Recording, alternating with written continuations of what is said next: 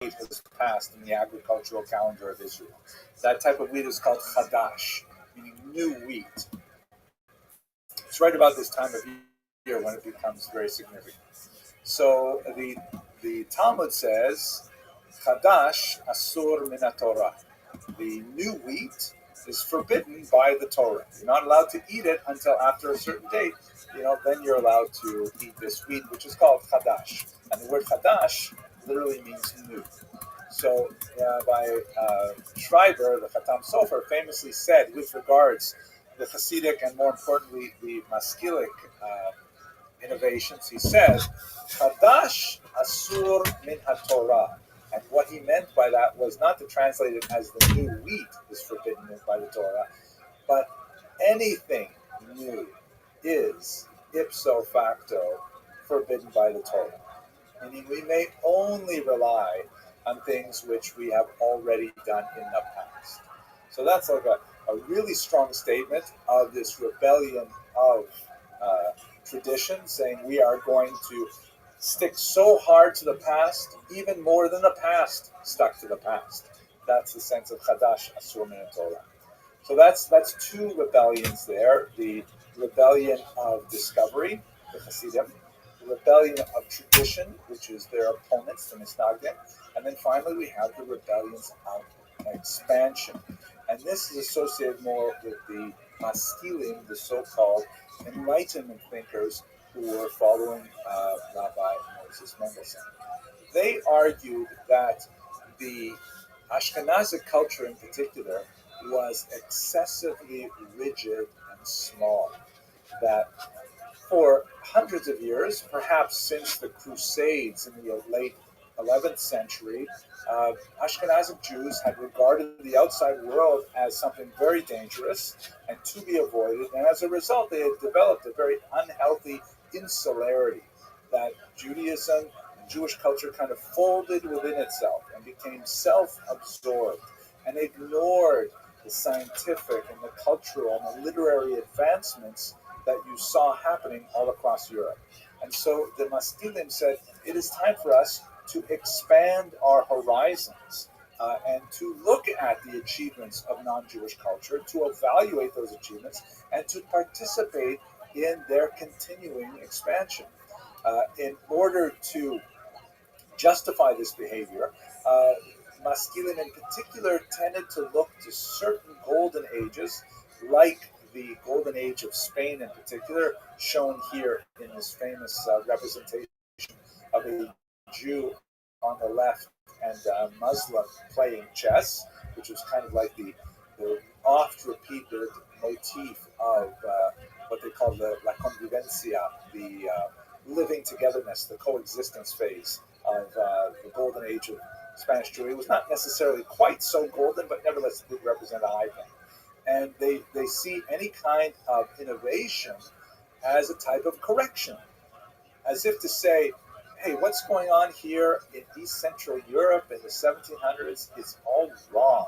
We have really messed this up by, not engaging in the intellectual debates of the universities, by not engaging in culture, by not challenging the political status quo, by not getting involved in society in general. We have lost things. We've been stuck in our own historical rut and our own intellectual rut, and we lost a lot. So the Maskilim said we should expand ourselves. We should become more like the Golden Age. We should correct our flaws that have developed over the last centuries, and we should move in this modernizing direction. Their key example, or the person they look to the most, would be someone like Moses Maimonides, who was, of course, a brilliant scholar of Torah. He wrote the commentary in the Mishnah, he wrote the Guide for the Perplexed, a classic of medieval philosophy, and he wrote the massive and extremely influential Mishnah Torah, essentially a repetition of the entire Torah, written and oral. And at the same time as he was doing that, he was also a world-class physician, treating the royal family in Cairo and dealing with and publishing, by the way, in Arabic, tractates on allergies and on diet and on anxiety and depression. He was like a well-known, world-famous physician at the same time as he was a world-class scholar for the ages. And the Maskilim said, we have got to correct ourselves to be more like Maimonides. We have to go back to that kind of way of thinking, and only then, by jettisoning our obscurantist views, will we be able to take our true place in society and make our full commitment. So these are the three kinds of rebellious impetuses that come to an unusually sharp point in the 18th century. Obviously, these are not completely new. These elements, I think we could argue, are to one degree or another present in every period of Jewish history, but it happens that they are remarkably evident in the 18th century. Now, why the 18th century? So let's take it back a little bit to the 17th century and try to see what kind of things were happening that led Jews to this unusual point. One of the most important developments that took place over the course of the 15th and 16th and especially 17th century was the expansion of the Sephardic diaspora. I'm sure you're all familiar that the Jews were expelled from Spain in 1492. Many of them made their way to Portugal, which is just on the western coast of Spain, and then they too eventually had to migrate from Portugal for persecution. Although the experience of Portuguese Jews is rather different in one key area, and that is that most of the Jews who fled Portugal were, in fact, the overwhelming majority, were in fact already baptized as Christians. And this had very significant impact on the entire population of world Jewry, not only throughout the Mediterranean basin, as shown here, but also in the New World. Um, Basically, the story is like this. In 1391, a century before the expulsion from Spain, there was a mass wave of forced conversions of Jews in the Iberian Peninsula.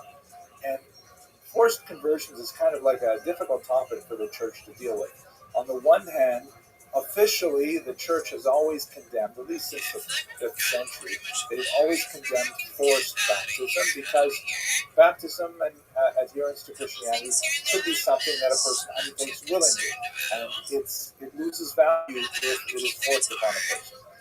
So the church has pretty much, for most of its history, condemned forced baptisms.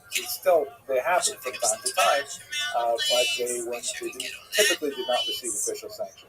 On the other hand, what do you do with a person once they have already been subject to a forced baptism? On this point, the church was not very clear or consistent.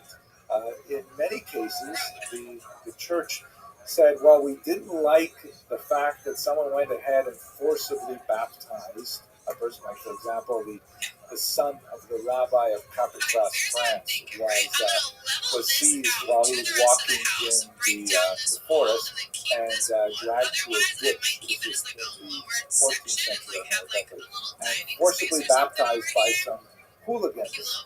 And the church upheld his baptism and said that no, now he is in fact Christian. It's not performed by a priest, not performed by a church or anything like that. So the same kind of thing happened on a very large scale in Spain in the late 14th century. And what this meant was that all of a sudden Spain had this massive number of new Christians, formerly Jewish, who still consider themselves Jews, associated with Jewish community, um, married other Jews or other Jews who were forcibly baptized, and yet they were freed from all of the disabilities that were associated with Jews. They could attend colleges, they could take any kind of job they want, they didn't have residency restrictions, and since they were typically literate and numerate and urban, they had a significant advantage over the vast majority of the Spanish population in terms of advancing within the social and economic framework of the Arabian Peninsula. So over the course of that 100 years, Jews who were newly baptized, and as it were, they had their new driver's license that said Christian on it. They can go anywhere with that, even though they still behaving like Jews otherwise, eating kosher food and so on. They had the run of Spain in ways that they didn't have ever before. And so that's why the Spanish crown brought in the dreaded Inquisition that strove to examine those Jews, actually literally new Christians who were still behaving as Jews, and to persecute them, to try to get them to either behave properly, or they were, so to speak, relaxed, as the term goes. They were relaxed to the secular authorities and even burnt at the stake. Ultimately, Spain couldn't. The Spanish crown came up with the idea under Torquemada, the Grand Inquisitor, that one of the main reasons that this was going out of control. There's a lot more to say about why it was out of control, but not for today. The reason why they couldn't control the problem was because the non-baptized Jewish community was still present, and so these newly baptized Jews still had lots of sources of information on the Torah and how to keep kosher and all of these various practices. And so that's why Torquemada made the suggestion, and the Spanish crown accepted it, to expel the Jews in 1492, the Jews who had not converted. And that's what this map primarily shows. In Portugal, it's a slightly different situation. They initially accepted the Jews. They didn't have a lot of choice about it because they were overwhelmed by illegal immigration. And they let them be for about 5 years, with some persecution trying to get them to convert. And then finally, in 1497, they forcibly converted all of them. And they imposed their own Inquisition, which was even harsher than the Spanish one, and lasted for centuries. So this gave even more impetus for these Portuguese Jews, who were now technically Christians, but really wanted to return to Judaism, to leave Portugal for the New World, for different parts of Europe, and in many cases to resume their Jewish identity, but not necessarily giving up the privileges of being able to travel and do business like Christians. I know this is I've given you a long preface here, but why is this important to our story? Primarily because they're carrying a totally new set of ideas with them. One of the classic examples of this is the man portrayed on the right here. Uriel da Costa was his name. This is a painting from the early 20th century. Shmuel Gershonberg's amazing works. He was associated with the Bezalel art school in Israel. Acosta was one of these Portuguese Jews who was raised as a Christian, and like many of these Jews, he was not even told that he was actually Jewish by his parents until he was a young man, because parents were always worried of telling their children, and the children might tell other children, and the Inquisition would be on them. So he was delighted to hear that he was actually Jewish, and they fled Portugal and they made their way to Amsterdam. But when he got to Amsterdam, he was really upset. Among other things, he found that the Jewish community was not living up to the standards that he expected of them. He had only encountered Judaism through Christian texts, Hebrew texts, rabbis, Jewish educators forbidden in Portugal. So he had read the New Testament and the Old Testament, and he figured that's what Jews should be like. And he was disappointed to see that Jews sometimes speak Lashon Hara, that sometimes Jews don't behave properly. He ended up denouncing the Jewish community in Amsterdam multiple times because he was kind of like, a Baal Tshuva who says to people, hey, don't you have to bench after you eat that cookie? Things like that. He was like so difficult and irritating to them. And the Amsterdam community had other concerns. They ended up ritually, they excommunicated him 3 times. And unfortunately, he ultimately chose to commit suicide, leaving behind an 11-page suicide note that described his religious frustrations. But he brought with him a very critical eye towards Judaism that was born from love, meaning he was not an anti-Semite criticizing Judaism from without. He was a Jew trying to discover his Judaism and saying, wait a minute, why are we doing it this way? And why aren't you behaving the way the Torah requires you to behave? It was kind of an insufferable internal goad. Sitting on his lap in this fanciful portrait, it is unlikely that anything like this ever happened, is a representation of a young Baruch Spinoza, also of Amsterdam, who painted here by Shmuel Erzenberg as well, a few years later, was of course expelled from, or excommunicated more formally from the Amsterdam community for espousing radical new criticisms of the Bible in particular. Uh, New ways of reading the Bible that ultimately would influence modern academic study of the Bible and erode traditional Jewish belief. So the Portuguese diaspora, which is spread now throughout the entire Mediterranean basin. Northern Europe, it is in Brazil in particular. Eventually, it'll make its way up to New York, which was New Amsterdam at the time. They're carrying a whole different sense of what Judaism is, and they are open to new thoughts. They're not deeply rooted in the past, and so they expose the populations that they move among with a broad new perspective on Judaism.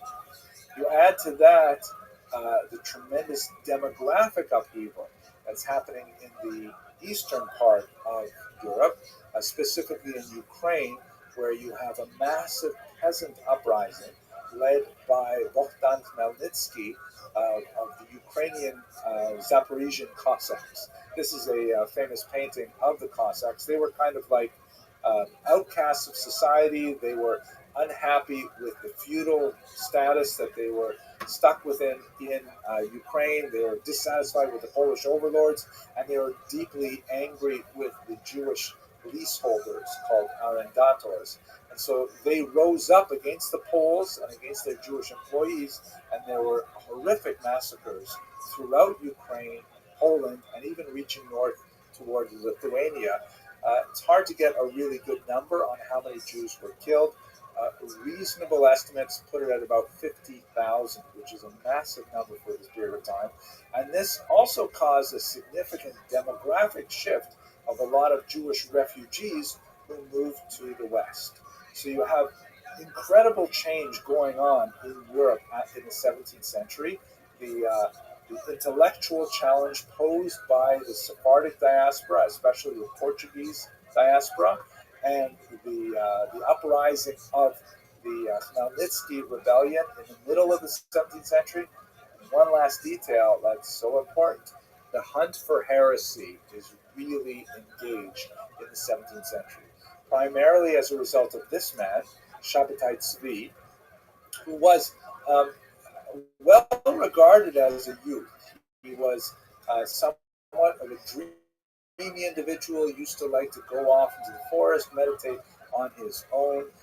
He had a beautiful singing voice. He was a sought-after groom, but he refused all offers of marriage until much later in life, when he went through a series of rather strange marriage, including a marriage to a Torah scroll at one point.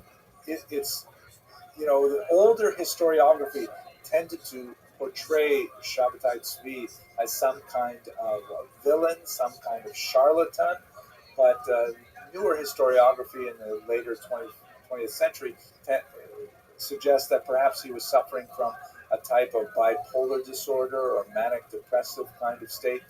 At any rate, as he became older, and again, it fits roughly with the age of the onset of schizophrenia common for young men, he began to experience what he called illuminations, which gradually increased to the point that he believed that he could levitate.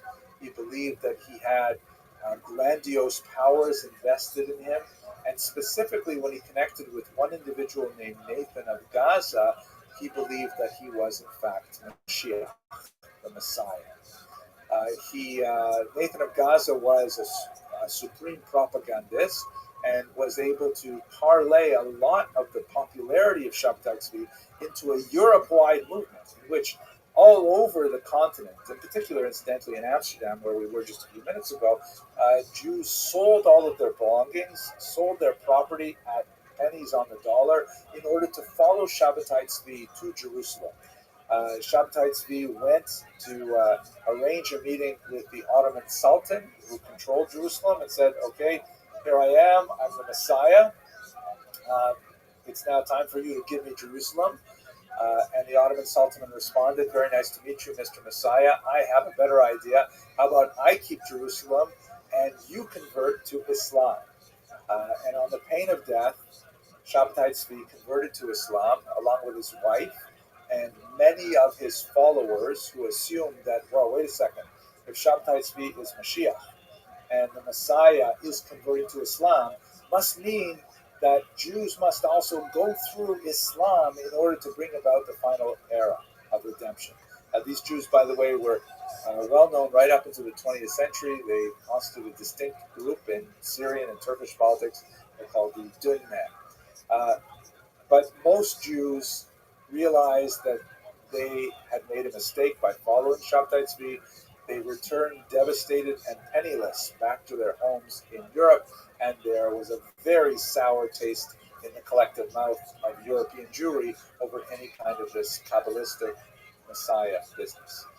So you had a few, surfaces of this. For example, in the Emden Eibeshutz controversy, in which one famous European rabbi accused another famous European rabbi of secretly being a follower of Shabtai Tzvi. And as his proof, he adduced several of these kinds of documents. This is a Jewish amulet, known in Hebrew as a kameah, that were written for various mystical purposes, to bring about healing or to arrange a match or some other theurgic goal. And so there's a lot of fighting. People took the side of, no, he's not a follower of Shabtai Tzvi. Others saying, so what if he is a follower of Shabtai Tzvi? And you had a lot of conflict throughout the region. It even affected some of the great classic thinkers of Judaism, such as the incredible Rabbi Moshe Chaim Luzzatto, known as the Ramchal. His book, the Mesilat Yesharim, is one of the most widely accepted books among all three groups today. Hasidim, Misnagdim, and the Haskalah all love the works of the Ramchal, but in his lifetime, he was mercilessly pursued by people who assumed that he was, in fact, a follower of Shabtai Tzvi. Many of his writings, in one of the trials that he endured in Frankfurt, many of his writings were lost forever because in a plea agreement to allow him to escape the arrest of the community there, the Jewish community, he agreed to give up his writings, which were in a sealed chest, and the rabbi involved in adjudicating the case ordered that they be buried, and they were never found again. So some of the, this is one of the greatest stylists and thinkers of Jewish history, and somewhere his writings are moldering underground. Perhaps one day they will be found. Anyway, that's kind of like the intellectual environment in the 17th century is like everyone is looking over their shoulder for possible heresy, for the lingering shadow of Shabtai Tzvi, and there's demographic upheaval. There's like challenges to really fundamental basic things. Questions like, who wrote the Bible? Like, wow, but that's the kind of thought that's coming out of Spinoza. All of these things are swirling around Europe when we get to the period under discussion. Let's have a look at this map and just try to understand where Jews lived during this period, and specifically where these movements drew their great demographic resources. This map shows you the growth in the Jewish population between 1800 and 1850, which is really more towards the end period. Look at this we're discussing. But the reason I like this map as opposed to another one created by this wonderful institute, International Institute for Jewish Genealogy, is that it shows some growth. The larger orange circles on top of the green give some growth. So here's a rough map of Eastern Europe. This large sort of beigeish color is the Russian Empire, and then you've got the Austrian Empire here in the green, German Empire here in sort of a lighter beige. And in these three areas, first we have the area that is associated with the growth of Hasidism. Typically, southern Poland and western Ukraine are the areas where the Hasidic movement had its historic strength, although the influence extends far beyond that narrow area of Volhynia, Moldavia, and so on. There are even Hasidim in the Lithuanian region. In fact, Chabad is a Lithuanian Hasidic movement, far from the center as it's established under the Baal Shem Tov. Then you have this overlapping region that is associated with the traditionalists, the opponents, the so-called mitnagdim, those who opposed Hasidism. The ground zero of the mitnagdim, of course, is Vilnius, right? The great home of the Vilna Gaon, and but the ideas, nevertheless, were prevalent throughout the region, extending down into the south. One of the big reasons for this split, as we should discuss next week when we focus more on the conflict between these groups, is that the strongest centers of learning were really based in the north, and one of the reasons for the expansion of Hasidism is that Jews there felt disenfranchised, felt disconnected from the great centers of learning, and they felt like no one was taking care of their spiritual well-being until the Baal Shem Tov came along. And then the third group, the ground zero for them is definitely Berlin. These are the maskilim, the adherents of the Haskalah. They tend to have much more impact towards Western Europe, but nevertheless huge overlaps in this kind of Venn diagram of Jewish thought and spirituality, huge overlaps with the regions that are dominated by Mitnagdim and by Hasidim. So it is into this maelstrom into which the tectonic plates are all shifting with all kinds of brand new ideas, and in a threatening environment where there's great demographic upheaval, population movements, political change, that's when you have these three rebellions get underway, and that's where I hope we will turn, God willing, when we meet again at 7:30 on Wednesday night. So with that, I'm going to conclude my presentation, and hope to entertain some of your questions, please.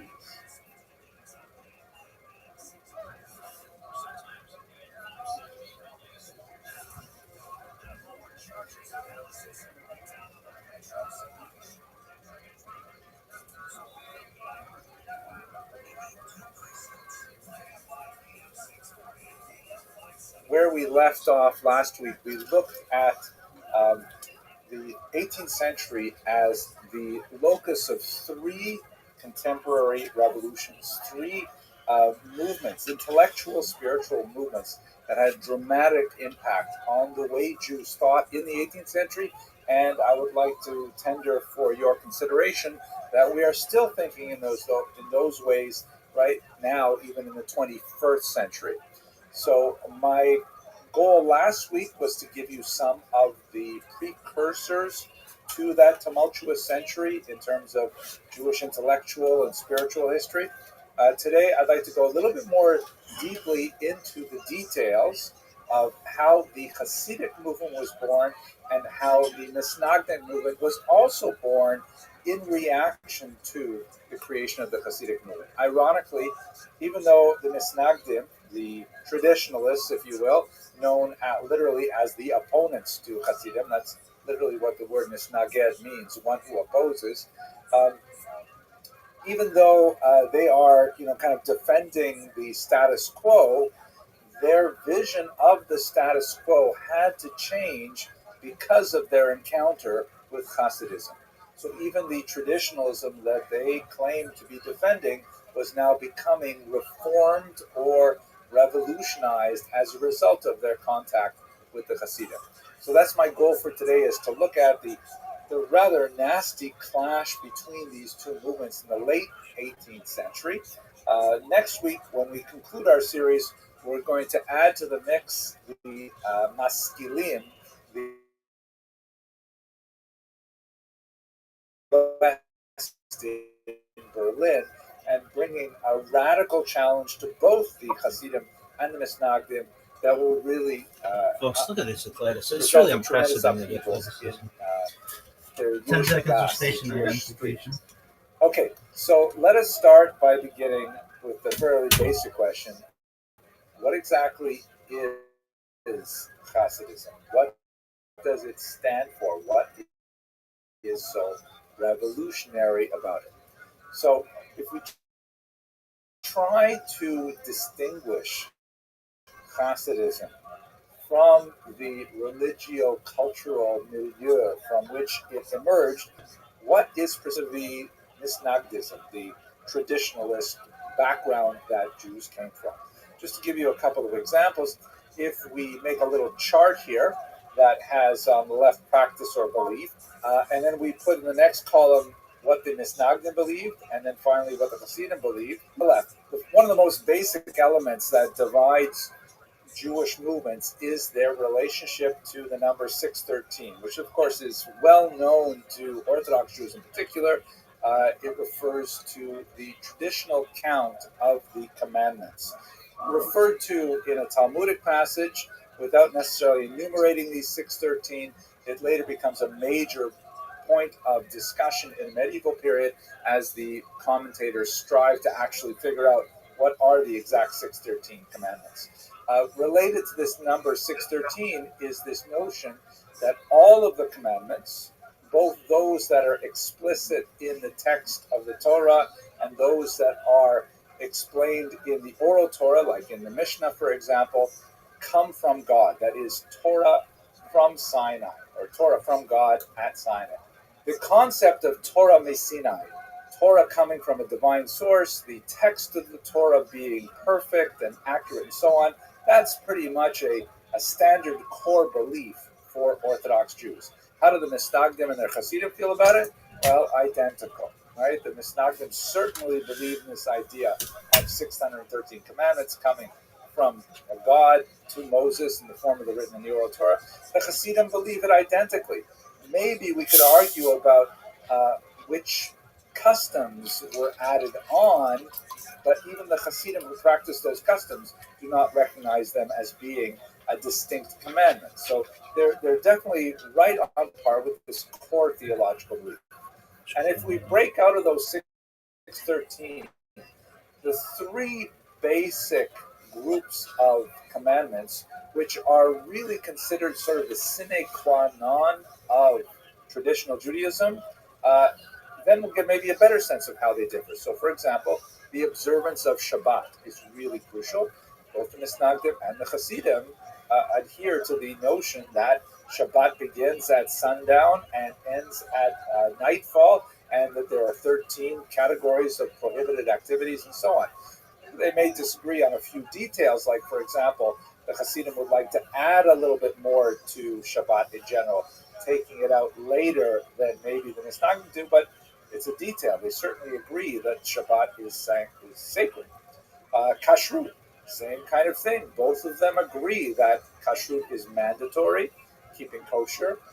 They may disagree on the precise details of how one slaughters an animal according to ritual law, but they agree that one must slaughter an animal according to the ritual law, and so on.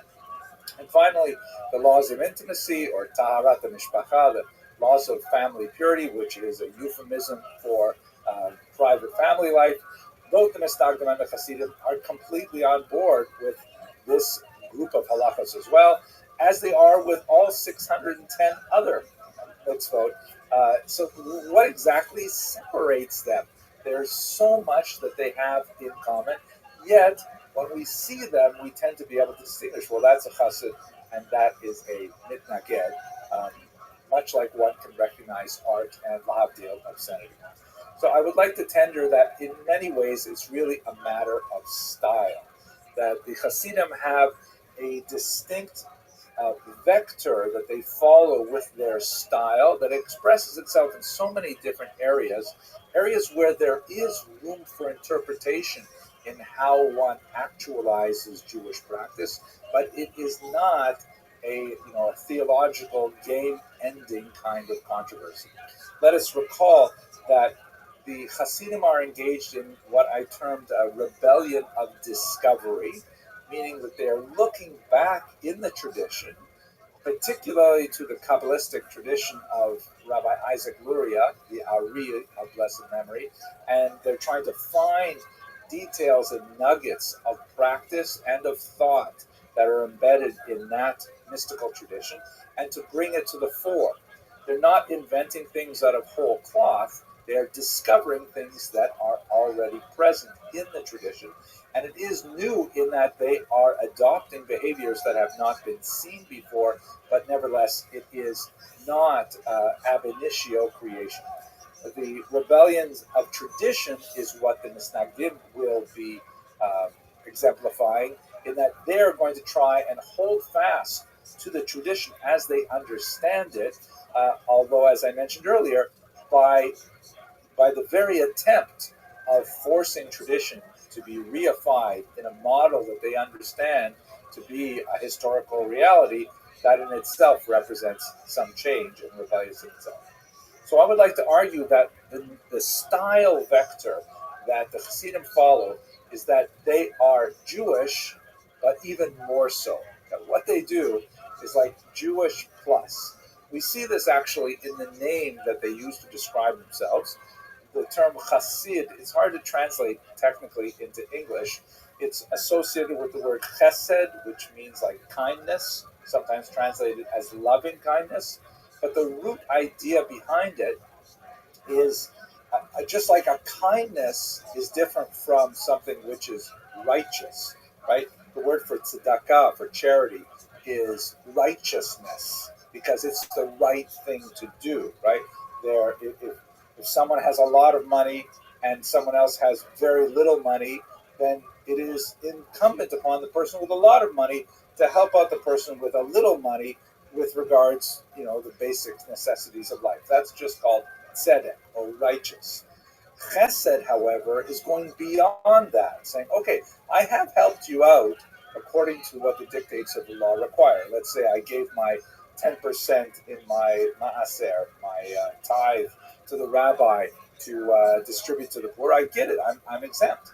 But I see you, and I've already, even though I'm exempt, I want to do more. That's chesed. It's extra. It's Jewish plus. And we see this idea of this chassidut, this extra, expressed in so many ways in Hasidic practice. I'll take one. For example, the visible payos, the growing of the hair by the temples, which is codified in the Bible, but it's sort of in a negative way. It says you're not allowed to shave the sides of your head, but it doesn't say anywhere that you have to let it grow especially long. You're just not allowed to shave it. So the tradition right up until really the 15th, 16th century was to have haircuts like everybody else. But under the influence of the Arizal, who said that it has Kabbalistic meaning to allow the hairs there to grow long, so the Hasidim say if we're not allowed to shave them, we're not even going to trim them. And hence you have the long curling locks by the sides of the head. The Yemenites also follow this particular practice, but it is relatively new in Jewish tradition. It's about 500 odd years old, which is like yesterday in Jewish tradition.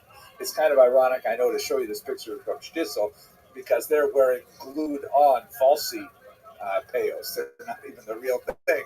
They're actors, but nevertheless, you get the idea. Now, just to illustrate this, so this illustrates the idea of being a chassid means seeing what I can do and then doing more extreme, more demonstrable, more visible, more in depth. It adds a tremendous amount of life and as well a tremendous amount of behavioral restrictions because of this thrust of this approach to Judaism is so prevalent in Hasidism. But let us not forget that the Misnagdim are also affected by this because it's not like it's off the rails, it's just not common.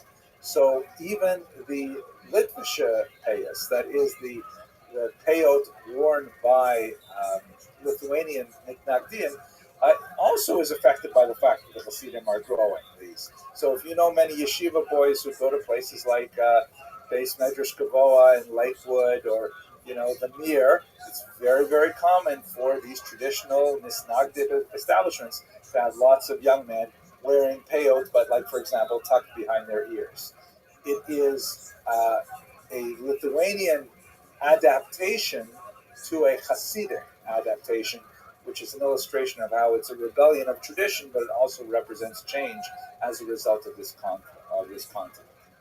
So that's kind of like the style of what Hasidism is all about, and that's really what defines it at its root, is that everywhere you look, you find Hasidim just kind of pushing the envelope of what one may do Jewishly always in a more involved fashion. How did this movement start? Well, there are many, many different uh, approaches in the historiography. I'm going to take you through very quickly 6 basic approaches to how Hasidim got so popular. The first great historian of the Hasidim was actually one of its opponents. He actually will be part of our discussion more next week as well because he was an important misnaged or an opponent of Hasidim. Heinrich Gretz, writing in German in the latter part of the 19th century. Many of you may have on your shelves the great 6-volume translation of his World History of the Jewish People, translated by Henrietta Zold, incidentally. And he had a very, very dim view of Hasidism.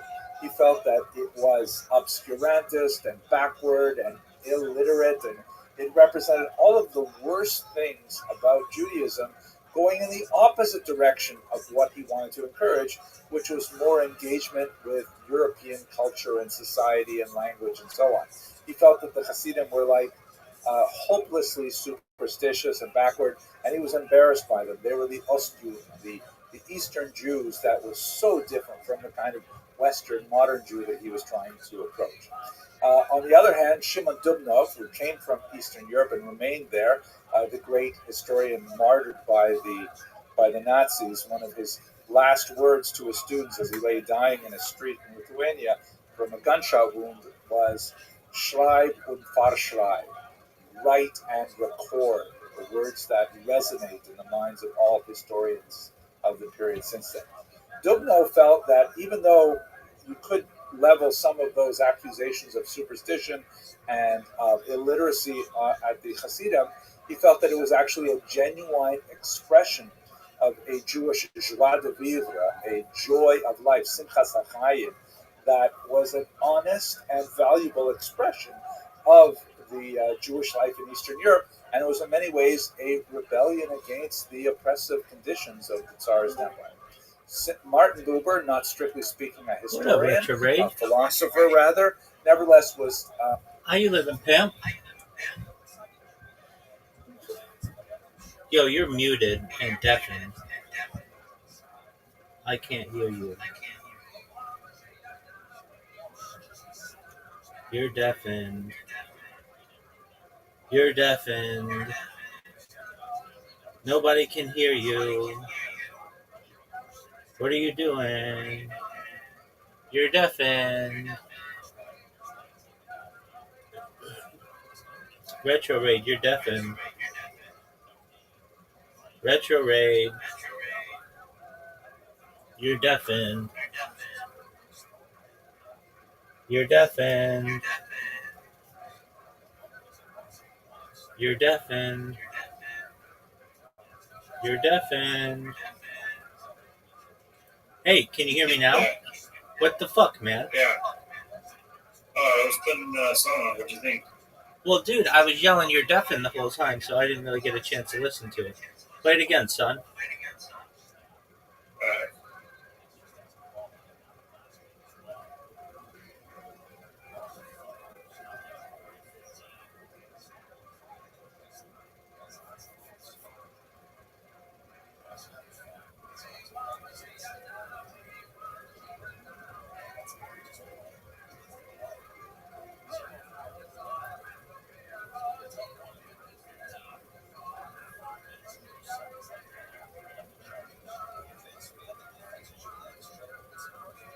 It's pretty. Did you make that?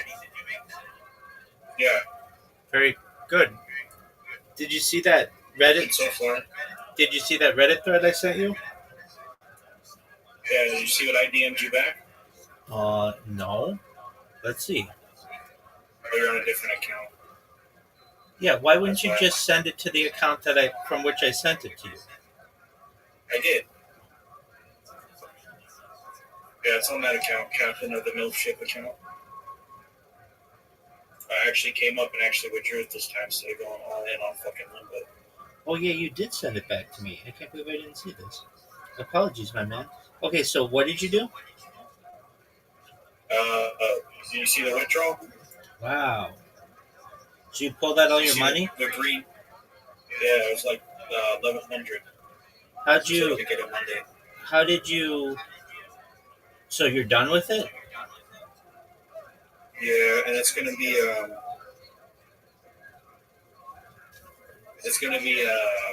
not discontinued in my state. So Oh, that's the okay. last of it. Okay. I mean, there's still BC, but I'm gonna be taking a break for a while. Well, that's good, man. You've got a child. You've got a relationship. You got to invest in that. Not saying you don't, and I'm not saying you can't have a good time. But if you're going to have a good time, Prioritize. you want to do it on something where you have some legitimacy in winning. Like when I saw that thing on Reddit, I mean, the first thing I thought of was you. You're like, man, my man plays this game and he does really, really well and then blows it on this. But I'm glad to know that everybody else does too. That's Crash, though. You took me to think of Crash, I think. I play Limbo. Limbo's like the quick version of that. Okay, well, whatever. If that has an issue, what makes you think that Limbo doesn't have an issue? No, you're right. It's just, yeah. Well, Crash is glitchy. That's the problem. You know. But there's been times where it's happened to me too. Both Crash, Limbo have done that. It's an unstable site as it is. You know. So, Right. I don't know. I'm done with Steak. Steak's a piece of shit. I get hate that. it. I get that. If I were you, How about if I were ever gambling, I would just always if I gamble ever online, I want to have a screen recording going all the time, every single time. Because if something goes yeah. wrong, you need your evidence, and you can't just be like, "Well, I think it was at this time," and they're just gonna be, "Okay, we'll look into it," and then they never do. I never care. Can you imagine how much money Stake is stealing from people by just having these little glitches? Way too much. I mean, like perhaps millions of dollars. I'm sure it is. There was somebody on there who was like, I bet that I I don't know if I wanted to take them seriously, but I've put millions of dollars through Stake, and this is a constant issue that I have. Whenever I contact support, they say, "What time was it? We'll look into it." And they even I who puts millions of dollars through there, I don't always get my money back. And in fact, it's very rare to get your money back from them. And then they just can very easily say, well, it was on your end. It was a Wi-Fi issue or an internet issue. And then you're fucked. And you go from perhaps being up thousands of dollars to nothing. I mean, that in some cases is life changing money to people. To some extent, I mean, if you're going to make $16,000 on just one go of this game, and it goes away, then I feel badly. So I'm apologies. I did not see this message, or I would have responded, or um, told you like that's excellent. All right, so you had a net gain overall on Stake of $1,235.10. Is that correct? Well, yeah, that was just this week, but I'm actually curious. Let's see what I've made over time. Yeah, and you have Let's break this down. you have I'm sure you're curious too. absolutely you have 7 wins versus 799 losses. That's because of the bet size of like $1 or something. Yeah, but Quarter, shouldn't you have like shouldn't you have more wins than that? Like 7 to 799 is like 100 to 1 win to loss ratio. Here's the thing too. What happened in those bets is those 7 wins are when I hit 100x with a $5 bet. So when I smacked that 1200, you could see the dip where you could see where it came up and then it slowly started going down again. Yeah. And then I just went rocking it up on that green dick right there is what I like to call it. Right. That's because it hit a 90x like 4 times in a row on a $5 bet. So it's 500, like smack. And that rarely happens, but it can happen. So when it happened, I was like, fuck, I'm going to stop. But you can see in the background, you can see it says amount $5, net gain $445. Before that, I was doing quarter bets and 10-cent bets for a 900x multiplier. I'm like, well, this is shitty. It's never hitting. So I dropped it to a 90x multiplier, and it hit back to back, like over and over again. And I was like, well, shit, now I'm done. Right. So it's depending on the multiplier you play and your bet size. Like I could have a way smaller bet size and take a bunch of losses because I have the bankroll. You know what I mean? Right. But here, let's break this thing down real quick. Overall. So I can do crypto. There's a way I can just export it and re-export it through a tool. But I'm going to do card first, and then I'll do the crypto because crypto's kind of easy. Sounds So like first we're going to do deposits. We're going to see what we have here. So I'll open up a sticky note quick. All right, so we have. We're going to do a simple calculator here. Do you think you're up overall or down overall? I should be Down overall? I should be up. Wow. How many pages do I have?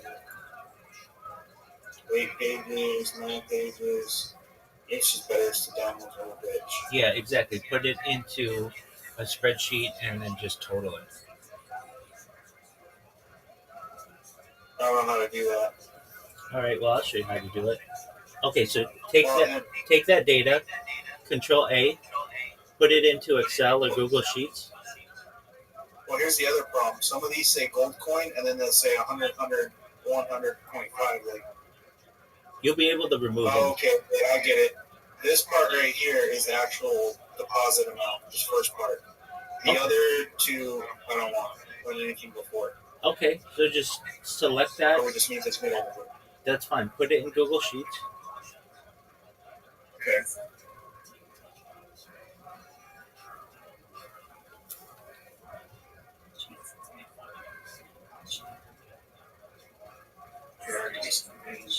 Blank spreadsheet. Yep. Okay. All right. And in the upper left corner, just hit paste.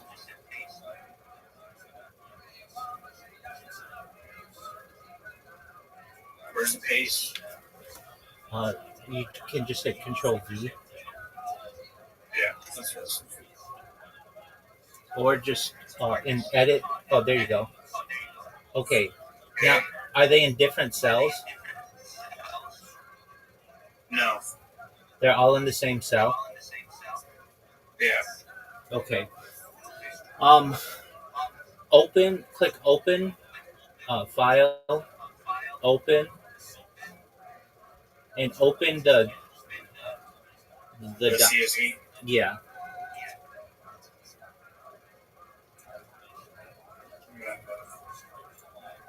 Let's see, my drives, Greg, computer, upload, here you go.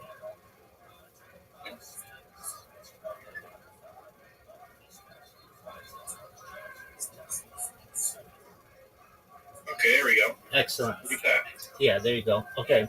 So, like it's too small for me to be able to read, but wherever remove all of put all the deposits in one part and all of the withdrawals in another part. Okay, here, hold on. So really all I have to do is, where's the delete button? Delete column. So really I don't need any of these. Delete column. Delete column. Delete column. Cool, I made it really easy. Delete column. So really this is just deposits right here. So how do I add this? Okay, it should just add it for you at the very bottom. No. Yeah, just click the column. Okay. And in the bottom, like right above your start bar, it should total it. What's in there? Do you see a number?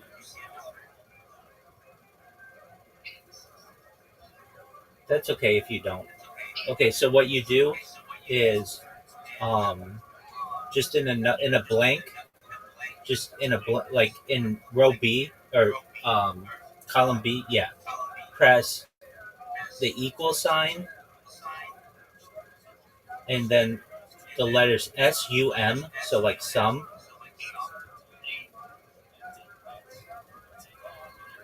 Yeah, and then just go from A1 down to whatever the last row is.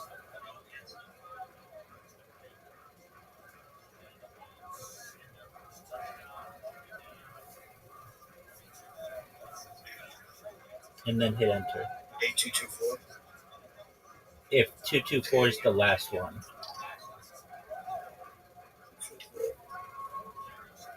And now it should tell me. Yeah, it should be in there. Let me see if I can make it. Error. Yeah, okay, so the way you do it again. Delete what's in B1. Press equals SUM and then click from A1 and drag down to all the way to the bottom of the A's, whatever the last entry is. Yeah. But just the A column, not the whole thing. Oh, the A column? Yeah, just the A column. Nope. Okay. Okay. So here's what I want you to do. Where Yeah. A1 is, you're going to start there, and you're going to drag down all the way to the last A. What's the last entry in the A column?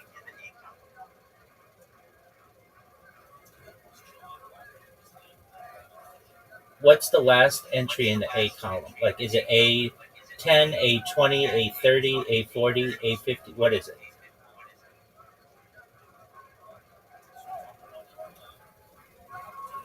Do you hear me?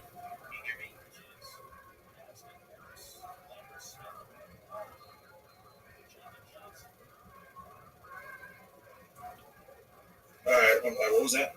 Okay, so what you want to do, what's the last column in the A column? What is the last row, I should say? 224. Okay, great. Exactly. So what you want to do is in B1, press equals SUM, Okay. and then what you want to do is click on A1 and drag to A224. Nope, just A1. Just A1. Not the whole row, just the cell. Right here. Yeah, but just the cell. No, just the one cell. Just the first cell. No, just left click on it. Okay, left click on the. No, okay, so A1 is a cell, not the column, not the row. It's just the cell. Oh, okay, so this here. That one, yeah. Okay. Exactly. And then what you want to do is just pull down all the way to 220. Yeah, there you go, just like that.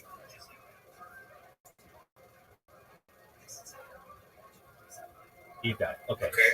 And then press, it should be still in your B1.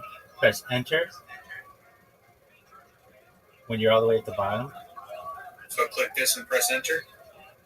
Yeah. Or just click enter? Now you can just press enter, I believe. That didn't work. Okay. So did you press? Oh, it says a comma and then dot. Okay. Let me try. Maybe it needs to not be in a different cell. No, it needs to be in that cell. No? It's that cell. Okay. Okay, so just equal sum, and then start up at the top at A1, and then just drag down to A220, whatever.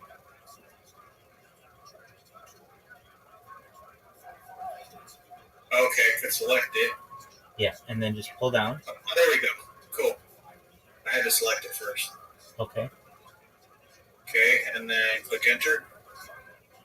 Yeah, you should. Yeah, you click something else, though, but you should just be able to click enter. There we go. What's it say the total? 19,499. Okay, so That's a lot. that's the deposits or withdrawals. Deposits. Okay. So now get your withdrawals out. Damn, how's it that much? That doesn't make sense. Okay, we can double check your work. Do you see? Go up to A1 again. Now click on A1. Now drag down to A2. Okay. Yep. Okay. Now you should see it on the very bottom of Google Sheets. the numbers adding.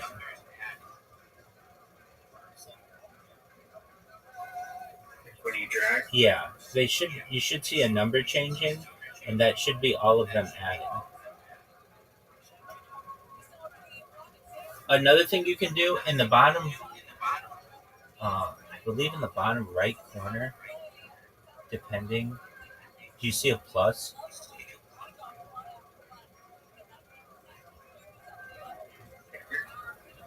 Bottom right corner. Mine's add sheet.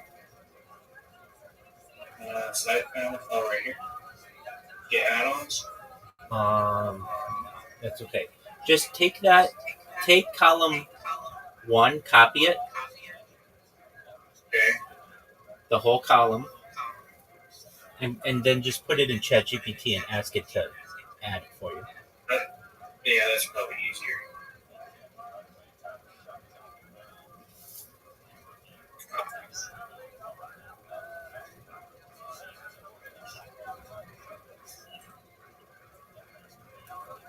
Put in add my money.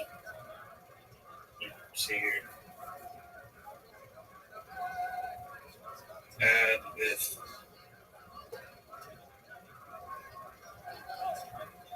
Oh my god. You don't have to log in. I don't think I would have to, but You don't have to. Just it says continue as guest. Okay, that's fine. there we go. You got it. And then at the end say add these. Add these, please.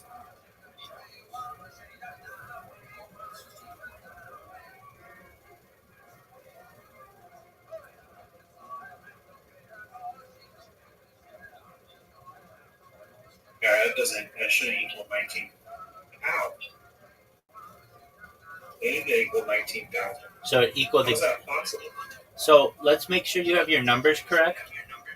Are you sure that it's not putting in there your withdrawals and your deposits? Yeah, it's just purchases. Okay, then it's 19,000. Damn. I could easily see that. I've seen you put in at least 4. Yeah, to me, that's just wild. Why? That's a car, son. Alright, let me try it. Yeah, I don't understand. Hopefully this number's bigger, though. Yeah, let's hope.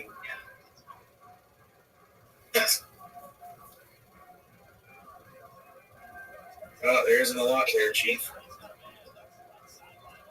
Okay, well, just grab the column with the numbers, copy it, and then paste it into ChatGPT.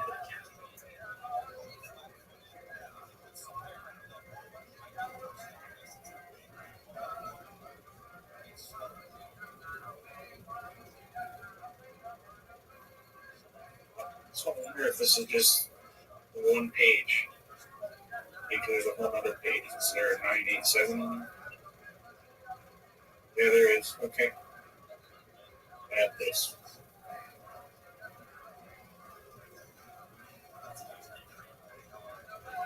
How much is it? Okay, clear. Okay. Hold on. They also got to keep in mind some of these also were withdrawn with crypto too. So I'm going to put it together. So we have this much is withdrawn. How much is it? I can't read it. 10,794. Okay. Now do So the. this is just, I'm going to add it collectively because they all came to the same place. This is depot, withdraw, the crypto ones. This is where it's really at right here. You go to purchase and you click on crypto, you click download. Yeah, there's a lot of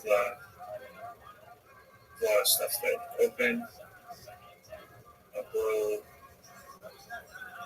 crypto purchases.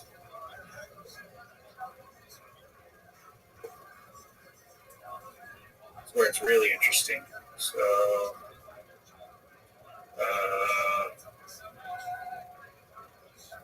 the problem is there's no USD. anything here at all. It's just in, what's it called? Like these numbers. But the cool thing is there's actually a tool for this. Okay, so what you want to do is add up all those numbers and then put it in your tool. Yeah. Stake profit tools. Stake stats.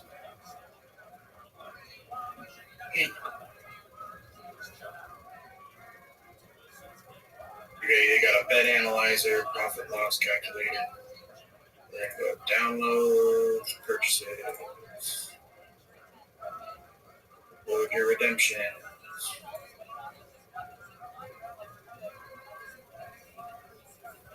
Import and analyze. Oh my god. Of course I'd be logged out and fucking log in for everything. It seems like.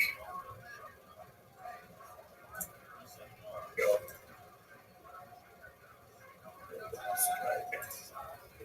They got a game data thing too, so you can see like where a lot of your stuff came from. Or in analyze. Analyzing. Okay. End balance 6,471 profit. Okay, so you add that. You've lost like this. $3,000. That's really not that bad. No, it's not. It's a lot better than it was looking. Yeah. Used to be a lot better though. Yeah. You can see lowest balance 2,000, highest 7,000 profit, end balance 6,000, purchases 65K, redemption 71K. Jesus Christ. Isn't that crazy? Yeah. You also look at your game data and see where you pull out your money at. Chaos Crew Scratch, huh? That's interesting. To game data. I'll look for limbo. See my limbo data here. 135% RTP. Total profit loss. Total wager. Okay, it's just total. Never mind.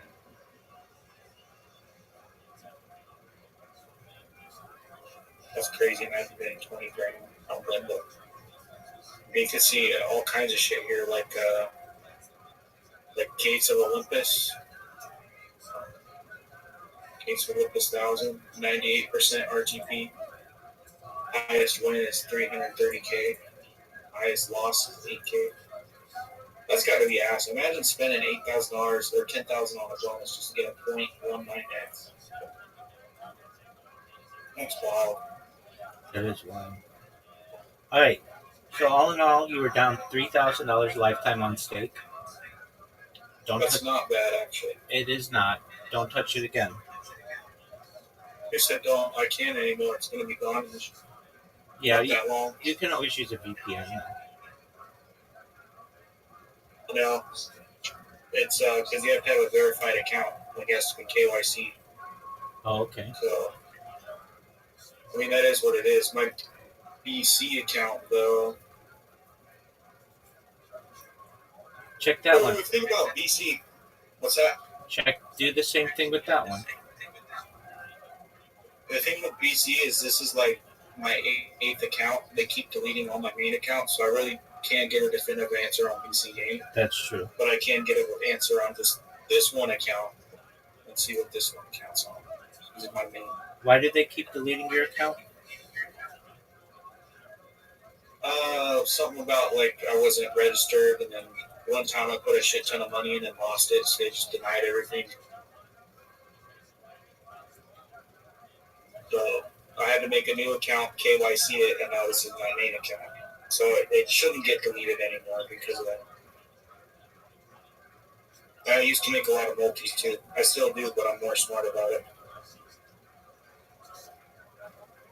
For bonuses. Because they'll come out with a bonus code where it's like, get $5 if you sign up with a new account. So I'll make a new account, get $5, and I'll run it up on Limbo. And then boom, it's free bread. You know? Oh, that's been a whole thing.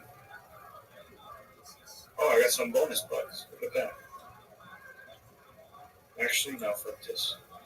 We're at $10 bonus. We're going, what are we doing here?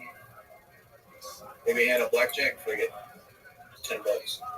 Find out your totals first. Find out your totals on that account. Okay. Let's see here.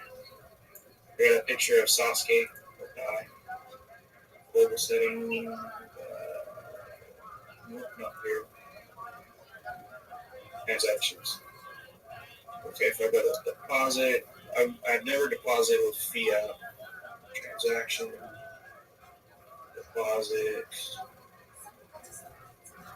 Last 24. We're going to do alt.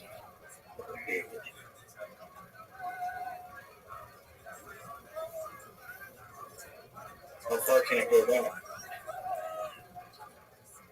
The farthest I can go back is May. Past 60 days, for example. 2, 4, 6, 8. There's like 1,000 right there, basically. Withdrawal in the past 60 days.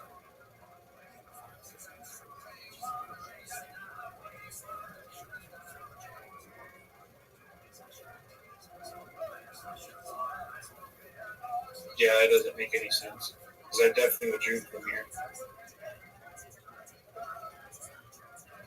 See, there's that. And withdrawal. Yeah, I don't know. Something's fucked. VC game's kind of hard because they delete their logs every so often. Yeah, that should tell you everything you need to know about it. Yeah. No shit, huh? Yeah, they got their problems, that's for sure. I mean, let's think about it. Stake is the biggest company that does this. They do the most advertising. They have the most users. And they have these issues. So can you imagine what this one that no one's heard of has? People heard of this game. Not as much as you think, but If I took 100 Americans right now, less than 3 would know what the fuck you're talking about. probably.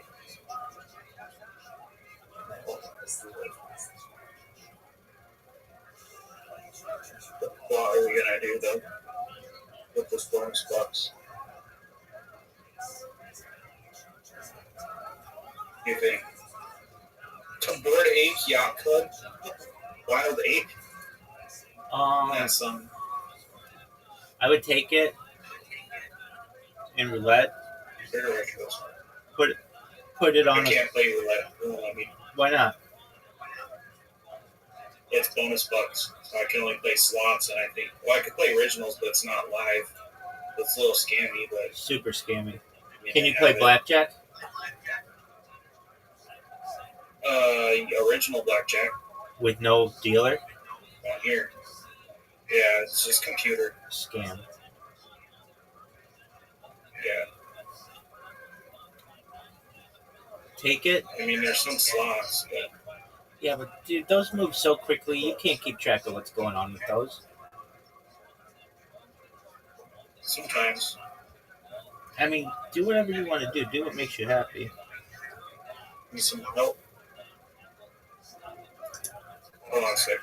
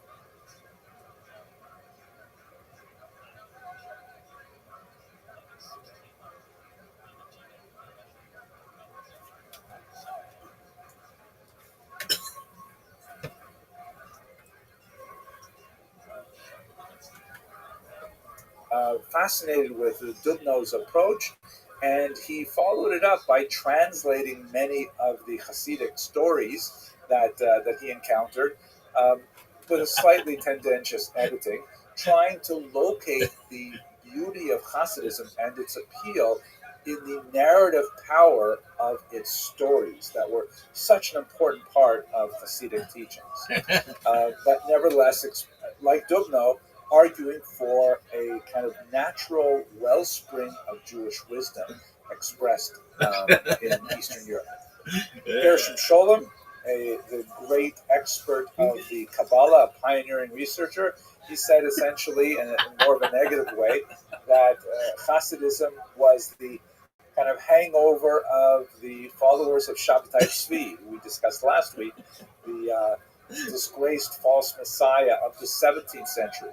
And many of Shabbatai Tzvi's ideas and attitudes and approaches to Judaism were captured by the early Hasidim and regurgitated in a theologically more acceptable format. So he definitely had kind of a negative approach to that. Ben Zion Dinor, an Israeli scholar, fascinating approach, essentially argued that it was essentially economic in nature because of the structure of the Jewish community, who frequently had corrupt rabbis who could essentially buy their position in order to live off the tax receipts for kosher meat and the candle tax and so on. And the Hasidim, by following charismatic leaders that were separate from the main community, could avoid paying the taxes to the town rabbi. And this created an alternate revenue stream and an alternate power structure that allowed Jews to seek out the spiritual leaders that they really wanted. And finally, in this kind of rapid tour of some of the major approaches to how Hasidism acquired such momentum in Eastern Europe, the thought of Ada Rappaport-Albert is especially fascinating, looking at the gendered aspect of Hasidism. Now, this is an area of research that requires a lot more study, especially because, for the most part, Hasidism is a male venture. We talk about the Rabbis are almost completely male. There are actually a few really remarkable female Hasidic leaders, even in the 19th century. And it's almost always about male Hasidim going to visit their Rabbis and hearing their teachers. And you don't hear a lot about the women, but Ada Rappaport-Albert really pioneered the study of the impact of modernization and women's thought on the growth of Hasidism. Too much for us today, but I think fascinating insight into their approach. So, as you can see from this quick look at 6 important historians, there's no real agreement on a single simple cause for the rise of Hasidism. I forgot to mention, by the way, especially you see in Dubno's work, that many historians felt that the Jews in the southern part of the Pale of Settlement, the region where Jews were allowed to live in Eastern Europe, actually this predates the Pale of Settlement in Polish Lithuania, they felt disenfranchised because they were not being served by the great intellectual leaders of the North, like the Vilna Gaon. So there's really no real consensus on a single monolithic reason why this movement caught such fire. So we have to turn to the actual people who were involved. That brings us to a discussion of Moshe Rossman, who is a great historian who did what was largely impossible for much of the 20th century, which was to get behind the Iron Curtain and actually look in the archives and see what was going on in the Polish-Lithuanian Commonwealth at this time when Hasidism was born. See, the problem is that for researchers of Hasidism, until Professor Rossman did much of his research, we were limited to the literary study of the lives of people like the founder of the Hasidic movement, Israel Ben Eliezer, known as the Baal Shem Tov.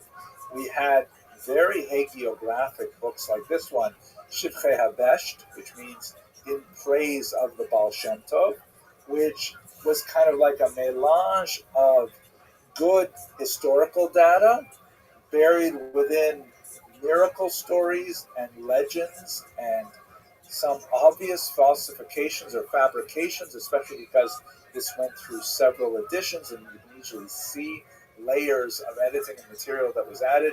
And it was really difficult to tease out who exactly founded the Hasidic movement.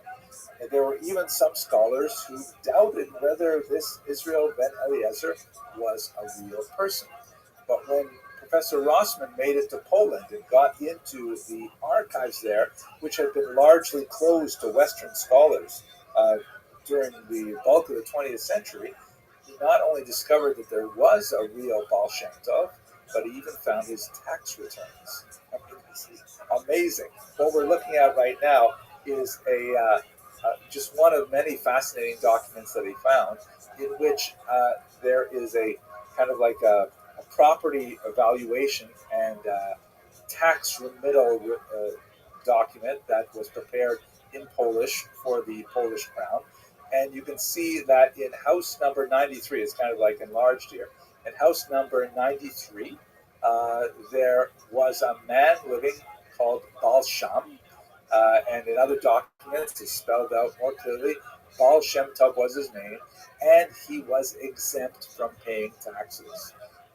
What Professor Rossman discovered is that, yes, there was a man named Israel Baal Shem Tov, and he lived between 1699 and 1760 in this town of Medjugorje, and that he had a tax-free existence, not quite as a rabbi. Sometimes in the documents he's actually called a doctor, in the sense of a professor rather than necessarily a physician.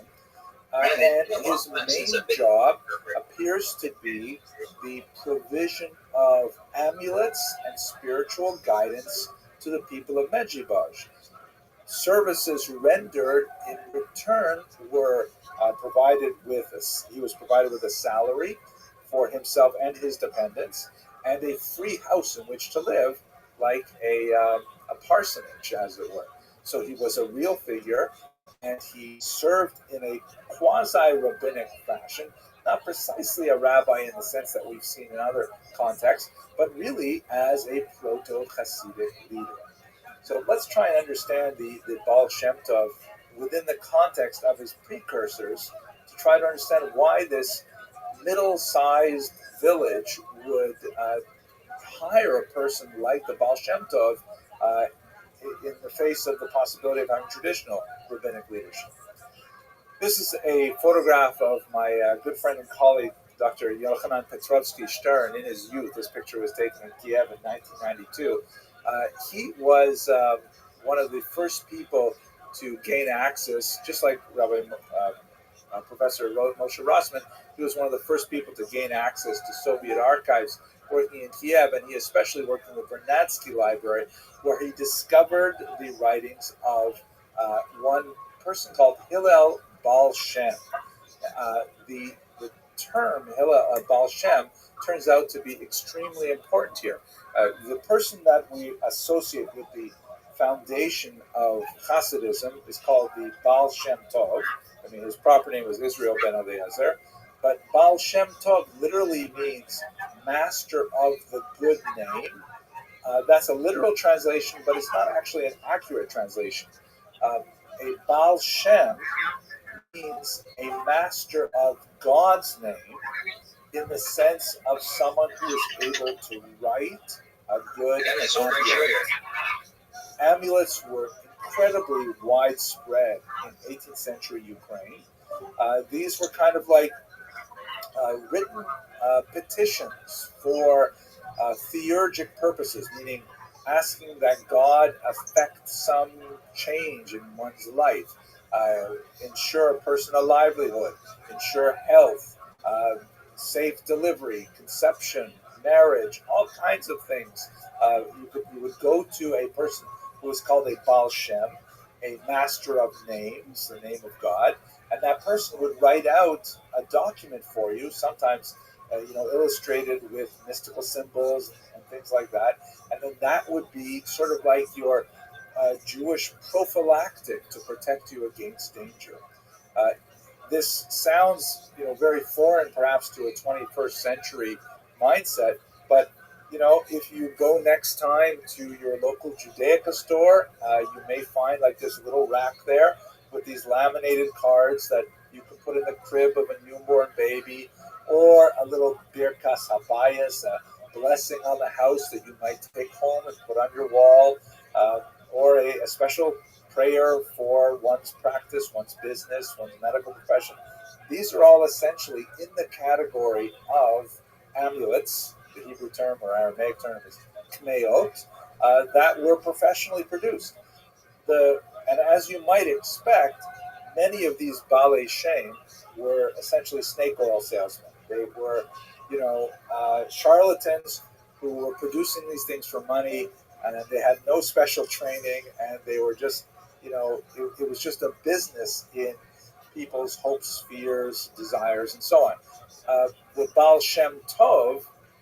By the way, Hillel Baal Shem was perhaps the most famous of these tens of Balei Shem that Dr. Petrovsky Stern discovered that were wandering around Ukraine at this time in the early 18th century.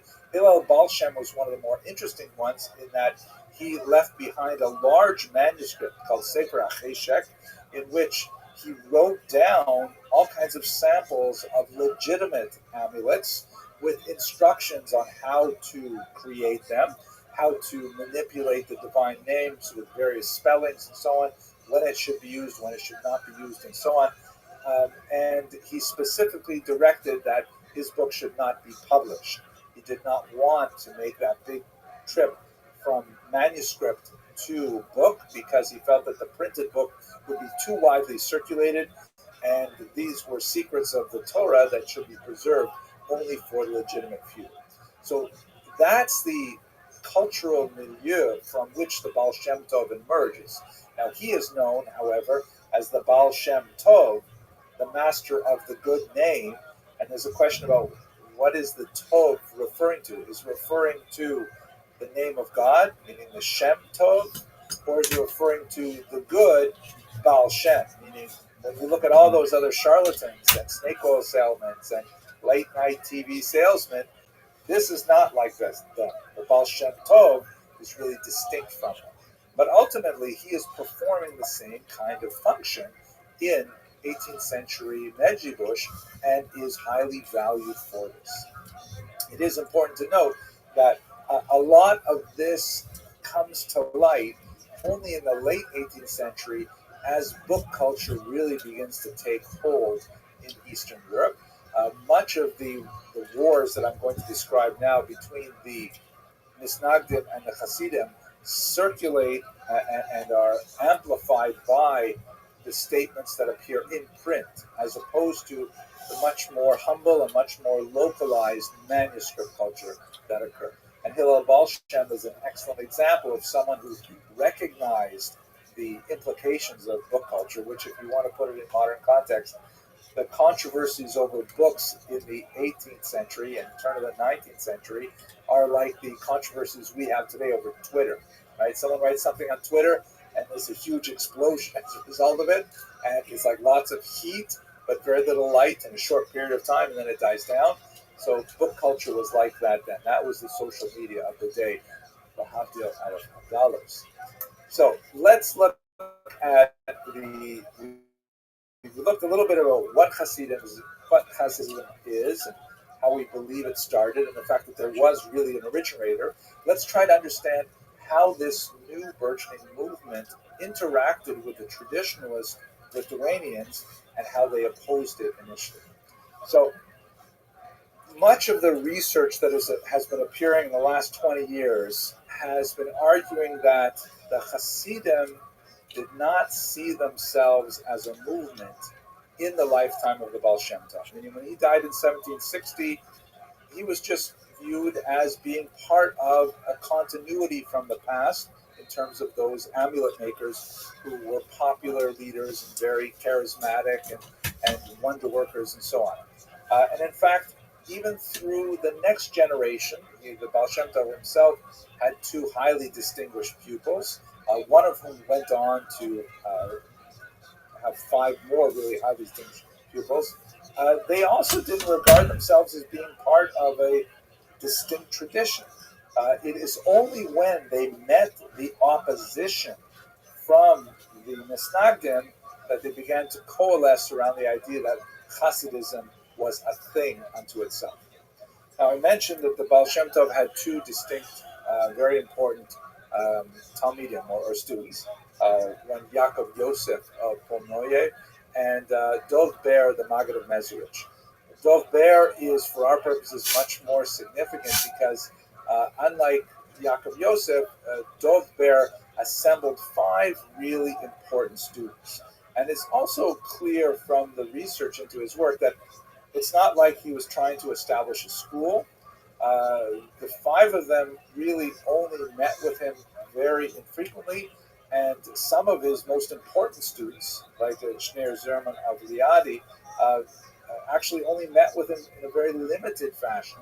But nevertheless, these 5 disciples, who are kind of like the intellectual grandchildren of the Baal Shem Tov, they are the founding dynasties. Like everything comes really from these 5 students. I'm going to identify one in particular. We could certainly speak about the other 4 in great length, but for tonight, and given the scope of our talk, we look at Rabbi Shlomo Zalman of Liadi, who is the founder of the Chabad Hasidim, very important Hasidic movement in America and around the world today, and also very much involved in the conflict with the Misnagdim. This map here from Marcin Bodzinski's amazing historical atlas of Hasidism gives you a sense of the spread of the Hasidic movement from Mezrich as a result of the work of the Magi. As I mentioned, the subconsciousness of the Hasidim saying, hey, we are a thing, we are a movement, really begins right around the death of Rav Dov Ber, because that's when they begin to feel the real weight of the opposition of this man, Eliyahu of Vilna, known as the Vilna Gaon. The Vilna Gaon, whose years were 720 to 1797, was the unparalleled spiritual king of Eastern Europe. He did not, strictly speaking, serve as a pulpit rabbi. He rather spent much of his time learning in seclusion. He composed a tremendous amount of commentary on the Talmud and on Kabbalistic literature as well. And he began to react to reports of the behavior of these followers of the Maggid of Mezrich and others, and news began to circulate that he was going to support a ban, a cherem, that is a formal repudiation of these rabbis and their students, and that this would have tremendous implications for the functioning of this nascent movement. What were the main charges? Well, I'm going to list a few of them in order here, and we'll unpack them in pieces. One of the first charges, what was wrong with these Hasidim, especially because we saw in the very beginning of this lecture that they're really so much like the Misnagdim, the opponents. It's not like you can point at one doctrine and say, hey, see, look at this. This is what they do. This is against Torah. It's not a really clear-cut thing. But one thing is for sure, they're organizing separate prayer groups. This has tremendous significance because the Jews were organized in the Kehillah structure of Eastern Europe within a fairly tight hierarchical command, and that when Jews would separate from the the given synagogue in the town, this represents a fractioning of often not a large population. It transgressed a rabbinical, it's not exactly a commandment, but it's kind of an exhortation that you see in Pirkei Avot, Al tifrosh min hatzibur, do not separate from the community. It would be more serious than what we see in America today of a breakaway minion, because as we saw earlier with Ben Sion Dinor, it would represent a diversion of a revenue stream as Hasidim begin to gravitate towards unofficial spiritual leaders who are not the town rabbis, that they are not officially appointed in any way, and if those Hasidim find a way to economically support this charismatic leader and do it by not spending money on things that whose tax revenue goes to support the town rabbi, that represents an economic challenge, as we saw briefly in the work of Ben Dino. Related to that, a little bit more halakhic in nature, the Hasidim ignore mandated prayer times. And earlier I talked about how the Hasidim are like kind of Jewish only more so, and this appears to be more of a clear violation of halacha, but the reality is a little more complicated because, let's say, for example, the discussion in the Talmud is it better to say a lot of prayers and have your mind somewhere else, or is it better to say fewer prayers and really concentrate on what you're meaning? Tov ma'at u'bar kavana. The answer, of course, is it's much better to say less prayers but really mean them, and that's an operating concept in halakha. So the Hasidim would argue, what good is it to rush to shul early in the morning when you haven't had a chance to wake up properly, and you're not going to be able to focus. You're just going to rattle off the words, and they won't mean anything. It's much better and much more in keeping with this idea of tov na'at v'kavana. You wake up on time, and moreover, although the Misnagdim typically do not eat before they pray because it's considered rude to God that you should take care of your own stomach before you take care of greeting your Creator, they would say, what kind of idea is that? You should be able to settle yourself and be focused and centered before you go to prayer. And they would offer, for example, metaphors of when you go to the forest to chop down a tree, doesn't it make sense to sharpen the axe first? Like that famous statement which is attributed to Abraham Lincoln, if I had 6 hours to cut down a tree, I would spend 1 hour cutting, but 5 hours sharpening the axe. Right, so this is the reasoning they would say that they would ignore the mandated prayer times, and they would daven shacharis a little bit later in the morning. So what difference does it make? That way we'll daven better, which isn't it that more important to God? So it's not a clear break of tradition, but it's kind of like bending the rules in order to make this a more rich spiritual experience. He said they're separating. Notice that all three of these things refer to separating from community. They stopped saying the traditional Ashkenazic prayers in the Siddur that was used in Ashkenaz, and they started using a prayer book that was inspired by the Kabbalists, the Ari Zal Isaac Luria. They also separated by maintaining separate kosher slaughter. And it's not that they're saying that the regular slaughter is not kosher. They would just like to be more careful. And they specifically had a dispute over whether the blade of a knife should be sharper or should be more perfectly honed. The reasons for this, I think, will take us a little bit beyond where I want to go.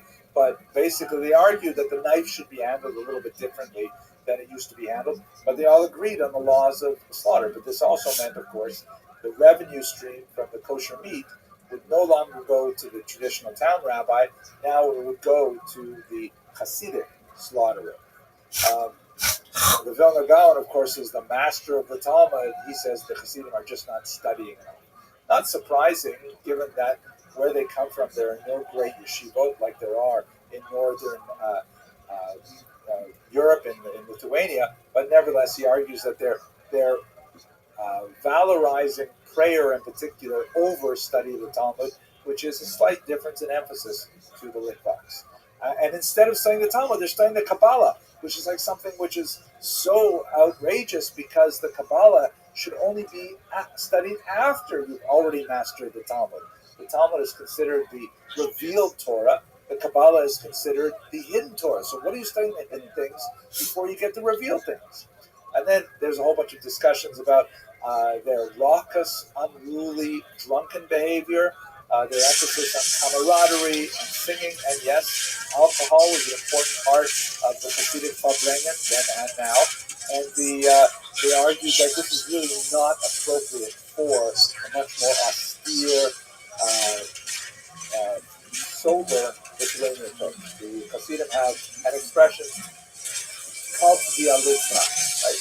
Cold as a Lithuanian, because they see people like the Domagon and his opposition as being something which, is dehumanizing. And then finally, there is a discussion to argue that they practice antinomian behavior. There is a certain amount of discussion that they practice inappropriate sexual relations, which was probably kind of a slander that slipped in from the Frankist movement, which definitely practiced these kinds of things. And that was a highly dissident movement that ended up converting to Christianity. And of course, Sabbatinism, as we've seen before. Now, as the draft text of this ban began to circulate, and ultimately it was going to be released in 1772, the Alter Rebbe, we mentioned earlier, and Rabbi Menachem Mendel of Vitebsk, tried to go to the Vilna Gaon to have a discussion with him, but it seems that the Vilna Gaon did not want to meet with him, and he removed himself from Vilna in such a way that they could not actually have a conversation with him about him, which is something that lives on in the Hasidic lore in a very important way. The Misnagdim ended up pronouncing this ban in 1772, and it actually set some Hasidic texts on fire. This was followed, not surprisingly, by Hasidic counterbans and other book burnings of Lithuanian books that were criticizing the Hasidim. This got so out of hand. In 1781, the Lithuanians and the Misnagdim imposed an even stronger ban against the Hasidim that not only identified specific written works and had kind of general criticism of these behaviors, but specifically forbade non-Hasidic Jews from associating with Hasidic Jews, not maintaining friendships with them, not doing business with them, not eating their kosher slaughter and things like that. Really strong ban in 1781. Probably the darkest moment in this period, when it got way out of control, was in 1794, when a Misnagdic rabbi in Pinsk lost his job, and a chassid was appointed by the community in his stead. He went to the government. He argued that Hasidism was anti-Christian and anti-government, and the Russian government was always open to hearing things like this from Jews denouncing Jews. They ended up throwing the Alter Rebbe in prison for a while, and then there was counter denunciations of the Misnagdim. Things got way, way out of hand, and the battle was really set between these two major groups.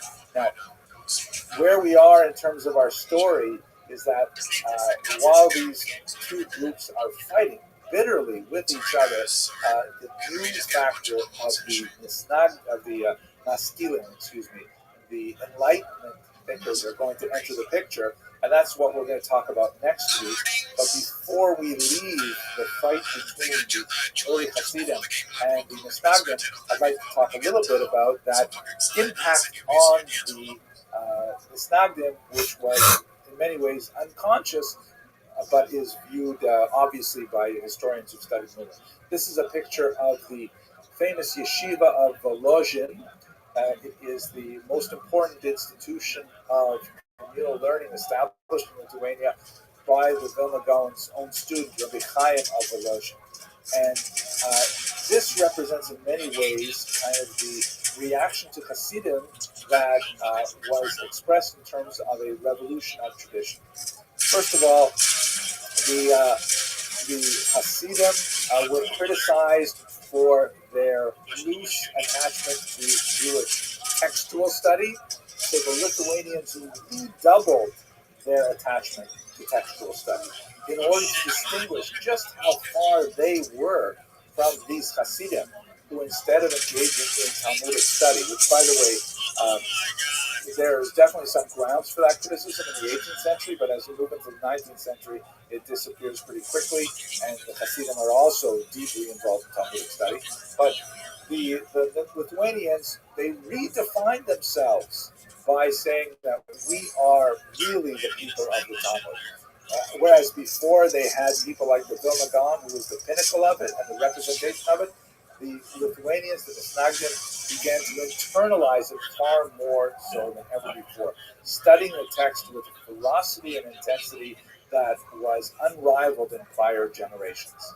Another example of this revolution of tradition, the Talmud specifically became their Beilir, and they studied it more deeply than any other group. I wish I had more time to talk about the contrast between 15th and 16th century modalities of study in this part of the world, but by the time you get to the late 18th century, oh my gosh, the Litvaks are totally doubling down in the way they study the Talmud. And the Kabbalah is fascinating because, of course, the Vilna Gaon himself was a master Kabbalist, and so it's not like they could say we're against the Talmud, against the Kabbalah, against mysticism. The heroic lead figure of the Misnagdim was known for his deep Kabbalistic wisdom. So what they instead did was they carefully parsed out who can study it. It remained solely for the elite, and barriers were created to try and socially ostracize people who studied Kabbalah too early. Those, by the way, linger right into the 21st century, even though some of the greatest Kabbalists, such as, for example, Rabbi Moshe Cordovero, the great teacher of the Arizal, said that people should begin studying Kabbalah at 25 years of age, but that was pushed back to 40, pushed back to people over 40 who knew the Talmud, the poskim, and so on. There was a kind of a pushback on popular Kabbalah. Rabbi Chaim of Volozhin, the student of the Vilna Gaon, wrote this rather amazing book called Nefesh HaChaim, the life of the soul of life, and it's a pun, of course, because his first name is Chaim, which essentially is Kabbalah for Misnagdim. This is the Kabbalah that regular Misnagdim are allowed to learn. It is a remarkably powerful book, but fully 1/4 of it is devoted to discussing the Kabbalah involved in studying the Talmud. Fascinating material. And finally, just to give you one example, which I think you'll see more closely than anywhere else, one of the ways that I didn't list it in some of the traditions, some of the first band, because it was more pronounced in later bands, but one of the arguments against the Hasidim was that they inappropriately idolized their charismatic leaders, known as the Tzaddik or the Rebbe. That they regarded their leaders. How are you, Nando? Sometimes with a little messianic posturing. It's been a long time. Sometimes. All right, Pimp, what's good in your neck of the woods? You slinging dick like it's going out of style? I just smoked a cigarette and drank a beer. That's baller. How you feeling? Pretty stressed, bro. Not gonna lie. Why is that? Because, I don't really know what I want to do with my life. I don't know what I want to be. Okay. What are your thoughts? Let's do process of elimination. Do you want to be a marine biologist? No. Okay, do you want to be an astronaut? Not really, no. Okay, do you want to be a professional athlete? I wish I could, but I can't. Okay, do you want to be an exotic dancer? Oh, no, absolutely. Okay, do you want to have anything to do with the adult industry? No. Okay, so how about working in tech? Technology. Like as a CEO? Well, in time, but I mean starting off like a developer, project manager, and then working your way up. I mean, possibly. Most people told me, I asked a lot of people, what do you think fits me best? And everybody told me IT. But I just don't really know where to start with IT, and I also don't really know what the daily work even looks like. So, yeah. Okay, well, the way that you start is you get a certification, and they're pretty cheap and inexpensive, and then from there, what's the daily work look like? Generally, at any large organization, it's going to be something like let's say you're going to work 8 to 5. You'll either be in the office or remote. If you're in the office, you get in at 8. Basically, you'll check your email for the first hour, see what kind of problems happened overnight. You'll prioritize your different issues. You'll work on those from like 9 to noon. You'll take lunch from noon to 1 or so, and then 1 to 5 ish. You'll continue to work on projects and push out your projects for other people on your team, and then do the same thing 5 days in a row for like 30 straight years. It sounds pretty monotone. Yeah, it's fun though. It's fun. I mean, they break it up. It's not that bad, and it's not all hard work. And if you're working remotely, it's even better. You could do it in your pajamas. You just wake up, wash your face, brush your teeth, shower. You don't even have to shower. Just get in front of the computer and start going about your day. Then you don't have to commute. You don't have to put on business clothes. It's a good deal, and you'll make 6 figures 6 figures? easily. So 100K plus per year. Yeah, I mean, that is a lot of money. that's why you do it. Wait, are you actually a Rothschild? I am. It's my last name. Wait, so like actually part of the Rothschild family, or just? It's like a big another family. There are 3,000 of us in the United States alone. About 10,000 of us globally. So it's a big family. And your family started like in the 18th century, right? No, we started at the Bible even before then. I can trace my lineage back to the Bible. Really? Word, dog. My grandmother's grandmother, her name was Matilda Zegelmeyer. The Zegelmeyer family is from Betzazel, who was the chief architect of the Mishkan in the Bible. Wait, you said Matilda. What was her surname? Zegelmeyer? Zegel is the Yiddish, the pet name of Betzazel from the Bible, and Meyer means enlightened. Oh,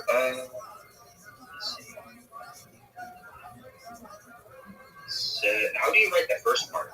Dog, why are you looking up my grandmother's grandmother? Wait, Zettel? Zettel or Zekel? Oh, no, actually, I found it, yeah. It says, and correct me if I'm wrong, but it says Mathilda E. Zettelmeyer, when she was born on 11th of March 1857 in Rahway Union, New Jersey, United States, and her father was Louis Zettelmeyer. Yeah, I don't know who that person is. That's not it. My grandmother's grandmother was born in Germany. Oh. Wait, so where are you from? United States. Oh, okay.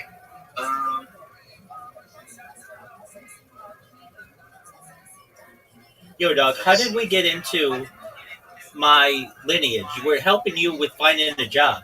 Maybe one of the reasons why you can't find a job and you don't know what you want to do is because you can't focus. Yeah, I mean, I have ADHD, so. Okay, well, you need to overcome that, and you need to be able to focus on your priorities. You came in here with a problem, and we're coming up with a solution. So, the first thing that I would tell you is to get a certification. Do you have a college degree?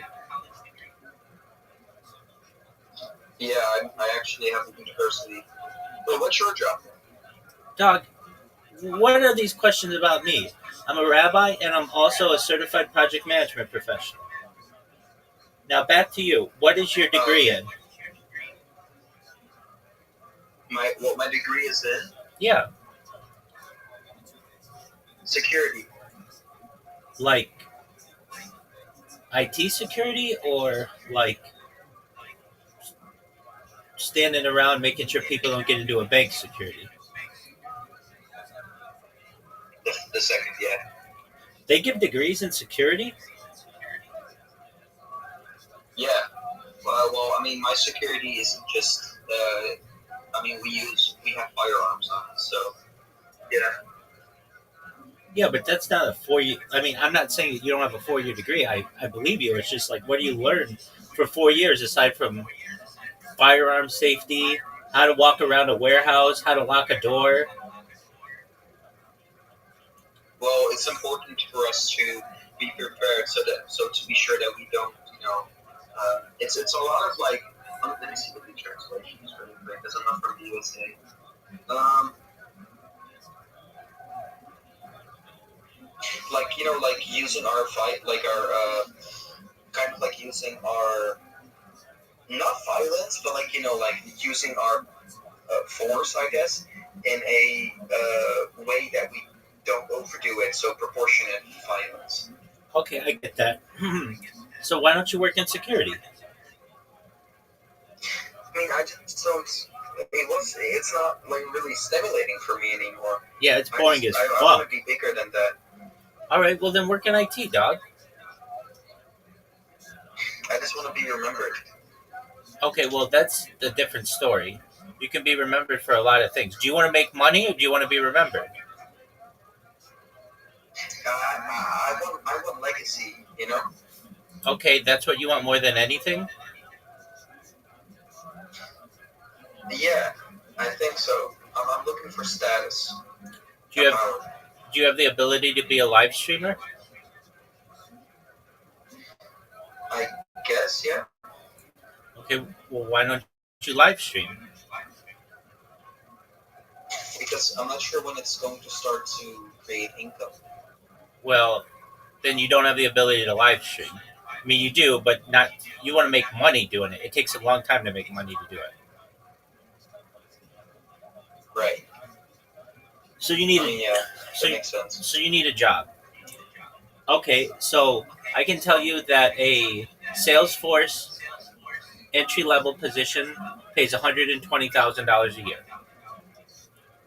All you need to do is get a Salesforce certification. Salesforce. Word.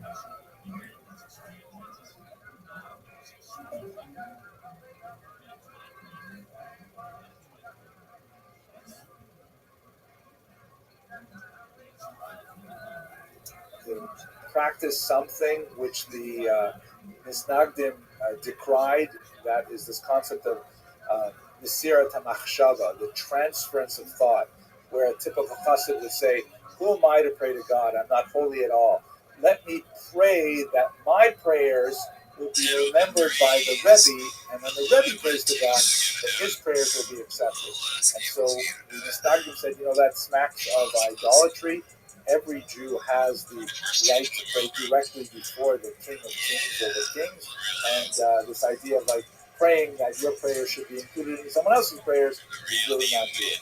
So they criticized heavily the what they felt was the excessive veneration of the tzaddik, but they also began to absorb that value, and the figure of the Rosh Yeshiva suddenly acquired, I shouldn't say suddenly, gradually acquired many of these characteristics. If you don't believe me, have a look at your local Judaica bookstore in the biography section, where you'll see these biographies of Rosh Yeshiva that are absolutely unbelievable and would fit very well within the hagiographic tradition of Hasidic historiography.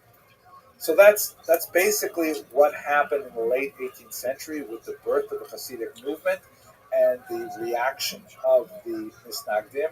I'm going to wrap it up here. We have time for some questions, but next week we're going to go on and look at how the introduction of the Western influence dramatically changes everything for everyone. Thank you for your patience and your endurance and opening up for questions.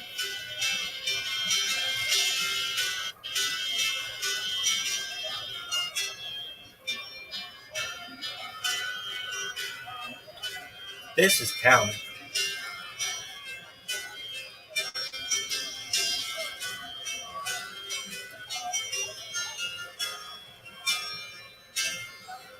going to conclude our discussion of the triangular conflict that shaped much of modernity. In the last 2 weeks, we spent a lot of time talking about the incredible Hasidic revolution, Damn, the Bill. roots of that revolution. Like, why isn't this what woman at the top of the charts? intended for Eastern European Jewry.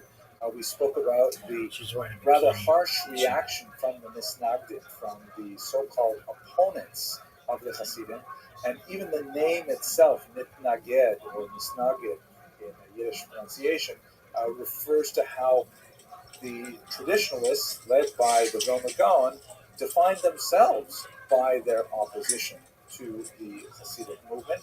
And so these two revolutions, so to speak, kind of fed off one another. Today we're going to speak about the entry of the third simultaneous intellectual, spiritual revolution that affected the Jews of Eastern and East Central Europe, and see how the mix of these three groups really came together to form a broad swath of Jewish identities that are prevalent even in today's Jewish politics. So let me start by going to the root of the Haskalah, which we only touched on briefly in the last two lectures. The term Haskalah, it's related to the word for intelligence, and it was used as a translation for the German term Aufklärung, which is, or enlightenment in English, which was the popular term used to describe this kind of movement that illuminated much of Western Europe in the 18th century. Figures like Immanuel Kant, for example, and political ideas of Rousseau and Voltaire and others, it contribute to this idea of an increasing emphasis on humanism, on the power of a human being, specifically a man, because they had not quite made it to consider women in the same category as men, but nevertheless still strides forward in that regard. That men could somehow be the arbiters of truth, that they could be the locus of truth, and they could translate that somehow into the political, social, and even the personal sphere. I'll give you just one example. The Lockean concept of tabula rasa emerges out of the Enlightenment. Tabula rasa meaning the blank slate. The idea that human beings are born devoid of any data, like a slate, like a blackboard is devoid of any writing. And whatever you write on that tender child's soul, in terms of exposing them to education and experiences and so on, that's what will create the perfect human being. This kind of idea of the tabula rasa and the potential that it represented was at the beating heart of the Enlightenment and also of the Haskalah. And when it encountered the Hasidic movement and the Misnagdic movement, there was quite an eruption, because not all three movements saw this tabula rasa in exactly the same way. Let us, though, go back a little bit in time and explore some of the Jewish intellectual roots of the Haskalah. We could actually spend the entire lecture just exploring this easily, but I'm going to pick out two figures, for example. One of my favorites, another amazing figure, named Azaria del Rossi, who lived in northern Italy in the 16th century. In many ways, not a very talented person.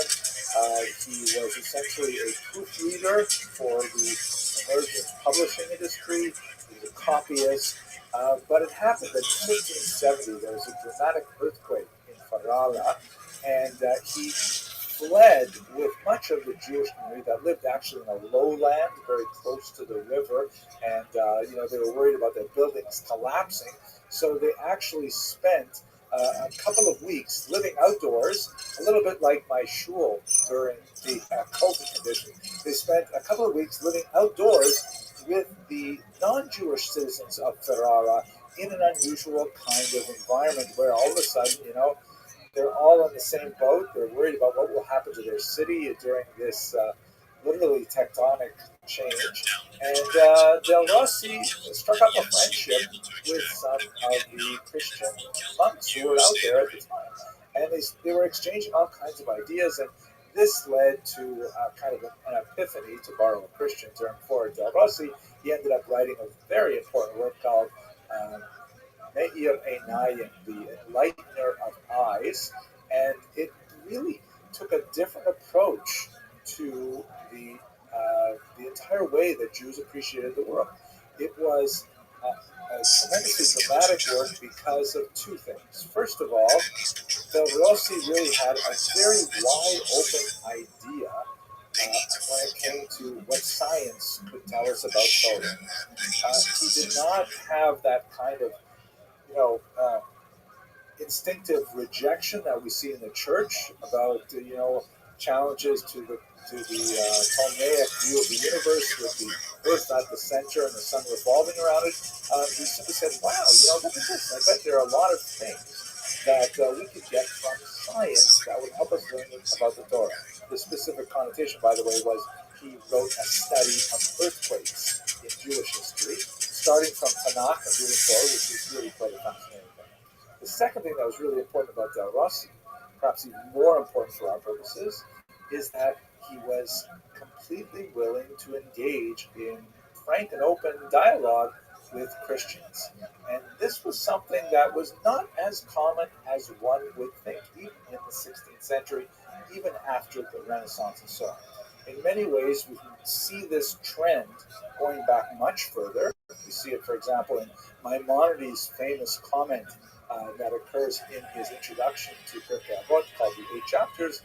We should accept truth from whoever speaks it, perhaps anticipating the huge challenge that his Guide for the Perplexed and even his Mishnah Torah would meet. He speaks in the Eight Chapters about how he compiled his commentary based on rabbinic sources and scriptural sources and even philosophers, and meaning Jewish and non-Jewish thinkers, because you have to accept truth from whoever speaks it. And these two ideas, the implications of modern science as understood within an Enlightenment kind of framework of the grand possibility of figuring out everything in a Newtonian model, where if we just get the laws of the universe right, we will be able to figure out everything that ever happens in history in the future as well. And at the same time, this kind of community of scholars, this ideal of the tolerant university in which Jews could exchange in the marketplace of ideas with the same facility as non-Jews. That's something that Del Rossi embodied. And these are kind of values that, again, we can trace these much further back in Jewish history, but they become especially important in the 18th century, and they're associated with the Haskalah. Now, let's not forget one other element, which I touched on in the first lecture, and I personally happen to be quite fascinated with lately, the impact of the Portuguese diaspora, which is shown in this map here. You will recall from that first lecture a couple of weeks ago that Portuguese Jews were typically Jews who had been forced to convert to Christianity, either in their first generation or for subsequent generations later, and they were artificially constrained by the Inquisition that was especially fierce in Portugal. But once they got out of Portugal, they essentially used their Christian driver's licenses to get a full pass into secular culture. And even though when they got to more hospitable climes like Amsterdam, for example, or New Amsterdam as well, here in New York City, they could shed their external Christian identity and resume their Jewish identity. By the time that happened, they may have been 2, 3, 4 generations deep in Christian education, having gone to university, having studied Christian thought, and having a somewhat attenuated idea of Jewish values, norms, history, and so on. So they're walking around with a totally different intellectual bag of tricks than your typical Jews in Europe.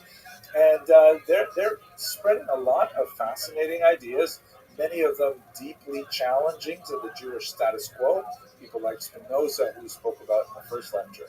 So these things are coming together, and in the 18th century, we see them expressed so well and so powerfully in this thing called the Haskalah. Now, the definitely the hero, someone who's called the grandfather of the Haskalah, is Moses Mendelssohn, shown here. Moses of Dessau, as he was originally known. He was something of a child prodigy.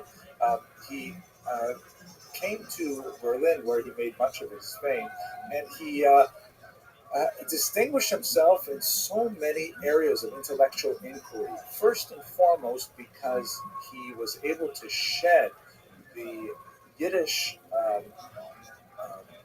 the Yiddish tinged German that most Jews spoke. That is, their Yiddish was, overwhelmed their German skills, and they frequently, were parodied as country bumpkins speaking some kind of bizarre, old historic form of German with a lot of strange words in it. But he learned, the Hochdeutsch, the really refined, perfect contemporary German.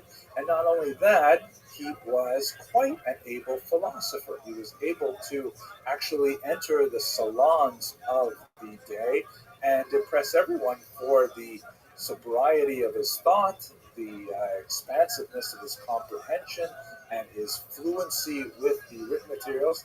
And I mean, it sounds strange to us now, speaking in the 21st century, but in the late 19th century, this was like, some feral child wandering out of the woods and suddenly, getting a tenured full professorship as one of the greatest universities. So he was like a cause célèbre, and for many, he was viewed as the possibility of Jews for full emancipation into Western society. He was kind of like the poster child for the very idea that Jews could have equal civil rights, that they could enter in society, they could have full privileges as German citizens, which they were not. And in fact, they would not achieve that until late in the 19th century. And in fact, a little further east in Russia, they wouldn't get it until the early 20th century. So Moses Mendelssohn stood for a lot of these forward-thinking ideas. And amazingly, he did it without jettisoning his Jewish identity. Now, you will notice from the portrait here, he was clean-shaven, which was a little bit scandalous for the era. Jews, traditionalist Jews, were usually bearded, that is, males, obviously. Although there were and are halakhically permissible ways to shave the beard, it was definitely not the kind of way that Jews would look in Eastern Europe at the time. This was considered, and he was considered a Deutscher, a German, meaning he was hopelessly assimilated to Western values, but he never let go of the core observances of Judaism, and he considered himself an Orthodox Jew, although that term was not coined at the time. It wouldn't be coined until a good half century after his death. He considered himself essentially an observant Jew in all ways. One of the sad aspects of Mendelssohn's life is that he was unable to provide this kind of sophisticated articulation of both a Jewish and a civic German identity to his grandchildren, all of whom adopted Christian lifestyles. But nevertheless, for his generation, for his time, he was essentially an observant Jew who had imbibed the greatest thought circulating in Western Europe at the time, and was essentially saying to German society, hey, you should think about how you treat your Jews, because we have tremendous potential to contribute to society, and we can only really get there if, for example, you allow us to attend university. He was completely self-taught. If you allow us to, pursue the occupations that are currently closed to Jews, and so on. So he's kind of like the grandfather of the Haskalah. But at the same time, we should also be aware that there are other figures, like, for example, Solomon Maimon, who is just a little bit younger than Mendelssohn, in fact, looked up to Mendelssohn as his mentor in many ways. Solomon Maimon was a very talented philosopher. He debated quite successfully with Immanuel Kant, and he duplicated a lot of the strengths that Mendelssohn had. However, unlike Mendelssohn, he certainly was not observant, and he took pride in this.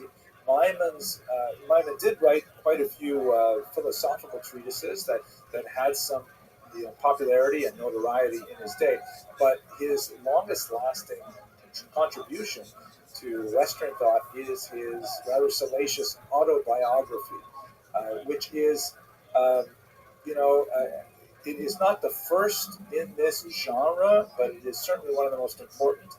The so-called OTD genre, the off the derech genre. Maimon himself came from a Misnagdic background in Lithuania. He was, like Mendelssohn, a child prodigy and very learned in the Talmud, and he achieved great status for his impoverished family because of his, rabbinic learning and skills. Married off at the age of 11, which was not that uncommon for especially talented rabbinic youth at that age. Very unhappy with marriage, especially an unhappy relationship with his domineering mother-in-law. And so at age 13, he ran away from home. He ran away actually from his own home, abandoned his wife, and in fact did not give her a get for a decade. Also abandoned his child as well, young David, who would only meet him years later in Berlin. So Solomon Maimon left Lithuania. He had actually a sort of a detour to Mezrich, a detour to Mezrich, where he met Dov Ber, the Maggid of Mezrich, and he has a fascinating chapter about his encounter with Hasidism. But ultimately, he felt that Hasidism was, albeit more inspired and more remarkable for its devotion and its enthusiasm, it was essentially what he regarded as the same kind of nonsense that he had imbibed as a Talmudist, and he just wanted to put that all behind him. He came to northern Germany, he was in Berlin, he was associated with Mendelssohn, got up to all kinds of trouble, visited brothels and so on, and his autobiography is a very entertaining reading, but personally, I don't think of him as a very likable individual. But he's also the face of the Haskalah, because unlike Mendelssohn, who said that we can be Jews and be good Germans and be good modern citizens of Europe, we can have it all. Solomon Maimon said, chuck it over the side. Like there's so many of these books nowadays, or the TV series on Netflix, Unorthodox and things like that. It's a long tradition of off the derech, or over the convent walls, so to speak, types of literature, and that's the version of the Haskalah that was also active at the very same time. This would be especially significant when the movement begins to bleed over into Eastern European movements. So the Haskalah in Eastern Europe, just to give you, Western Europe, just to give you a sense of like the kind of issues that they were facing, and the kind of solutions that they were looking for, and why the Haskalah was so significant in Western Europe. In the late 18th century, there was a false burial scare that actually lasted for about half a century. The consensus of scientific opinion at the time was that it was impossible to definitively define death by cessation of respiration and heart activity. And that, in fact, a person could stop breathing as far as 18th century devices were able to measure, and the heartbeat could not be detected, but the person could still be alive and then wake up sometime later. So this was kind of like a mania that circulated around Europe. It also reached the shores of America, and the invention of a safety coffin was actually, I did a little bit of research on this before the lecture. Apparently, America approved almost 90 patents for different kinds of safety coffins, specifically for this reason. And there's actually a word which I forgot that specifically describes the phobia of being buried alive. At any rate, you can see in this particular version, on the left is our dearly departed, who has been buried underground in his coffin. But then, and there's this structure that extends from the coffin up to the surface of the graveyard with this flag that looks a little bit like a mailbox flag. And on the right hand, you see in this picture, he's woken up from his coma-like trance. He's not actually dead, but he has been, falsely buried, and so he operates this little winch that frees the flag and has it pop up in the air. Hopefully, so that people walking by the graveyard will see that flag flying in the air, and they'll have a chill run down their spine, and then immediately they'll go out to their shovels and rescue him before he can expire a second time. There are also versions of this that had like bells and strings attached to it. There is a widely held belief, probably not true, but that the phrase "saved by the bell" refers to the ringing of such bells on safety coffins so that people would come and rescue a person. That "saved by the bell" probably comes from a boxing ring, where you're at the end of the round and you're about to be knocked out, but the bell rings the end of the round, so you get to go back to another. At any rate, why is this relevant to the Haskalah? So when Duke Friedrich of Mecklenburg-Schwerin, which is in northern Germany, heard about these things, he was quite taken with it, and he decided to go along and take the progressive scientific position and say that in Germany, or in the region that he controlled, no one could be buried until 72 hours had elapsed after the death was confirmed. So in other words, they would make sure, for sure, that a person was dead before they interred him.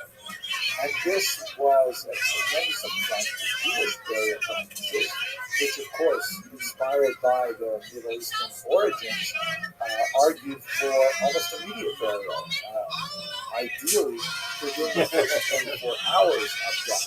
And all these ideas in the Talmud that speak about the Hebrew Hametz, the desecration of the corpse, if it's left alone, if it's God forbid, it should be interred as soon as possible. So the rabbis were very upset about this issue, and they went to Moses Mendelssohn for a solution. They said, "You've got to help us out here because, the Duke is going to impose something on Jewish practice that is so different than what we've done for the last 1,800 years. We can't have it." So Mendelssohn took three distinct positions, quite fascinating. On the one hand, he argued to the secular authorities, the Duke and others, that the Jews should be allowed to maintain their traditional burial practices, that they had no instances of false burials, and this is a religious thing, and they should be respected and so on. But to his compatriots, he said, "Why don't we do what the Duke said?" Why? Because it's science. It makes sense. We should do this. Because don't forget, Mendelssohn was also a product of his time, and also had the same concerns of the scientific community of the era. And so privately, with other rabbis, he said, "You know what, I think we should probably do this." Now, lest you object to say, how could he, as an Orthodox Jew, propose such a radical change to Jewish burial practice, the truth is, he was really arguing like he was saying we should go back to a much earlier Jewish practice. It's not very well known that, in fact, in much of the Talmudic period and the Tanaic period, Jews did essentially practice a kind of dual burial system, where the bodies would first be interred, and then after a period of time, like typically a year, then the bones would actually be disinterred, and they would be brought to family crypts like this one in Italy. There are such crypts that exist in Beit Shan, in northern Israel, and a few places in Israel and in Italy, where we have these ancient catacombs that are clearly Jewish, marked with menorahs and things like that. And so essentially he was saying, why don't we just readopt an ancient practice, which is described in the Talmudic small tractate called Snachot. Why don't we just go back to that practice? That way we'll be good with science and good with Judaism. This got him in a lot of hot water with, among others, Yaakov Emden, who was dead set against any kind of innovation. But nevertheless, this is a typically kind of Hasidic way to do things. Well, we can appreciate science, and we can also appreciate traditions. We just have to look a little more deeply into tradition to find the way these get used. And so, by trying to respect modern knowledge, which was evolving through scientific revolution, and also respect the Torah, but not necessarily respect the tradition in the sense of the customary behaviors, what we would call in Hebrew minhagim. Things which are not necessarily rooted in scriptural commands or even the Talmud and the Mishnah, but rather, customs that had sort of like attached themselves by the dint of Jewish choices over generations that would result in things like, modes of dress and I mentioned beards and things like that were, more regional kind of traditions. The Haskalah, under thinkers like Mendelssohn, said we should carefully examine the corpus of Judaism, and we should surgically remove, or at least isolate, those elements that are not part of the body and soul itself, but rather things like the externalities. Like, for example, do we really have to wear those costumes everywhere? Those long coats that go below our necks? I know we've been wearing them for a few hundred years, but really? Why don't we just wear these newfangled short jackets like the Germans do? And you can go on, listing the many different ways in which the tradition could be altered for the sake of Haskalah. That's the kind of position that people like Moses Mendelssohn took.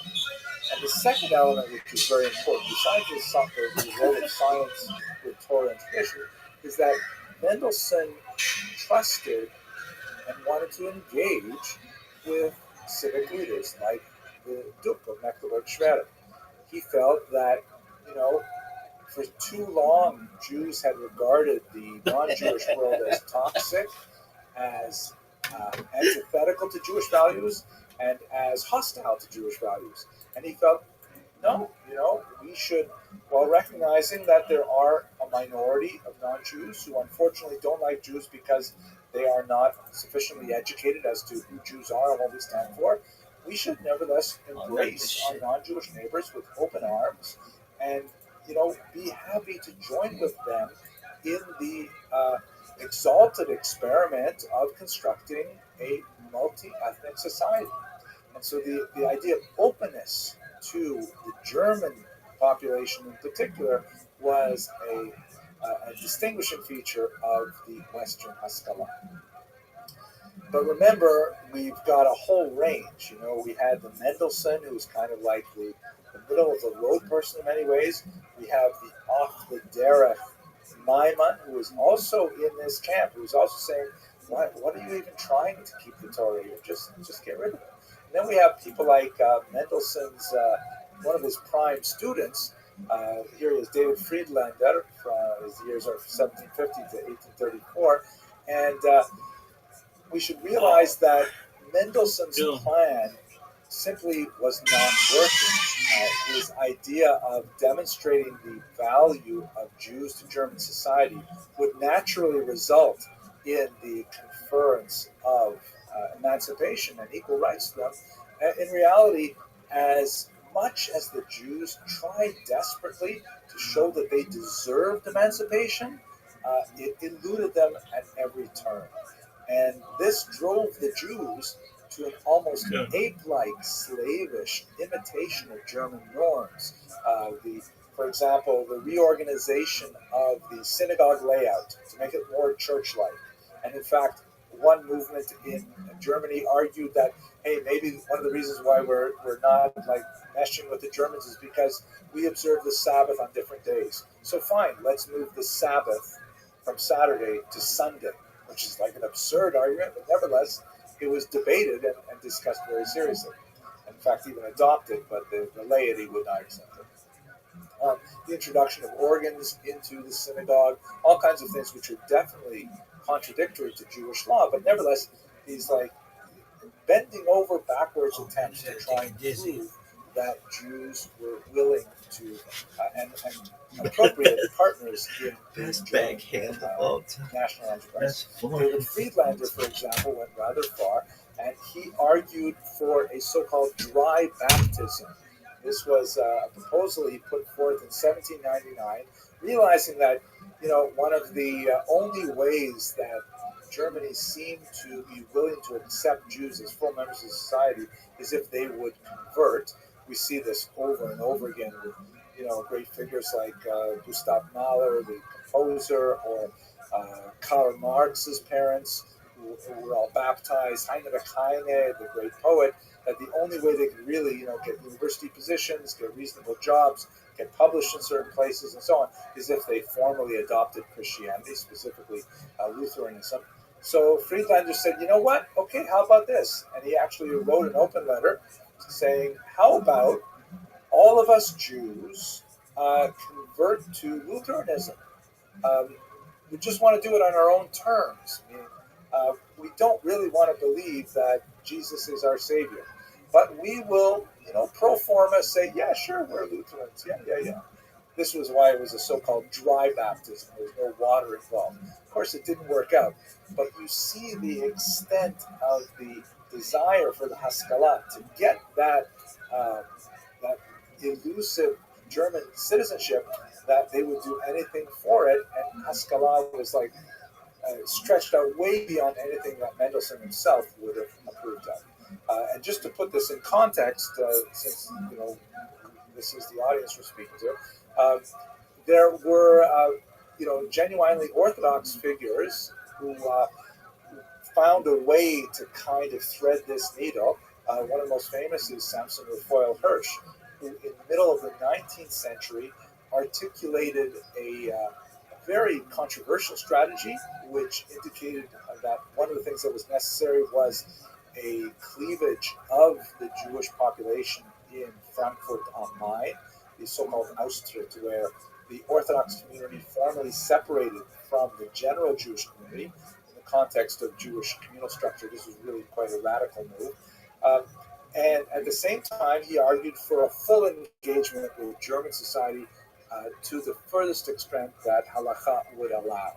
And this is essentially the essential genesis of what would later be called modern Orthodoxy.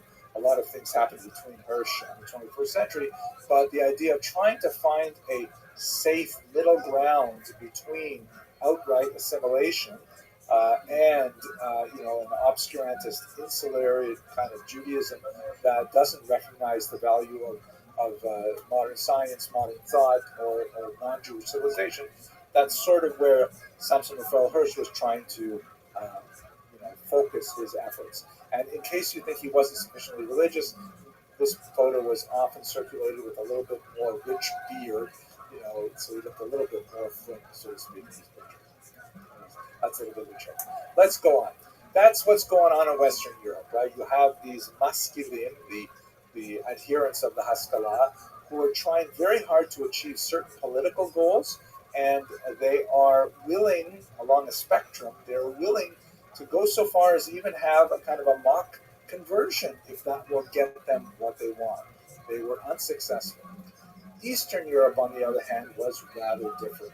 One of the most important ways in which Eastern Europe was different is that it was way more populated by Jews. Russia proper, that is Russia before the expansion under Catherine the Great, was actually closed to Jews from the 15th century onward. But when Catherine expanded the region right around this time in the 18th century, she actually ended up inheriting a massive population of Jews, which she promptly sequestered in a region called the Pale of Settlement, which basically extended from halfway through Latvia all the way down to the Black Sea, encompassing the southern half of Latvia, Lithuania, Belarus, a big chunk of Poland, Ukraine, Western Ukraine in particular, and Bessarabia. These were all the regions of the Pale of Settlement, and there was a massive Jewish population there that far outpaced both the absolute number of Jews in Western Europe and also their concentration. Jews were heavily concentrated in medium-sized villages all the way up to cities in Eastern Europe. As you can see, the black dots indicate cities with over 50% Jewish population in 1900. It was a little bit less so at the time period we were discussing, because there was an unusual population boom that especially affected Jews over the course of the 19th century. But nevertheless, you get a sense of the difference in scale because of the massive number of Jews that lived in Eastern Europe as opposed to the West. Also, we should understand that there's a huge difference in the political and cultural and linguistic context of these regions. Germany was regarded by Jews as kind of like the most civilized country in the world. This was the country that had the best scientists, that had the most sophisticated poets, and they had the most wonderful composers, Beethoven, Bach. I mean, all these things are happening in Germany, Goethe, and so on. They're like so excited for Germany. Russia, by contrast, Jews were not especially engaged with it at all. As I mentioned a second ago, Russia proper was actually closed to Jews, so Jews couldn't live in St. Petersburg or in Moscow unless they had special permission because they were especially wealthy and they were involved in commerce or they were talented medical professionals. Otherwise, the vast majority of Jews live among the large non-Russian populations that were part of the Russian Empire. Ukrainians, the Poles, the Lithuanians, the Belarusians, and so on. And their cultures, especially their literary cultures, were way behind what was happening in Germany. The Dostoevskys, the Tolstoys, and so on were just the beginning of the huge rush of great Russian literature, but that was happening, towards the end of the period that we're talking about. So it was, Jews were just not attracted to these things. There was no real desire to assimilate to Russian culture, which is quite different from what you had in Germany. Furthermore, Jews living in this huge swath of territory, the Pale of Settlement, had massive linguistic affinities with each other in the Yiddish language, which was so strong there, and not at all a minority language among Jews, that it actually evolved eventually into a distinct movement of its own. And any kind of challenge to traditional authority, religious authority that you would find with the Haskalah in Western Europe, in Eastern Europe, it tended to move away from assimilation and more into a acculturation. And it was expressed in movements that we understand today because they were incredibly influential. Yiddishism, right? The whole, engagement with Yiddish literature, Shalom Aleichem, Mendel Marcus Forum, the culture of it, and so on, that translates really to Broadway and to Hollywood. Zionism, the great political experiment of the Jews that was heavily weighted towards the demands of Eastern Europe, and Jewish socialism, the Bund, the Arbeiterring, and of course elements of Jews in the Communist Party, the Mensheviks and the Bolsheviks, and so on. These are things that happen because the Jews are in such great numbers and not especially attracted to Russian culture. They linguistically they either doubled down on Yiddish or they explored Hebrew. They generally did not say, "Hey, let's all speak the vernacular, Ukrainian." A little bit different in Poland. There was a much stronger level of Polish Jewish synthesis than you had, let's say, Jewish Lithuanian or Jewish Ukrainian, but nothing like the German Jewish synthesis that really drove the Haskalah. So as these ideas of the Maskilim start seeping over into Eastern Europe, Eastern Europeans, even those who are inclined towards these ideas, they're not deeply impressed. They say, "No, we don't want to do it like that. Are you serious? A dry baptism? That's what you expect of us? No way." But they internalized it in other very different ways. For example, Joseph Pearl, one of the important Misnagdim of the era, one of the important Maskilim of the era, and you can see right away he's wearing a kippah, a very large kippah, larger than my own, in fact. But he embodies this view, saying, "Okay, listen, there's a lot of great things going on in Western Europe and science, and maybe they'll get emancipated and things like that." He looks around at what's going on in Eastern Europe. He says, what's holding us back? He says, oh, man, it's those Hasidim. They are the worst. The Misnagdim, okay, they're religious obscurantists and so on, but, at least they're rationalists. At least they, have a logical system, and they're very sober, and they are punctual, and they have all of these kinds of values. The Hasidim are wild men. They are drinking, they're dancing, they're singing, they're practicing all kinds of behaviors that we're not used to. All of those things that the Misnagdim I discussed last week were really offensive, or were offended by Hasidism. And so he took a really unusual tack. He composed false Hasidic books, which were designed to be parodies of Hasidim, that is satires. He wrote a book called Megadat Milim, which means the revealer of secrets, which was meant to be read as if it were an actual Hasidic book. But when you read it, you would say, oh my gosh, these Hasidim are such fools, such idiots. Ironically, he ended up really preserving a lot of tremendously interesting Hasidic ideas. Rabbi Nachman of Bratslav, who was one of his most, he hated Rabbi Nachman more than most. A lot of the famous stories of Rabbi Nachman were recorded because Joseph Pearl put them in his own book. So he, and strangely enough, did a service for Hasidism by opposing them. And the thing is, people like Joseph Pearl, even though he was a dedicated educator and he made tremendous contributions to the general education in Tarnopol, in Western Ukraine, nevertheless, he simply could not get any serious traction with his opposition to Hasidism, especially through this strange device of writing these parodies of Hasidic thought.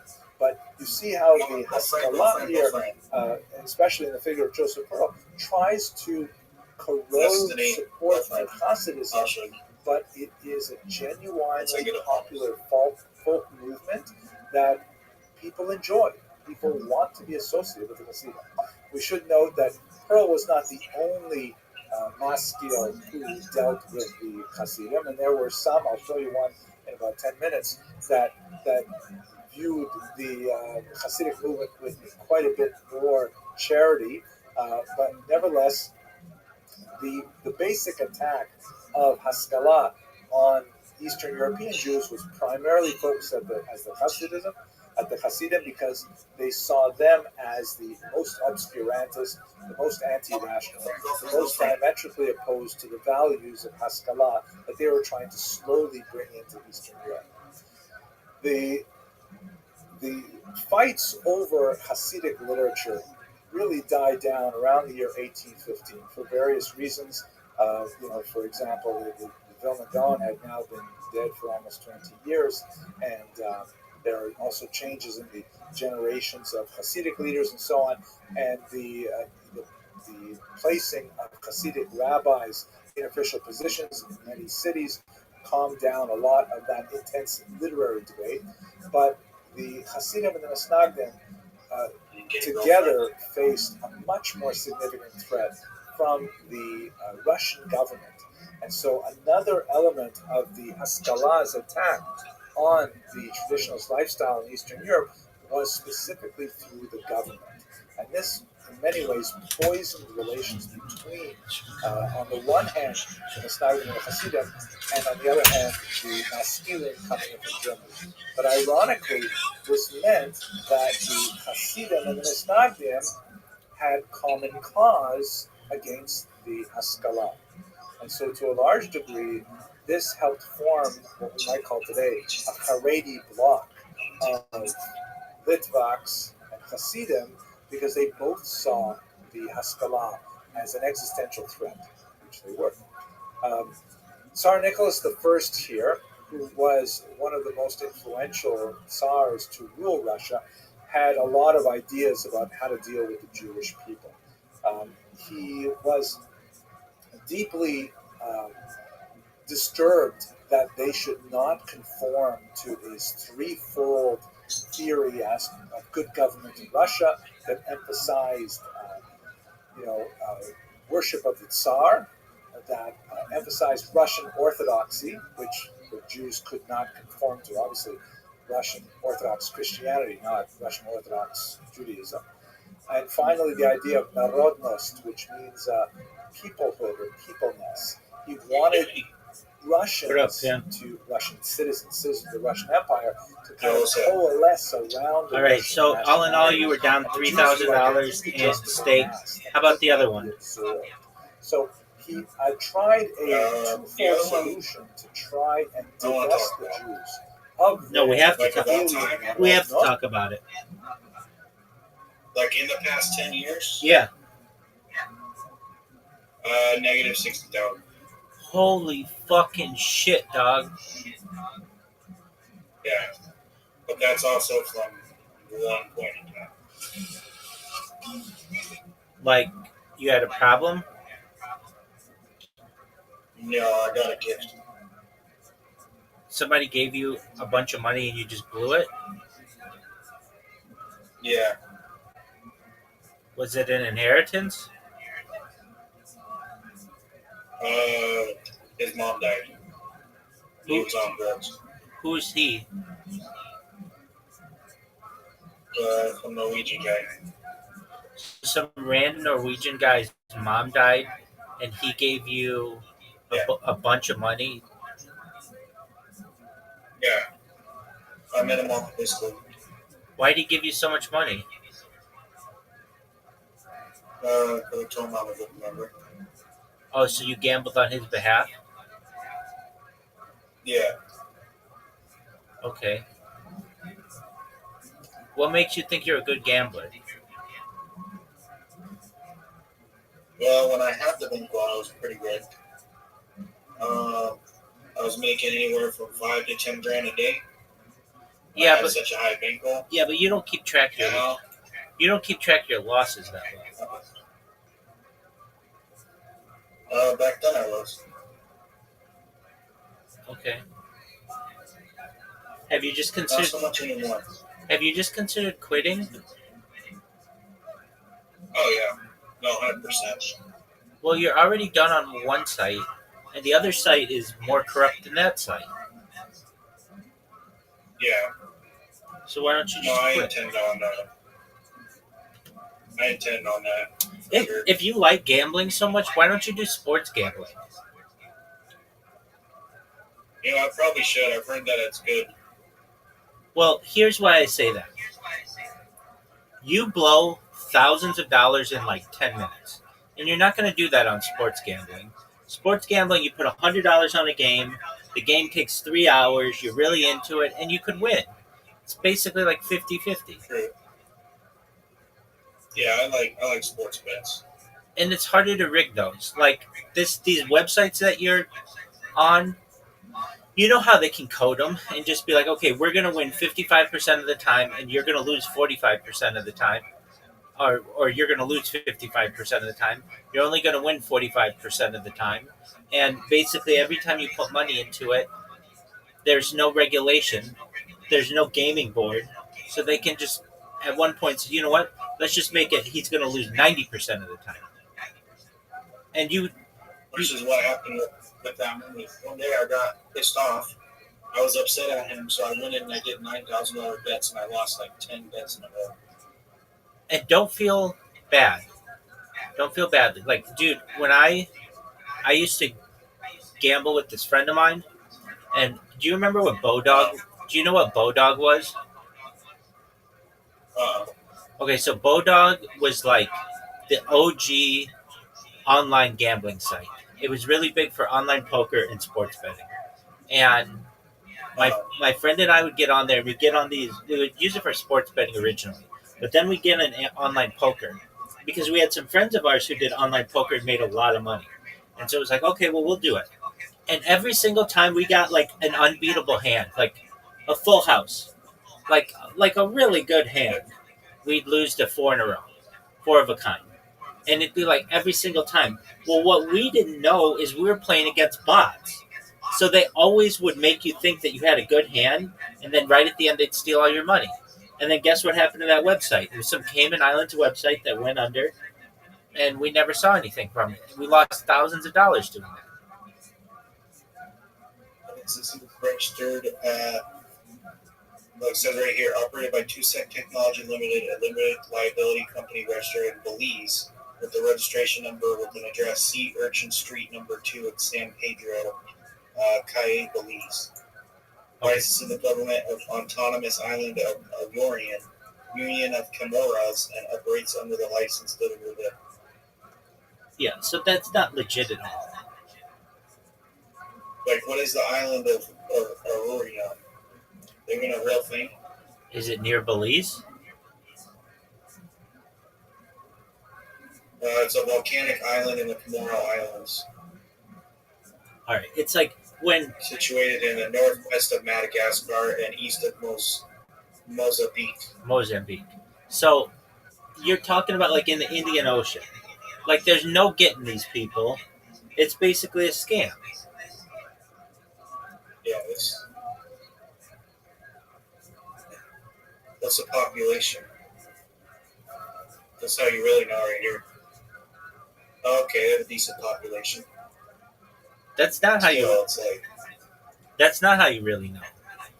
How you really know is if it has a gaming board and audits.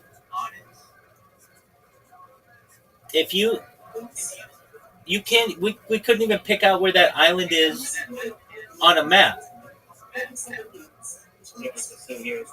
come up.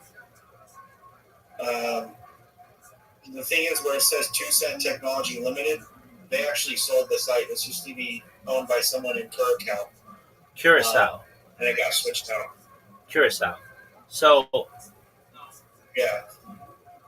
right, but I mean, you get what I'm saying, that it's not like MGM or Caesars or even what, I mean, I'm not saying those are legit at all, but they're more legit than that one. Right.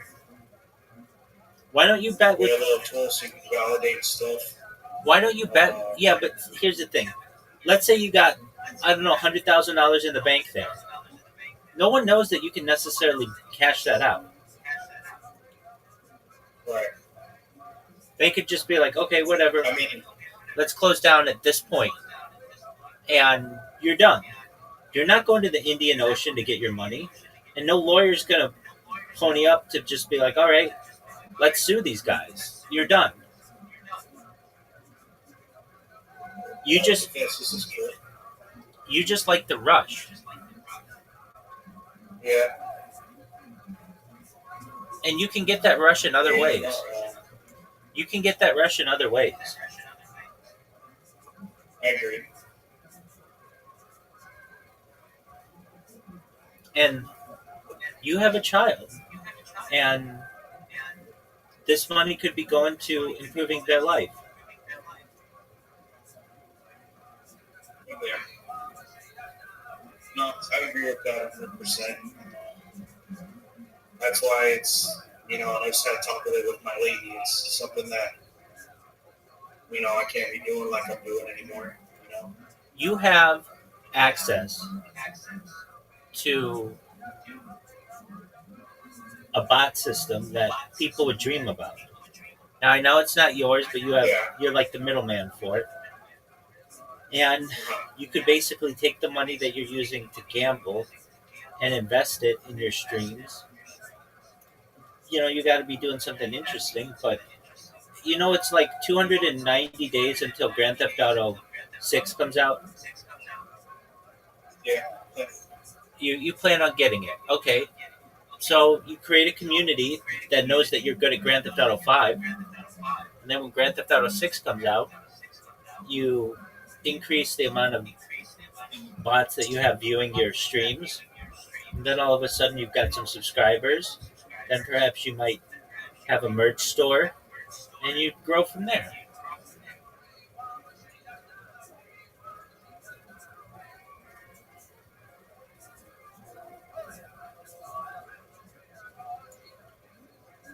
The online gambling thing, though, is Sustainable. yeah, exactly. It's not the way to go. I like it. I mean, it's cool for you to come in here, but I've also seen you in some sad shape too. Online gambling causes you a major alcohol problem, or the alcohol problem causes you a gambling problem. And you're a really nice guy, and when you're sober, you make good decisions. But when you're drunk, man, you just you'll like take your whole bank account and just pour it out. It's like, wow, he has no control when he's drunk. I don't. It's very irresponsible. Absolutely. And again, you're a dad. You have a lady. They love you. And have you thought about stopping drinking? Yeah, I don't anymore. Okay, you got to stay away from But those. it's never been an issue. Oh, it has been. I've seen you lose thousands of dollars because you were drunk. Well, no, but I mean, like, it's not like an every night thing. It's It's been a weekly. lot better. It's weekly though, Yeah, so you just stay away from that. not the last two. Okay, but that's good. That's good. Do you smoke pot? No, Why not? because I work as a correctional officer. Oh, okay. Well, that'll do it. Okay, Yeah, so you've got a good job, and yeah, you just got to stay away from the bottle, stay away from the gambling, use your funds for your family, and then any extra that you have, put it into your streaming career. yeah. I should.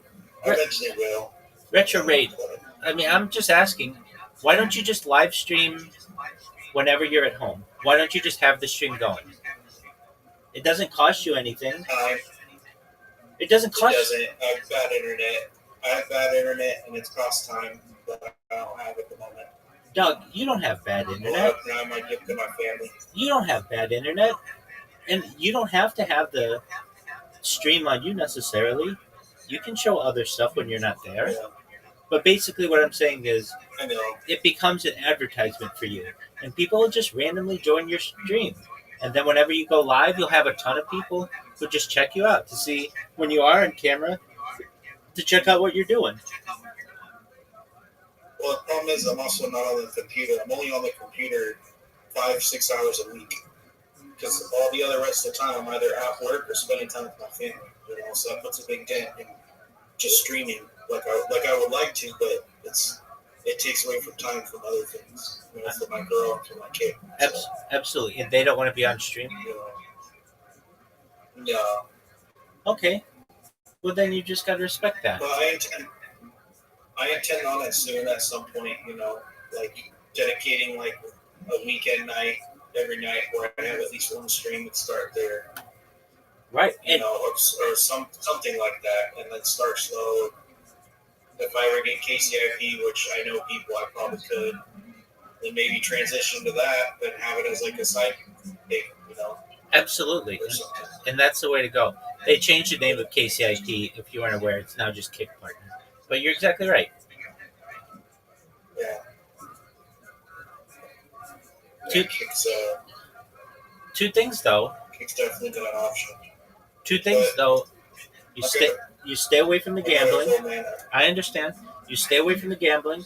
You stay away from the bottle, and your life is going to be a lot better. And your money's going to go up, and your happiness with your significant other and your child is going to go up, and then you've got the world by the ass.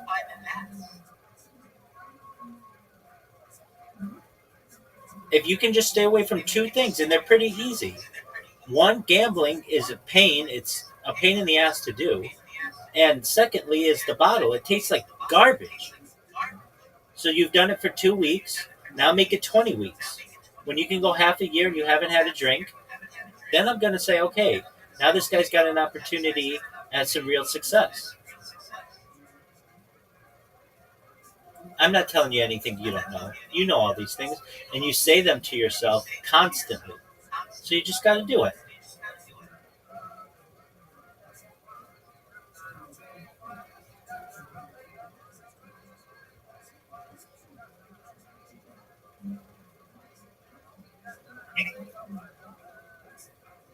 Hello? Yeah, what'd you say, Big Dog? I said, I'll work on it, man, but I gotta go. I appreciate you and I appreciate your advice. Absolutely. You take care. I'm here at some point. I'm always here for you, You too, Retro man. Ray. Take care, buddy.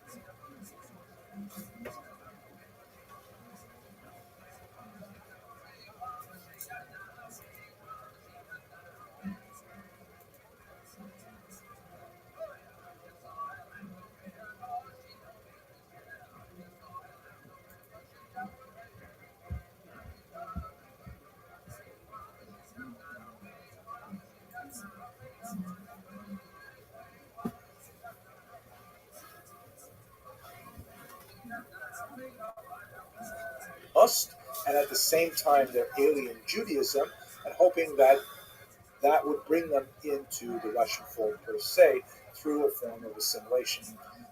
The carrot element of this was in the form of the Crown Schools, which was a network of Russian sponsored schools that enrolled Jewish children and purported to use the Haskalah methods of education to enlighten them and to expose them to science and the Russian language and all kinds of things like that. This is one of the reasons why the yeshiva at Volozhin closed down, was specifically over whether or not the students there would have to learn Russian. And it's clear that it's not because they felt that the Russian language was somehow completely, divorced from everything Jewish, but that they felt that it was the leading edge of much worse things. They brought in maskilim like Max Lilienthal, who initially tried to set up these so-called crown schools, but when it was discovered by Lilienthal and others that in fact these were like very thinly veiled attempts to actually convert Jewish children to Russian Orthodoxy, with actually priests working on the payroll and so on. Lilienthal ended up giving up, and he actually retired here to America, where he made a career here. And this was the carrot, enrolling kids, Jewish kids, in the crown schools. The stick was that if you didn't enroll your child in the officially Russian-sponsored school, then your child would be exposed to the Russian army under the so-called cantonist system. Beginning in 1837, um, Nicholas I said that Jewish children as young as age 12, legally, in reality, many children younger than the age of 12 were taken, would be conscripted into the Russian army. Now, there's a lot more to say about this terrible decree. Um, the It had a tremendously corrosive impact on the Jewish leadership in the communities as well. But it was essentially a death sentence, Jewishly, for the Jewish boys who were taken off to the Tsar's army. One thing that many people don't realize is that service in the Tsar's army was 25 years in length. And Nicholas I, recognizing that conscripting adults at 18 years old, Jewish adults at 18 years old, they were already so steeped in Jewish thought and culture and family connections, they might even be married at this point, they would never completely assimilate. So that's why he backed it off by an additional 6 years, at which point they would have 6 years of military education, and then they would serve their 25 years in the Tsar's army. A horrific thing, these children be taken away from their families, and you can see the desperation in this contemporary Russian painting describing the removal of the Cantonist. So the Jews of Russia had this terrible choice: either put their kids in these Russian-sponsored, basically conversionist Scala schools, or they can expose them to the risks of being sent off to the Tsar's army and not really seen again for decades. This is the reason why I'm here. My grandfather, Oliver Shalom, did not want to fight against the Japanese in the Russo-Japanese War on behalf of the Russians, so he made his way to Canada. And about 70% of Ashkenazi Jews in America trace their origins back to this particular period in history as well. You have a lot of shenanigans with Jews mutilating themselves by shooting off toes, children being adopted by other families, so they would be considered as only sons, mixing up ages of birth and all kinds of things that occur during this period.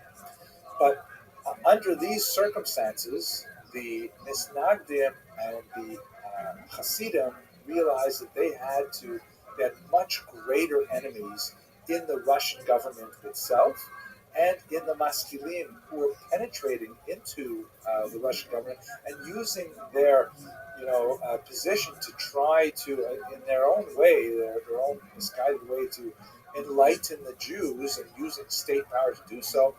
So this coalesced in a kind of two-front battle. But not everyone agreed with this general assessment. There were some exceptional figures, like Eliezer Tzvito here, who was a maskil, who, unlike Joseph Pearl, did not agree with the excoriation of the Hasidim. And in reality, he took kind of an elevated approach to the three-way conflict that was developing. And I'd like to just close with a quote from a book he wrote called, appropriately, Shalom Al Yisrael, in which he writes, God saw that there would be three shepherds, Rabbi Eliyahu in Lithuania, this is the Vilna Gaon, to safeguard the Torah, to purify the Talmud, and to oversee its logic and its diligent study. The Hasidim in Volhynia, which is in southern Poland, western Ukraine, to marshal devotion and to fan the embers of feeling.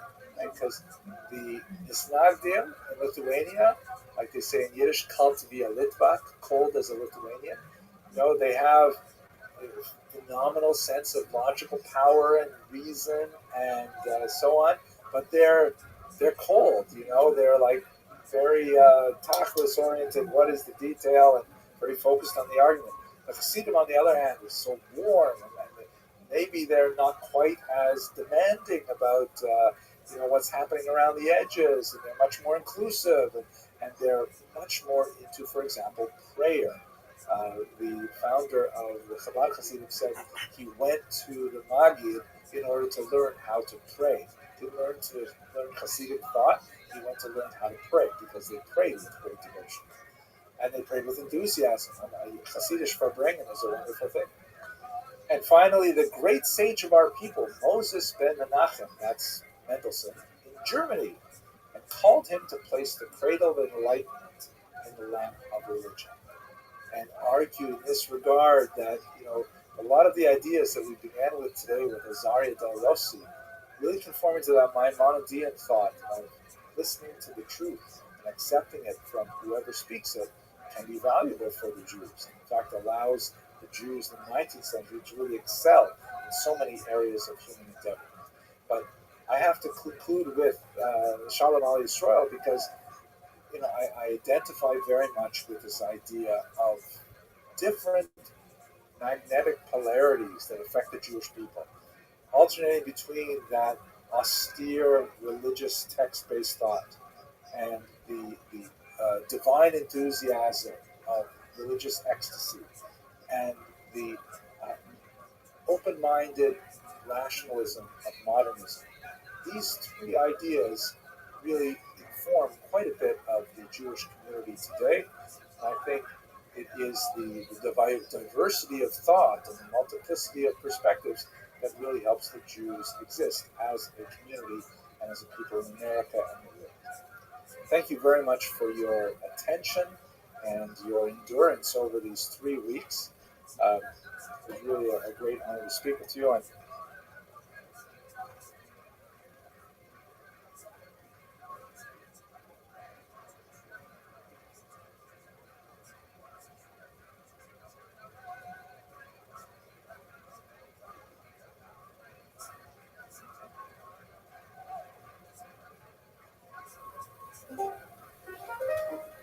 Welcome. How are you? one of the things that I find so exciting about the early Jewish community in Amsterdam, particularly What's up, Ivan? in the 16th, 17th, and 18th centuries, is the fact that it was a place that drew in people from very diverse backgrounds, surprisingly diverse backgrounds. Can you hear me? Ivan.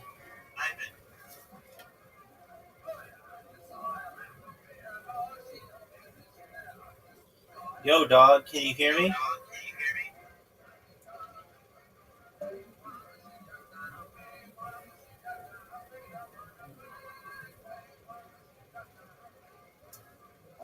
And they came together to produce some tremendous artifacts of Jewish culture that later went on to have very illustrious careers.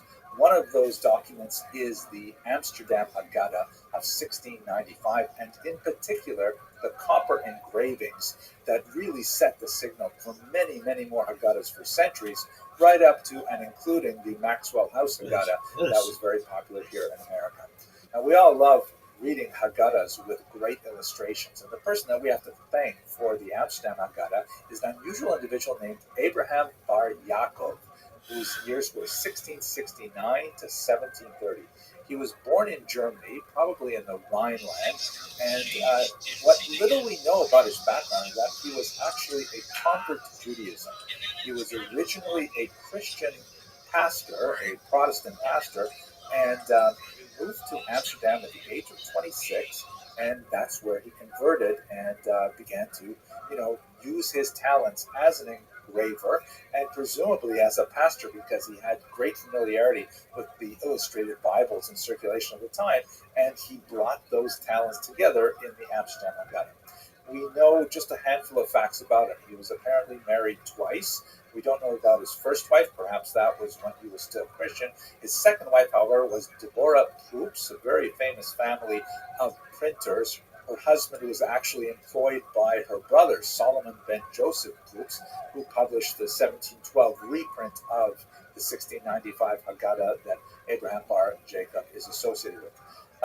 And it was Abraham Bar, Aramaic rather than Ben, Yaakov, And normally with a convert, you add Yaakov bar Abraham, but there's no question about it because he referred to himself elsewhere as Mishpachat Abraham Avinu, meaning from the family of Abraham, our father.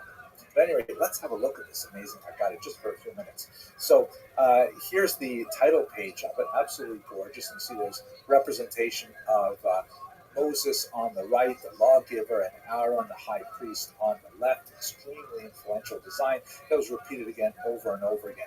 And copper engraving, which is a technological upgrade from previous forms of illustrations. Here you can see gorgeous rendition of the daughter of Pharaoh receiving or finding baby Moses in the Nile. You can see right in the center of the river, in the mid-ground there is Moses in the basket, and then instead of compressed timeline in the back, you can see it looks like the maidservant, not the daughter of Pharaoh herself, as we might have in the Midrashic tradition, reaches out to receive Moses. And then on the left side of the foreground, you see apparently the maidservant presenting the baby Moses to the daughter of Pharaoh herself, who is so designated by a crown. Fascinating kind of very detailed and gorgeous illustration. You can imagine people sitting around the Seder table in Amsterdam enjoying this, and then really all over Europe. If the previous image might have appealed to the young daughters in the family, perhaps with maternal instincts, this one is definitely designed for the young boys in the family, with this dramatic image of Moses beating the Egyptian who presented a danger as described in the book of Exodus. And you can see all around are various activities involved with building Pitom and Ramses, the cities described as the slave cities that the Jews were involved with in the book of Exodus. So really gorgeous, detailed illustrations, very evocative and so on. It's also famous for being the site of a very early Hebrew map. You can see it's laid out east to west. Here's a colorized version of it, also very interesting looking. But I think what is most fascinating about this is in this type of era, the whole idea of plagiarism was not very well defined. And so here is a classic image from the Haggadah that shows the pictures of the four sons, right? You've got on the right, the wise son, and then second from the right is the wicked son. The third from the right is the simple son, and then at the very left is the one who does not know how to ask. And you can see they're actually, different in size as well. But when you look a little bit more deeply, you see that actually these four sons were clearly taken from early models. And in fact, many of the images in the Amsterdam Haggadah were simply taken from earlier biblical illustrations that came from Christian sources, which is perhaps something that our artist might have become familiar with through his earlier Christian study. Here, for example, you see the four sons in the Amsterdam Haggadah is in the top left image. And by the way, ironically, it says underneath here in the German, Nachdruck verboten, reproduction is forbidden, which it's ironic because, of course, this is exactly what he was doing. But this is also from 1931. It's a reprint from then, so it's already well in the public domain. At any rate, three of the four sons are simply flipped and mirror image and taken from entirely different illustrations drawn from the Icones Biblicale of Matthäus Marian of Basel, a mid-17th century print of the Bible with illustrations. So you can see, for example, the Chacham, the wise son, is actually from a picture of Hannibal, who's offering a sacrifice in the top right.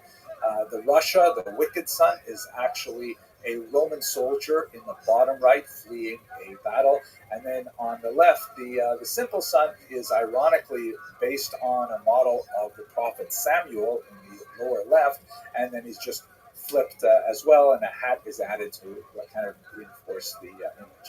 So the whole idea of what could be borrowed, what could be built upon, what could be augmented was really very fluid in the 17th century. I'll just wrap it up with one quick look at his own signature, which is really beautiful and evocative in many ways. And you can see that right there in the bottom of this image, it says Avraham Bar Yaakov. And I find it interesting that he chose to specifically illustrate his name underneath a depiction of a story from the book of Jonah, the book of Yonah, in which the stormy sea throws Yonah overboard. He's swallowed up by some kind of aquatic creature and then spit out safely on dry land. And I just wonder, it's very tempting to think, Is this what Abraham Bar Yaakov thought of himself? That he too came from a very tumultuous era. He landed in Amsterdam and he found his wife, he found a family, he found his métier as a copper engraver, and finally as a Jew. Fascinating, don't you think? I hope you enjoyed this video, and I hope we'll have a chance to explore Amsterdam together this fall with Kosher River Cruises. Thanks very much for watching.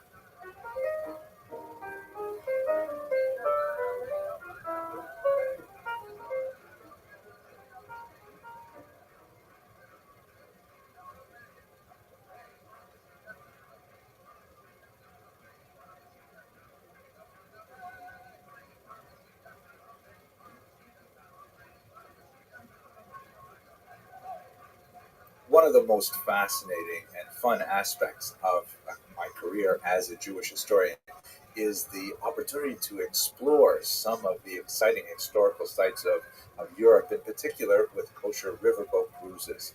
We've been doing this for a few years now, and I really love taking these voyages of discovery as we explore the rich Jewish heritage, particularly of the Jewish waterways of Europe. And I'm especially looking forward to visiting Amsterdam this fall.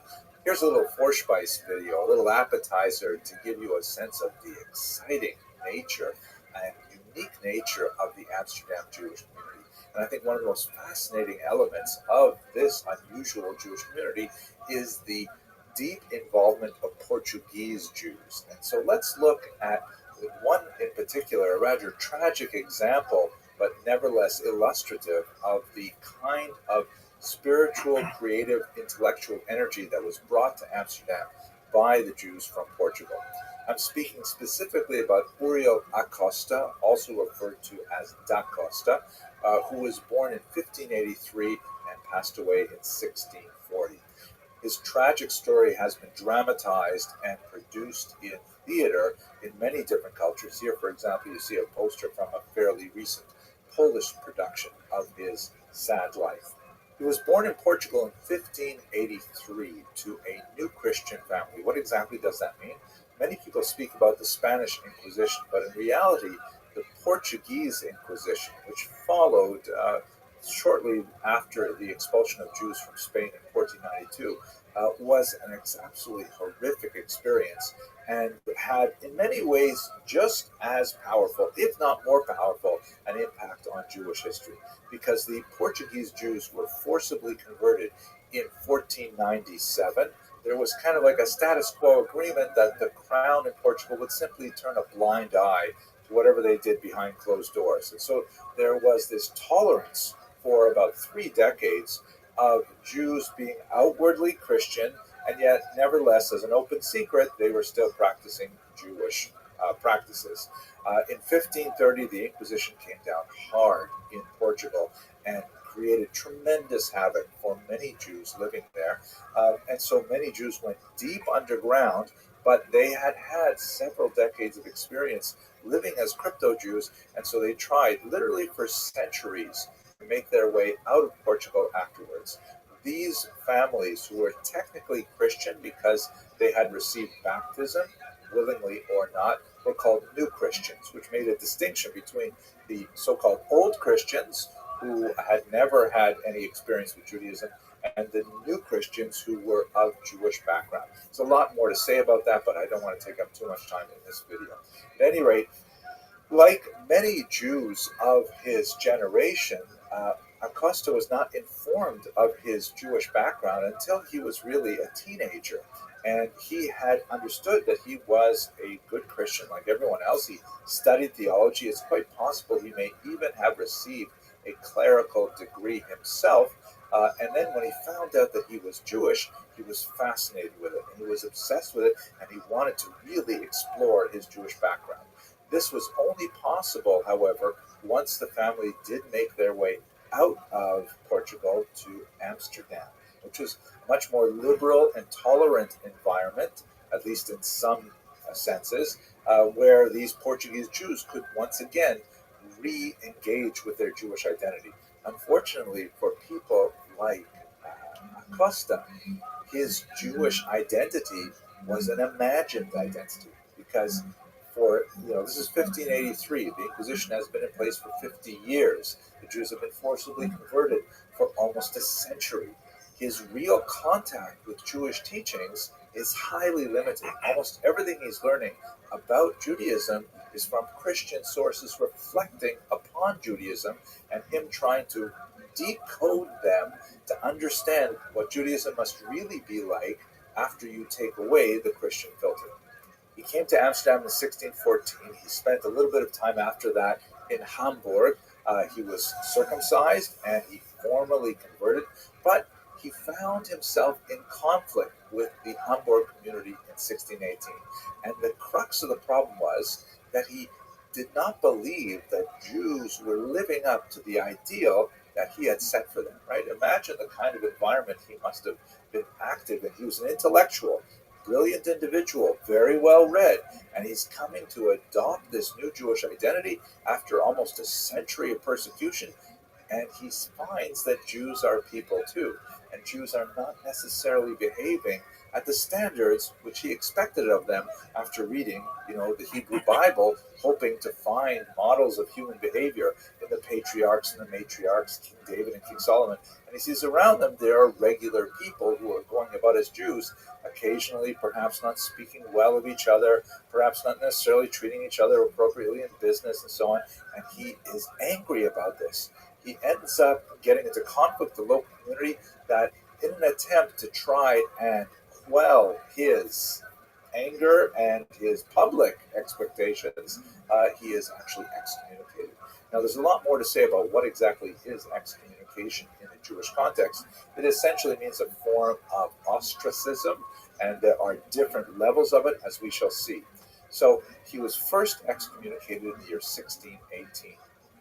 He goes back and he lives in Amsterdam, and he, the excommunication is lifted, and but he doesn't stop. He's still so bothered by the fact that, how is it possible that Jews do not behave to the standards that he expects they should adopt? It's possible that Uriel Costa suffered from some level of mental illness. When I get to the end of this story, perhaps you'll see why this is especially poignant. But nevertheless, he ended up publishing a book, The Examination of Pharisaic Traditions, which was in many ways an attack on exactly the problem that we're describing here. The Jewish community, which at this time was trying to negotiate a safe level of tolerance with the outside community, and certainly did not want these kind of intellectual rabble-rousers active in Amsterdam. They ended up excommunicating him again. This is the second excommunication. He was fined, the book was seized and burned, and he ended up fleeing to Utrecht. Nevertheless, in Utrecht, he found himself extremely depressed. In 1628, his mother passed away, and he found that he simply could not live. He didn't have a community anymore. He wasn't a Christian. He didn't have community among Jews either. So he moved back to Amsterdam, hoping to absorb himself within the Jewish community again. And he said, I'm going to set aside all of my intellectual and spiritual disagreements with the community.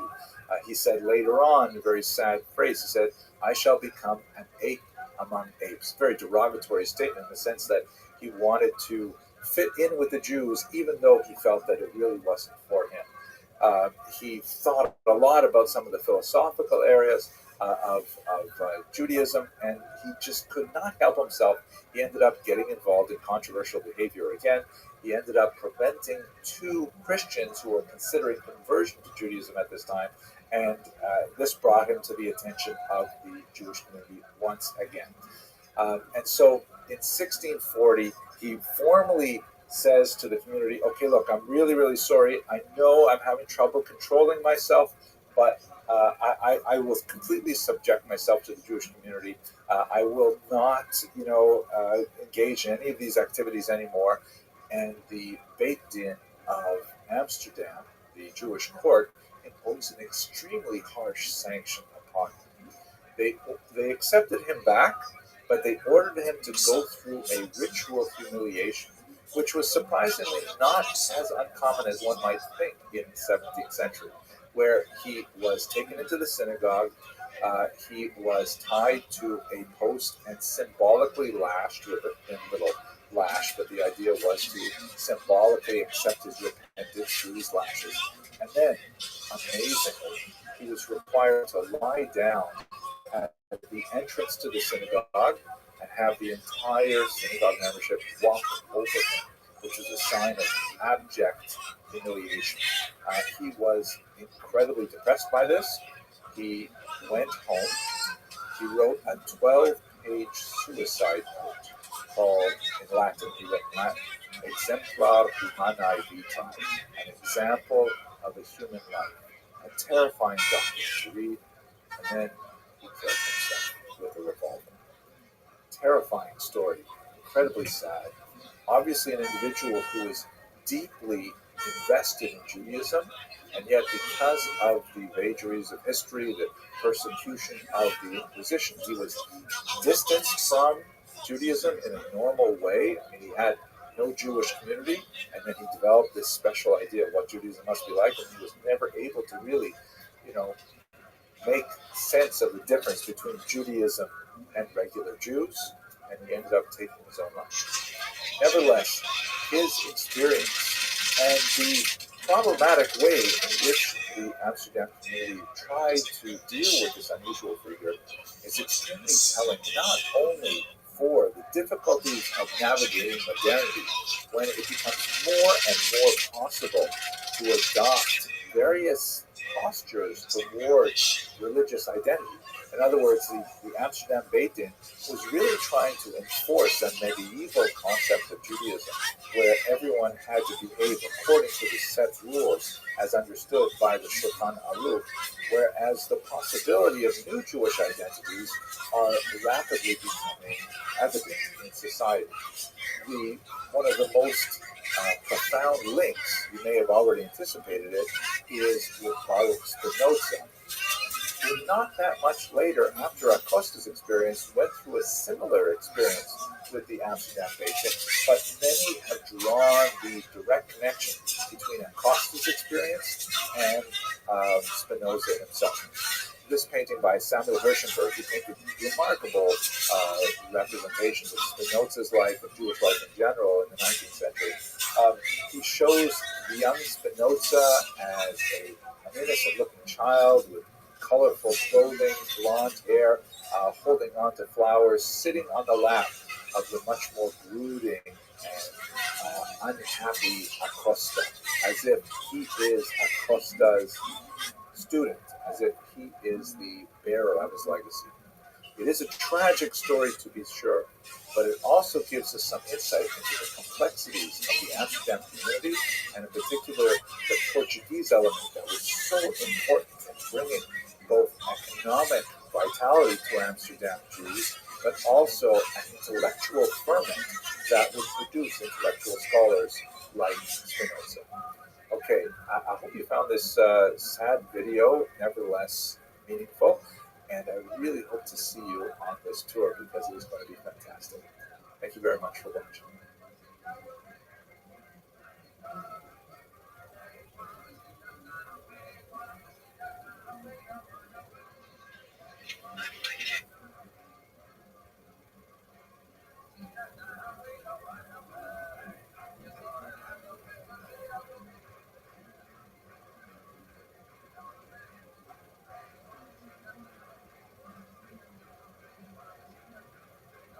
Like many of you, I can't wait for this horrible pandemic to be over so that we can get life back to normal. And I'm especially looking forward to traveling once again with Kosher River Cruises, where we're going to be touring Amsterdam in the late summer and then a few other trips coming up after that. One fascinating little incident associated with the Jews of Amsterdam is a remarkable moment that occurred to an exceptional individual named Menashe ben Yisrael. Menashe ben Israel, very important person who was not the chief rabbi actually of Amsterdam, but a very prominent rabbi, and his association with the 10 lost tribes of Israel. A little background on Rabbi Menashe ben Israel first. He was actually from a controversial family, like many of the Jews of the 16th century, his family had roots in Portugal. And the more liberal environment in Amsterdam made it possible for many of the Jews who had been living as crypto-Jews to make their way out of Portugal and then reclaim their Jewish identities when they made their way to Amsterdam. He was actually born probably in Lisbon to a crypto-Jewish family. He was actually baptized under the name Manuel Diaz Soero. The Inquisition accused Rabbi Menashe's father of practicing Judaism secretly, and he very narrowly escaped being burned alive in an auto da fe. And so the family escaped from Portugal and made their way to Amsterdam, where they reclaimed their Jewish identities. Young Manuel was given the name Menashe. His brother was given the name Ephraim. Those are two children of Joseph that are, in the Jewish tradition, known to have gotten along famously, despite the fact that they were brothers. And this is one of the reasons why Jewish parents bless their children in the name of Menashe and Ephraim, hoping that they all get along. And he became a child prodigy. He was actually extremely talented, not only in Judaic studies, but also he had a very kind of like broad-minded approach to things. He studied widely and communicated in multiple languages to people of many faiths. He was very ecumenical in his outlook and really established a continental presence for his intellect. He was not especially wealthy. He made his living really barely as a writer and especially as a publisher. This was a booming industry in Amsterdam in particular. The specific incident of the 10 tribes occurred in 1644 when Antonio Montesinos, who was also one of these Portuguese conversos, who was living under a Christian identity and traveling the world, and he made his way to eastern Ecuador when, and the story he tells is absolutely fantastic, he is guided by an indigenous guide to a population that lives across an impassable river, but when he encounters them on the other side of the river, they address him in Hebrew. They recite the Shema prayer in Hebrew. He reveals himself as a Jew. He proclaims that his parents are Abraham, Isaac, and Jacob. He meets with the people on the other side of the river frequently, although he is never able to actually cross that river. He nevertheless sees them, speaks to them across the way, and they are apparently indigenous Ecuadorian peoples who are claimed to be of Jewish origin from the tribe of Reuven. Aaron Levi, of course, was from the tribe of Levi. Now, Aaron thinks this is an absolutely fantastic event. He travels back to Amsterdam and he relates his story there. The Menashe ben Yisrael was present at the time that he related the story. He actually transcribed it, and although he doesn't publish it, the story begins to circulate and slowly gains the attention, in particular of Protestant clergy who are especially interested in Aaron Levi's story because there is a millenarial movement that specifically associates the rediscovery of the 10 lost tribes of Israel and their eventual conversion to Christianity as indispensable elements in the ultimate second coming of Jesus Christ. And there's a lot being published at this time, especially with the encounters with First Nations and indigenous peoples in America. Here's one copy of a publication that appeared just around this time by Thomas Thorogood, Jews in America, or Probabilities that Americans are of that race, meaning the indigenous peoples, the First Nations, the Native Americans, are in fact Jews descended from the 10 tribes. Look at the second paragraph there. With the removal of some contrary reasonings and earnest desires for effectual endeavors to make them Christian. Right? That's the kind of like the larger religious project of the Protestant clergy. And so they begin tracking down this story and they begin talking to Menashe ben Israel. This is also recalled around the time of Shabbatai Tzvi. There's a lot of messianist fervor going on the continent in England and also among Jews too at this time. Menashe ben Yisrael begins to get caught up in it. He begins to think more deeply about the story of these presumed Jews discovered in Ecuador, and although he obviously doesn't buy into the Christian end story, he does begin to write about it. He writes a book called Sefer Mikveh Yisrael, the book of the hope of Israel. This particular publication, which was issued a couple hundred years later in Lemberg, or modern-day Lviv, the subtitle says Al Davar Aseret Hashvatim Umakom Mishkan, on the matter of the 10 tribes and the place that they're living. Isn't that fascinating? He also issues this in Spanish here. You see Esperanza de Israel, the hope of Israel, and of course in English. Here it is, the hope of Israel. There's a famous illustration of the Menashe of Israel on the side. This is a fascinating story about how he got involved in this, and he became quite a bit more famous as a result of his promotion of this story, that in fact these people in Ecuador may be part of the lost 10 tribes. As it happens, it's highly unlikely that they are the lost tribes. Who were those lost tribes? You'll recall in the late 8th century, the Jewish people in Israel were divided into two monarchies. The southern one was called Judah, the northern one was called Israel. And as a result of foreign invasions, a large proportion of the population of the northern kingdom of Israel was transported to these three areas, at least as far as we can tell from the biblical text. You can see here on this map. A couple hundred years later, then Judah would also be attacked, and a large population of its population would be deported to Babylon, specifically at the waist of the Tigris and Euphrates rivers. Here's a map at what these regions would look like today. So the inhabitants of the northern kingdom of Israel were sent off to, let's say, western Syria and the Kurdistan region, and then out into Iran, Iraq region over there. These are very rough estimates, but there is some archaeological evidence that suggests that Jews actually were there. There's some ostraca, for example, of these pieces of clay that are recorded with Aramaic inscriptions that clearly bear Jewish references. There are Jewish names found in some of the local records and so on, beyond the scope of our discussion. There's also been some fascinating finds, although subject to some dispute by many archaeologists, but these particular strange devices are often found in regions of Jewish settlement, and they found some of these dating back to the 8th century before the Common Era, so it's quite possible that Jews were in fact living here.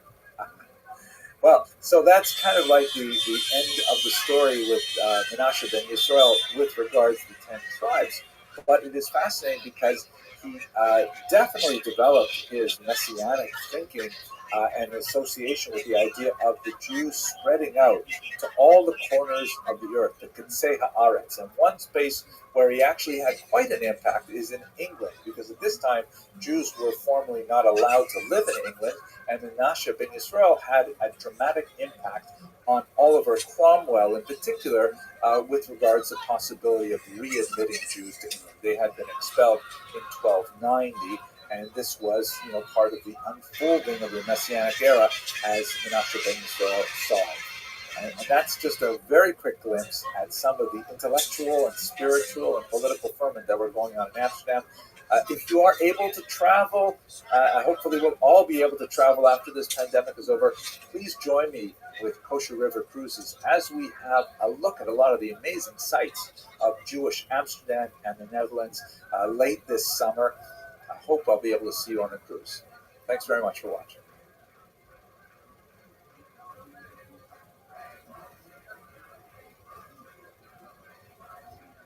I got the baby in here. Kevin, if you touch this beautiful little man, I swear. Okay. That's it.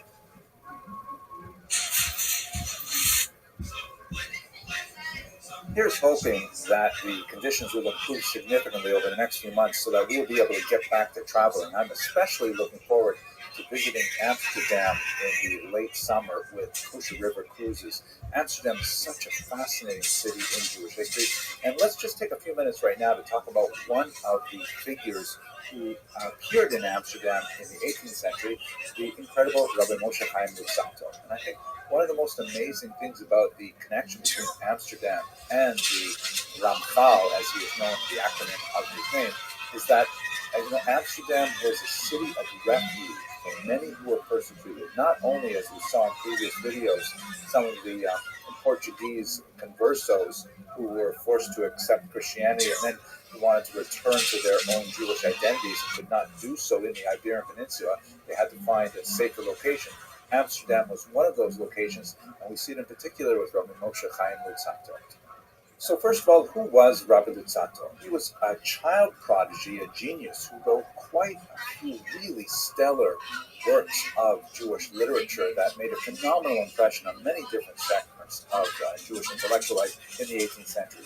Perhaps he is most well known for a book called Mesilas Yesharim, The Path of the Just, which was regarded as an absolutely incredible sort of self-help guide, an ethical guide, a masterful statement of Jewish morality, and the way in which it could be applied to an individual in a personal program of development. I myself enjoy it tremendously. I've studied it many times, and every time I make my way through it, I feel some incremental growth in my own personality and a desire to read it yet again. His work was accepted amazingly well across the spectrum, at least when you look over the course of the 18th century and onward. For example, there's a remarkable diversity of people who really enjoyed the Ramchal. There was the famous Moses Mendelssohn, who was a maskil, an Enlightenment figure, who argued that Jews should engage more fully with secular non-Jewish culture, that Judaism had something to offer the general European world, and that even European studies in culture and literature, art, music, science, and so on, could also enrich the Jewish perspective of the world. He had a tremendous respect for the Ramchal. Also in the world of literature, the famous professor at Hebrew University, Joseph Klausner, argued that the Ramchal was actually the first modern Hebrew writer that was actually producing works of fiction. In fact, he was a playwright in modern Hebrew, and that all modern Hebrew literature stems from this one 18th century thinker. For those who are very close students of the Ramchal, will know that actually one of his most cherished areas of intellectual activity was the Kabbalah, mysticism. And it is in this regard in particular that he's especially beloved by Hasidim. The Maggid of Mezrich, for example, one of the most important early Hasidic leaders, argued that the generation was not worthy to understand the Ramchal. He was such a tremendously important figure. And on the other side of the Jewish spectrum, we've already talked about Maskilim, we've talked about Hasidim, the Vilna Gaon, the great Litva, the Lithuanian traditionalist thinker, who in many ways was opposed to the Hasidim, also found the Ramchal's work incredibly valuable. He once famously wrote that there is not a single word out of place in Mesilat Yesharim until chapter 11. And what that word is, maybe if we have a chance to learn together, I'd like to share with you what I think it would be. The Vilna Gaon also said that if he were alive at the same time as the Ramchal, their lifespans just overlapped very slightly, he would have walked all the way from Lithuania to Padua in Italy to study this. The biography of the Ramchal is phenomenal. As I mentioned, he came from Padua in northern Italy, where he was regarded as a child prodigy. He wrote his first book at the age of 14. He wrote on grammar, on linguistics. He actually wrote one of the first, books of how to engage in public speaking. He wrote quite a bit of poetry and so on, and he actually attracted to himself a remarkable number of medical students at the University of Padua, which was one of the few schools in Europe that would admit Jewish students. They had some interesting kind of disabilities. They had to pay more tuition. They had to offset some of the expenses with non-Jewish students and so on. But at any rate, they could earn a medical degree at Padua. And so some of the brighter Jewish medical students who had traveled from all over Europe were attracted to a special circle that formed around the Ramchal specifically to study Kabbalah.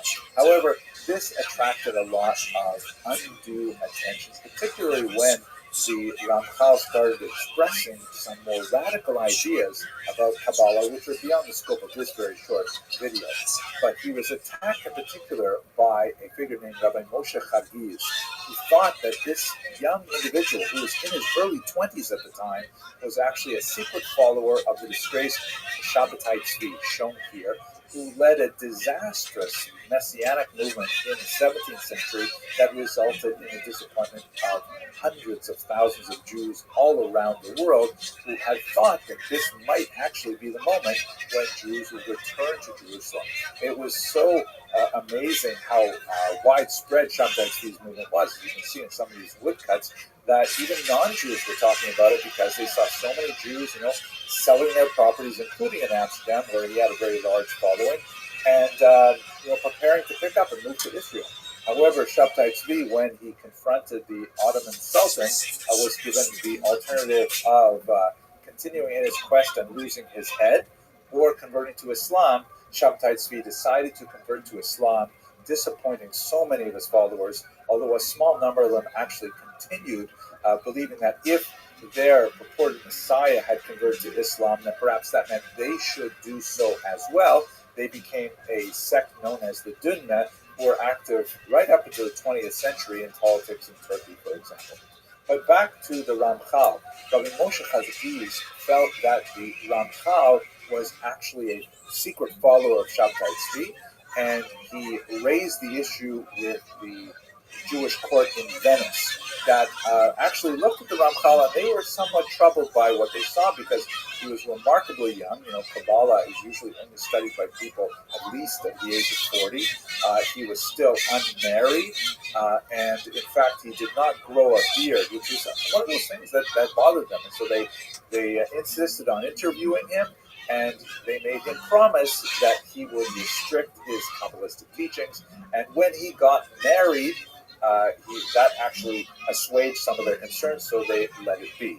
After some time, however, this rankled the Ramchal, and he felt that he really wanted to continue teaching Kabbalah, and so there were also some family reversals in business, and so he decided to leave Padua and travel north in Europe to find a more secure income. He moved to Frankfurt, but Rabbi Moshe Chazkiz, who was unhappy with the fact that the Ramchal was let off without too many consequences in Padua, he sent letters ahead to Frankfurt telling the authorities there that they should arrest the Ramchal on suspicion of following Shabtai Tzvi, and they had a second trial there in Frankfurt.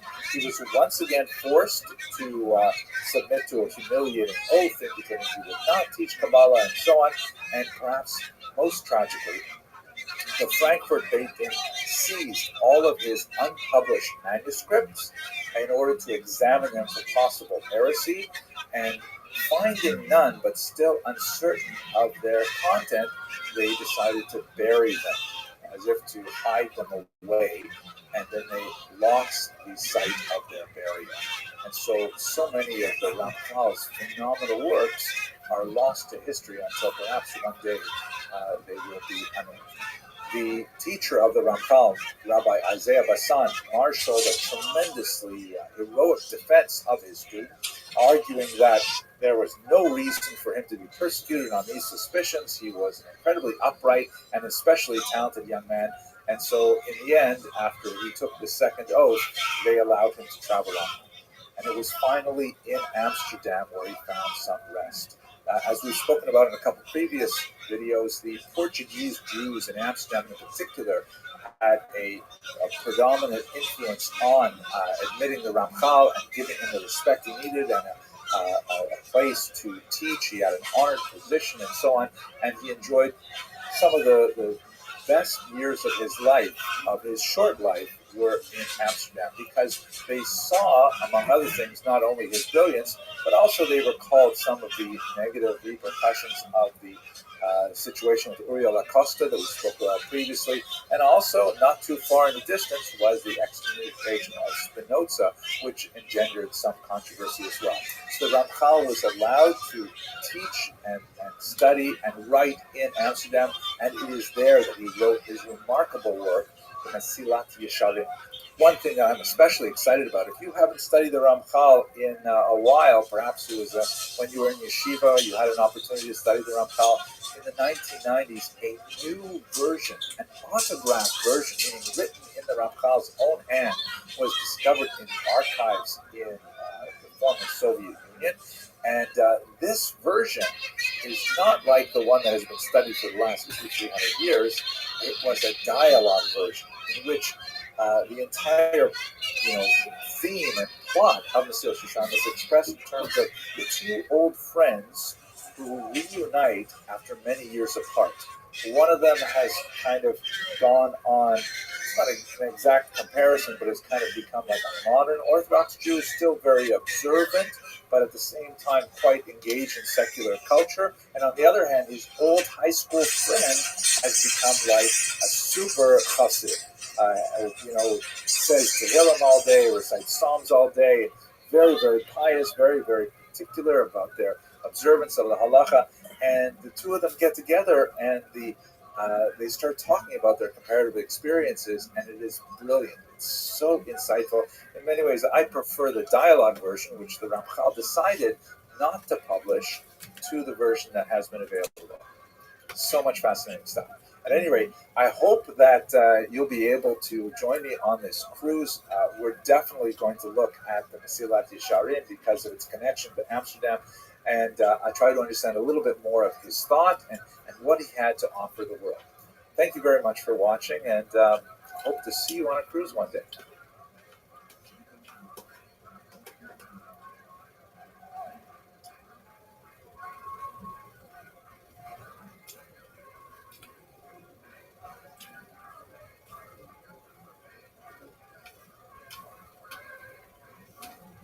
I am David Lawrence. I'm one of the directors of Kosher River Cruises, and I wanted to thank everybody who is attending. We thought we would reach out to some of our guests for a little taste of hopefully what will happen soon, more sooner than later, and to give everybody just an idea of some of the.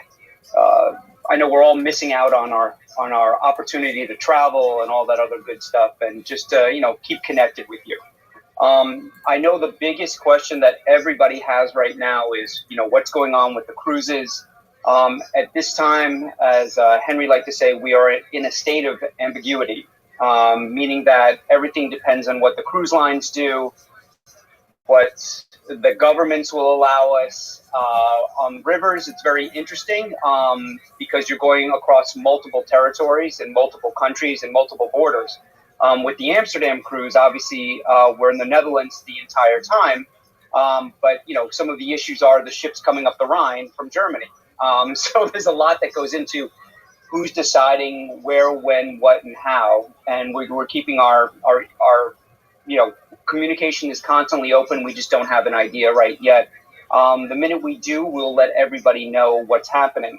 And like we have our Dream Now cruise later, everybody signs up for a cruise if they want, deposit necessary, and then that just holds your space. We hope, and we kind of need to know, obviously, same as you, for airfare and everything else, pretty much around 90 days prior to cruise, we're going to have that stop dead date or just an update as to what's going on, because we all need to know what's happening so we can prepare for it. So we're hoping, praying that the cruise might run for our Netherlands. If not, then the first cruise that will be happening will be our Douro cruise, which is in Portugal. That gives us a whole bunch more time to prepare for that, and hopefully things are a bit calmer.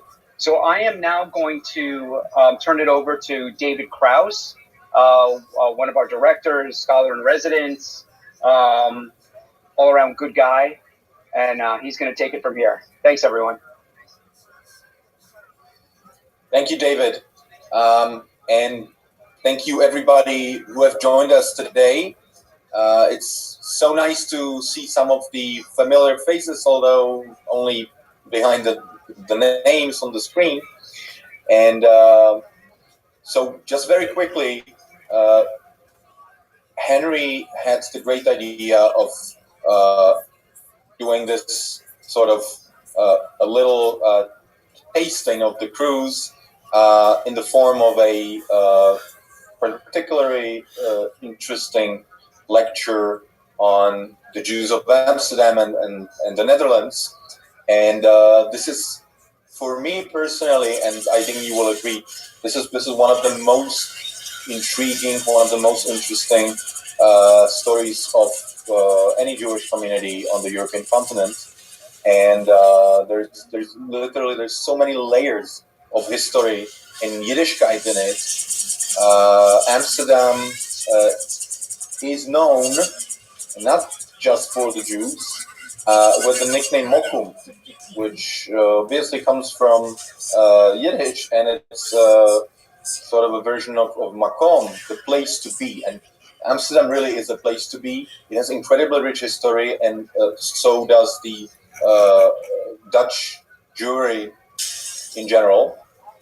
And so this is what we're going to hear about today. Before I hand it over to Henry, I just want to give you a technical information. I am here to moderate the questions today. So in the Q&A section, please feel free to type in any questions you might have, and we will address them after Henry's lecture. So without further ado, Henry, it is yours. Wow, thank you so much. I hope everyone can hear me all right. And let's just have a quick look at the screen share. Is that coming through okay? Everyone sees the beautiful picture of the canal now in Amsterdam? Excellent. So, like all of you, I am incredibly excited about the potential trip to Amsterdam, and I am definitely putting in extra energy of petitions to the Supreme Being that he should allow this pandemic to, subside as soon as possible, and not only obviously for the human cost that it has placed upon all of us globally, but also in a very selfish way, so that we can get back on the road again, and especially on the rivers of Europe.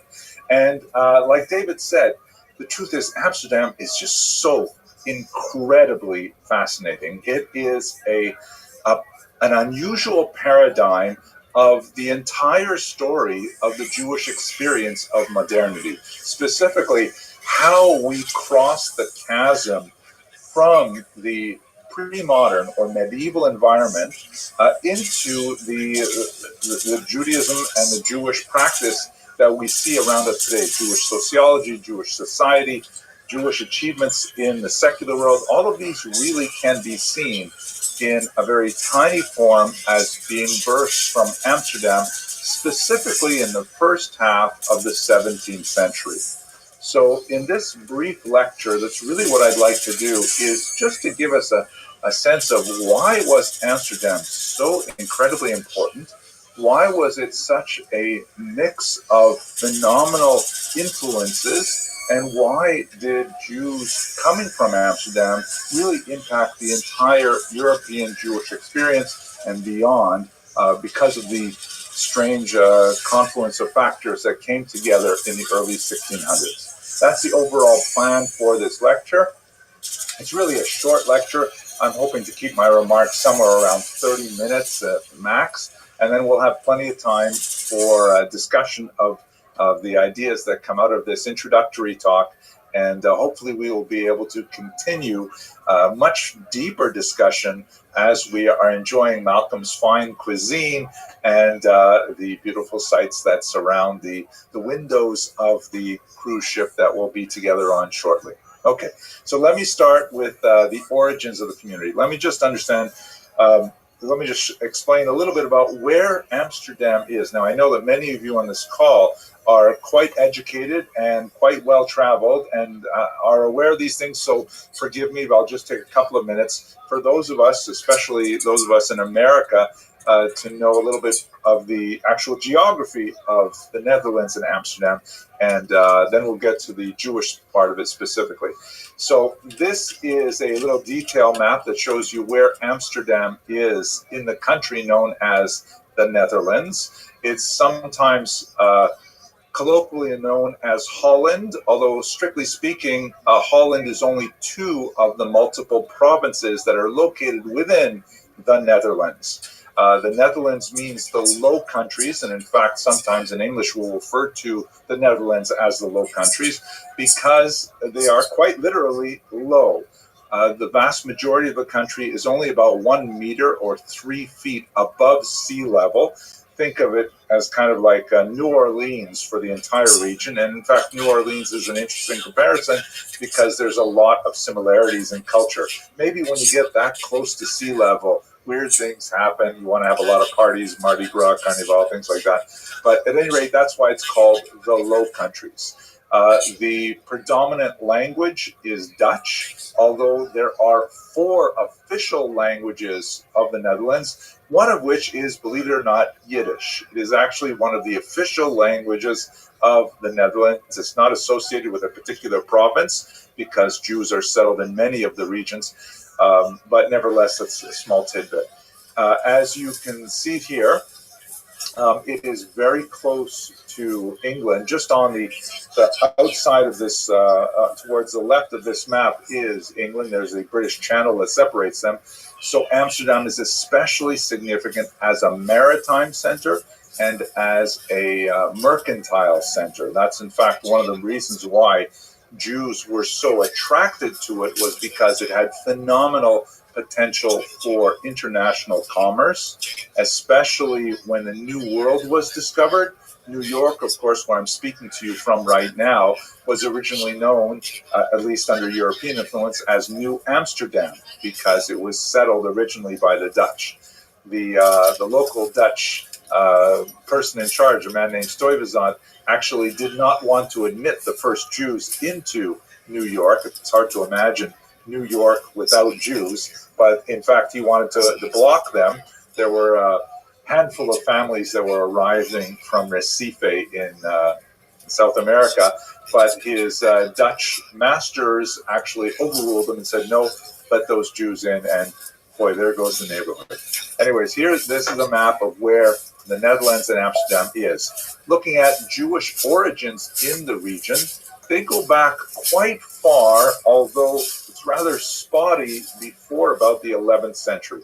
From the 11th century onward, you begin to see an increasing number of Jews in Ashkenaz proper, and Amsterdam is one of the most significant cities of Ashkenaz, particularly, as I mentioned, in the early 17th century and onward. This is a great map, which shows you the pattern of Jewish settlement by DNA sequencing, not by historical documentation, which has revealed some really fascinating things. This is a study specifically looking at the Y chromosomes of Jews who are from the tribe of Levi, which would mean they call themselves either Kohen or Levi today. And since it all descends through the male, only men serve as Leviim or Kohanim, it's fairly easy to trace it on the Y chromosome. As then you can see from this map, 40%, no, I'm sorry, this is 100% of, or a statistically very large number of Kohanim and Leviim have genetic history which can be traced. You see the lower right, the number 1, from Israel proper, which stands to reason because of the Hebrew origins of an ancestor born 3,000 years ago, Aaron the Kohen, who is, by the way, is completely consistent with the DNA patterns we have today. And although many historians, myself included, often felt that Jews migrated across the coast of North Africa through Spain and then into Ashkenaz, it has become abundantly clear that the alternate route, which was through Italy, was far more significant. We know that there were early Jewish communities set up in the 1st century of the Common Era, some even prior to that, and there was a significant expansion with the tens of thousands of Jewish slaves that were taken from Israel and brought to Rome after the First Roman-Jewish War. Those are numbers that Josephus, an ancient historian, provides us with. And fascinatingly, if you look around where the number 2 is in this map, modern geneticists have calculated that about 40% of Ashkenazi Jews today trace their origins to 4 women living in North Italy sometime around the year 1000. Another one. Now, I find it ironic there are 4 women. Probably their names were Sarah, Rebecca, Rachel, and Leah, just guessing. But at any rate, it's very clear that the genetic origins of a large chunk of Ashkenazi Jewry are specifically associated with these 4 women, most likely converts to Judaism who lived around the same time in northern Italy. At any rate, that creates the nucleus of the community in the Rhineland, which was known to Jews as Ashkenaz, named after a figure that occurs in the book of Genesis. And then, as a result of pressures that are both political and anti-Semitic and economic, a large majority of them move to the east, where they populate the regions of Lithuania, Estonia, a certain amount of Estonia, Latvia, especially Poland and Ukraine, later Russia. And that's why most Ashkenazi Jews in America hail from Eastern Europe, but their roots come via the Rhineland of Ashkenaz. Following that, if you look where the number 4 is, there's a reintegration of Sephardic Jewish genes as well. But to bring this all to a close, the Jews of Amsterdam, while historically there are very old medieval roots from the numbers shown from number 1 to 2 here, there's a much more significant migration after the Spanish expulsion of 1492.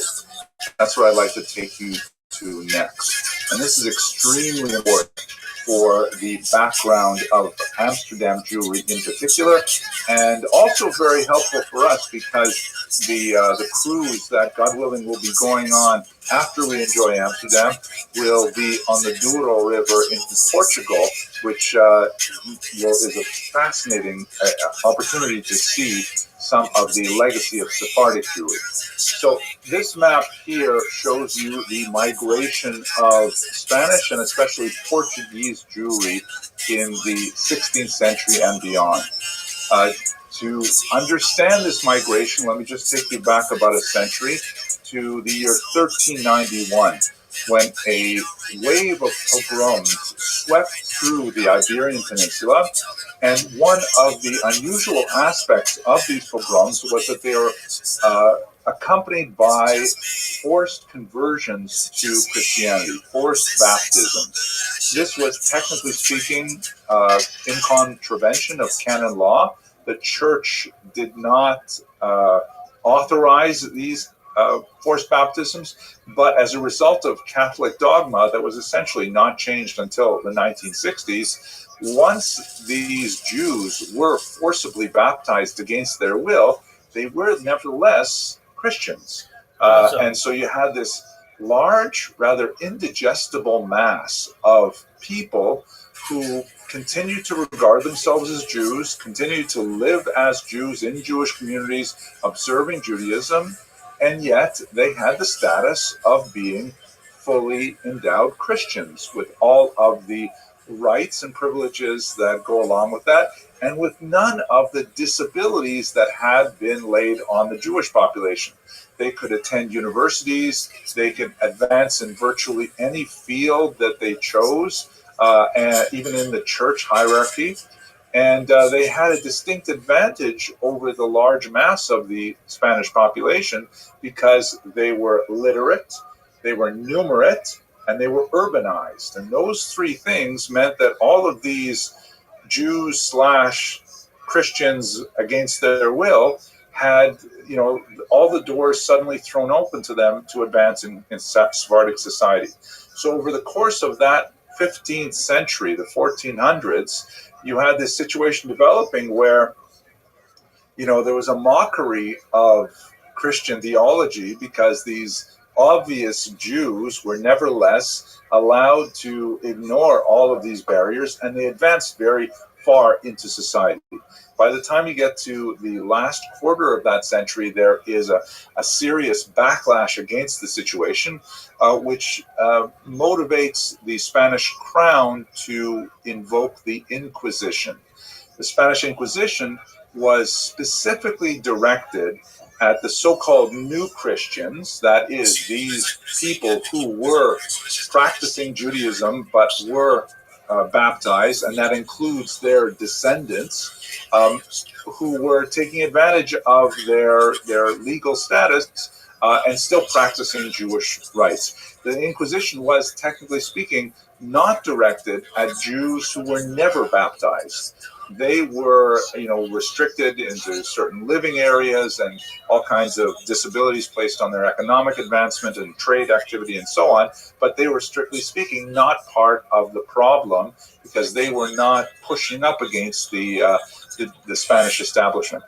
The Spanish Inquisition, which we'll talk about a lot more when we're speaking about the Douro River trip, but as I'm sure you're familiar, it was a horrendous kind of purge atmosphere that completely subsumed Spanish society, where people were economically incentivized to betray their neighbors, because once a person was accused and condemned of Judaizing, of secretly practicing Judaism, their property was forfeit.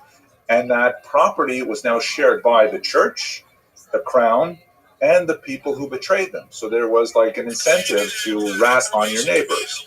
Once a neighbor was accused of Judaism, it could be anything small, like, for example, they never seem to eat pork at their house. Or I've seen that they don't do work on Saturdays. Those people were arrested, tortured horribly, and forced to confess and to give up names of everybody else they know who were also Judaizers. And this created a massive ripple effect where the Inquisition literally took over society, and people at high levels of authority were accused of the Inquisition, by the Inquisition, and were forced to undergo this terrible situation. The culmination of Inquisition trials was the auto da fe, in which the church would, technically speaking, release the accused to secular authorities. The church, strictly speaking, never put anyone to death in the Inquisition, but they used the term relaxed. They relaxed their hold over these people to the secular authorities, who would then have these public burnings that were absolutely horrific. And they lasted right up until the 18th century. The Inquisition did not die in the 15th century. The final chapter of this, of course, is that by the time you get to the late 1480s, it's not working. The Spanish Inquisition has gone way out of control. Society is upside down. And so the Grand Inquisitor, a man named Torquemada, goes to the Spanish crown, Queen Isabella and King Ferdinand, and says, we think we know what went wrong here. We left the original Jews in place. The reason why generations of these baptized new Christians are not converting is because they still have Jews to go to. They still have a place where they can learn Torah, where they can get kosher food, where they can hang out with other Jews. So what we need to do is get rid of those Jews, and then we'll be able to put an end to all of this. The crown agrees, and in 1492, on the horrible day of Tisha B'Av, of course, the decree is implemented, and the Jews are forced shortly thereafter to flee the peninsula. And this map shows the direction of their flight. Quite a few of them made their way across the Mediterranean basin to Constantinople, to Israel, Tzfat in particular, and many to North Africa. And there were two major areas that we have to look at. One of which we're going to spend more time on in the next slide, is, of course, Amsterdam. You can see that they made their way, especially through Portugal and then to the north to Amsterdam. You also have that massive wave of illegal Jewish migration into Portugal. Lock in. So let's look at Portugal for a second now. Portugal was, for a very brief period of time, quite literally 5 years, a place of refuge for these Jews. Even though they tried to hold back the wave of migration, the Portuguese allowed the Jews to practice Judaism until 1497. At that point, as a result of some geopolitical changes, the desire to unite with Spain, for example, and a desire to not expel the Jews because they clearly provided lots of economic advantage to the western part of the peninsula. In 1497, the Jews of Portugal were forcibly converted en masse. They were all made Christians. There were incredible negative incentives placed to force them to convert. Among other things, the Portuguese deported about 2,500 Jewish children, literally separating them from their parents, to an island off the coast of Africa, where many of them were literally consumed by the wildlife on that island of Sao Tome. And so the Jews were completely broken, forcibly baptized, and then shortly thereafter they imposed the Inquisition again. This is one of the reasons why you have the term Spanish and Portuguese that is typically applied to synagogues in the New World, the Spanish and Portuguese synagogue in New York, another one in London, and so on, because there were two different populations. There were those Jews who were expelled from Spain in 1492, who technically speaking never had to pretend they were Christian. And then you have those Jews who fled to Portugal, were forcibly converted to Christianity, and then over a period of several generations managed to escape Portugal, but they left with a tremendous lacuna in their knowledge of Judaism because they had been held back from any kind of instruction in Judaism, an open practice for as much as a century. So that brings us finally to Amsterdam. And Amsterdam was a place of refuge for these Jews in particular, those Spanish Jews who had fled to Portugal and then sometimes waited as much as 100 years before they could finally leave the horrible Portuguese Inquisition and escape to Amsterdam. Many of them failed over the course of that century, and we know a lot about it because we have the Inquisition records. Trials were held in Lisbon in particular, also in Coimbra, which God willing we'll visit on the Douro tour again. And we know a lot about what these Jews had to say for themselves as they were attempting to leave Portugal. But one of the most tragic examples of their background when they got to Amsterdam, which was at the time a very liberal kind of environment, much like it is today, very open to the idea of multiple populations living there, and very open to the mercantile possibilities. We see in the figure of Uriel da Costa, who is shown here in black, with the kind of a fanciful image of Spinoza, the great philosopher, sitting on his knee. It is unlikely that anything like this actually happened in real life, but they did coincide in Amsterdam for a very brief period of time. But let me just return for a second to the origins of this migration, which begins really in the 1580s. That's when we begin to see some Portuguese Jews beginning to organize themselves in a synagogue in Amsterdam. Now, the story that we have of the origins of the Portuguese community in Amsterdam are shrouded in legend, but we do have a history that was written in the 1660s, that records an amazing story of the secret gathering of Portuguese Jews in Amsterdam on Yom Kippur. Suddenly there's a knock at the door. This is, I think, 1582. There's a knock at the door, and the sheriff's office breaks in, and the Jews there are accused of being of secretly practicing Judaism in their place.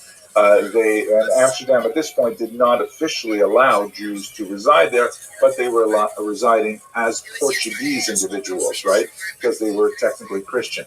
The rabbi and his son were arrested, were brought before the magistrate on Yom Kippur, and they explained that, in fact, they weren't doing anything. Oh, I forgot one small detail. Excuse me.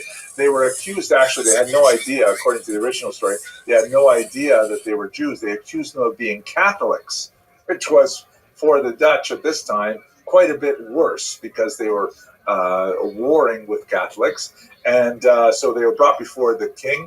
the magistrate, and the magistrate asked for the report from the sheriff, and in fact, they amazingly found no Catholic paraphernalia in the house. There was no crucifixes, no chalices, nothing like that. And so the rabbi explained, the truth is we're not Catholics, we're Jews. And so the magistrate said, oh, Jews? Well, okay then, no problem.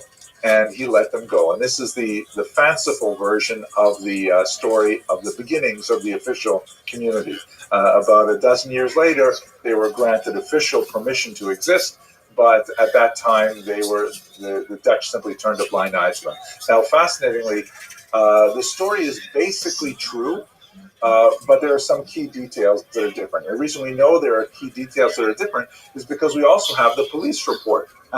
And the police report says a few different things. The first thing is, it was Yom Kippur. It was about 10 years later than reported. And the police broke in not because they suspected them of being Catholics, but because they suspected them of white-collar crimes. They suspected there was some kind of criminal conspiracy going on to subvert the tariffs and taxes of the state. And they arrested the rabbi and his son. And they pleaded before the magistrate that they had nothing to do with any of this, kind of white-collar crime. And all they were doing is praying according to the rites and rituals of Yom Kippur. And that's when the magistrate said, okay, fine, you guys are not white-collar criminals as far as we can tell. And he let them be. That's the origins of the community. Now, later on, as I mentioned, they would eventually gain official recognition, but not in all parts of the Netherlands. In fact, there are many parts of the Netherlands where Jews were forbidden to reside. There are other parts where they were allowed to reside, but only in certain small restrictive numbers, and they all had to sign statements of good behavior. And even in those places where they were required to reside, they had all kinds of disabilities, like if they were drawn into a court case, they were intrinsically believed to be liars, and they had to take the more judaico, the Jewish oath, which meant they had to undergo a ritual humiliation in order to prove that they would tell the truth. Not only putting their hand, for example, on a Tanakh, which is a very common thing, you put your hand in the Bible and you swear to tell the truth, the whole truth, and that kind of thing. But Jews were required to, for example, bare their chest, stand on a newly slaughtered pigskin, sometimes even hold a Torah scroll to swear they would tell the truth, because they were intrinsically considered to be untrustworthy. At any rate, by the time you get to the year 1600, you definitely have a small, officially tolerated presence of Jews in Amsterdam, and they're primarily these Portuguese migrants. They are functionally illiterate in Judaism. They have been living for a century now without any access to Jewish teachings, to Jewish texts, and they practice a kind of like half and half Judaism, half and half Christianity. They take advantage of their Christian identity to be able to travel wherever they want in Europe. And only when they feel sufficiently safe do they begin to reveal themselves to be actually Jewish. This happens, incidentally, in the town I mentioned earlier, Recife, which was actually a Portuguese-held island off the coast of Brazil, which many Jews fled to as Christians. And when Amsterdam took over that small island in the 1650s, they essentially came out of the closet and said, hooray, the Dutch now control us, we can be Jewish. And they revealed their identities only to discover that in 1654, as a result of a treaty, the Portuguese took the island over again, and now they were in trouble with the Inquisition, and so they fled northward to land in Manhattan and establish the Jewish community here in New York. Okay, so if we go back to Amsterdam now, we have figures like Uriel da Costa, who I spoke about in a video a little while ago, who is this remarkable figure who comes, his parents tell him as an adult that actually he's Jewish. Typically, Portuguese children were not told of their Jewish identity because fear they would reveal their identities to their friends, because children talk and don't understand the significance of it. So when he learned that he was Jewish and that they were going to leave Portugal and make their way to Amsterdam, he was like overwhelmed. He was delighted. He thought that was fantastic. But he was sorely disappointed when he got to Amsterdam and he saw that Jews don't always behave as wonderfully as the characters that he read about in the Old Testament when he was living in Portugal. And he became quite a gadfly to the Portuguese Jewish community in Amsterdam, so much so that they actually excommunicated him 3 times. The idea being that by trying to moderate their control over his behavior, he would stop making such a mess and stop, representing Judaism as being somehow hypocritical to the larger world. Where da Costa was a very great intellectual, he actually wrote books in Portuguese in order to communicate, and in Latin, by the way, how he felt about Judaism, and it was like an embarrassment to the community. He ultimately, after a ritual circumcision, a ritual humiliation, he actually committed suicide, which was in itself also a terrible humiliation to the entire community. But he served as a role model, not necessarily a positive one, for Baruch Spinoza, shown here, who is perhaps the most famous Jew to emerge from Amsterdam of all time. Spinoza, who was about 25 years the junior of Acosta, was a lens grinder. He in fact died from lung ailment from inhaling the dust of lenses that he was grinding all the time. But he developed, partially from his Portuguese roots of skepticism, a very different approach to Judaism, which directly challenged the authority of the rabbis, among other things. The rabbis, wishing to control this kind of heretical behavior, not only heretical vis-a-vis traditional Judaism, but even more seriously, heretical vis-a-vis Christianity. We should not forget that the Portuguese Jewish community was still quite tenuous in the beginning of the 17th century, and although Amsterdam was a comparatively liberal place, the Jews were quite worried that they would lose their privileged position there and they would be expelled, which was something that was happening all over the continent. And so they especially wanted to make sure that all members of the community kept their heads down, did not make waves, didn't make a fuss, and didn't draw unnecessary attention to them, particularly by promoting heretical approaches to the Bible, which reminds me of a joke I can't help. I got to tell you this quick joke. 2 Jews are being led out to a firing squad. As they're being led out, they placed in front of the wall, and they're putting the blindfolds on them. One of them starts saying, "Wait, don't do this. It's a mistake. I'm totally innocent. I can prove it. Please don't shoot me. Please don't kill me." And the other one says to him, "Shah, don't make trouble." Because the idea was that the Jewish community was trying to self-police themselves, trying to control their heterogeneous elements, which were only bound to grow in Amsterdam, given the nature of the Portuguese population. And they failed to do so with Spinoza. They placed him, like Acosta, under a cherem, under a ban. No one is allowed to stand within 4 feet of him. No one was allowed to do business with him. No one was allowed to speak to him.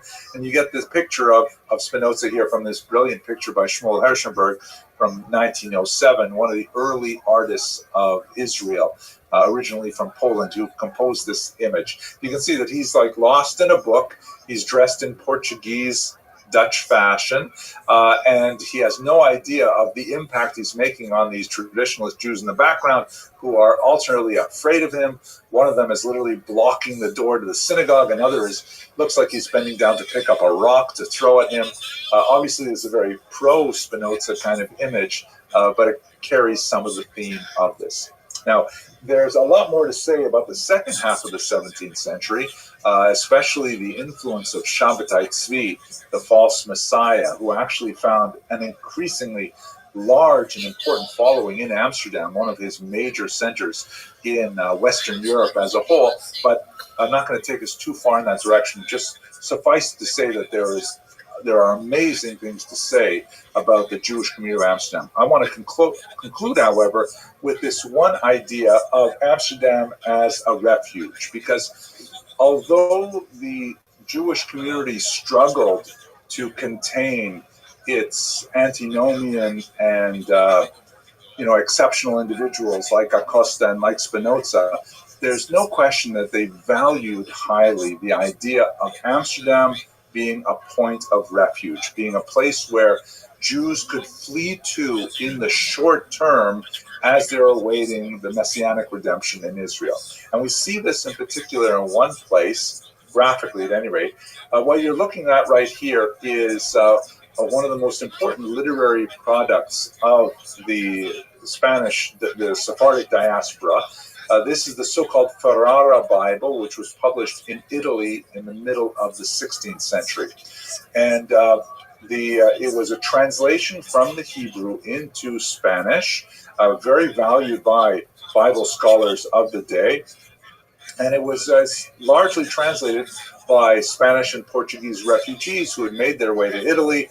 And there was a very, very great sponsorship by two amazing women of that century, Gracia Nasi and also Benvenida Abravanel, very important figures from Spain who used their great wealth to promote Jewish causes. At any rate, on the frontispiece here, on the title page, as you can see here, there's a strange choice of an image of a ship in distress, lost at sea with a broken mast, surrounded by monsters and these strange looking like wind gods on the outside graphics, as if to say that the Spanish expulsion had tossed the Jews out into the Mediterranean, out into the Atlantic on uncertain destinations, and after great difficulty they managed to find their way to places like Ferrara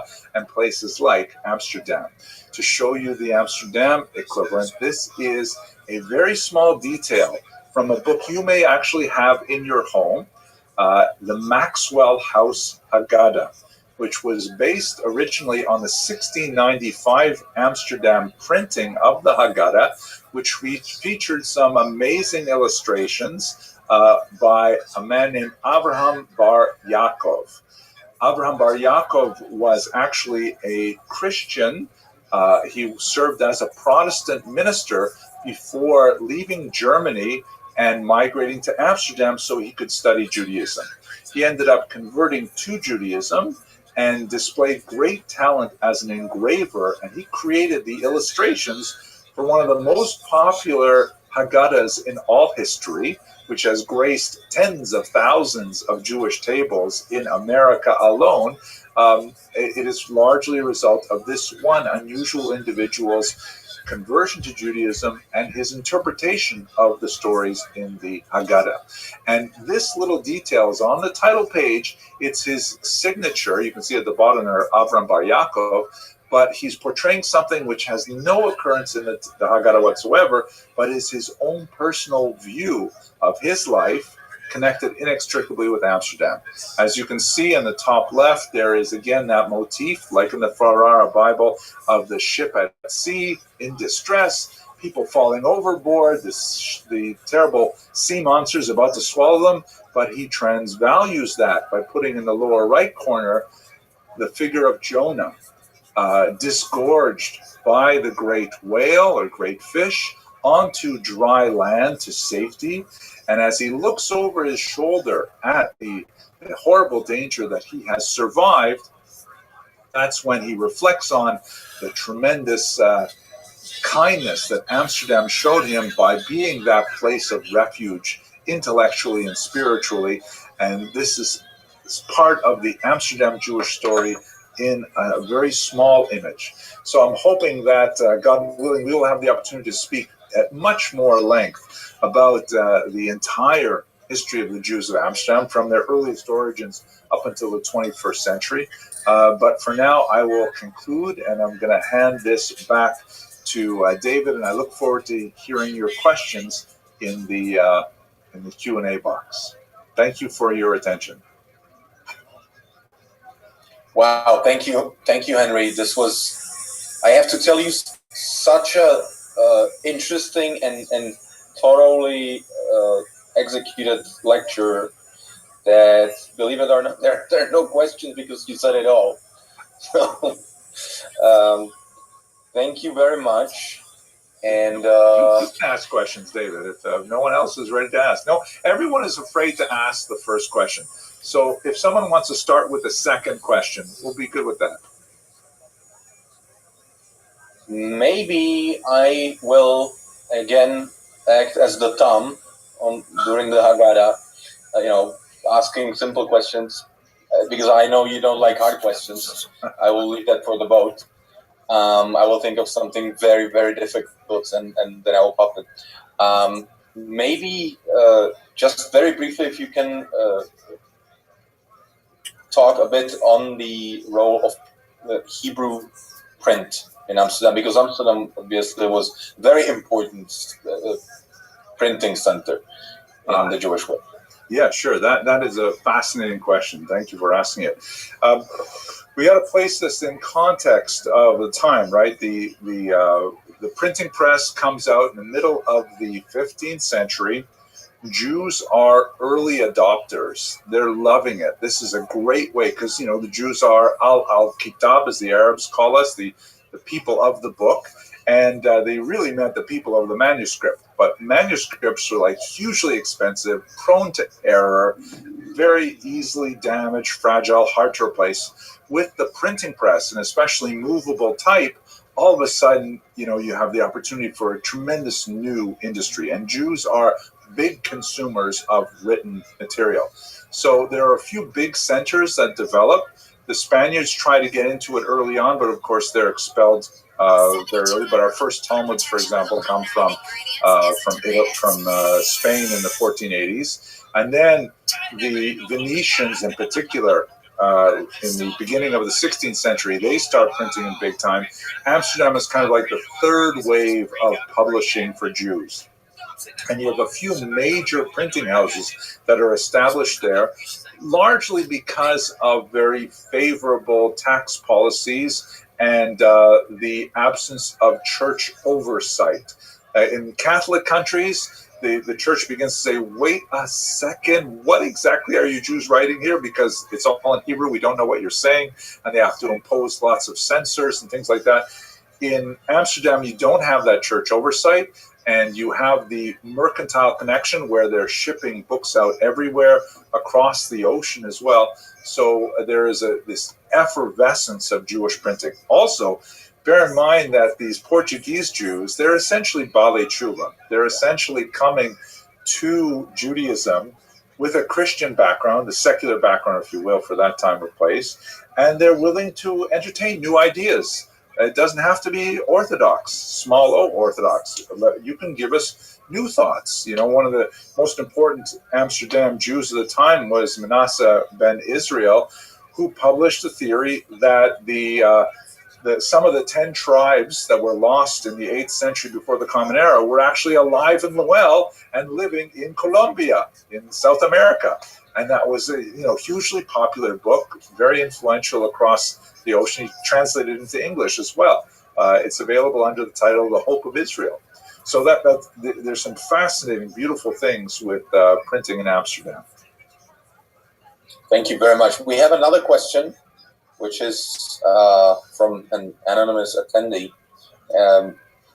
Any idea why Dutch Jews, alone among all other Jews, wait only 1 hour between meat and milk?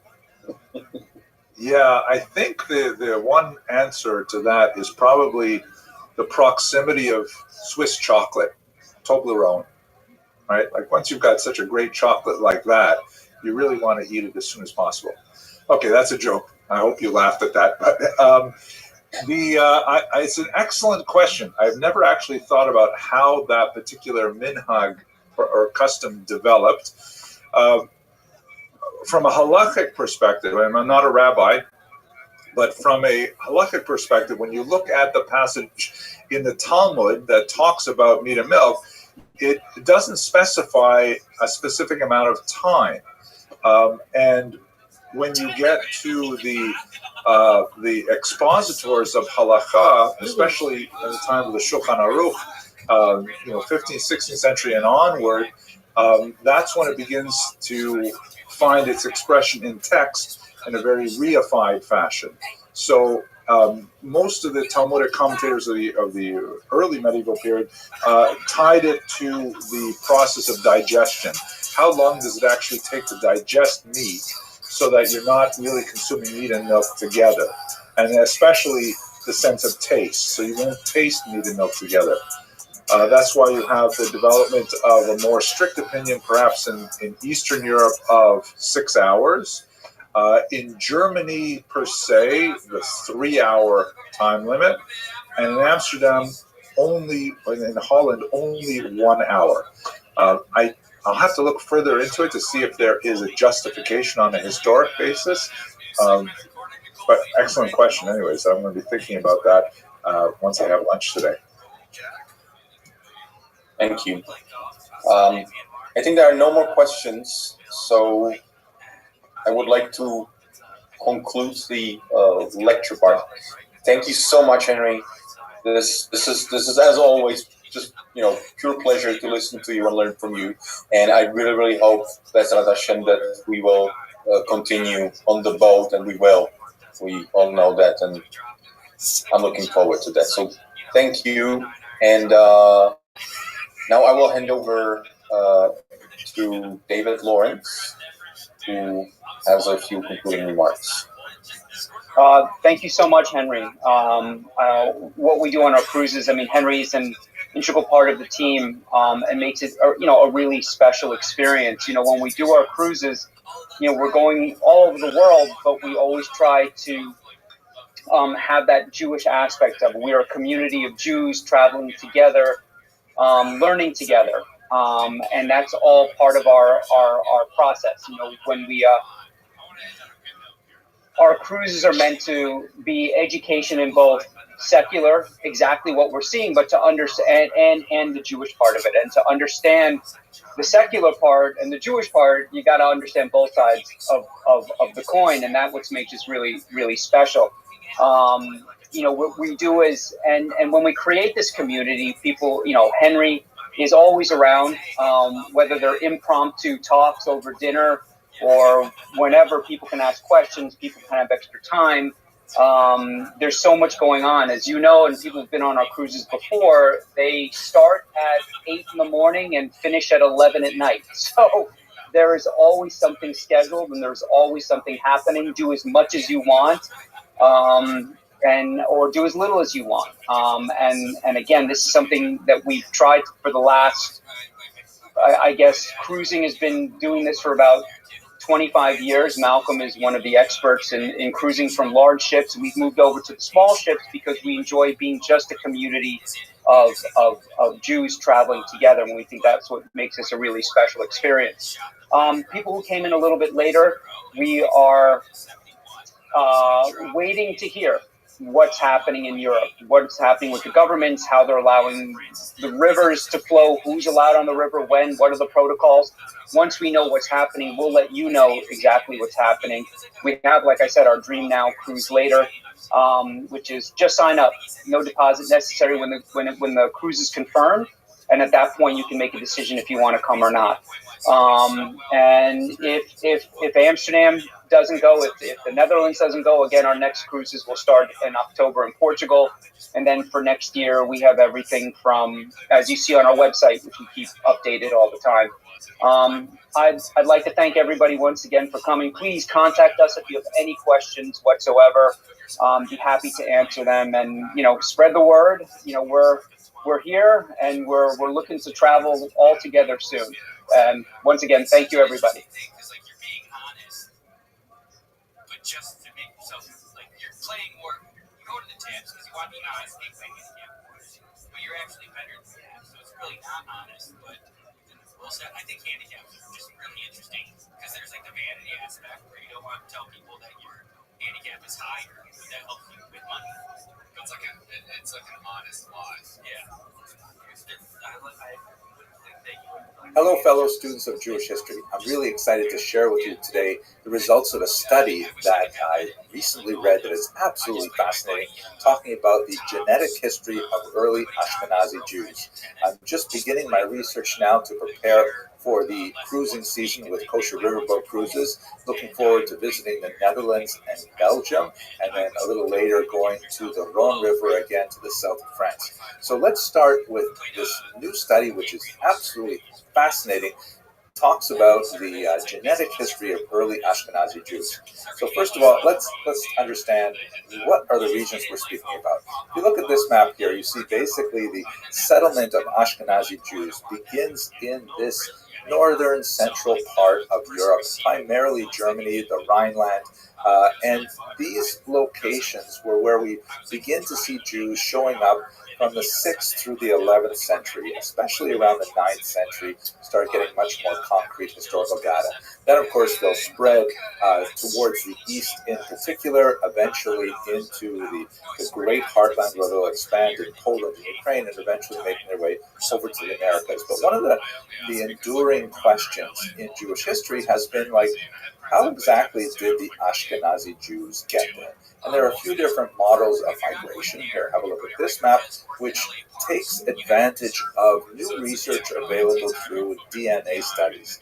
And the model, which seems to be the most definitive, and in fact the study that I'll look at with you today seems to confirm it, indicates that most Ashkenazi Jews, or at least a plurality of them, have their roots in the Middle East, of course, in the region of ancient Israel, with a strong admixture of Italian DNA, meaning that they migrated from the ancient site of Israel through the Italian peninsula before they made their way to the heartland of Ashkenaz in northern Europe. There's also a significant admixture of Sephardic Jewry. You see them coming from the Iberian Peninsula after perhaps a trek across North Africa, and then moving into Provence, the south of France, and then up into the Ashkenazi heartland. But the main trend of migration, which has historically been accepted based on literary evidence, like the Colonimus family settling there and so on, has always been through the Italian Peninsula. And some partial DNA results have indicated that there's support for that. DNA research is definitely the cutting edge of historical work, looking at these original populations. And one of the studies that we looked at a little while ago was the discovery of the remains of 17 people who were sadly thrown down a well in Norwich, England. Radiocarbon dating of the remains suggested that they came from the 12th century, a period when there were great massacres of Jews connected to the Third Crusade. And in fact, when the DNA analysis was performed on these remains, it did confirm that these were Ashkenazic Jews, very well matched to contemporary Ashkenazi Jews. And as you can see from this image here, which comes from the Natural History Museum in England, they were able to actually reconstruct their faces. Amazing, based on the DNA evidence that they collected. They're also able to reconstruct some of their, complexion and eye culture and color and things like that. They were also able to determine, for example, that one of the children had blue eyes and red hair, which was sort of a stereotypical way of depicting Jews in the 12th century as well. So it's just fascinating to see these kind of episodic bits of information.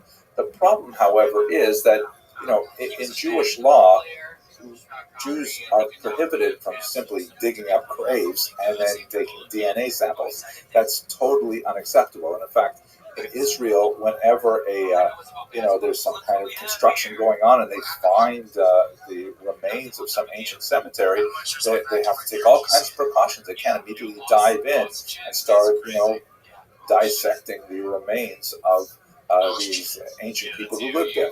So there's always been a great difficulty in actually conducting this research. But I'm very grateful to my colleague, Dr. Ellie Dolgan, who is a science writer who shared with me this fascinating preprint study that's going to be appearing in a very prestigious journal soon. And it gave us the results of a new study that comes out of Erfurt, Germany. Let me show you that study and explain how it depicts in much greater detail the genetic history of early Ashkenazi Jews. So first of all, it's dealing with this site in Germany, the city of Erfurt, which has a known, well-documented Jewish community living there. The title of the article is Genome-Wide Data from Medieval German Jews Show that the Ashkenazi founder event predated the 14th century. And there are over 20 authors from really prestigious institutions all over the world, led by S. Waldman, putting together this amazing piece of research. It's about 100 pages long in total. I was so fascinated to read it. Here's a photograph of the actual discovery itself. It's a cemetery just outside the city walls of ancient Erfurt, or medieval Erfurt. You can see in the top picture, the city wall is just there on the right, and in the bottom you see actually the discovery of the remains. Now, once it was suggested that these were in fact Jews, the study actually went to some of the most premier authorities of Jewish law to ensure that the remains were treated with proper respect.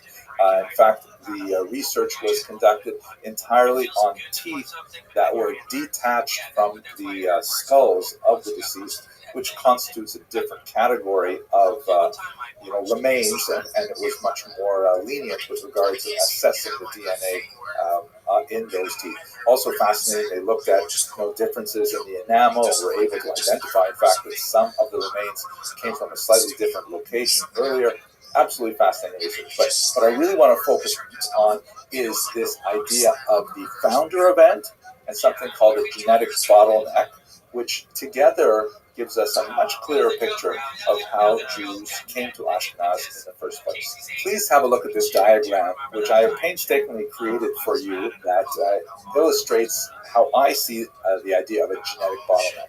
You've got these curving lines, and they move upwards in time. At the bottom of this bottleneck, you have Jews in ancient Israel, and at the top, you have modern Ashkenazi Jews. We're speaking specifically about Ashkenazi Jews because that's the results of the Erfurt research. So the Jews in ancient Israel, there's really no category of race within traditional Jewish thinking. There is a category of religion, there's a category of tribal affiliation, and you see in lots of literary sources that there are tons of people from outside the Jewish world coming into the Jewish genetic population base. So, for example, in the Bible, there's descriptions of the Moabite woman Ruth, who of course comes in and marries Boaz, and then later one of her offspring actually her descendants is David, King David. You have Antipater, who was the father of King Herod. He was Idumean. You have Helena of Adiabene, who converts to Judaism and joins the Jewish people and is actually buried in Jerusalem. You've got lots and lots of examples of people who come to the Jewish community later in life. Makes perfect sense. Then there is a significant historical displacement with the Roman-Jewish wars, starting with the Great War from 66 to 74 of the Common Era. A massive number of Jews are displaced from ancient Israel and taken as slaves to Rome. That number is expanded with the Bar Kokhba rebellion 70-odd years later. And there's already an existing Jewish diaspora community living in the Italian peninsula, so that's when you have a significant population of Jews moving to that part of the world. So beginning in the 1st, 2nd century in particular, you have Jews who are also marrying South Italians and then later North Italians, and the genetic base of those Jews who are displaced to Italy is naturally expanded by their connections with other people. Of course, we're not getting here into the whole discussion of the various types of relationships. Certainly some of them involve conversion of one form or another. Some of them might involve forced relations, of course, rapes. But at any rate, you definitely have an admixture of DNA during the early part of late antiquity. Then you get to something which we call the founder event. And this is the period when a small number of Italian Jews migrate to the Ashkenazic heartland in central Germany, around the Rhineland. And that is genetically calculated to be about 45 generations ago, if you work with a number of about 25 years per generation. And the authors of the study suggest that that founder event dates to somewhere around the year 800. And that corresponds with a lot of the data that we have from other sources, including literary sources. Welcome. And when you calculate that based on the Erfurt remains, What's it's up? very clear that the people who were buried in Erfurt, the 33 individuals discovered there, What did you say, are Flip? the descendants of people who have this combination Are you ready of for it? Middle Eastern and Italian DNA. What's your first joke? You say. You're gonna record it? I think you're gonna fuck up the recording. I think you might do well, but you're not gonna record it correctly.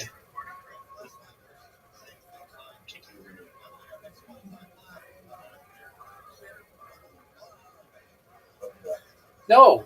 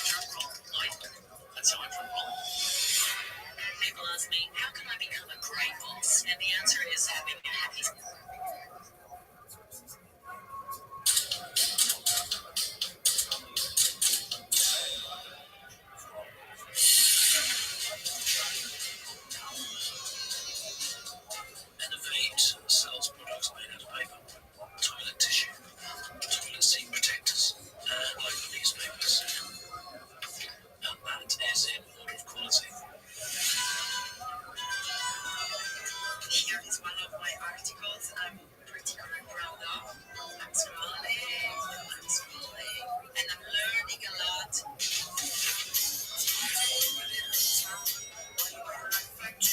My name is Ned Sampson. I am your new editor-in-chief. Have you read this paper? How do you think it compares to any other paper? It sucks. Every article to make it better. I hope it's not too disruptive to have me come in and sort of shake everything up. Oh, no. Don't be so self-defecating. Welcome, volunteers, to your first staff meeting as reporters in a Toledo truth teller. How many of you have actually written for a paper? I wrote a paper in junior high. Not quite the same thing. You tweeted. Really terrible. This is terrific. Let's show them how it's done. 7 Nile, the tenacious Buckeyes are out there hunting for news. You'd be a fool to bet against that.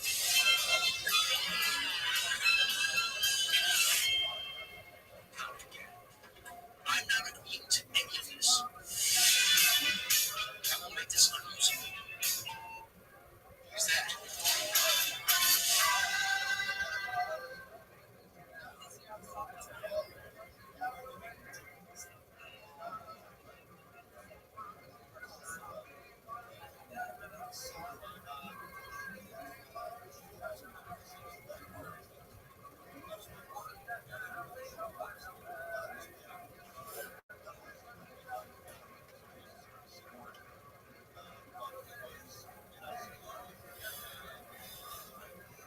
It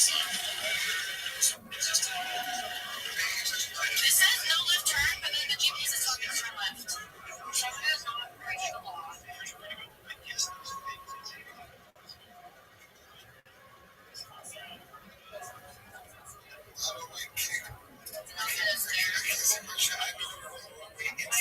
I know, I'm sorry.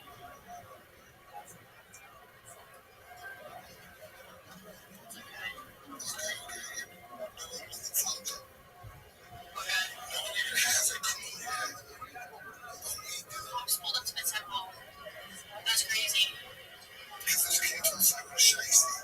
Well, I talked to people locals down. I was like, we're not going inside. I had to, someone called someone on the phone. I was like, security for the local, and I had to talk to them.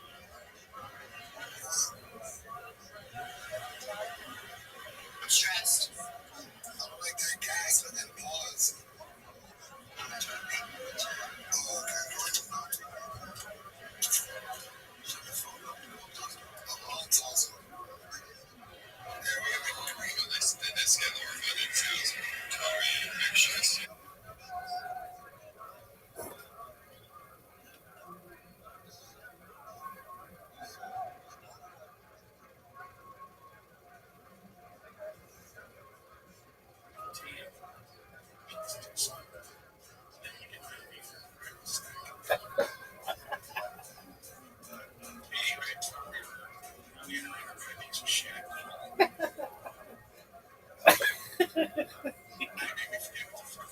You can like practice.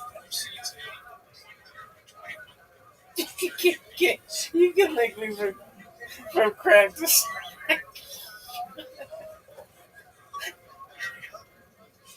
Should take care of all the orders from this place. Uh, Oh my god, what's wrong with this shit? Get a fucking way. 1:30. I need 1:30. Oh my god, what's wrong, Chuck? Shit, get a fucking way. Fuck you. God damn. Please do something. Then you get me for this thing.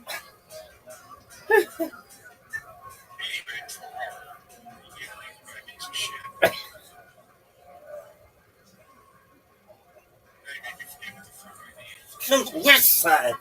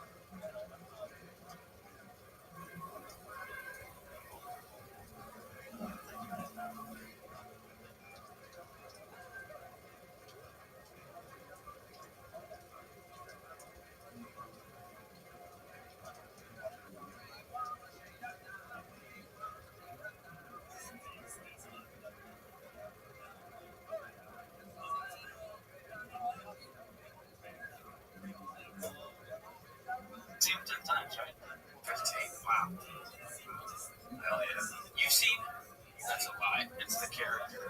Oh, he loves Hootie. You like his solo stuff more, or because I do? Make it win. Yeah.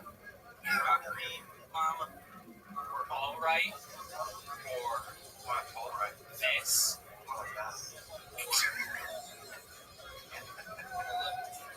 I saw Chris Rock the other day. That's in Santa Monica. Walking with coffee. I looked at him. Just slap him. Yeah. Yeah. You guys see his most bit? I don't know how old it is, but he does a little bit. Oh, yeah. It's good. I wish it would have been that. So, I wish you wouldn't have said more. There's a couple something we pushed off a couple weeks. What's that? Your AI Tinder conversations. Unless we talked about last week. Oh, did we actually? Yes. Yeah. you were going out to talk to your friends to get your orders. You were waiting on their orders. Yeah, bro. It's not everything. Yeah. Update. Have not wrangled the white premium horse. Oh, that's I got on it. I'm getting closer. We're gonna get people in the comments were saying like RDR stuff. I'm like, what's Rainier? Render up to do this episode. And then I realized Red Dead Redemption, bro. I know. It's incredible. I woke up last night yelling, I'm sorry. And she's like, oh, who are you apologizing to? I was like, it was the game. I was playing the game. That's really how much do you play right now? I play about 4 hours. You know, honestly, that makes me happy. That's the most I have. That makes me happy because you don't seem like the type of guy that can just chill and do one thing at a time and like just have fun and get immersed in something. So that makes me happy that you're doing that. I have the same thought about myself. Yeah. I'm like turning off. I'm only focused on the game. Yeah. I do have a really bad phone addiction. Like always looking stuff up. Like I'm out on the walk and looking stuff up on my phone. Red Dead Redemption, I'm just staring at one big 75-inch screen, you know, and one with nature. But looking stuff up on your phone, you can also chalk that up to all that might produce it. It's 100% how I justify it, but I've taken it too far. I should just do an hour on Twitter in the morning. Fucking, you can get all the stuff. The next day, the stuff you miss. Welcome. What's going on? How are you, Havens?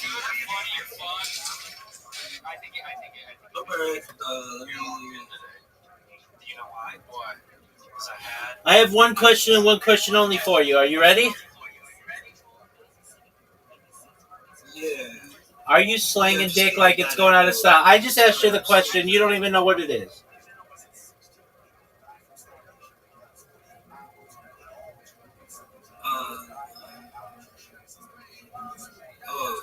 Are you ready for it? Sorry, I was just getting bad echo. No, I'm still getting I thought it was the. Hold on, let me see. Just mute the other account that I have there. Yeah, that's what I thought I did.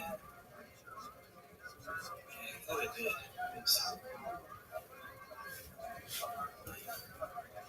it's alright, whatever. Yeah, how's it going, man? Are you alright? Yeah, I'm kicking ass, taking names. How are you, pimp?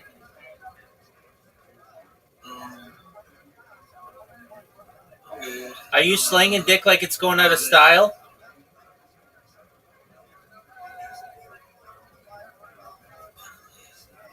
Not really. Why not?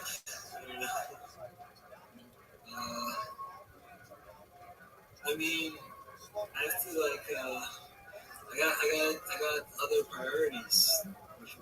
What's a bigger priority than slanging dick? What's a bigger priority than slanging dick?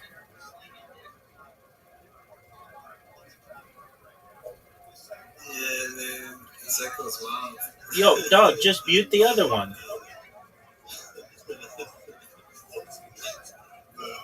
I did. It's like it says mute.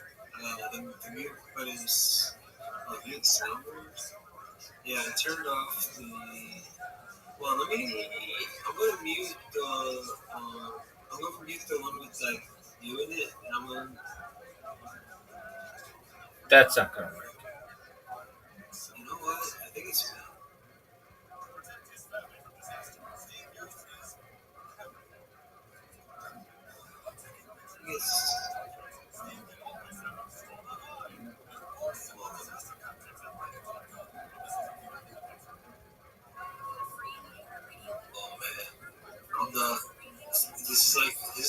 part of the movie when you find out that you're you're the serial killer? What in the fuck are you saying? But meanwhile, you didn't know it was actually you the whole time. Yeah, maybe you are, dog. Are you gonna try to kill me? I'm saying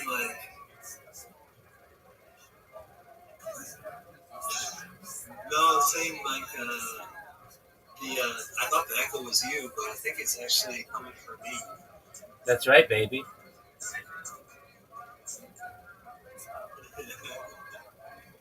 Yeah. So what's good? What's new?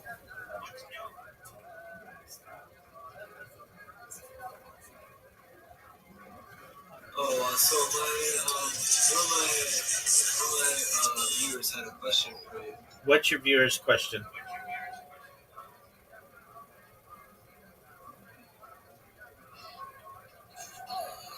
Let me see. I'm just double checking. I think it's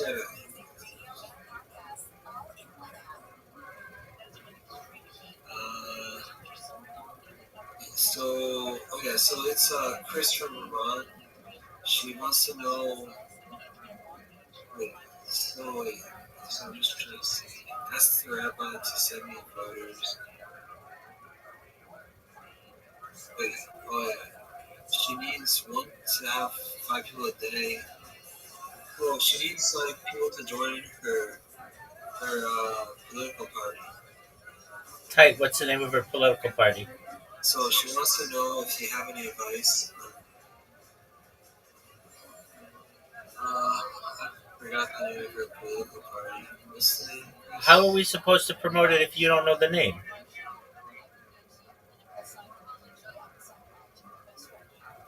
No, we don't need to promote it. She just wants to know, what's it called? Like how to attract more people to it. And I was saying maybe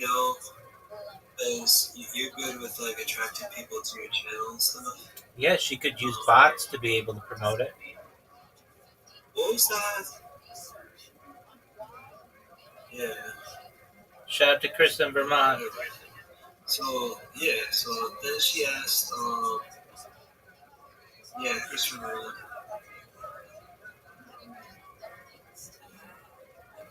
I'm the one echoing. It's my fault, guys. It's all my fault. I could deafen myself, maybe.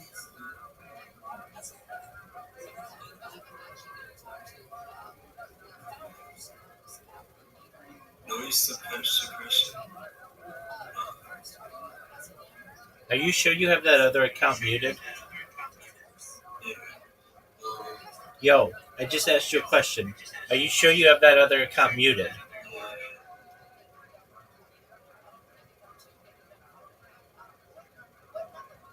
You know what's weird? Oh, I know what it is. I think it's because once you open another tab, my bad, man. That was the whole thing this whole time. I found out that You were the serial killer. I was the serial killer this whole time. Word, dog. Because I had you because I had you open another tab. Alright, what do you want me to do about it? So, Chris in Vermont, she wants to know how to promote her political party. Has she considered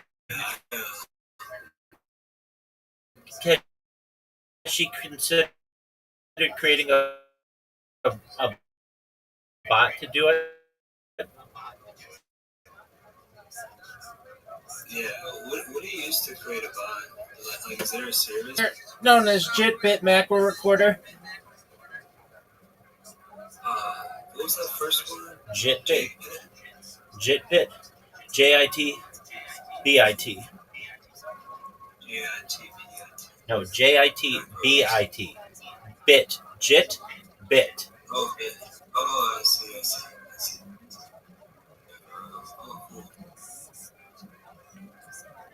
See, Chris, I'll give you this. I'll give you the link to this, Chris.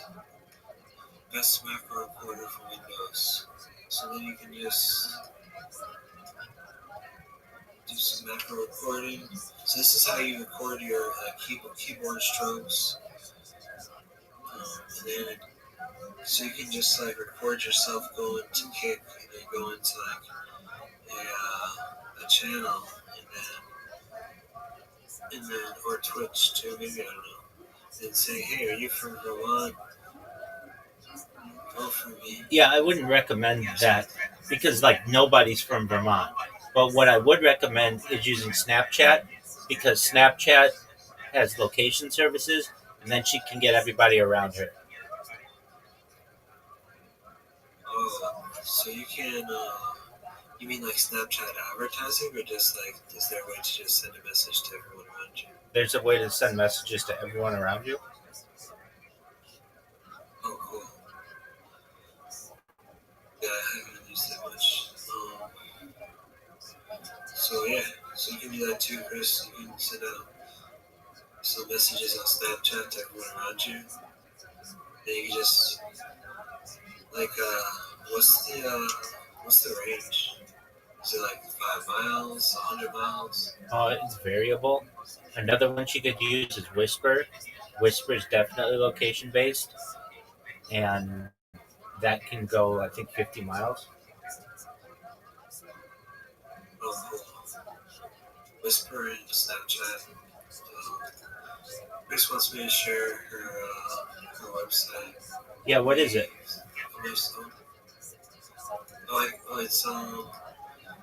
It's Chris Erickson, CRIS Erickson, ERICSON.com. So that's CRIS and then ERICSON.com.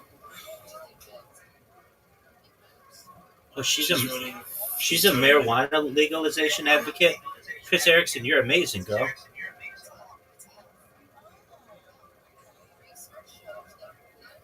Good on you. Hey, if you're watching me right now or in the future, everybody go to chriserickson.com. Check her out. She's an American marijuana legalization activist and perennial candidate for public office in Vermont. She's amazing. Everyone should love her and love what she stands for.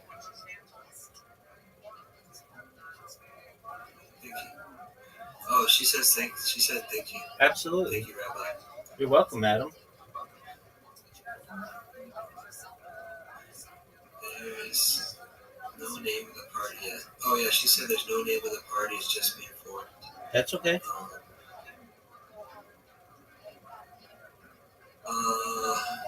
Zai wanted me to ask about Epstein. Do you think he killed himself, or do you think it's like whatever, murder? I think he's still alive. Oh, you think he's still alive? Word. Where do you think? Where do you think he is? Like, what do you think's going on? I mean, he had the money for a private island, multiple private islands, so he could be anywhere in the world. But he has high-powered friends who could probably house him. Ghislaine Maxwell was being housed in New Hampshire, and there was a global search for her, and she was there for months and nobody knew about it. So he could just be hanging out in one of their houses. My evidence for this, and it's pretty clear to me that he was not killed, is number one, there's no video of him being killed. Number two, the guy who they said, the pictures of the guy who they said was Jeffrey Epstein has different ears and a different nose than Jeffrey Epstein does.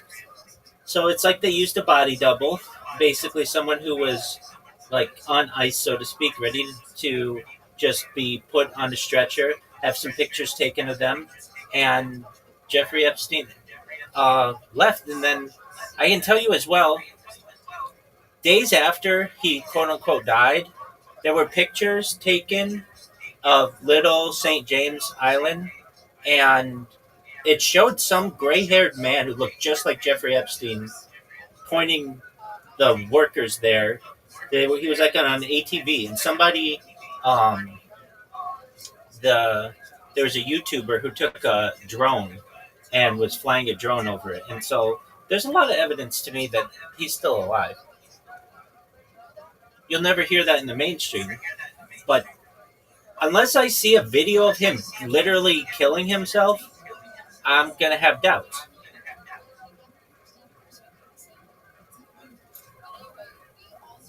Another thing is they had cameras on him 24 hours a day. They had cameras in his cell. It would be very easy for them to just be like, here's the video of him in his cell. Even if the way that they said that his body, the way he was murdered, he had like multiple lacerations on his neck or whatever. Look, it's very easy. If he's some intelligence asset, he just needs to have basically a body that looks like him, which is just basically a 50-year-old gray-haired male, which is what they got. If you look at the one, if you look at his autopsy photos, or what, it wasn't even an autopsy, but the photos of his supposed dead body, and you look at the ear, which is very difficult um, to recreate, and it's like an identifier of a human. You look at the ear that they have of that body versus the ear that he had in all the pictures. It's pretty obvious to me they're not the same guy. Even though somewhat looked like him, took some bad angles and said, "Oh, here's the body." But in my opinion, if he had all this power, he was a billionaire. He owned multiple islands. He had so much power that he could just walk in and out of jail whenever he wanted when he was in Florida. That it's very easy for him to just get with his intelligence cronies and say, look, all I need you to do is get a body that looks like me. We'll say that I killed myself in jail or somebody killed me or whatever. And I'm just going to walk out and I'm going to go live with my friends or go live on another island somewhere and just chill. And he also had enough money to be able to get in touch with plastic surgeons to be able to change his look. So, I don't know. I just don't believe it. And I'm entitled to that opinion. People can say that I don't know what I'm talking about, and I will just say to them, let's look at the evidence. There's no video of him killing himself. There's no video of him getting killed. Everybody talks about these videos, but none exist. Then let's talk about the one or the two pictures I've seen of the body that they say was him. And the ears are different. And even to me, the face is different. So we have basically a look-alike body swap, and he just perhaps walked out of jail. There's no evidence that, and they have literally cameras on him. If something happened to me right now, there are a bunch of cameras on me, and people would be able to say, okay, this is what happened to Rabbi. He's got cameras on him 24 hours a day. And Jeffrey Epstein had the same thing. It should be very easy for the Metropolitan Police to pull up that video. The fact that they don't, and the fact that they use what's called the red herring. They say Epstein doesn't kill himself. But nobody talks about Epstein just didn't die. Nobody talks about he just got away. And I think that's what happened.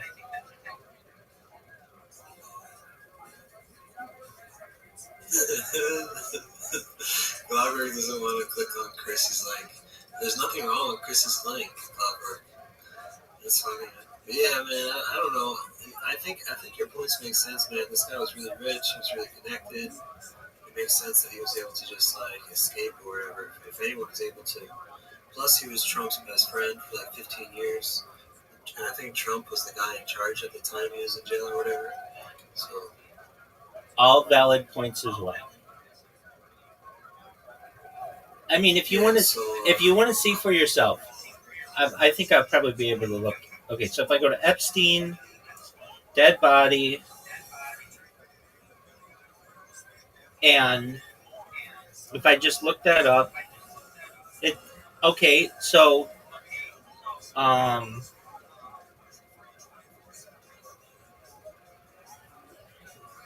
I'm just going to go to images, and it's very difficult to find.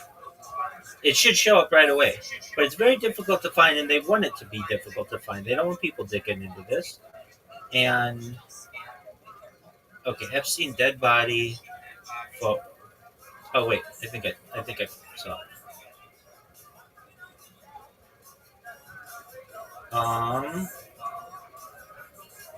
Yeah. Okay, so it's from TMZ. So TMZ, they have a picture of him, and it doesn't look like the same guy. It looks like a different person to me. His hairline's different. Welcome, welcome. How are you? What up, baby? William artist. What's good? How old are you? How old are you?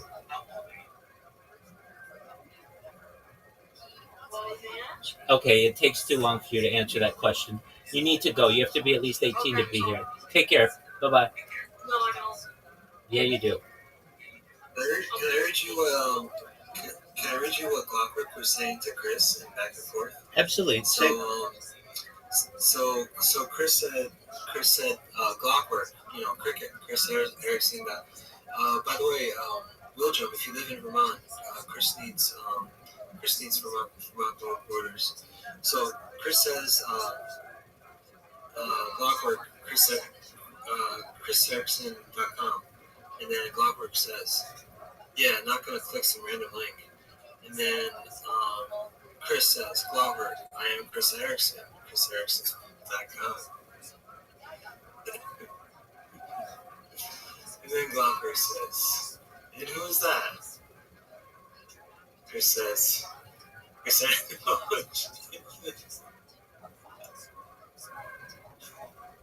Erickson is me. And,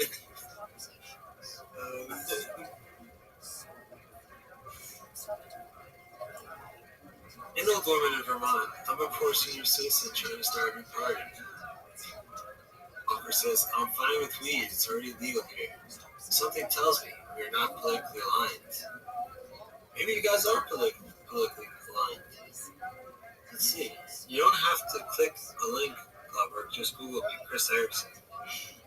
Nothing personal, just don't click random links. I hate to say it, this guy has to be a Reddit mod. Oh, that was a different subject. I don't know what a Reddit mod is. Let's see. Wait. Look, Glover. It's just if you're a Vermont registered voter and you want to help start a new political party in Vermont, please email Chris Erickson, whatever. Do you believe it is time to stop the Jewish state of Israel from committing ongoing genocide against Palestinians? Do you believe it is time to make marijuana cannabis legal under federal law?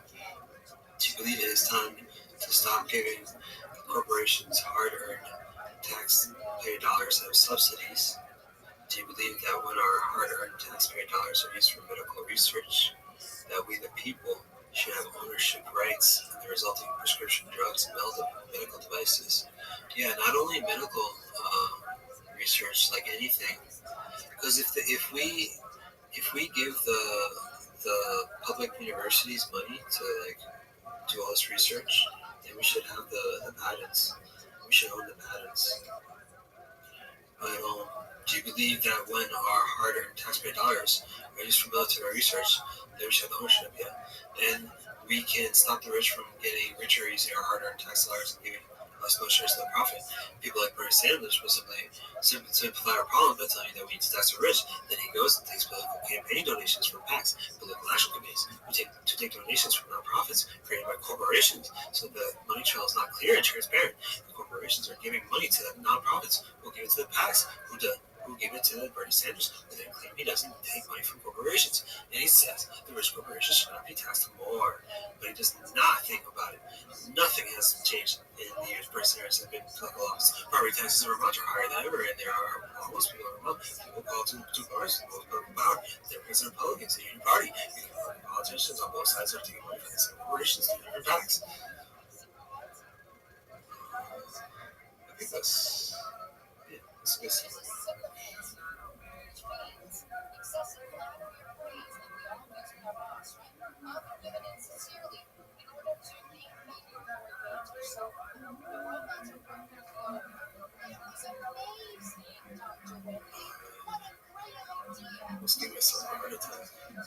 Take care.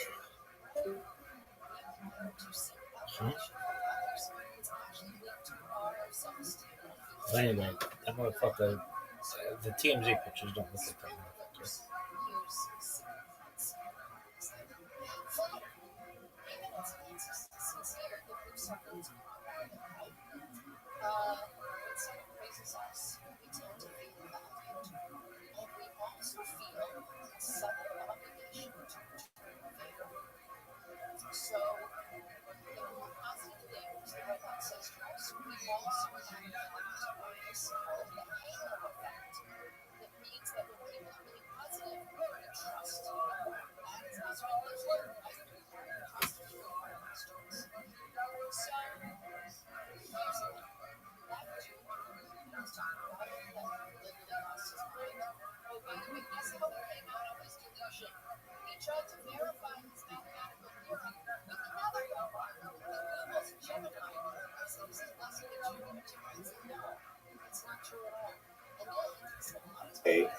To be sure.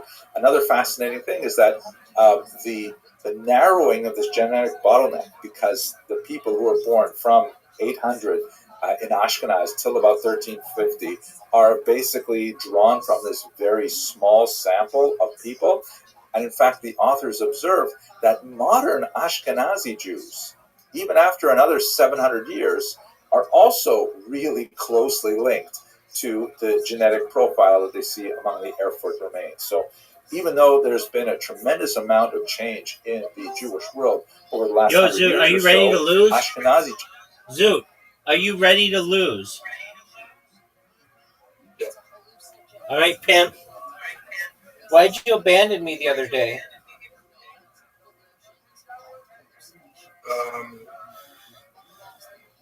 Are we still finishing the Olympics? No, we finished. We finished because you were a jerk off. No, we haven't finished. It's over, baby. You lost. No, we're doing the Olympics. We gotta finish. Nope. I told you, don't leave. No, we're gonna finish. And you left. You have an invitation. Everybody's waiting on you to accept the invitation. We gotta finish. Zoot, the world does not stop and start at your behest. It does. How many hours until you do your stand-up?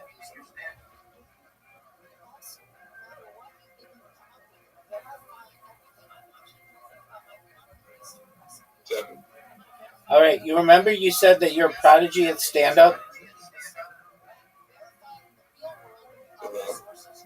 Savant? Do you think you're a savant at stand-up? Yeah. Okay.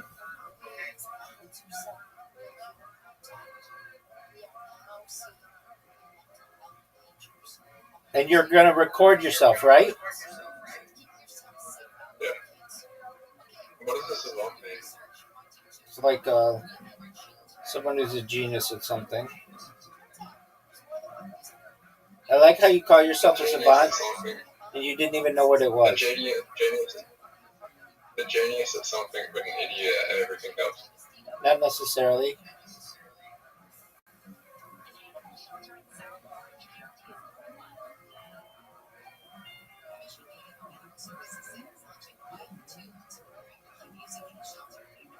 Savant syndrome. No, you don't. You need to be a savant at something.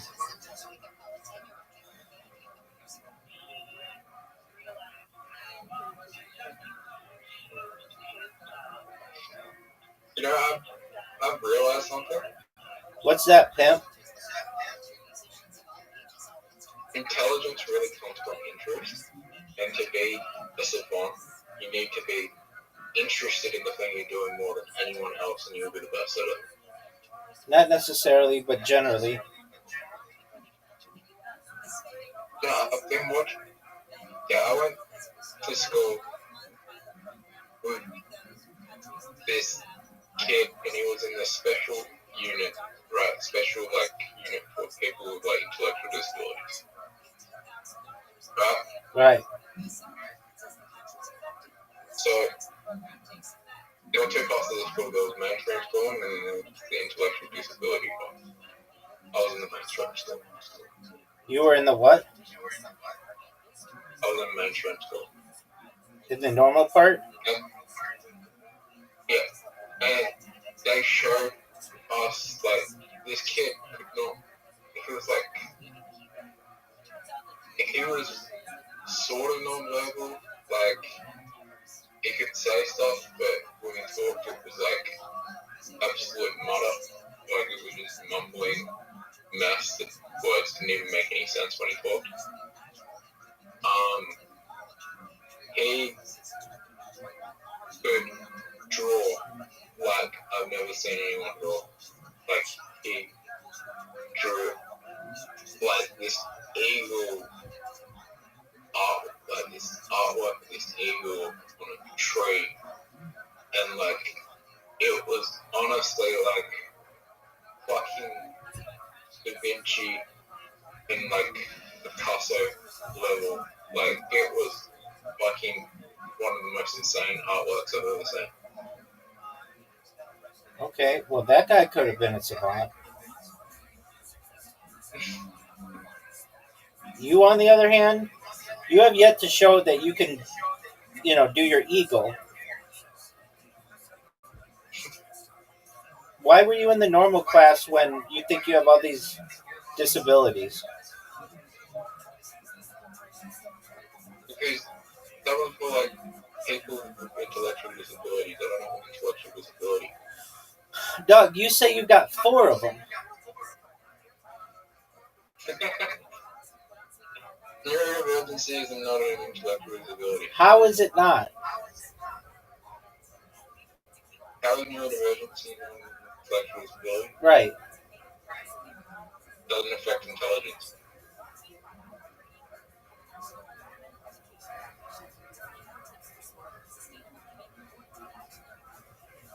Aren't intellect and intelligence quite similar?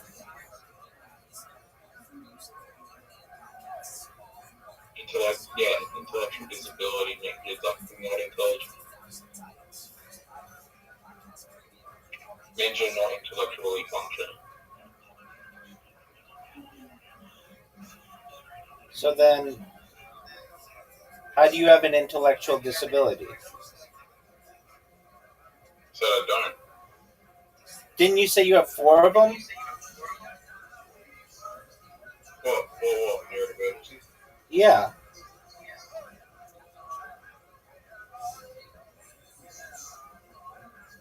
Undiagnosed or diagnosed? Dog, whatever they told you at that fucking place. They said you had Tourette's, which I believe. They said you had autism. I don't really think that. They said that you have ADHD, whatever that is.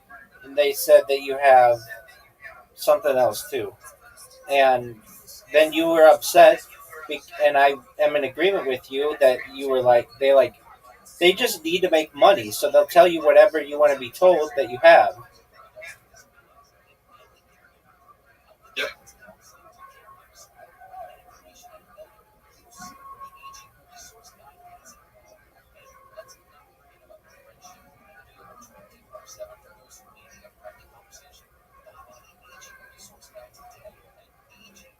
In the reality, right? What's the reality, pimp?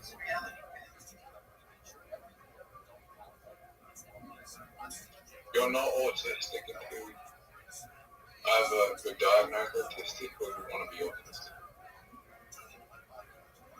That's the actual reality. Is that the reality, big dog? Yeah. Out of all the neurodivergencies, it's the one that makes the least sense. Okay, well, It doesn't. Because it's a spectrum of things with personality traits. Anyone could be on the fucking spectrum.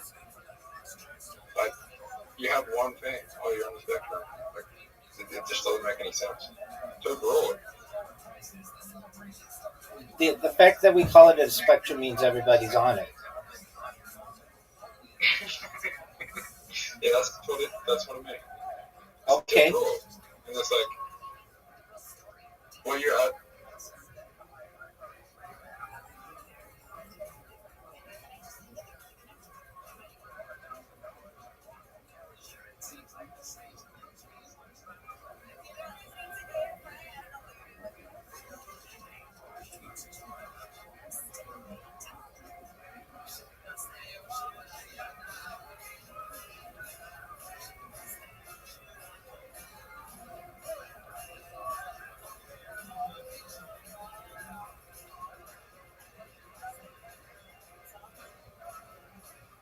All right, Zoot.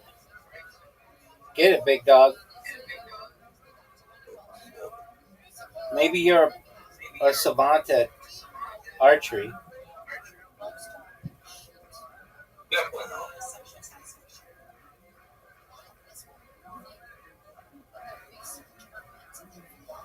That was a miss.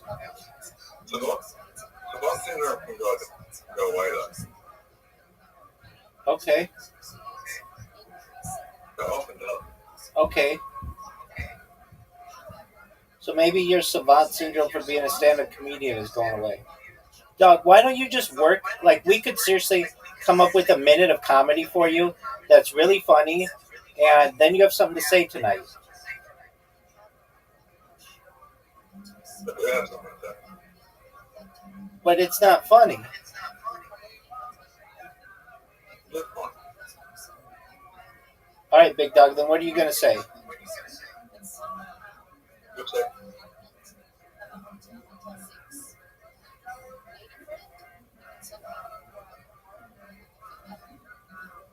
What are you going to say? If I want to be a super savant, I cannot write any jokes. I have to do it off the top of my head. That's not true, though.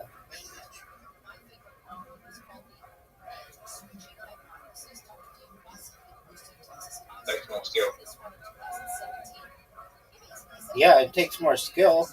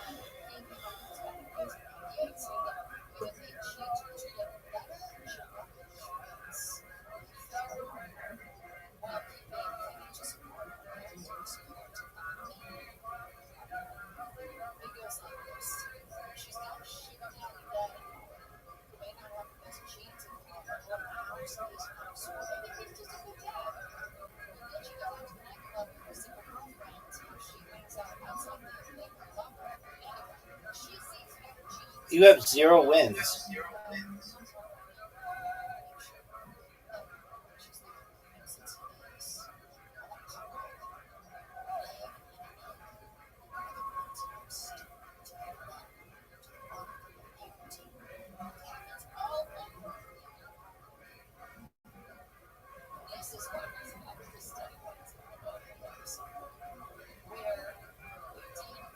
Rabbi.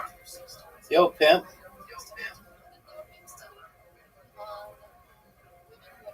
Yo, big dog, I'm waiting. What?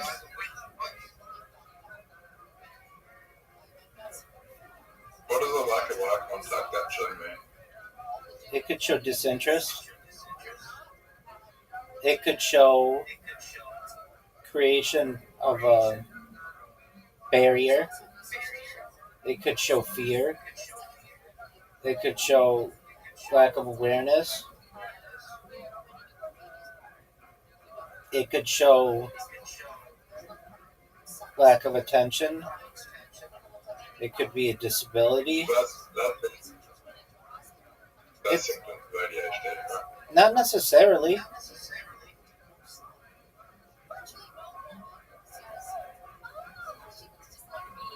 I have known people who, out there to remain nameless, I've been very close with them, and they have thought that they were better than other people, and they wouldn't make eye contact with them.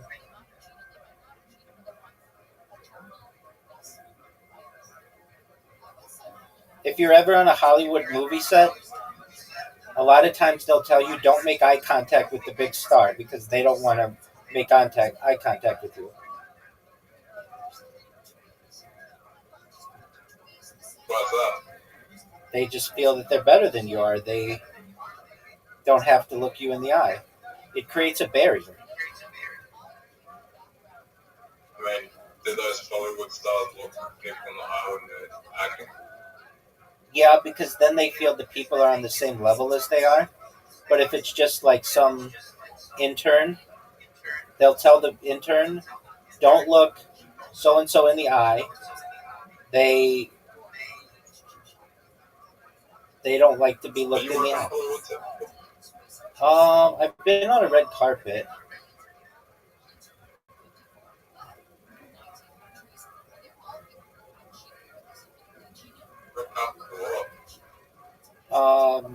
I was in a series of commercials, and um, there was like it wasn't just commercials. It was like a television show in LA. It's called This Is LA, and they um, had this red carpet thing at Mount Yoshimoto, which is in Hollywood. It's like a big hoity-toity. Let me look this up.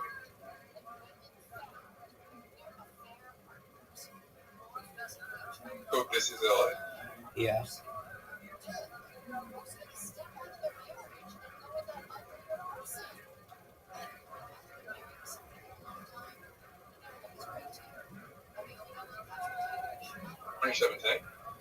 Around then.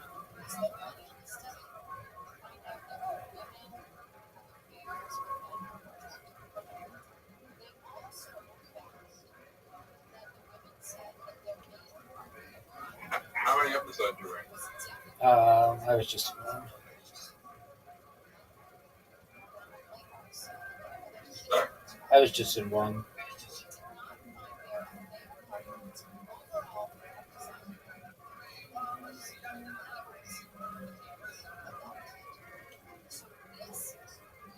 What's that? I don't know.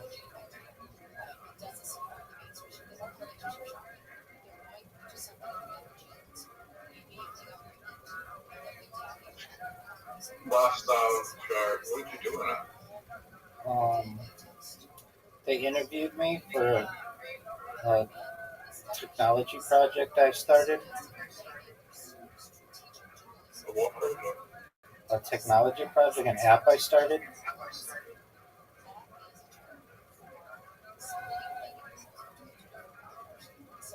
Oh, 8 years ago.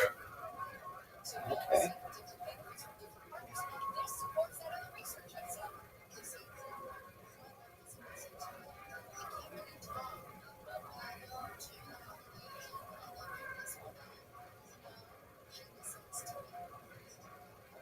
Do you know that you have an invitation?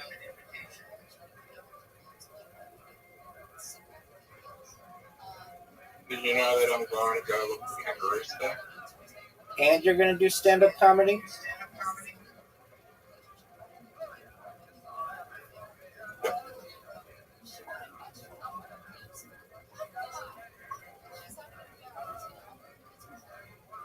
Are you going to go? Zoot, you have an invitation.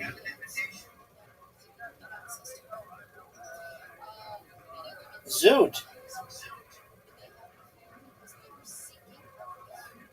Zoot, are you going to go?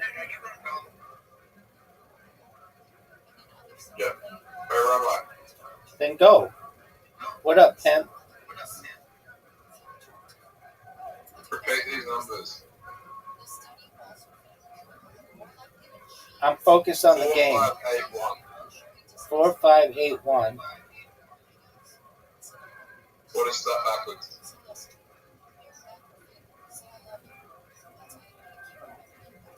1854.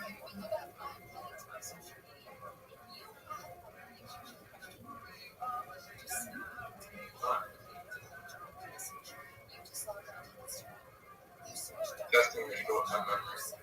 Cool, dog. Are you going to go?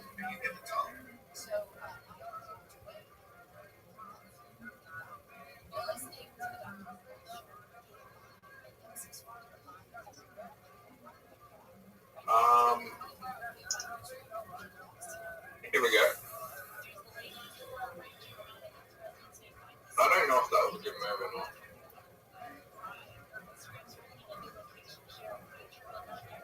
Do you know why I said that offer was a good move? No, I don't know. Why did you say that?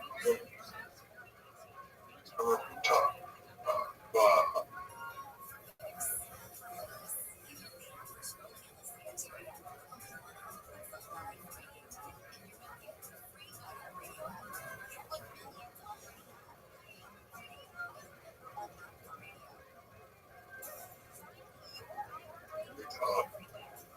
Calm down with your words.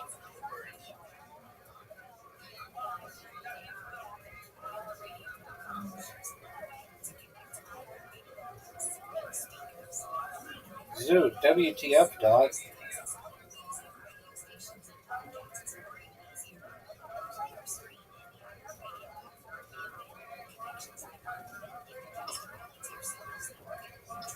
what's the best?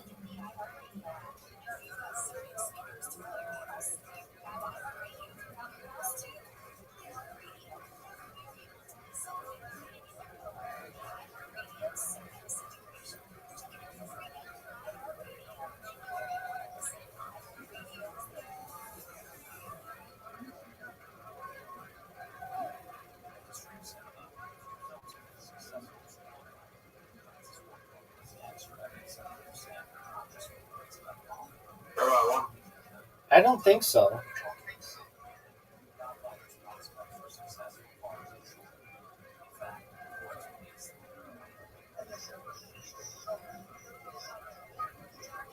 That was a good move.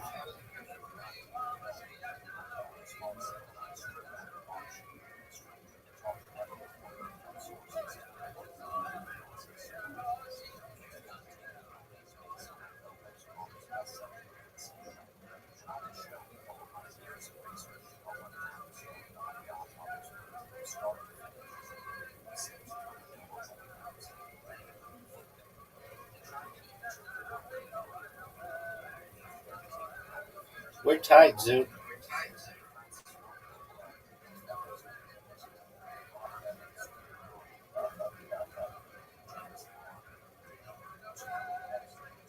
Hydro Rush.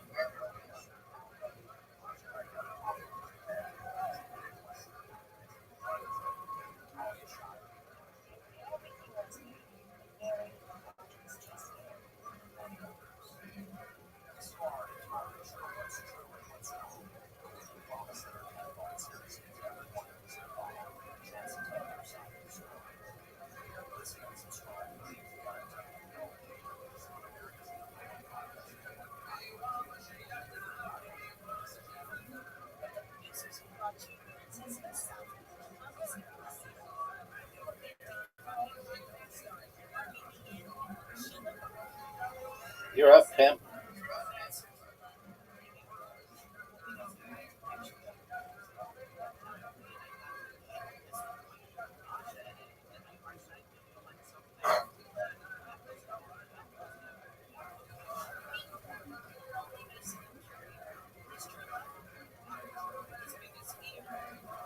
Oh, big one. Big move, son.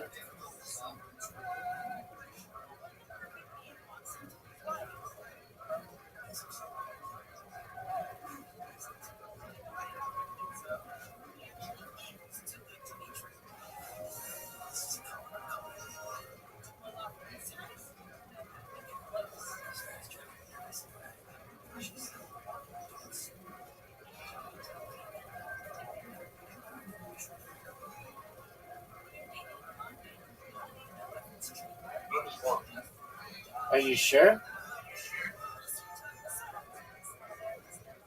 Big dog, you're up. Big dog.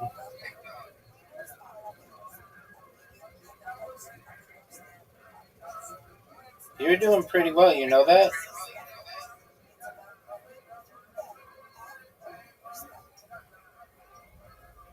Slide down.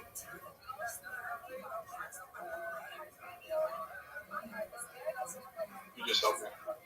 I don't know if that's true. But I know that I just took the lead, son.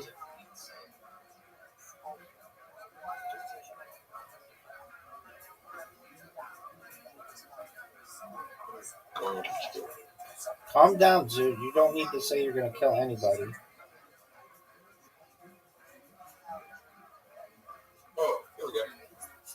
Dude, how did you get so many turns? That was garbage. Doesn't come an extra move. Yeah, I see that, dog.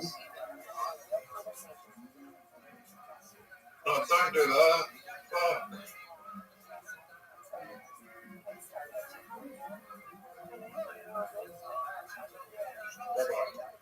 Yo, pimp.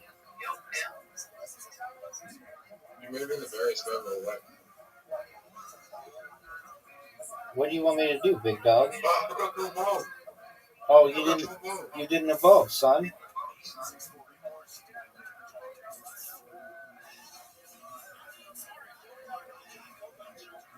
Oh, you know what I just realized? What's that, big dog? That we're all fire.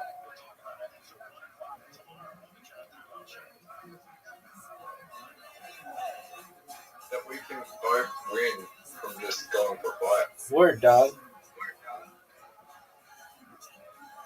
Are you gonna go? You love him?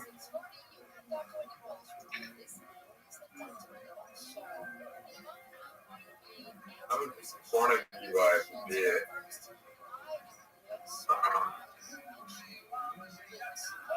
I think this is a good move. I just helped you. I gave you an extra ride.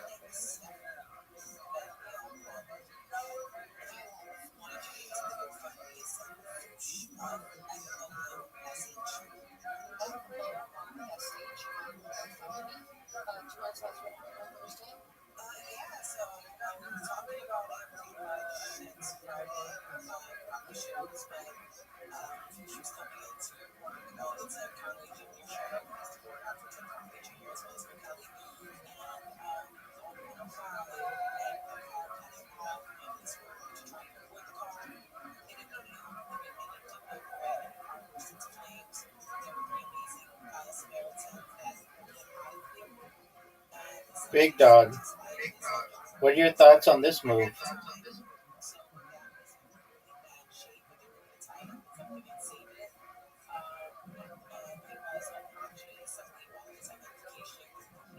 You suck. Calm down. Are you gonna go? I just realized I'm gonna do something. I thought I had another fucking thing. You don't, Sphinx. Major miss. One of the biggest misses that we've ever seen in this game.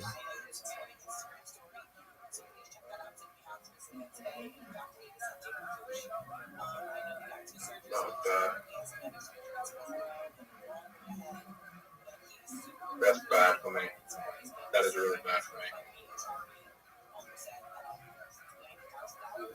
I lose 2 mana. Oh, the worst part is I lose 2 mana. Worst part for you is I just hit you here.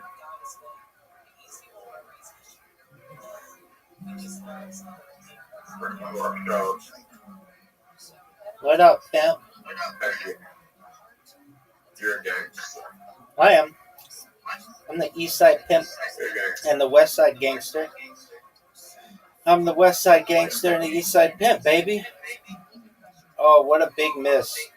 What a big miss. You fucked up.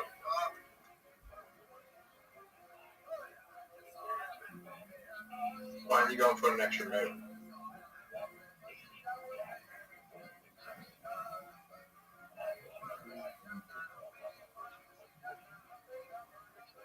Can he win? Can he win though? Can he win? Rabbi, you actually helped me to get. I know I did. Are you gonna go? Yo, dog, are you gonna go? Yeah, let me figure out how to win.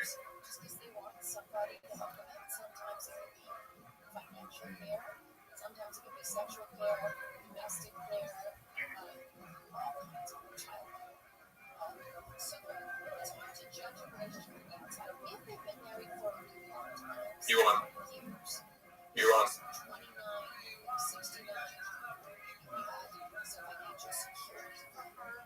You're on.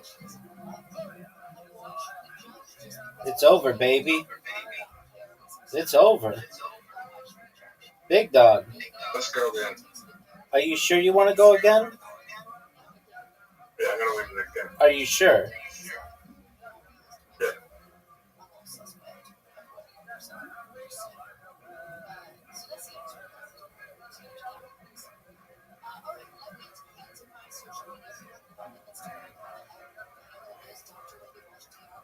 Oh, we're playing the same level.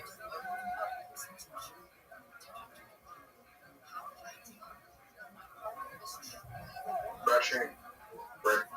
Okay. Same room.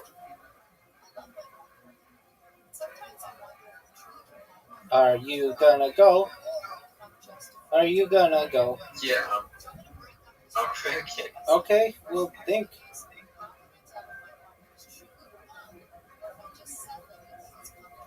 Oh, I can't believe you're gonna do that.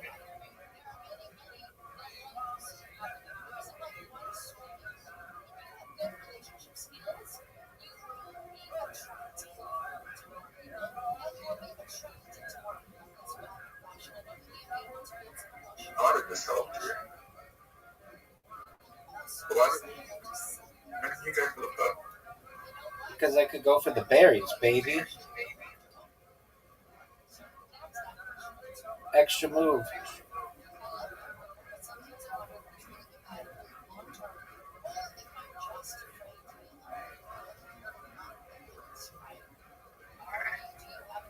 They're like, oh, good news. Are you proud of it? Why not?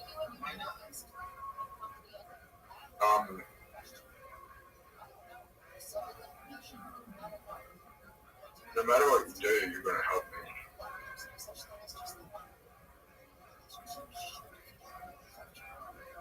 You still help me. Okay, let's see what you've got, big dog.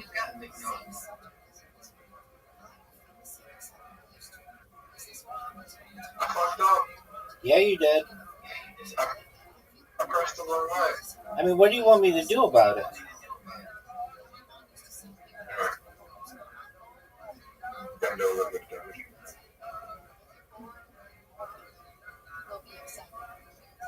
Oh, and then he just heals anyway, so my damage doesn't even count. That's correct. Actually, that actually might have helped me.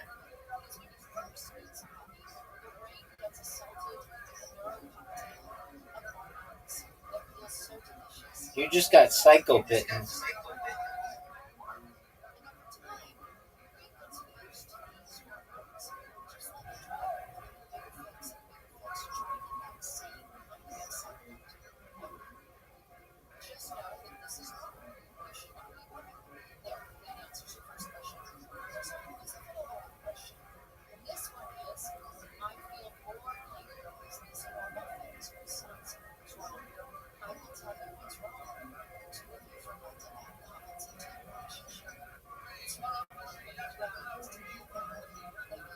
Oh no. Oh no. Oh no. Oh no. Oh no. Oh no. Zoo. You know you've got 3 blues. Oh, fuck you. Oh.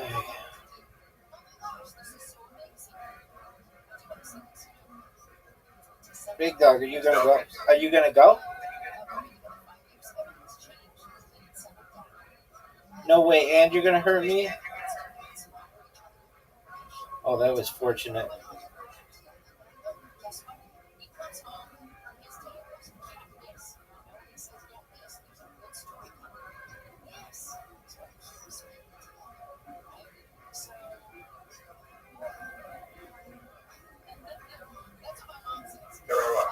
Yo, pimp, you're up, baby.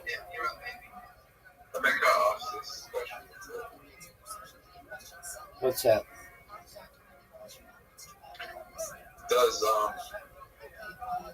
redoing the IQ test change anything? I think it prepares you for it, so it doesn't make you any smarter necessarily.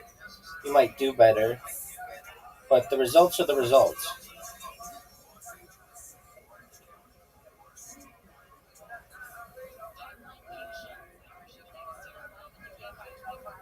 Okay, what if you score like fucking insanely low, and then you prepare, and then you score like fucking insanely high?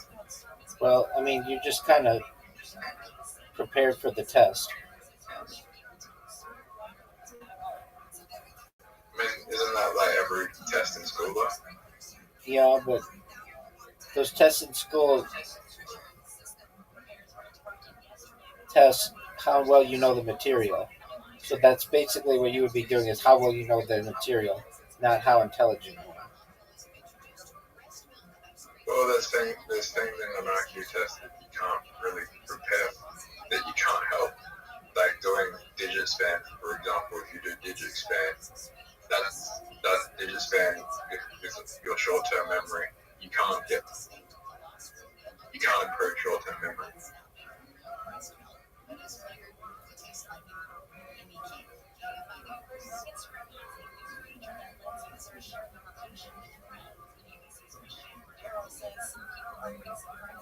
But you can improve short-term memory, but you can't know the answers to the questions, short-term memory questions, Okay. because they always change.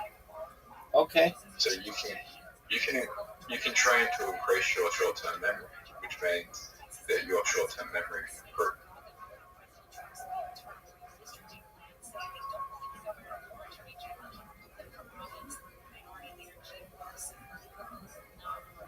Did you know that I just evolved? The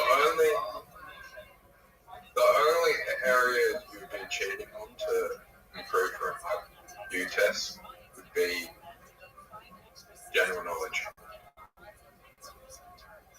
By knowing the general knowledge questions, you got Q test, which would be cheating. Okay. That's really the only area you can really cheat on. Okay. Are you gonna go? Dude, that was good. Welcome, Miss Aquarius.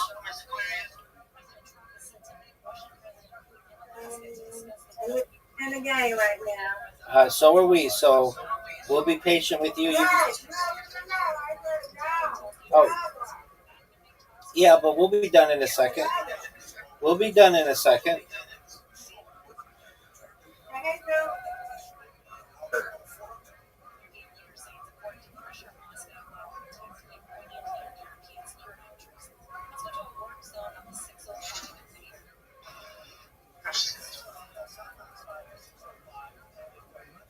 How was your day, Miss Aquarius? It was good. How was yours? It was lovely, thank you. You're welcome. Thank you. You're welcome.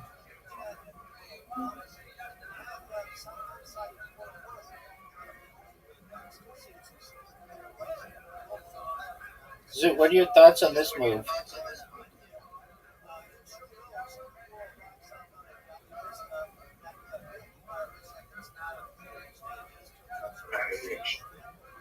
Calm down, Zoot.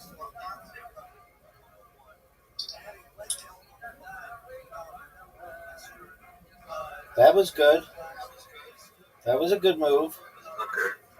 It was a very good move. It was an excellent move. There you go, big dog. That's what I'm talking about, big man.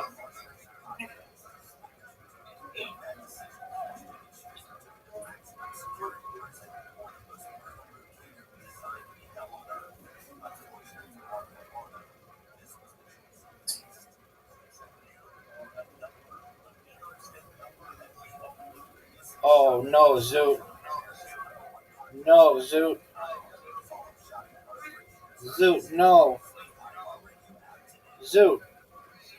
This is not good for you. No, so just do it. Oh, Zoot. That's big time. You're up, Zoot. Zoot, you're up.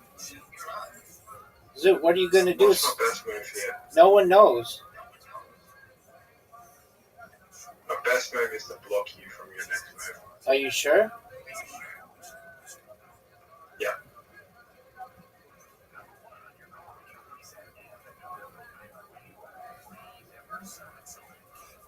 You know what your best move is, Robert? Yep.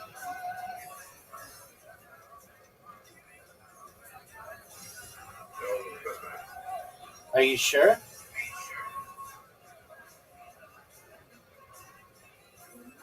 Yep. Let's see what You know you're. what my best move is? Let's see it.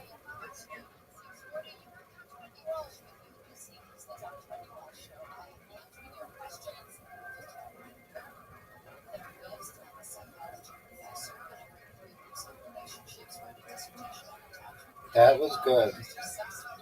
That was a really good move, Zoot.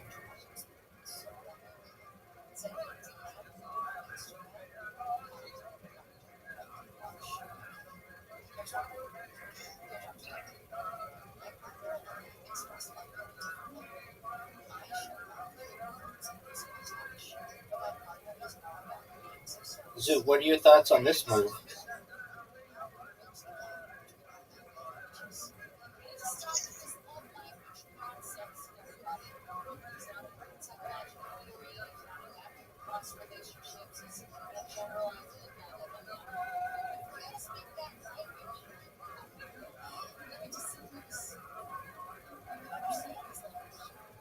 Zoot, are you ready for this? Zoot. Zoot, are you ready for this? Zoot, are you ready for this? It doesn't really hurt you.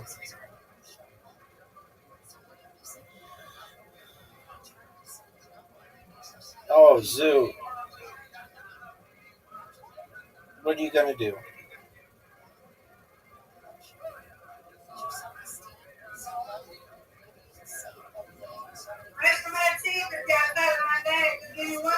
Take your time. Zoot, are you going to go? Oh, shit.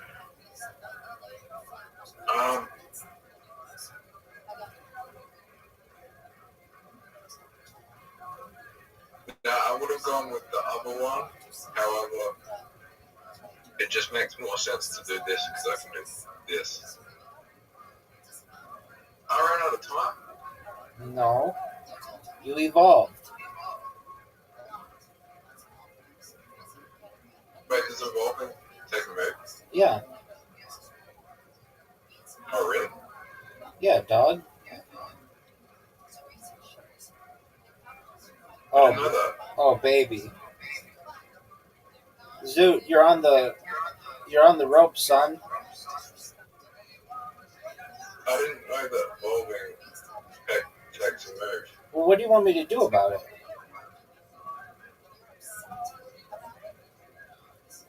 You just got an extra move right there, son.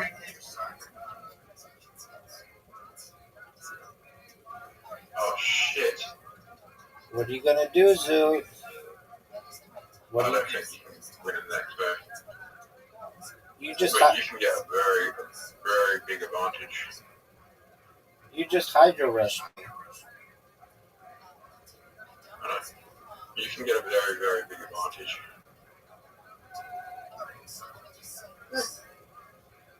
Very bad catch. So, are you winning? He is not. Zoot, what are your thoughts? What are your thoughts on this move, Zoot?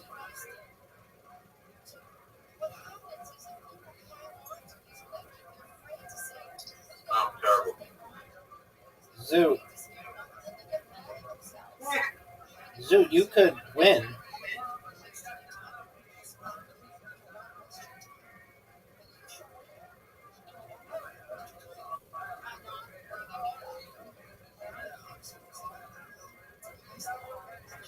Zoot, you just won.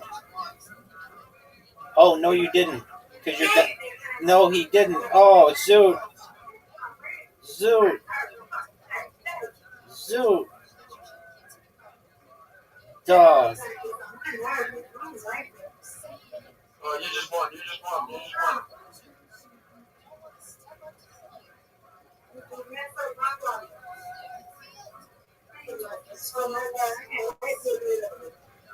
Fuck. What a close game. All right, Miss Aquarius, I you. could've won. Yes, you could have. All right, Miss Aquarius, are you ready? Zoot, you ready? What's the 15th of August? It is in 5 days. All right, okay. Come on, please. The Friday? All right. Something like that.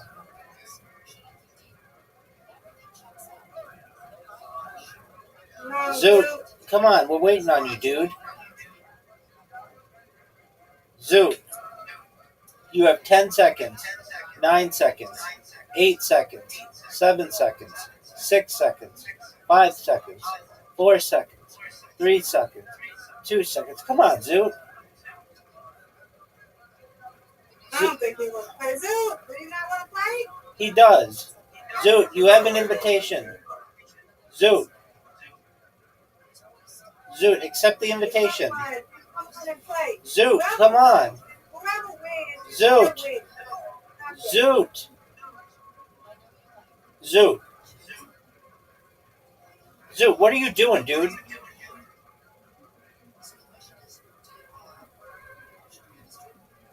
Zoot. There he goes. Get it, Miss Aquarius. What a perfect strike.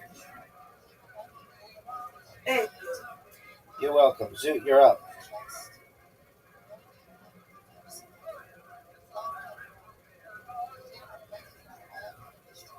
Zoot got 4. Get it, Zoot. That's all right. You got 8. I ain't mad at you. Come on, relax. Get it. That's what I'm talking about. That's what I'm talking about. High five. High five. Zoot, you're up, baby.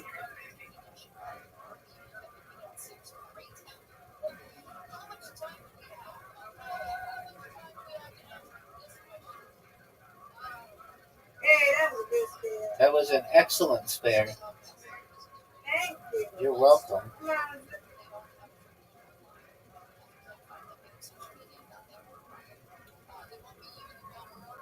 Get it, Zoot. There you go. Ooh, that's a tough spare. Hey. Get it.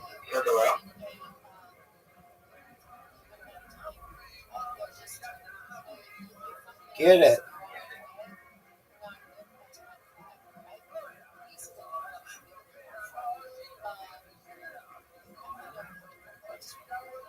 Get it, Zoot.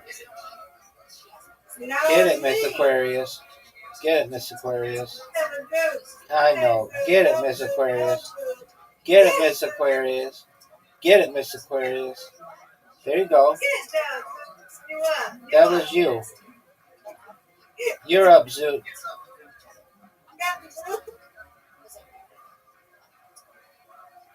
I just won. No, you didn't. Yeah, we're going to the best order. The lowest, whoever gets the lowest score wins. I don't think that's how it works, big dog. That's how it wins. What? Ooh, what a lucky, fortunate spare. What a spare.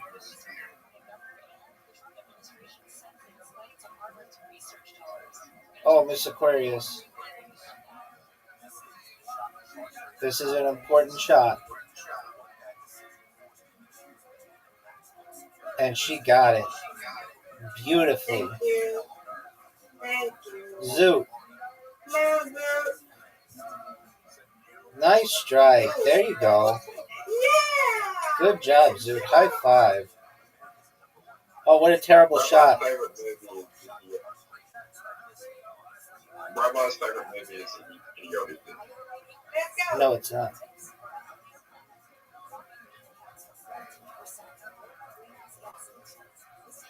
Get it, Miss Aquarius. Nope. Yep. That's good. You've got 64. Rabbi's parent made the idiocracy. No, it's not. That's not even how you pronounce it. It's idiocracy. Get it, Zoot. Get it, Zoot. That's a miss. Zoot, get it this time. So, There you go. Let's go. Nice bear.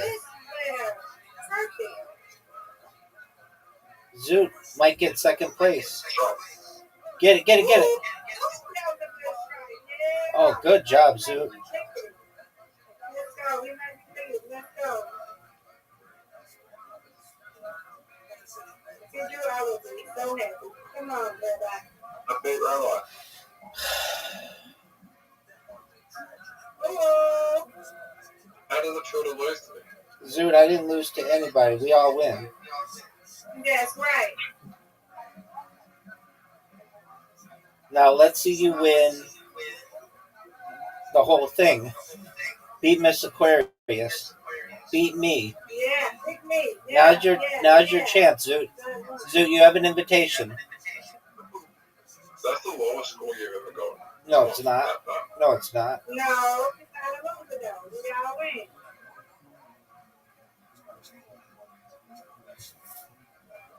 No losers in the game. Okay? Word. Rabbi's gonna lose. Oh, for sure. Zoot's gonna lose. No doubt. No No, doubt. I want y'all. I had one line. Come on, Get Zoot. it, Zoot. Oh, no. Alright, I'm still gonna be in front of the bird. It's Miss Aquarius. You're tied. You're tied. As long as Rabbi doesn't get it bad, yeah, we're good.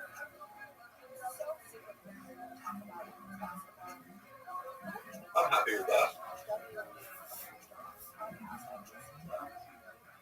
Right. It's Miss Aquarius.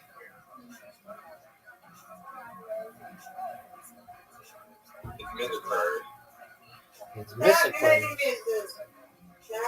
get a strike. Now, strike. Get it. Well, that was clearly going to be a strike. Zoot, come on.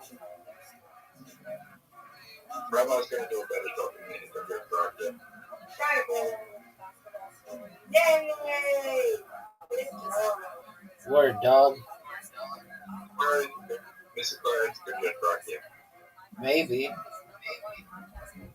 That looks good. Now this is a tough split. Get it, girl. All right. Let's go, Zoot. I gotta go. Zoot, finish the I game. got a phone call. Then call him back.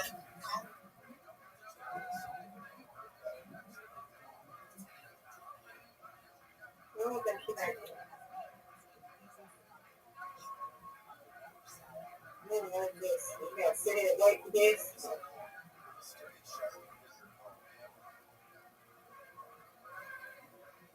Let's go.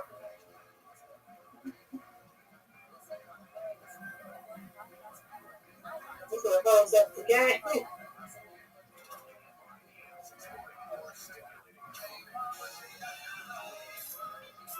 Come on, Rabbi. No doubt. No doubt. No doubt, no doubt. Get it, Miss Aquarius. Perfect. Yeah, you should have. That's... You get this one. Oh, yeah, good. Beautiful. Thank you, Rabbi. You're welcome. Yeah. Yes.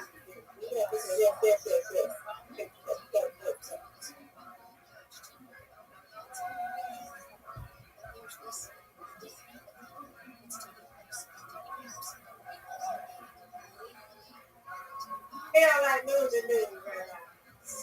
No one does. But we don't lose. We don't You lose. just don't have to talk to them. Absolutely. You're still a winner. I don't get that. Because I'm a winner. Word.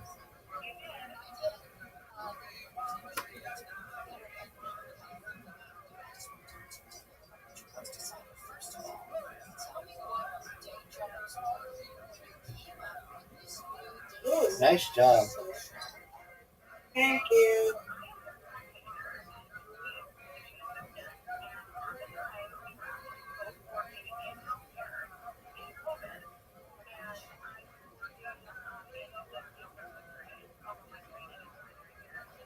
Good job. All right, Miss Aquarius. You and I win. Yes, I win, you win, I win. Yay. Good job, Miss Aquarius. You too, Rabbi. Good job. I'll see you tomorrow. Sweet dreams. You too. Thank you, ma'am. You're welcome. Thank you. You're welcome. See you later, God's willing. God willing. Take care. You too. Thank you.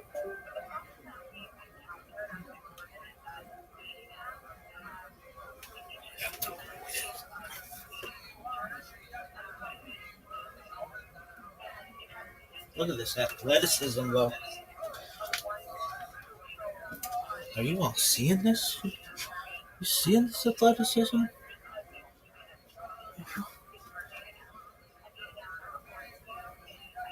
Are you all seeing this athleticism?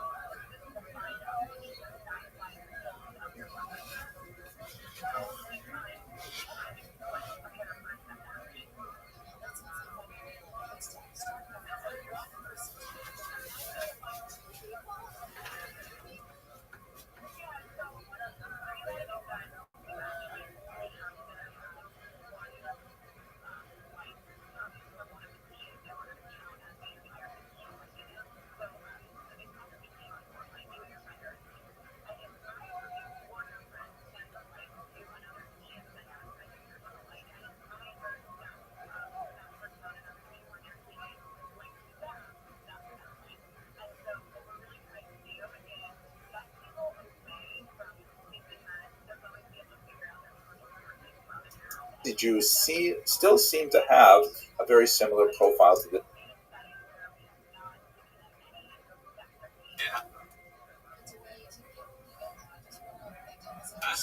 had a very small dinner, as we all know. I'm on the path to not fat by Labor Day.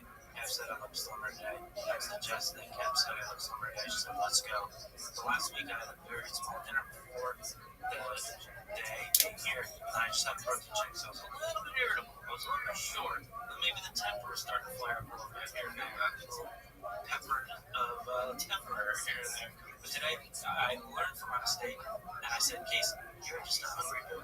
So bring something to eat. So I brought some buffalo nuggets, and I ate those, and that's probably where I'm firing on every single cell. I agree. I concur. No notes. All right. I yield my time. What's your guys' favorite chick flick? Does this count? Because easy answer if this counts. Me, mine too. I don't think that counts. Why does it not count? Because it's too universal. And it's like a little chick flicks have to be about like this counts. Me, mine too. I don't think that counts. Why does it not count? Because it's too universal. And it's like a little chick flicks have to be about like romance. My answer that is definitely a chick flick, and I feel like it's most people's answer. Crazy Stupid Love. Steve Carell and Ryan Gosling. That's hilarious, great movie. I've honestly never talked to someone who's seen it as a wicked. There you go. Jen, what's your favorite chick flick? What's that holiday movie? Hugh Grant's in it. What's up? Four Weddings and a Funeral? No, it mostly has holiday in it. Oh my gosh. It's always something we watch on here at Christmas time because it's a Christmas movie. Damn it. Love Actually. Love Actually. There you go. That's one of them. I thought that was amazing. There is a Christmas rom-com called The Holiday, but that does not star Ryan Grant. You're thinking Love Actually. Actually, have you guys ever seen something called Untamed Heart? No. It's with Christian Slater versus Tomei. Is that funny? No, it's just like, you guys are saying like chick. Romantic, whatever, but it's not funny, but it was such a great romantic movie. But it's so stupid as well, so it's worth watching. White Man Canada. Oh, that's her. Rosie Perez. Yeah. Rosie Perez is in that face double D.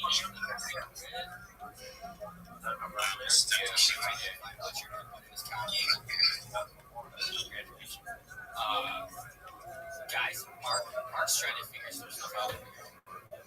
Paper rom-com. Mean Girls isn't one of them, is it? Oh, you're hilarious. That's exactly how I started. I said That's my wife's favorite movie. I said it It's is a nice movie. It is good. It's literally one of the best. I don't think it's right. I know mine. It's not really. It's not. Ultimately, I know. My original question was chick flick, because rom-com can take us to a whole different. Oh, mine. Girls, to answer your question, you didn't. No, because you have to. What is a chick flick? Mean Girls isn't a chick flick. It's just a movie starring a girl. Yeah, I think a rom-com. I don't know, because rom-com is like, we're kind of making it like... Then the opposite of a chick flick would just be any movie that has... No, because it could just be a romantic movie. Romantic, but not funny. That's the lane I was going for. Yeah, so take out the comic. That's what I'm going for, because rom-coms is too easy. Like, everybody has, like... But I feel like it's a Hitch and, like, there's a bunch of... I feel like rom-com are mostly like Crazy Stupid Love. I would say is actually. Wait, you might be right because I can think of movies that are rom-coms that aren't chick flicks. Exactly. My favorite rom-com is When Harry Gets Out. It's not chick flick. Okay, so you're right. You're kind of changing my whole perspective here. That's what it is. Me doing it. Wildly open-minded. Yeah. Okay. So the question was chick flick. So what are chick flicks? I don't really know what a good. Is it just like movies that girls love? That guys are not into? I guess the opposite of a chick flick would be like an action movie, right? Yes. I feel like we're getting close. Yeah, we're getting close. I feel like when it came out, it might have qualified this, but it's become such a blockbuster. You give it as such Titanic. Is that a chick flick? I fucking love. But that's like a it was like the most, like the highest box office of all time. So, I don't think it's a chick. I wouldn't consider that one a chick. It is borderline. You can make the case. Is Pretty Woman a chick flick? Yes. I like that. Is Aaron Brockovich a chick flick? Yes. I love. Then I'm gonna go Aaron Brockovich. I love Aaron Brockovich. That's the one. Okay, here's the definition of a chick flick. So I was just looking up a movie. Typically romantic comedies or dramas. It's very important to think that is primarily intended to appeal to a female audience. Shit, that was a huge movie. I think you can't count Mean Girls because it's so universally loved. It just is unfair for watching that. Oh, like La La Land? You're not even lying. I want to do it. Not even lying. So it's a genre that specifically caters to women's interests and is marketed toward. You know what I'm realizing as I look at here we go, is Titanic a chick flick? And Quora, like no, well, Forrest Prada is pretty good. I was just gonna say, looking at the screen, I love all the flicks. Devil Wears Prada, Legally Blonde, great. A Walk to Remember, not bad. Washington Clueless, Clueless, alright, awesome. Clueless cast. 10 Things I Hate About You, is that on there? Yeah. 10 Things I Hate About You. Chick. Yeah, that is incredible. Yeah.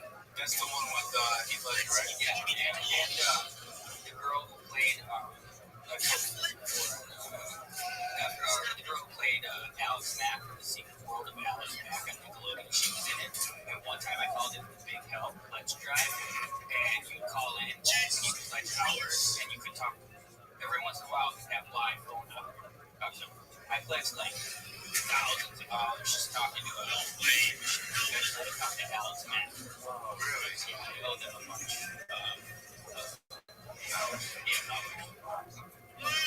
That's a big story. And did you guys also know the famous Chuck Jackson is dead? Yeah, he committed suicide. Very sad. Just saw that this week. Pretty devastating. Just getting over it. Nice. Yeah. So, question, Kev. Let's give it up for Kev. Give it up for Kev. I haven't had a good one in a while. Wow, Mark, way to tarnish the great segment. I haven't really had one. No, to be fair, I haven't even here with us right now. We have this guy. Yeah, that's what Jed said. Maybe a little fiction. I haven't really had one. So, you gotta think of a new person. What's your name? Chuck Shuck. Chuck Shuck? Yeah. I like that. I like that a lot. Mark's Vladimir. Vladimir Putin. There's a Sweden. I need Patty the bag. Those are the type of wigs the bad guys wear. Right. You know, it's a good wig.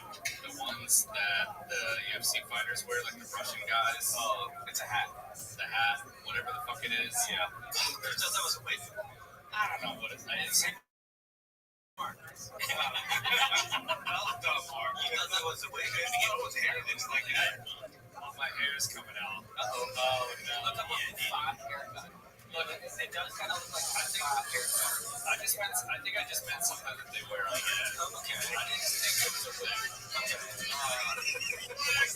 Is that serious? By the way, I looked up Russian guys. Where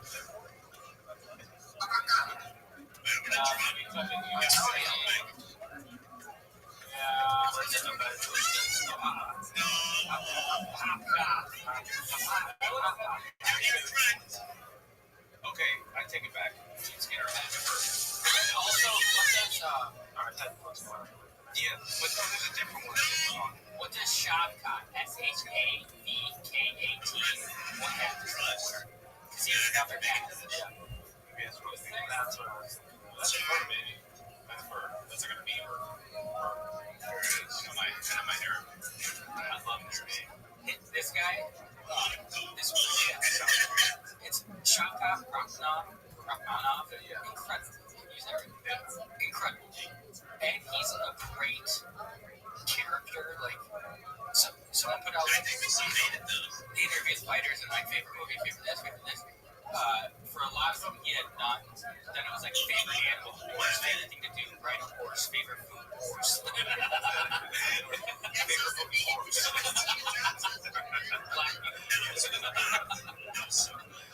Sea biscuit. Nice. Horse movie. Go. Name game. Horse movies. Sea biscuit. I just said that, Mark. That's Mark's out. Stalling. I'm stalling. Where you left? No, you're out. No, I'm stalling. That's really hard. I'm good at movies. I got a good one.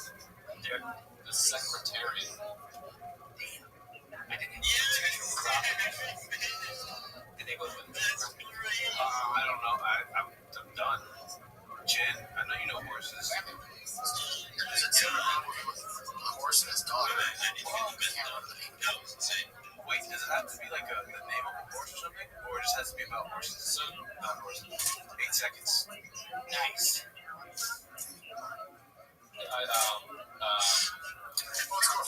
Someone said the black horse. Someone said black meaning, but there's also another black horse. Black Stallion.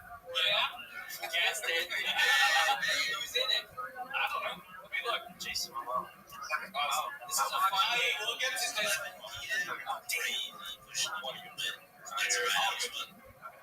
don't know who's in it. I don't feel like looking either. Nice. 1979.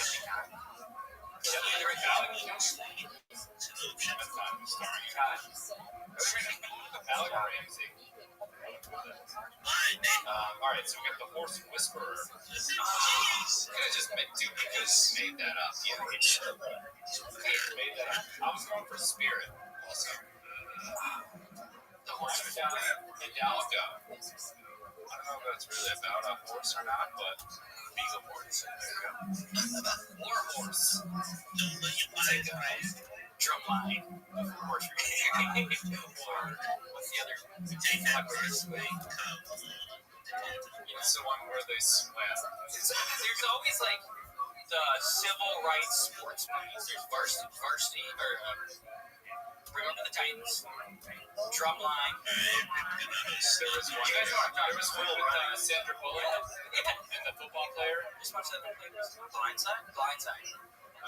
Not exactly civil rights. It's usually the team joining a sport that they're not accepted into.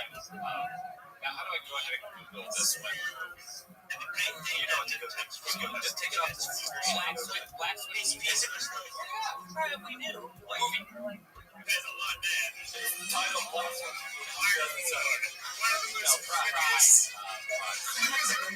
You were like a little bit off today.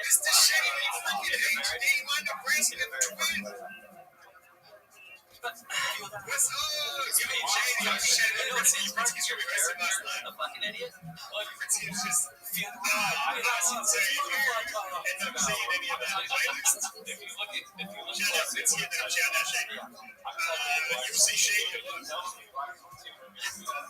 Shady is out of prison. What he made. I was like, oh, that's what it's called. Right. That man, I don't know. I'm tired. Maybe they called Black Swiss movie and Pride is just what the director has. What if that was like the first draft? That'd be insane. Wait, you had a joke going? Gangster Shady, but great service. I think it DDoS to some shit, dude. Is it good? The guy never had no fucking pot. That's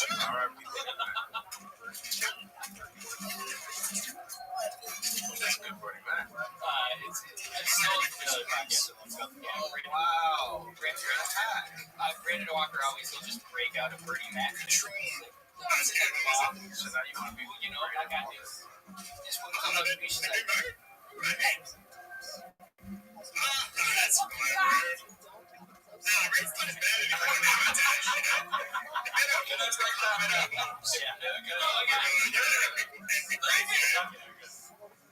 That's let's see a pumpkin pie. I was like, bitch. You know I ain't never had no pumpkin pie. Otherwise, Bitsy is going to be a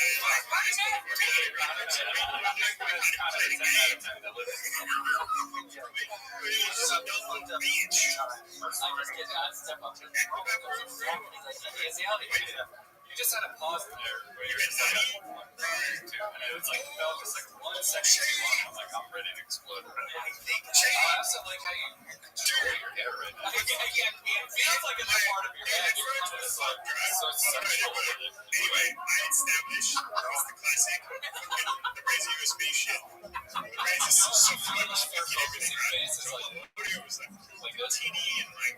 You know why this? You would Anyway, I definitely sorted it out today. You know, your podcast looks really hard. You can't see this.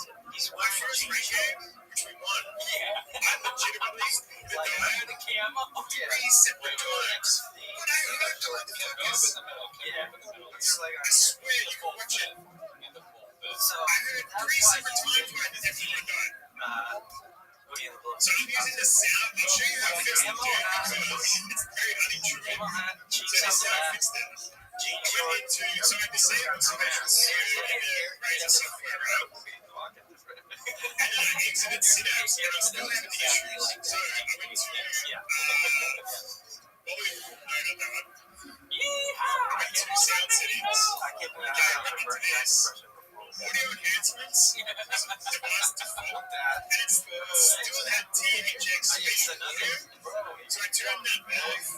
Okay, and I turned on spatial sound for Windows. Posted your swing on your story. It fixed it. It fixed it And he all. looked skinnier and he looked fit and the swing was pretty good. Even if we I have figured out something to smell that I used to do that. THX audio off in Synapse and Synapse closed, it's still fucking audio. I was talking to you inches. I know. So anyway, I disabled it here, and that's what fixed it for me. And then I turned this on, and it was like, it's just the same. It's the same with having the THX shit. Like I can hear it if it's not some shit. Tree right in the middle of the fairway, right? So, Left of the tree is kind of the same place. It hit my car and then I had spatial audio, yes, mate. Space audio. And you Mark had just hit the all phone. these scientists tell you that in space there's no fucking audio, bro. And there's a backstop on green. There's a backstop. Actually, some guys, what the fuck were you telling me that yesterday, Joe? No, it's not the spatial audio fixed it. Rolled it back down the backstop. It's the THX audio was breaking it. So even without spatial audio on, it was fixed. You did one good shot and it'll bring it back. For me, like having a perfect GTA cutscenes had the audio to turn on spatial audio. That's fucking stupid. I remember all the did was Shady, thank you so much. Close the Britsky, yes, Battlefield 6 is sick. Are you a Battlefield player as well? and if you could do that breaking balls, this was the Major band and your best friend goes, you started about my that's fucking good. you're taking. You're talking about just the drills. I just had 8 point where I locked it. Can't even take my Hit the baseline, he sprints back, gets it over, and then I sat it down to drop it. It was like impossible to get to. It's just like, that's why I want to play tennis, just for a point. Let's check out this amazing golf ball whacker guy. Great, and I think we have the ultimate date. It will mess up. Cadillacs always coming in on Discover Weekly. Yeah, alright. It's on shuffle too, so I don't know how to go back. Because we haven't gotten a horn one of the gang. No one has or not. I'm thinking No one is caught in the coin, so motherfuckers who needs the credit Dave. and goddamn Douglas are you? Look at Sorry, Dave playing WRS 92nd. goddamn, it's fucking, Nato is just an Over inflexible player.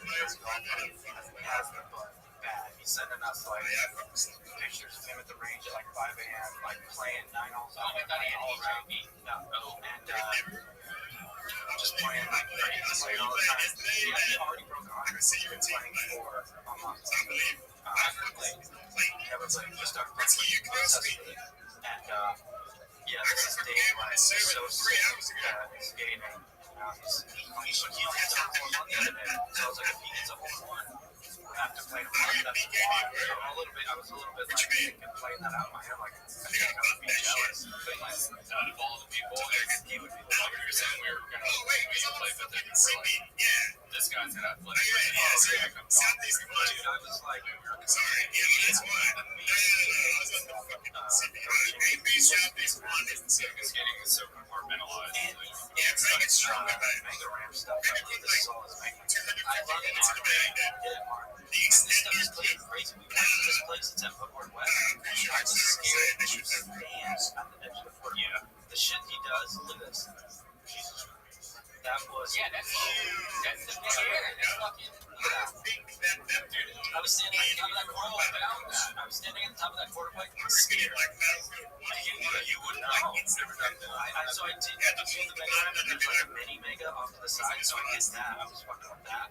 See the mini mega off to the side. But the quarterback was just too big. Yeah.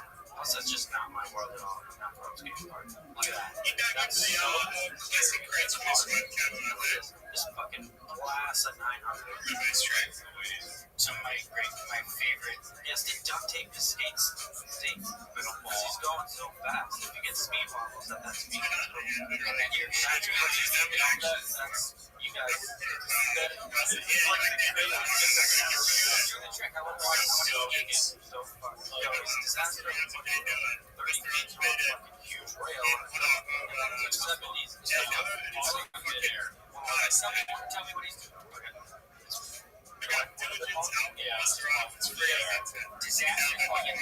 No, disaster just means it's like a gap to the rail. Like the rail doesn't start. Yeah. No, massive launch to the rail. You can't judge me as a sneaky bitch because this was a quest for next time. So you just start playing golf so much now. Shady, thanks so much for advice. You know what you're gonna do at Justice House, like that bird ramp at the end. It's so big. He's in the air forever before it drives. Like resistant, like is this the same thing that was in the acting? Or they like You're a vantage. So I'm confused by vantage. My second one is the Harry going on. Blading wasn't good. Yeah, blading wasn't the skateboard one. Yeah, like my favorite moments I've ever seen. Yeah, it's like that. Jake Brown did. Yeah, and that's why it's like when those guys fall, it's so crazy. Jake Brown should have taped up his shoes like that guy did his knees. Yeah. They went flying. Anyways, let's watch Sean Kelsey's do this. Oh, quick errors and omissions. Even though you could say it can work, but Casey was talking about how he played at a golf course that was like Jurassic Park, and then I jokingly said, "Oh, you saw a Brontosaurus?" I was referencing the first time I see the dinosaurs in Jurassic Park, and that is actually a Brachiosaurus. So apologies by me, and that concludes errors and omissions. That's why Sean Kelsey was one of the stories. Chin's still here. Oh, that's right. Did you see the guy counting it? Yeah, sorry, we don't have headphones. Because I've been talking. Yeah, no one's saying anything back. That's just talking. No one's answering. John's like very technical. As you can see, 3-10 passing on that. 270 backslide to fish for. What is this? It's our friend Sean Kelso. What is this? Hey, Chin. Hey, Kev. What do you do if you're really good at something? What everybody. That's in my. That's in the book. I said what? Like in my head, like you're so off the shit. Honestly, bro, no one hates rollerblades. People hate one joke. People. Well, okay, I'm probably just comparing. People talk shit. I'm probably comparing it more to dudes on scooters, like at the skate park, dudes on scooters. People hate them way more than rollerbladers. Rollerbladers know what's up. Skate, Because we've been around now. Not scooters in the new world. We've been around. Like people are ripping out scooters. I don't think that's good. Unless you're just a little kid. I want to fucking whipping up a bar spin. the buzzing in my ear is unreal. It's bad. All right, we're going to wrap this episode up. Did you see Bobby Lee doing rollerblades? Yes. No. Let's watch it on the Patreon. Not anything worth watching. Let's act like it is something worth watching. Just I like episode. Okay, you want to watch right now? It's 2 seconds. All right. Andrew gave him rollerblades. They were $20 rollerblades, and he falls. That's all. Very nice. You know how much that would have blown up on Patreon had we teased that? Anybody have anything they want to plug? Combat Buddy this Saturday. And also, I don't remember his name, but there's this one guy I keep watching on Instagram and just fucking shit with Charlie. Oh, I saw that guy. Let's watch that guy on Patreon. Also on the Patreon, I want to show you guys what's his name did on this Washington. Oh, yeah. Shit that I've been watching. We'll also read your tweets. Oh, yeah, we'll read my tweets. We had segments. Yeah, we had segments planned, but the hair took over. Yeah. I was critical of Mark's tweets last week and Nick's tweets the week before that. So now I'm putting my tweets where my mouth is. You guys can roast my tweets. Folks at home, roast my tweets. I was, but I was trying to. Yeah, I think you were more or less roasting my tweets. I've roasted Mark's shitty tweets. It's okay. And everybody know, and let me know in the comments if I look more like Jonathan Van Ness or Anomaly / Creeper. Yeah. Okay, thanks for watching. Thanks for watching. Love you. Bye.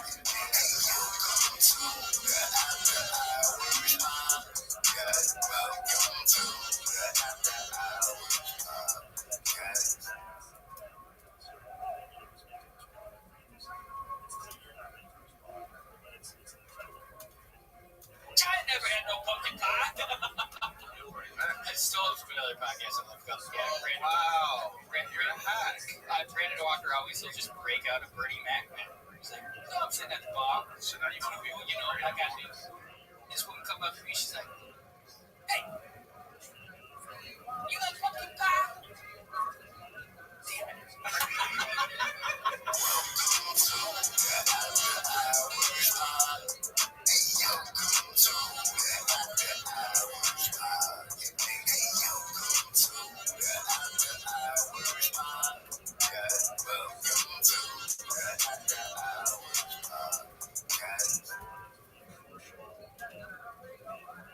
Welcome to the after hour. Welcome to the motherfucking after. Welcome to the after hour. Please swear. You can now. Oh, what? Yeah. Is that true? Yes. According to Colby. A new segment according to Colby. According to Colby. Yeah, you can smile again. I don't care. Gold Jack. We played golf on Sunday, me and Mark, and Bill and Mike. And on the 18th hole, it's a Goose Creek. It's got dog leg right, and it's got water all on the right side. It's in the air forever. And we're like, go, go, go. And it's splashed in the water. It's like, all right, that happens, especially if you play a big contest. And then, so we dropped it. And the second shot, it's like, a 9-iron or something. Pretty much average, dude. I was fine all day. Yeah. Just that hole. I checked the scorecard. You were only 2 over on the back until that hole. Yeah. You just couldn't get the ball on the earth. It just kept going in the water. No, I had two tee shots. Oh, that's right. Both on the water. No, one of them I hit duffed like 20 yards ahead of me. The top did hit behind the ball. The second one didn't carry in the water, like we said. Third shot in the water. I'm like, dude, come on. I want to end on a good note here. And it was even exemplified by the fact that I hit a beautiful high 260-yard draw right over the water. Yeah. And then that's my second shot right on the green. When you're keeping score, can you just sacrifice a hole? Or is there a limit? I like to play a triple as a max. That'd be great for me. Yeah, I mean, I'd say I hit about that a 128. Yeah. Good. It's a fast math joke. Yeah. So it's 3. My handicap's 50. So that's 18 times 3. No. 780. 72. No, 8. Whatever it is. Yeah, 18 times right. 18 times 3. So 54 plus 71 or 72. Yeah. My favorite podcast, Boy Dad, they talk about golf quite a bit out there too.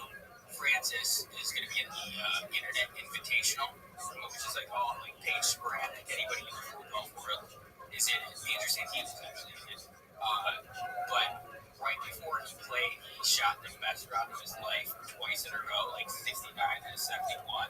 And so he dropped his handicap 1.8. He shot under par. Yeah. Francis did. He's a freak. He's not not good. Andrew Santino. That's what you said, right? No, Francis. Oh. I said Andrew Santino isn't. He was like a D1 lacrosse player. I've He's seen really his good at game. it. I've seen him. Okay. I think he said he was like a 6 handicap with like a 4.2 or something. With those two scores, but basically the point was he played so well before this tournament, so he fucked his handicap right before Some he people started. will be sandbaggers, so they are. If they do a good round, they just won't put in anything. Dude, there was one we played with some guy at Casino or Elbow or whatever it was, and he was playing from the tips, and he's like trying to hot raise my handicap. Yeah. I'm like, just put your score in first. I played it with a guy at Rustic who played from the tips, and he was like at 12, but he just wanted his handicap to stay high because when he gambles. Yeah, exactly. It's such an interesting thing because like you're being honest, but just to make yourself like you're playing more. You go to the tabs because you want to be honest and make my handicap worse, but you're actually better than that. So it's really not honest, but.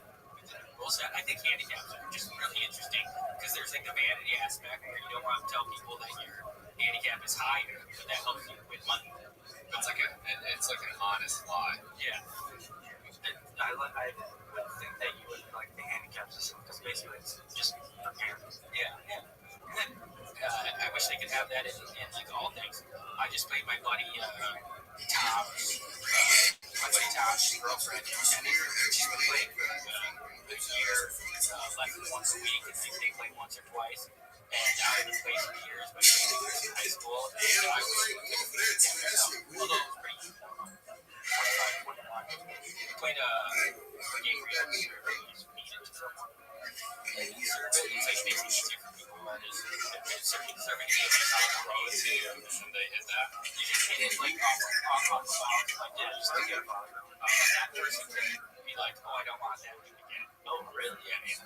So like the person receiving knows they can get it good.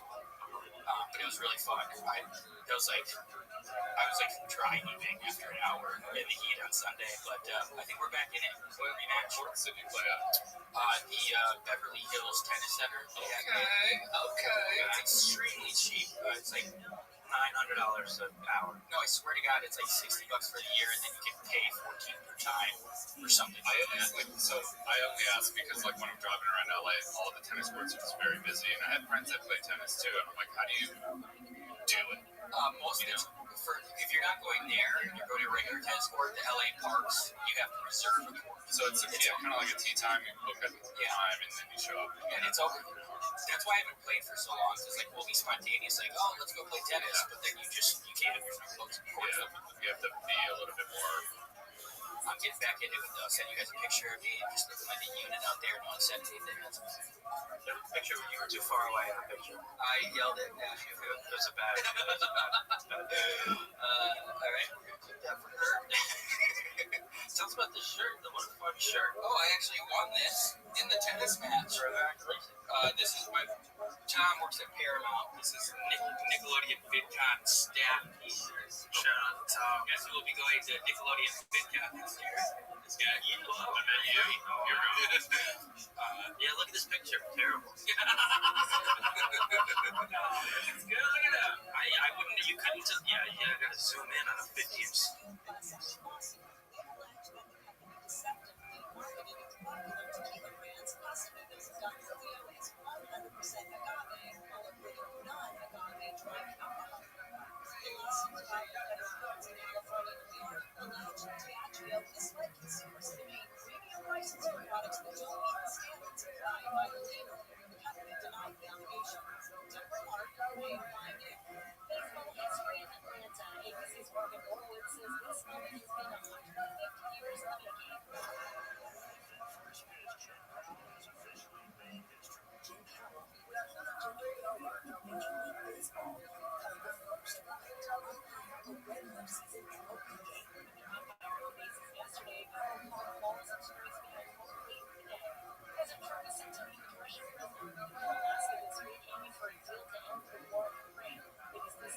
There was a time when anyone would tremble upon hearing the name of John D.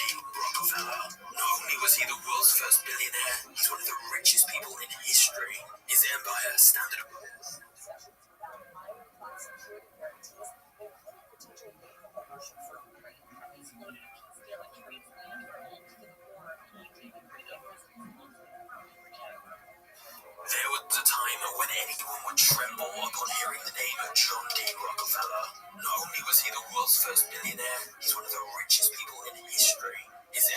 Standard Oil became the most dominant monopoly in the world by repeatedly crushing competitors, taking control of multiple industries, bribing the government into submission, and treating business as if it was war.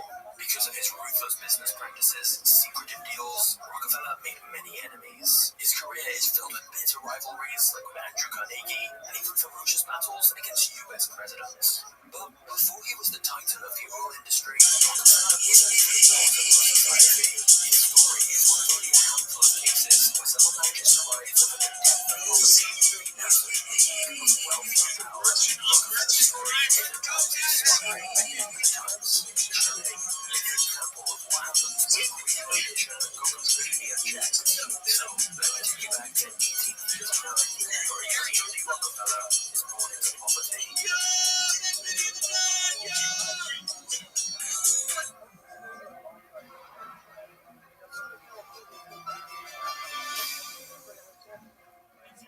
In 1839, John D. Rockefeller was the first child born into a family of peasant farmers with no cash to spare. In his small town of less than 1,000, the most mysterious character to be found was undoubtedly John's father, who was known as Devil Bill.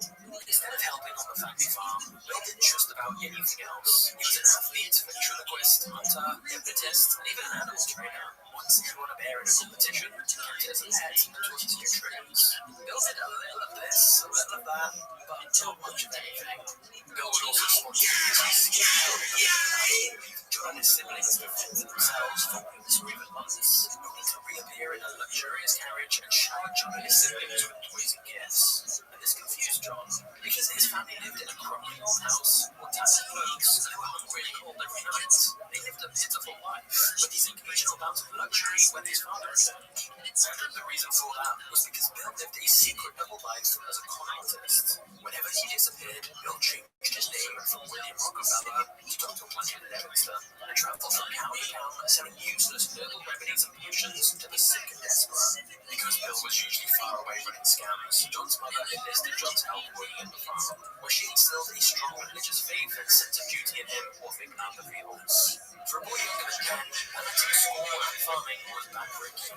It taught him the value of discipline and hard work. John was proud to be helping his family out. In fact, he even started coming up with other ways to make money.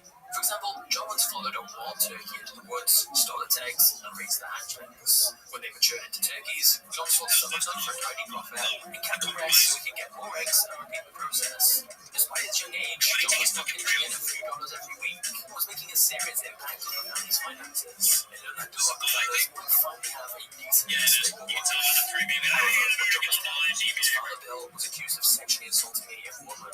Even though nothing was proven, the Rockefellers still faced public disgrace, and so they were forced to pack their bags and fight their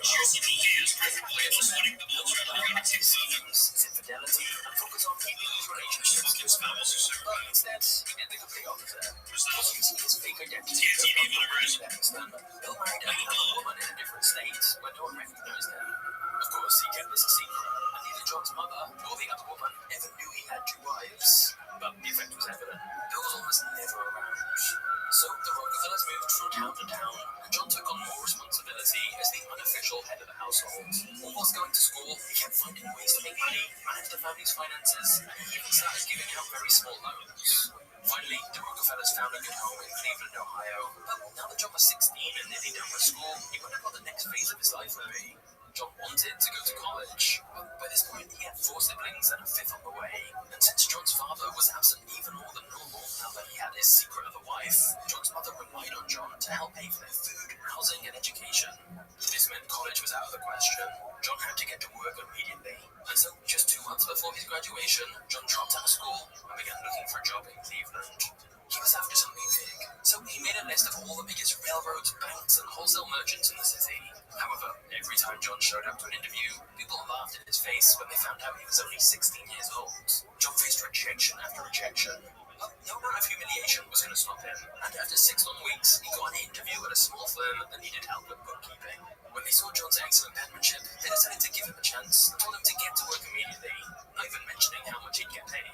John was ecstatic, and And for the rest of his life, he celebrated September 26th as a personal holiday he called Job Day. To him, it was even more important than his own birthday. Even though it was not a massive operation, John's first job taught him how to deal with suppliers, pay bills, and see the inner workings of a real business for the first time. One day, his boss came in with a check for $4,000 and put it inside a safe. John knew the safe's combination, so when his boss was gone, he opened it up just so he could hold the note in his hands. Hypnotized by how much it represented, John dreamed of someday making as much money as his bosses. And so every morning before heading off to work, he began repeating to himself, "I am bound to be rich." On the last day of 1855, John's bosses gave him his payments, $50, which meant he'd only earned a little over 50 cents a day. It wasn't much, but since he'd done such a good job, his bosses raised his salary to $300 per year, the equivalent of around $11,000 today. The raise gave John something he deeply wanted, independence from his father. Now, with his mother's help, he could finally give his family the stable life they yearned for. And from early on in his career, John personally gave around 10% of his salary to various charitable causes. But after 2 years of diligent work, a recession slowed the business down. And when the founders quit the firm, all of his responsibilities fell to John, who became the company's lead accountant. However, John knew the economic downturn had caused a sharp decline in the firm's revenues. He suspected that soon the firm may have to close down completely. And yet, John wasn't worried. His 2 years of experience in the job had given him a huge amount of confidence. And so John was already planning his biggest move yet. John D. Rockefeller was ready to start his own company.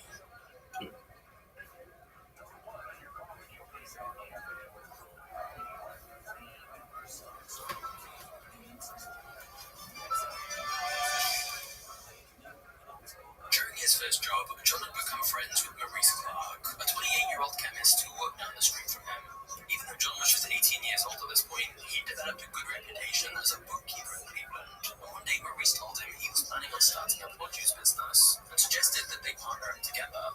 After saving up a bit of money, they formed Clark and Rockefeller and got to work buying and reselling grain, fish, beans, meat, and other foods. It was tough at first. John and Maurice were often exhausted from looking for customers out on the road, but owning their own business gave them immense pride. And even though he was a bit shy and quiet at first, John was a capable salesman. Because he was so mature, everyone called him Mr. Rockefeller. The older men in the industry easily trusted him, and the list of clients of Clark and Rockefeller quickly grew.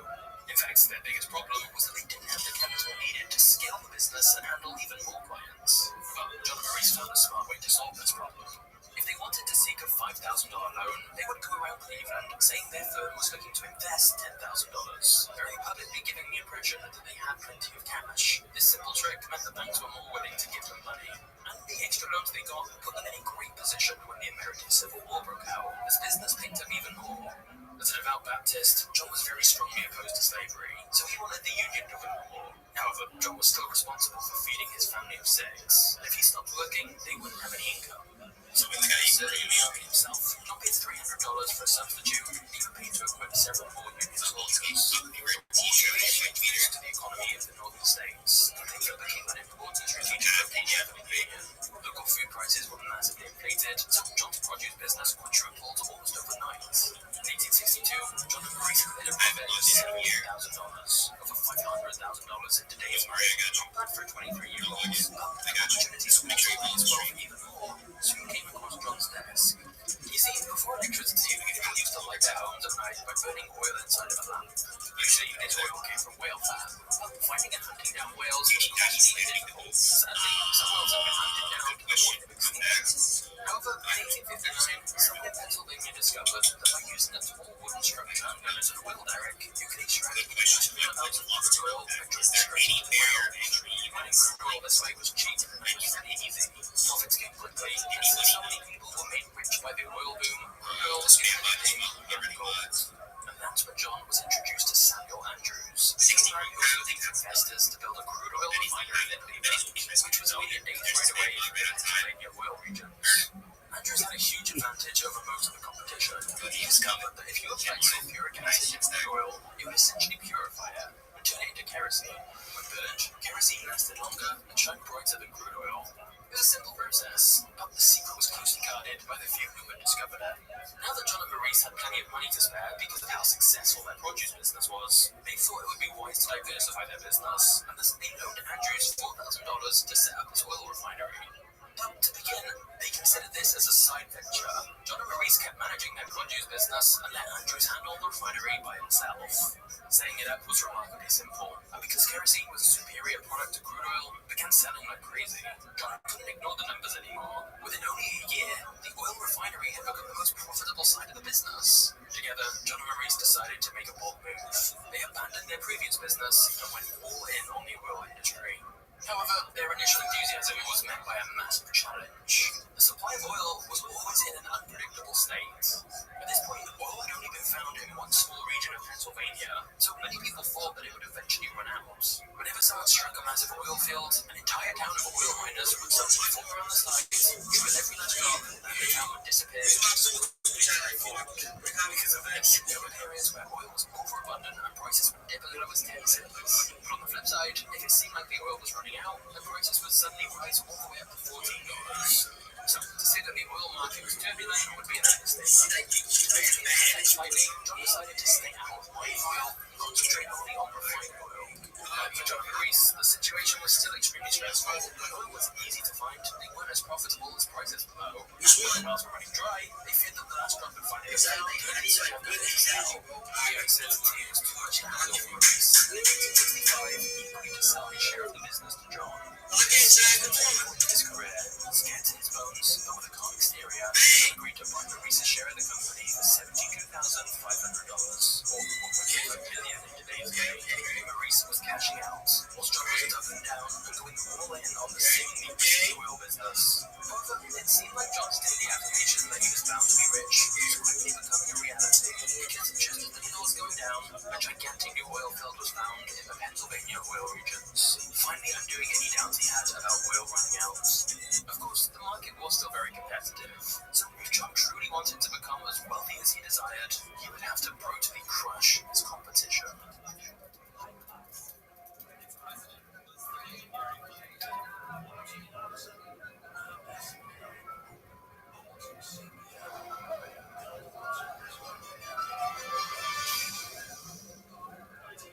The year before buying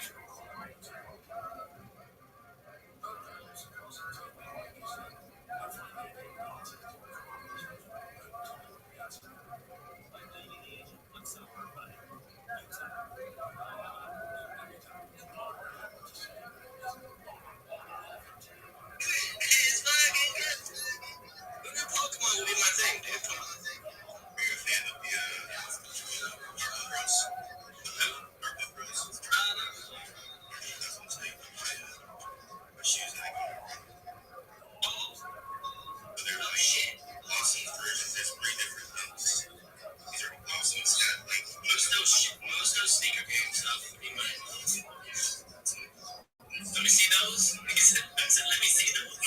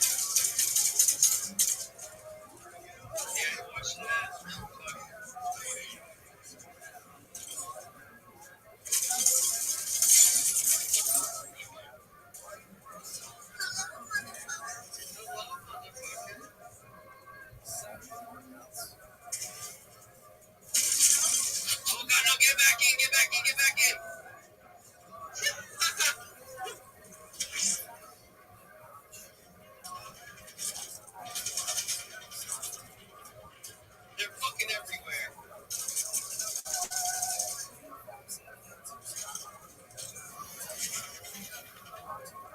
Yo, thanks for the follow.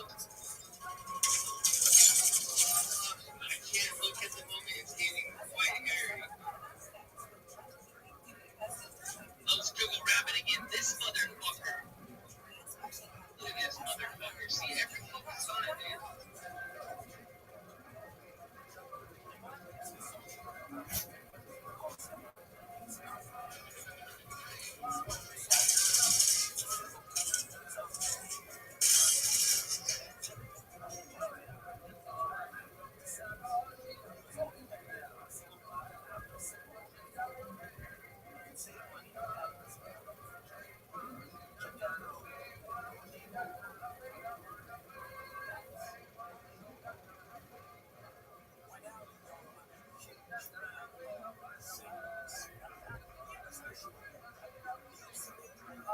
Yeah, it's tripping.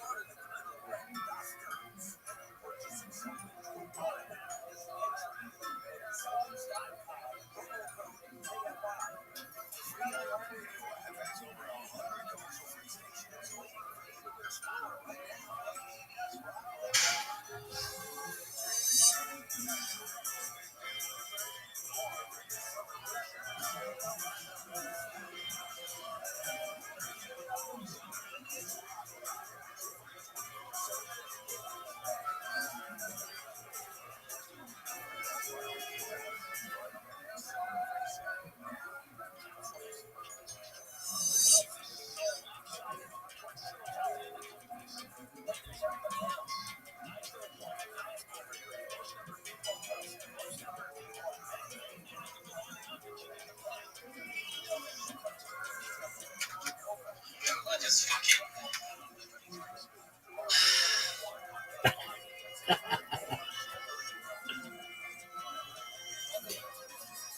Get the fuck out of here, bro! Disgusting fucking broadcast loser. Bro, please fucking found something valuable with your life.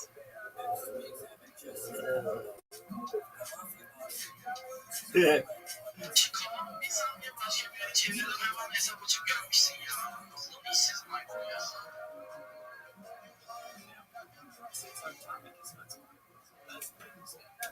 Bro, I just turned my head there. I just turned my head for like 2 seconds, bro. And you already created you account. Oh my god.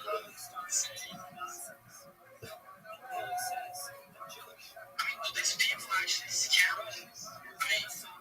Can they even scam someone? No. That's bullshit.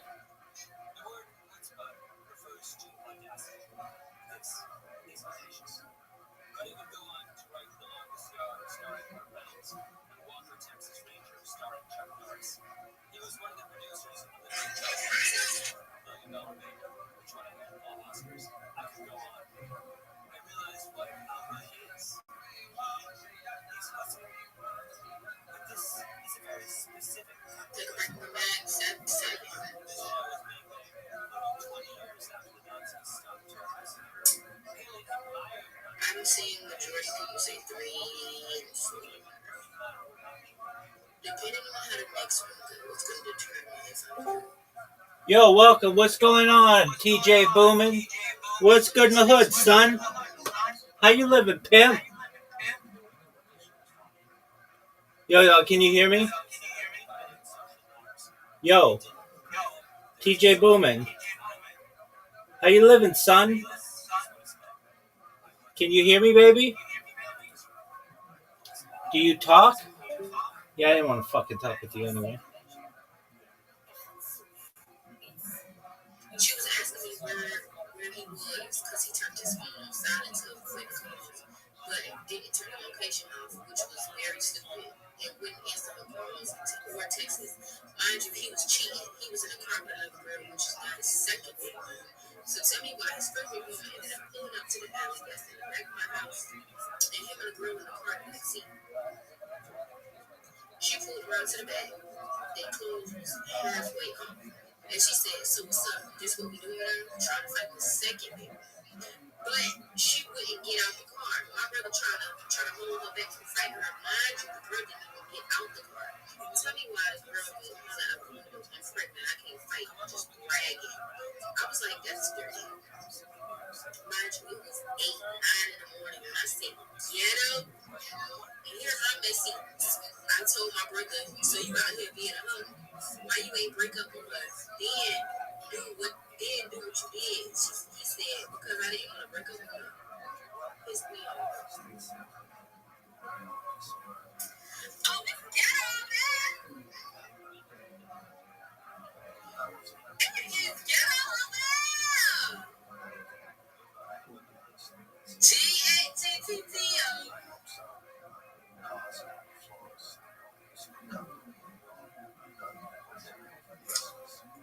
Check. God is ghetto.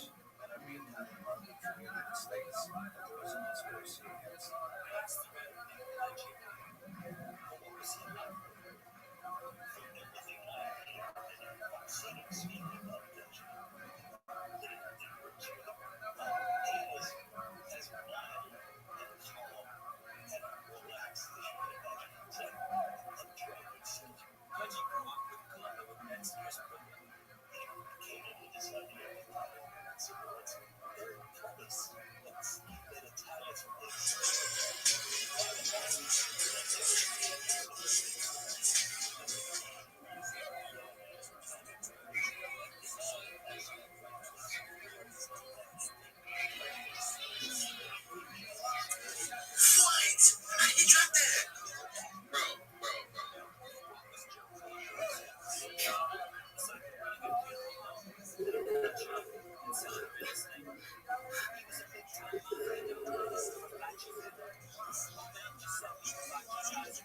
That's a touchdown, bro.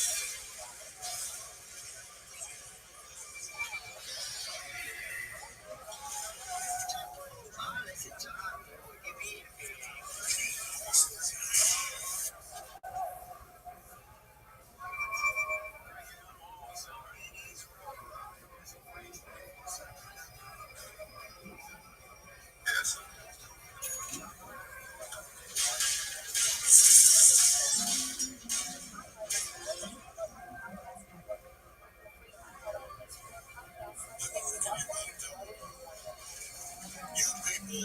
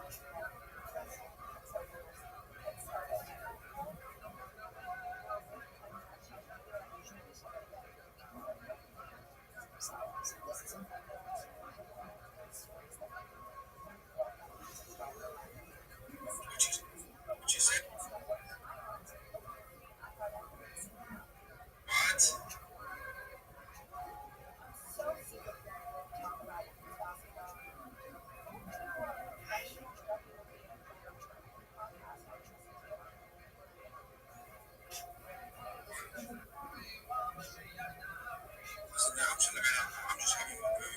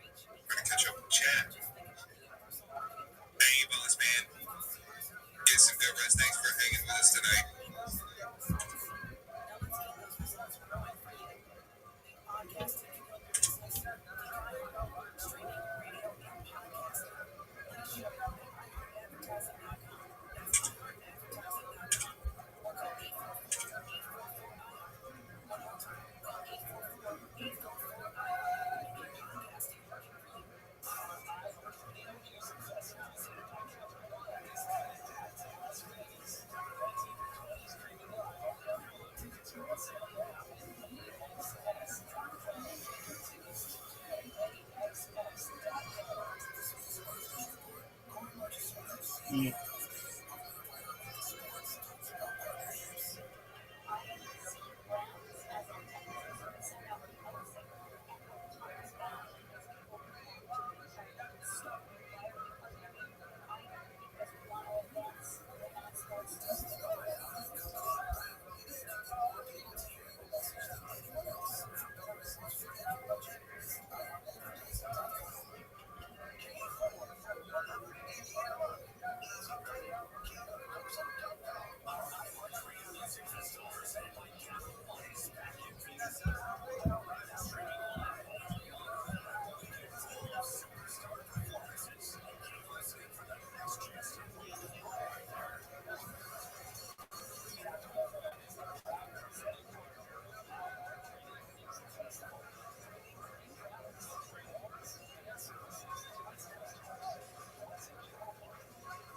I'm just like tired, but like there's nothing there to do about it.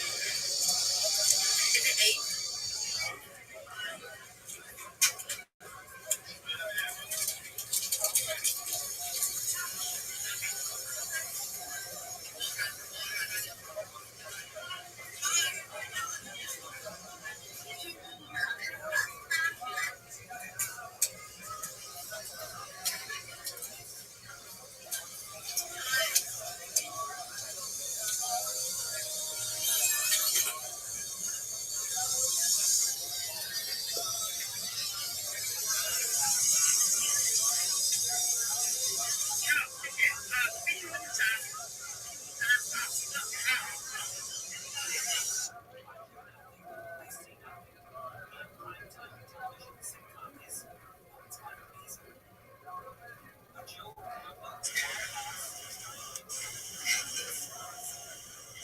Should I give people help? Because some people are messaging me for help.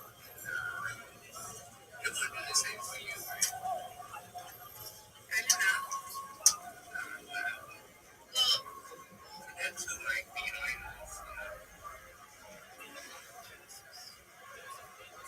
not that far. We have to find out stuff along the way, too.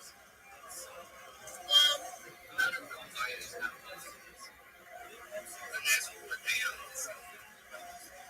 Oh, well, that's true, I guess.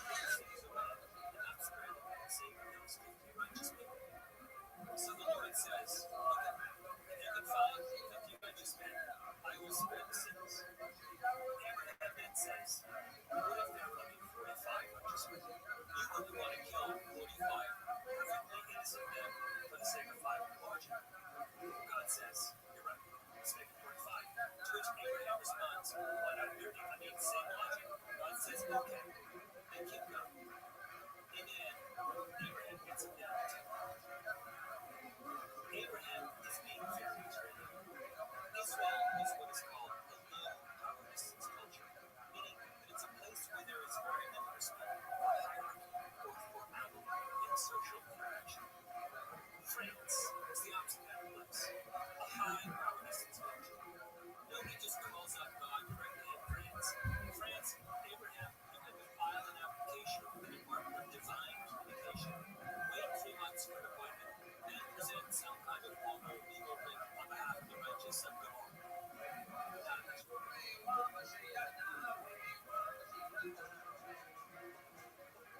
My friend Billy says that since coming to America, she is struggling with the transition to a land of excessive social acid. Like this past winter, when she was dealing with her children's school.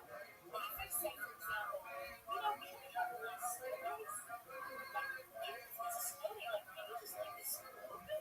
I'm just asking. My husband said that's not like you don't think about what they're putting you to think about what the teachers are going to get. Think about their safety. I think of everything. True.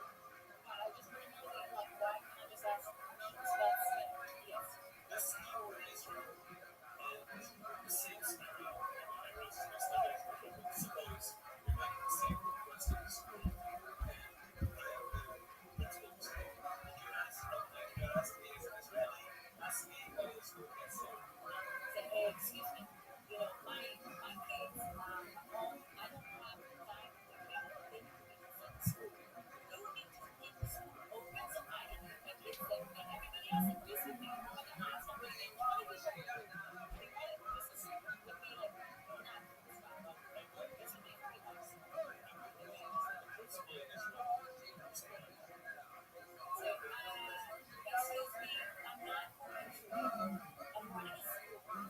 Not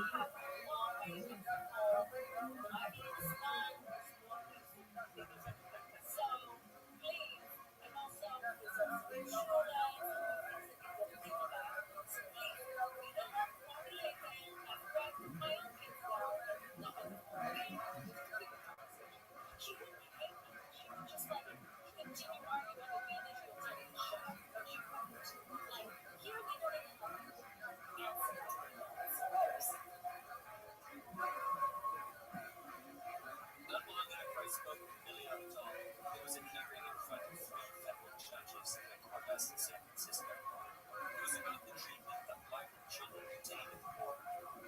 At issue was whether the conditions under which the children were being held violated a previous legal commitment made by the government to provide safe and sanitary conditions in detention centers. The Department of Justice sent an attorney, Sarah Payne, to make the case that the government was in compliance with the safe and sanitary standard. Her principal argument was that the term safe and sanitary didn't have an explicit definition. And that's any number of things might fall under those categories. Let's face it. And this is one of the judges, Marcia Herzog. Sleep shortcuts. It can't be safe and sanitary or safe to be in the area you can't sleep. Well, and you just say that I'm sleeping, so therefore there's nothing in here about not being able to sleep. The children, it turned out, didn't have beds, blankets, in some cases, even nothing like that. So Herzog wonders, how is that not a violation of the agreement to provide decent living conditions? And Phelan answers. I think the concern there is, Your Honor, that we're finding that sleep, for example, falls is relevant to finding safe and sanitary conditions. It is one thing, but the ultimate conclusion is the safe and sanitary is a single part of the agreement. You probably need to be a lawyer to understand what Phelan is saying, and I'm not a lawyer. So I'm going to have to guess the government's point goes like this. Sleep is one thing, safe and sanitary are another. If the agreement had meant that sleep fall under the requirement of safe and sanitary, he would have said so. Then Judge William Fletcher chimes in. Maybe sleep wasn't explicitly part of the safe and sanitary definition because it's too obvious.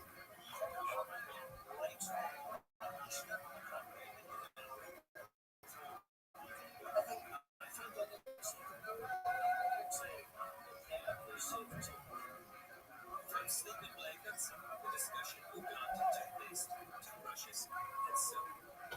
My class would have soap in the store, absolutely love it. I sleep for sanity. What I'm disagreeing with is that the court ultimately concluded these things. Yes, she was disagreeing.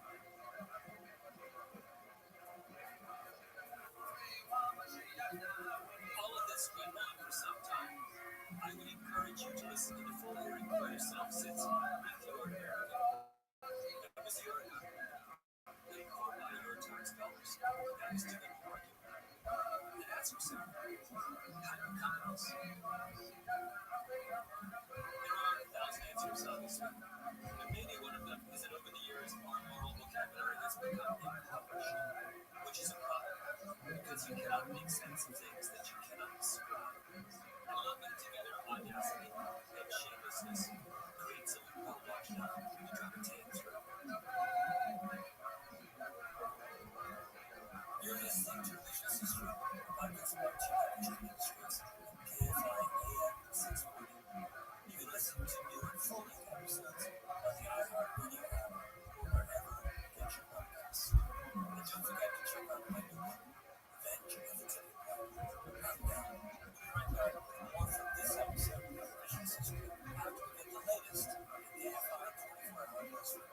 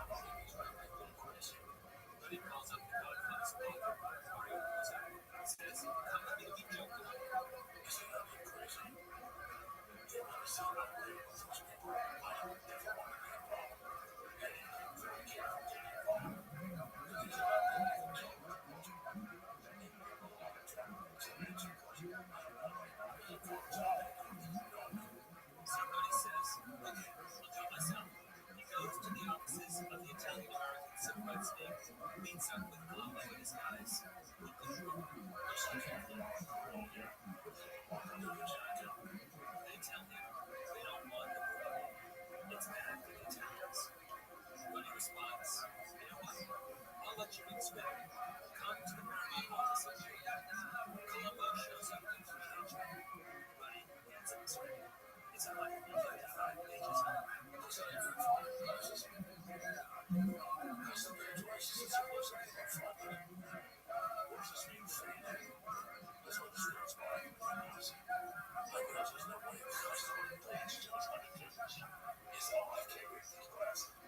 A mafia boss is not going to work his way into a 155-page script. The whole point of being a mafia boss is that you don't have to read things that are 155 pages. Mafia bosses do not have to do the fine print, a letter of the law, or chapter and verse. Those are the people who have chosen not to live like the government. Columbo hands the script to one of his henchmen, a guy named Caesar. But Caesar's not really hot and messy. Caesar's not in the business of giving orders. Caesar's muscle. Here's why they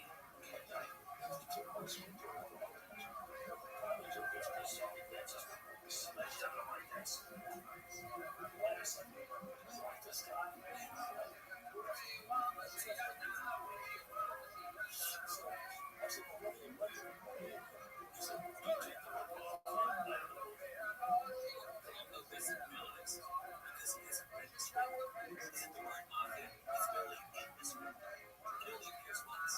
What is it?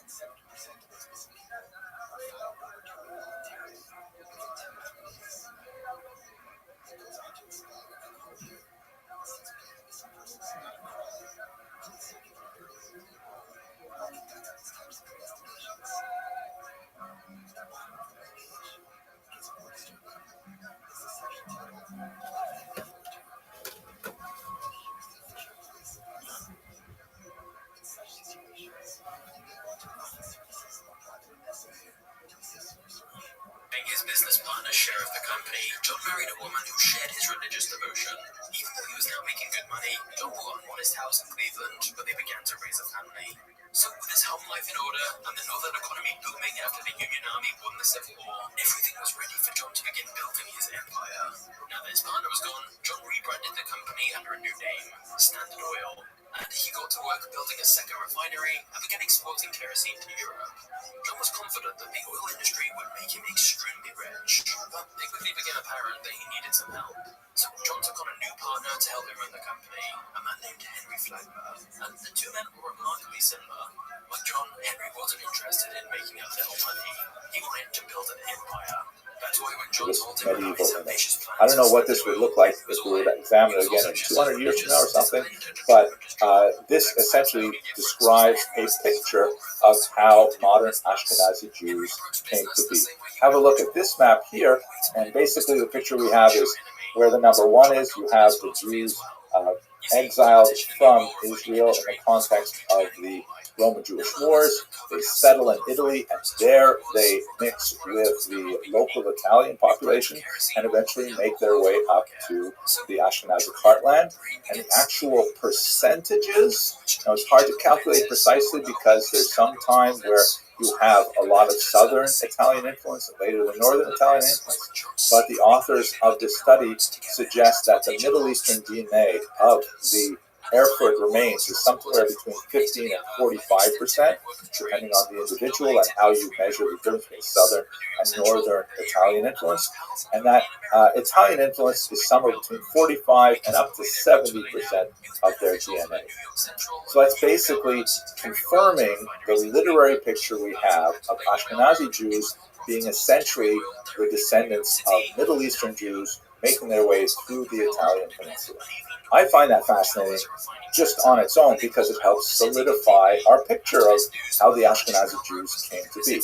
But of course, there's a lot of other implications. As, for example, the Norwich study was able to identify specific illnesses that affect Ashkenazim, like, for example, breast cancer and cystic fibrosis and things like that, and that may have implications for later cures.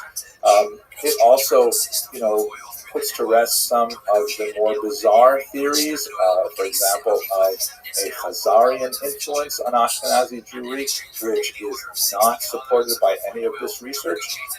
And it's also especially relevant in today's social moment because there's so many people who are, fairly vociferously arguing that Ashkenazi Jews are not actually Jewish. Some other population is Jewish, which is kind of bizarre. I mean, historically speaking, Jews have been accused of being communists. They've been accused of being capitalists.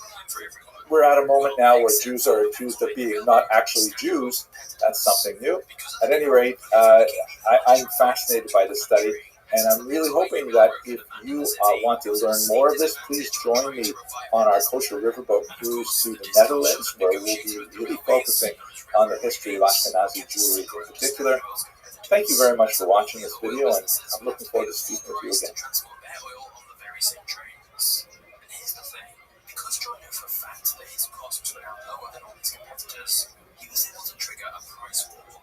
John would lower the price of his oil so that his competitors would have to do the same in order to remain competitive in the market.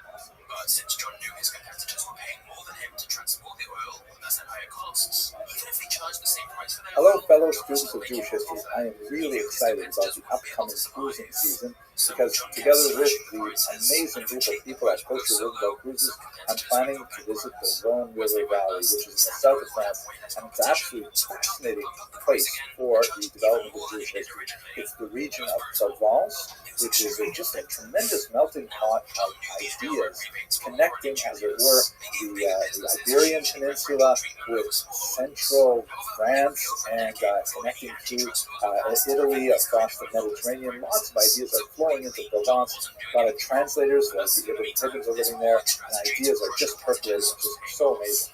I'd like to take this opportunity now to speak about another traveler to Provence a long time ago, the great Benjamin of Tudela. he traveled to Provence and parts farther east of it, somewhere between the years 1159 and 1167. And he returned around 1173, so he's traveling for a good 14 odd years, a century before Marco Polo. And he recorded his travels in the so-called Masa'ot of Binyamin Tudela, and it's basically a very early travelogue written in Rabbinic Hebrew. Unfortunately, the editions that have survived are probably not accurate. There's a lot of errors that seems to have crept in because it was copied so many times over and over again, and a so-called optimized where people shortened it and removed parts they didn't really care for. At any rate, we have a version of it, and it has a tremendous amount of information. And it was translated in all kinds of European languages because this is a pretty rare thing for a person to travel this distance. It can really only be done well by an army, which essentially what the Crusaders were doing something like this in that century, but by an individual if he was Jewish, because he could connect with Jewish communities all along his route. And in fact, that's exactly what Binyamin did. And he doesn't tell us exactly why he's traveling, but frequent references to things like coral, he's very interested in coral, suggest that maybe it was part of the gem trade, precious gems trade. But all the way along his travels, he beautifully notes the nature of the Jewish communities, roughly how big they are, how far apart they are, famous Jews living there, strange customs that they have there. It's absolutely fascinating to read. So he specifically, early on in his trip, of course, he goes through Provence. As you can see from this map here, this is pretty reliably his route, although he describes many places as far away as India and China that he likely did not visit himself, but he heard about while he was traveling. He records those depictions as well in our text. But he starts out in Tudela, which is in northern Spain, and then he makes his way to the Mediterranean coast, and he hugs the coast, and that's when he goes to Provence. As you can see, the regions of Provence here have famous cities like Narbonne, Béziers, Montpellier, Bunel, and Arles. These are all places associated with this great burgeoning Jewish spiritual activity that happened in the century that Binyamin Tudela was actually there. He mentions some of the famous people who were alive that he met, like the great Rabbi Abraham Ibn Daoud, the Ravid, who wrote fantastic critiques of Maimonides and references to all kinds of people that, if you study Tosafot, you'll be quite familiar with them, the Talmud and so on. Really, really interesting. The historical value of this particular document, dating from the 12th century, is really incredibly precious. He gives us lots of information about trade, about ethnography. He provides many firsts. For example, the very first account of the Druze people in a non-Arabic source, the first European reference to China by that name. It gives us sometimes the only source that we had for a long time about, for example, the false messiah, David Alroy, every now and then Binyamin Tudela will spend way more time talking about something he's very interested in, and then go back to his more mundane depiction of travel and cities and things like that. He also provides for us fascinating glimpses into disparate Jewish communities like the Black Jews of the Malabar coast of India and so on. He probably did not reach the Ashkenazic heartland, but he does describe the great cities there, so obviously the people that he was in contact with at the time knew quite a bit about the development of Ashkenaz, which was then reaching into its heyday. Okay, I hope that you will be able to travel with us on our cruise in the Rhone River Valley, but if not, I really look forward to sharing these videos with you, and thank you very much for watching. Railroads and the big refiners. Even though there wasn't, rumors spread everywhere. Oil refiners were scared that if Standard Oil still had a secret deal with the railroads, they would get crushed. John decided to leverage this threat to his advantage. In a period of 6 weeks, now known as the Cleveland Massacre, John managed to intimidate 22 out of the 26 oil refiners. Hello, fellow students of Jewish history. I'm doing a lot of research lately in preparation for a trip to the Netherlands and Belgium with kosher riverboat cruises. I'm really looking forward to visiting this part of the world. And today I'd like to speak about something quite fascinating and rather unique that occurred in Amsterdam in February of 1941. It was a massive general strike organized by non-Jews, the regular people of Amsterdam, to protest the Nazi treatment of Jews. This was really something that was unparalleled anywhere else in Nazi-occupied Europe. About 300,000 workers participated in this general strike by going off the job, and it's symbolized in particular by the dock workers. This was a movement that ultimately failed. In fact, it was brutally suppressed by the Nazis, and the end result of the strike was not sufficient to hold back the Nazi atrocities that were perpetrated against the Jewish people in Amsterdam in specific and the people of the Netherlands in general. But nevertheless, it stands alone as a really bright spot in the history of the Holocaust in Western Europe. So let's try to understand what exactly happened. So Amsterdam, as I'm sure you're aware, is traditionally known as a very liberal city, known for its civic freedoms and its general policy of tolerance. This came to a shocking end when the Nazis invaded in May of 1940, and immediately they began to remove the Jews from various civil service professions, which they had integrated into very well over the course of the 19th and early 20th centuries. Jews protested against this. There were some street battles between the Dutch version of the Brown Shirts, known as the WA, and various Jewish self-defense groups, and some of those protests and battles actually got rather violent. On the 11th of February, one of these WA members was hurt and later died. The Nazis reacted with their typical harshness and collective punishment by sealing off an entire Jewish neighborhood. There were other battles going on at this time, including one rather important one that occurred in an ice cream parlor that involved dousing the police with this kind of ammonia spray. And then there was a major pogrom on the 22nd and 23rd of February when Nazis seized 425 Jewish men and deported them. Almost all of them were killed in Mauthausen. The following day, after this crescendo of violence, workers gathered for a spontaneous open-air meeting, and with important leadership from the Communist Party of the Netherlands, who were the sworn enemies, of course, of the Nazis, they proclaimed a general strike. Here is a handwritten proclamation of the strike. You can see they actually wrote the word strike 3 times with 3 exclamation marks each to really emphasize the importance of this, and it was extremely successful. The participation was incredible. 300,000 people in a wide variety of fields. This is believed to be the largest single public demonstration by non-Jews, organized by non-Jews, participation by non-Jews in solidarity with Jews, and there's really nothing like this in Europe. The only thing that can compare to it is, of course, the tremendous amount of effort that went into fighting the Nazis. But this was something specifically directed by civilians at the Nazis in protest of the treatment of Jews.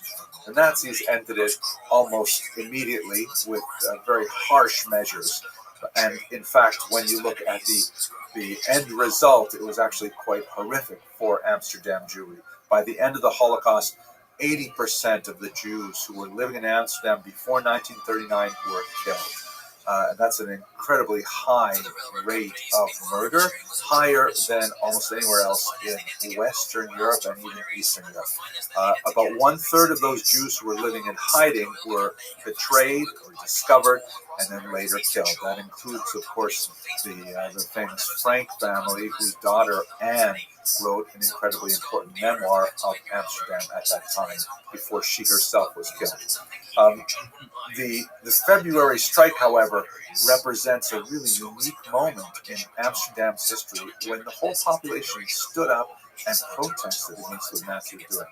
Every February 25th, the people of Amsterdam come together to commemorate this great strike and what it meant. And they gather around this remarkable statue that was erected a few years after the war to remember the moment. It's called the Dock Worker by the Dutch sculptor Marie Andreasen. And it's actually really worth looking at because you can see it's is a sculpture of not a heroic-looking individual. He looks like a man in his middle age, somewhat perhaps overweight, still muscular. He is a dock worker, but, he's not like in the Soviet and certainly not like in the Nazi heroic model of like big bulging pectorals and things like that with a strong chin and stuff. He's just a regular worker guy. And he's kind of looking up from his labor. His stance is not even especially aggressive. He's just kind of like in a relaxed mode, but his hands are slowly clenching as if he's coming to realize the enormity of the atrocity that is going on around him, and that dawning of insight into what the Nazi occupation meant for the people of Amsterdam, and especially the Jews of Amsterdam, begins to enrage him. And I think that kind of collective spirit is so beautifully captured in this remarkable piece of art. I'm looking forward to visiting the statue in particular when we visit Amsterdam. I hope you'll be able to join us on this cruise, and if not, I look forward to sharing with you the things I discover as I'm doing my research in advance, and of course some video from on-site. Thank you very much for watching. Every single barrel that passed through any of the railroads as well. A lot of this was similar to the secret alliance that had been proposed before. This time, John was the one who held the balance of power and could basically demand what he wanted. Railroads had little choice. Unless the deal effectively made John one of the most powerful men in America. John basically now owned the railroads. He essentially controlled the oil industry and had an all-seeing eye into every one of his competitors. He completely dominated Cleveland, Pittsburgh, and Philadelphia, and there were only a few scattered refineries in New York that weren't his. Good afternoon, everyone. I hope you can all hear me and see the screen okay. If one of you could please quickly go into the Q&A and just say, yes, I see everything fine, that would be very helpful. Otherwise, I'm going to get started with the presentation. Oh, excellent. Thank you so much, Ms. Torres. I am going to get straight into the presentation. Thank you very much for joining me. My name is Henry Abramson, and I'm really excited about being part of Future Riverboat Cruises, where a couple times a year I get to go to various places along rivers in Europe and explore Jewish history. We usually take about 100 people with us on these fantastic boats, and we basically just get to experience Jewish history in real life, like while we actually visit the streets where it happened, which is absolutely fantastic. So today, in preparation for a cruise that is scheduled for, let's see, when is it scheduled? It's scheduled for August this year.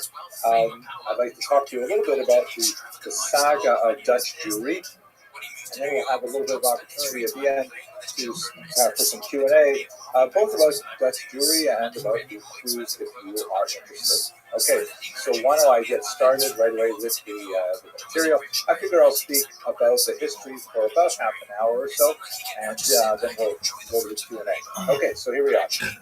The origins of the community. First of all, let's locate it. Where exactly is Holland and Belgium, the Netherlands area? As you can see in this Google map here, it's on the northwestern coast of the European continent, not too far from England.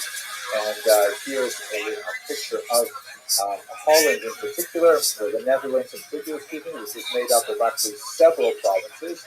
North and South Holland are two of the most significant.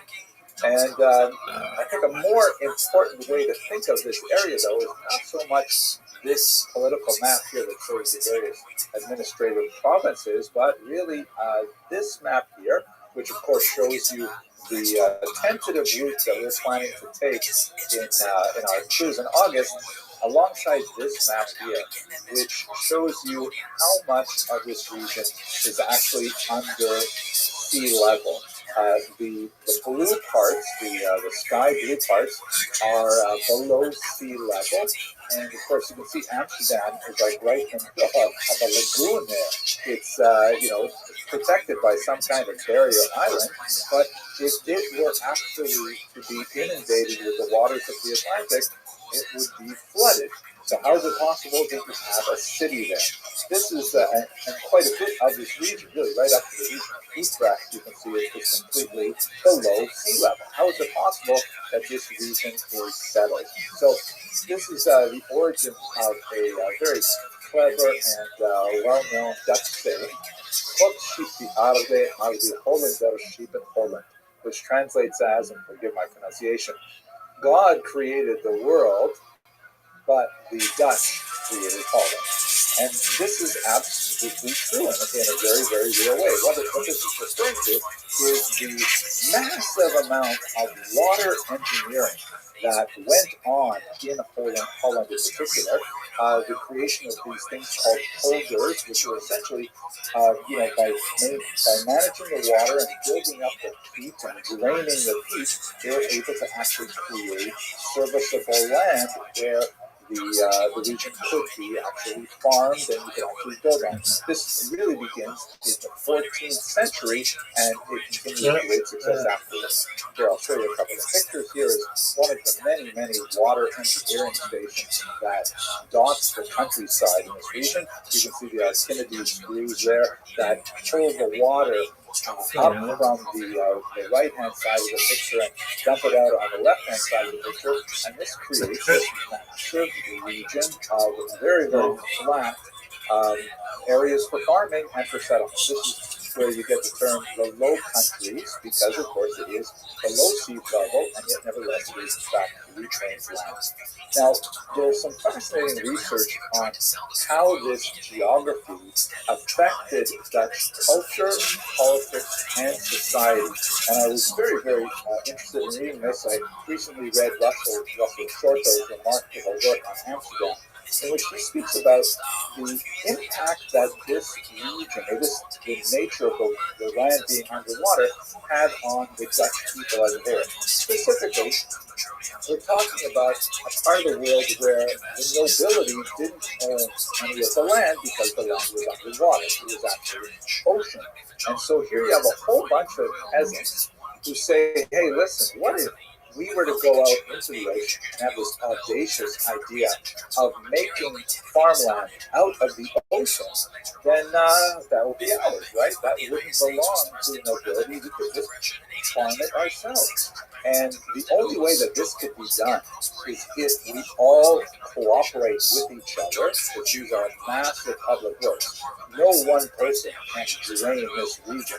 It has to be done in concert with many other people, and it has to be done both with a great deal of individualism, because you've got to do your part for your particular piece of farmland, but on the other hand, recognizing that you are part of a much larger whole, and everyone has to hang together, or else literally we will drown in the ocean. So out of this sort of system of thinking of landless peasants deciding to cooperate and build a society together, you have the unusual fashioning of the Dutch mindset, the Dutch culture that really can be seen in so many different aspects of their culture. One of the most interesting words that I came across was this word gedogen, or gedogen I think it's pronounced, which means illegal but officially tolerated.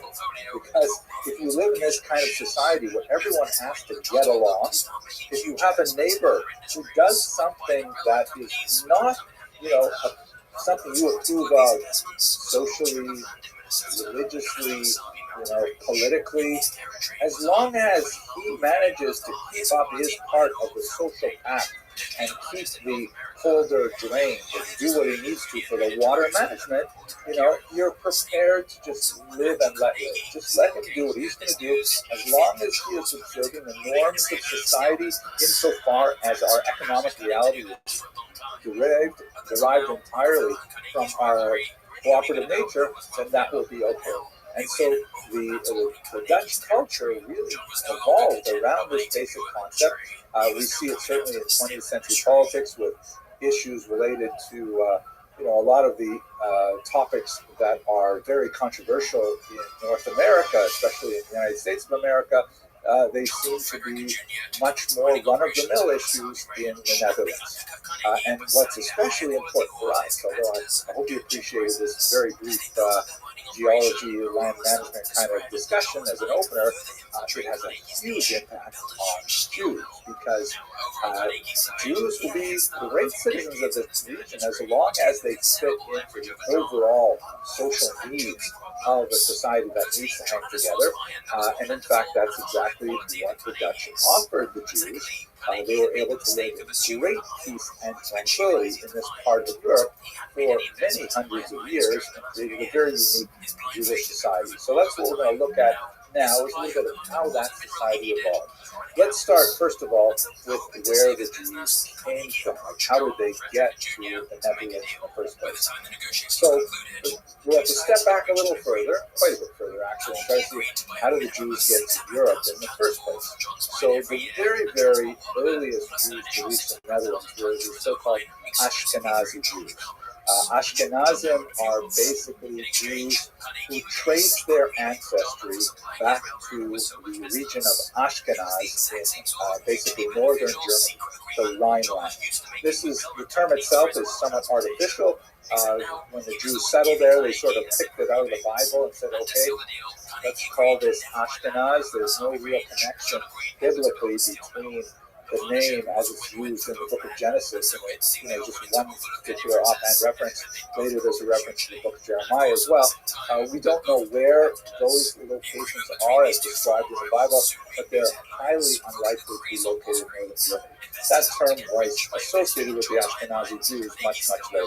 Here's basically how they get there, and this chart, by the way, is derived somewhat from the literary record, where we have a 12th century account of how Jews got to Ashkenaz, written several hundred years after they had already well settled there, and that bears all of the challenges of legendary history that can be written as a way to try and explain a current reality rather than necessarily describing a historical process, but it's also been augmented fascinatingly with current DNA research, which says a lot in a scientific manner that actually bolsters this traditional account. Here's how basically Jews got to Ashkenaz, which would be just a little bit west of the Netherlands, and then we'll start talking about how they moved from there to the Netherlands. We start with Jews in ancient Israel, right up until the first two colossally devastating Roman Jewish wars. The Jews of Judea rebelled in the first century, starting in the year 66. That was crushed by the Romans. It took them quite a while. It was a series of battles, but eventually it was crushed in the year 70, with pockets of resistance lasting for a few more years. This was the Great Roman Jewish War that resulted in the destruction of the temple. There was then a smaller regional war called the Kitos Rebellion in 117, and then a much bigger rebellion that in many ways rivaled the first war in the year 132. All of these, of course, were crushed with some remarkable challenges by the Roman government. The Jews of the region were frequently punished, particularly in the First War and in the Bar Kokhba Rebellion, with forced deportation to the Italian peninsula, where they worked as slaves. According to Josephus, there were as many as 100,000 of these Jews who were taken from Judea in the first century, a number that many scholars believe is fairly accurate. And these are how the Jews basically got into Europe, primarily through Italy. Let's see how it looks. So if you look at this chart, you see you've got the arrow on the left, which means time, moving from earlier in time at the bottom, later in time at the top. You have Jews in ancient Israel, and then in the first and second centuries, about 100,000 men are basically sent as slaves to Rome. By the way, there was already a Jewish community in Rome prior to the First Roman Jewish War. In fact, a good 200 years prior, but the massive influx happens in the first and second centuries. And then while they're living there, they're also integrating with larger society. They ultimately eventually get citizenship. There's actually a fairly large number of Jewish citizens in the Roman Empire, and you begin to see the penetration of Italians into the Jewish ethnicity. This is largely done, as far as we can tell, through conversion.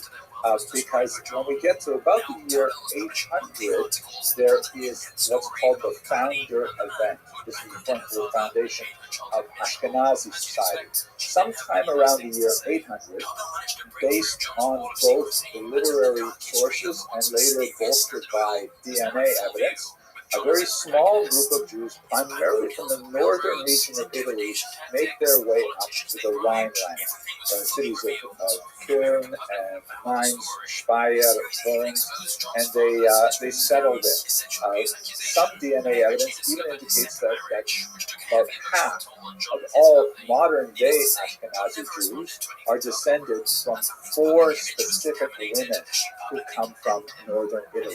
That is, their mitochondrial DNA, the little bits of DNA that a person gets from one's mother, and only women pass it down, means that they had 4 specific mothers. I like to joke that the names were, Sarah, Rachel, Rebecca, and Leah, but probably not. At any rate, these people were, conversion is allowed within Judaism, and so these women were incorporated in that small group. We know the names of some of these families. The Colonus family, for example, made their way to the north at this time, and it's confirmed by 2 major discoveries that where the DNA evidence reveals that they were in fact descended from these people. In the English city of Norwich, and about the year 1290, about a dozen people were thrown down a well, and when and this was discovered in the 21st century when they were doing construction for a shopping mall, and they found this ancient closed-up well, and inside it was this horrific discovery of all these bodies jumbled up, all thrown in there at the same time, and they were able to analyze the DNA in the bones and discover that, in fact, they were very similar to modern-day Ashkenazi Jews, and that their DNA is going to match what was discovered in the city of Erfurt, Germany, a Jewish cemetery where, since we suspected in advance that the people buried there were Jewish because of historical data, the people working with the skeletons asked for appropriate rabbinic guidance, and said that you could work with the DNA in teeth that had been separated from the bones, and by analyzing the DNA of those teeth, the reason is because Judaism has a very, very high threshold of permissibility to disinter corpses or to rebury them and things like that. So they studied the separated teeth of these 33 odd bodies, and they found that just like the trove that was found in Norwich, these people were also closely related to them, and very closely related to modern Ashkenazi Jews. Meaning there was a kind of a genetic bottleneck where, as opposed to like having all kinds of people mixing together in the region, there's this small group of people associated with modern-day Ashkenazi Jews who basically only marry each other, which obviously has some genetic challenges. There are certain diseases that are associated with Ashkenazi Jews, including, for example, the BRCA gene that is a plague for breast cancer, and cystic fibrosis, and Tay-Sachs, and all kinds of things like that. But Ashkenazi Jews, before they get married, they typically use modern technology to screen themselves to make sure that they are an acceptable marriage partner for the person that maybe they're intended.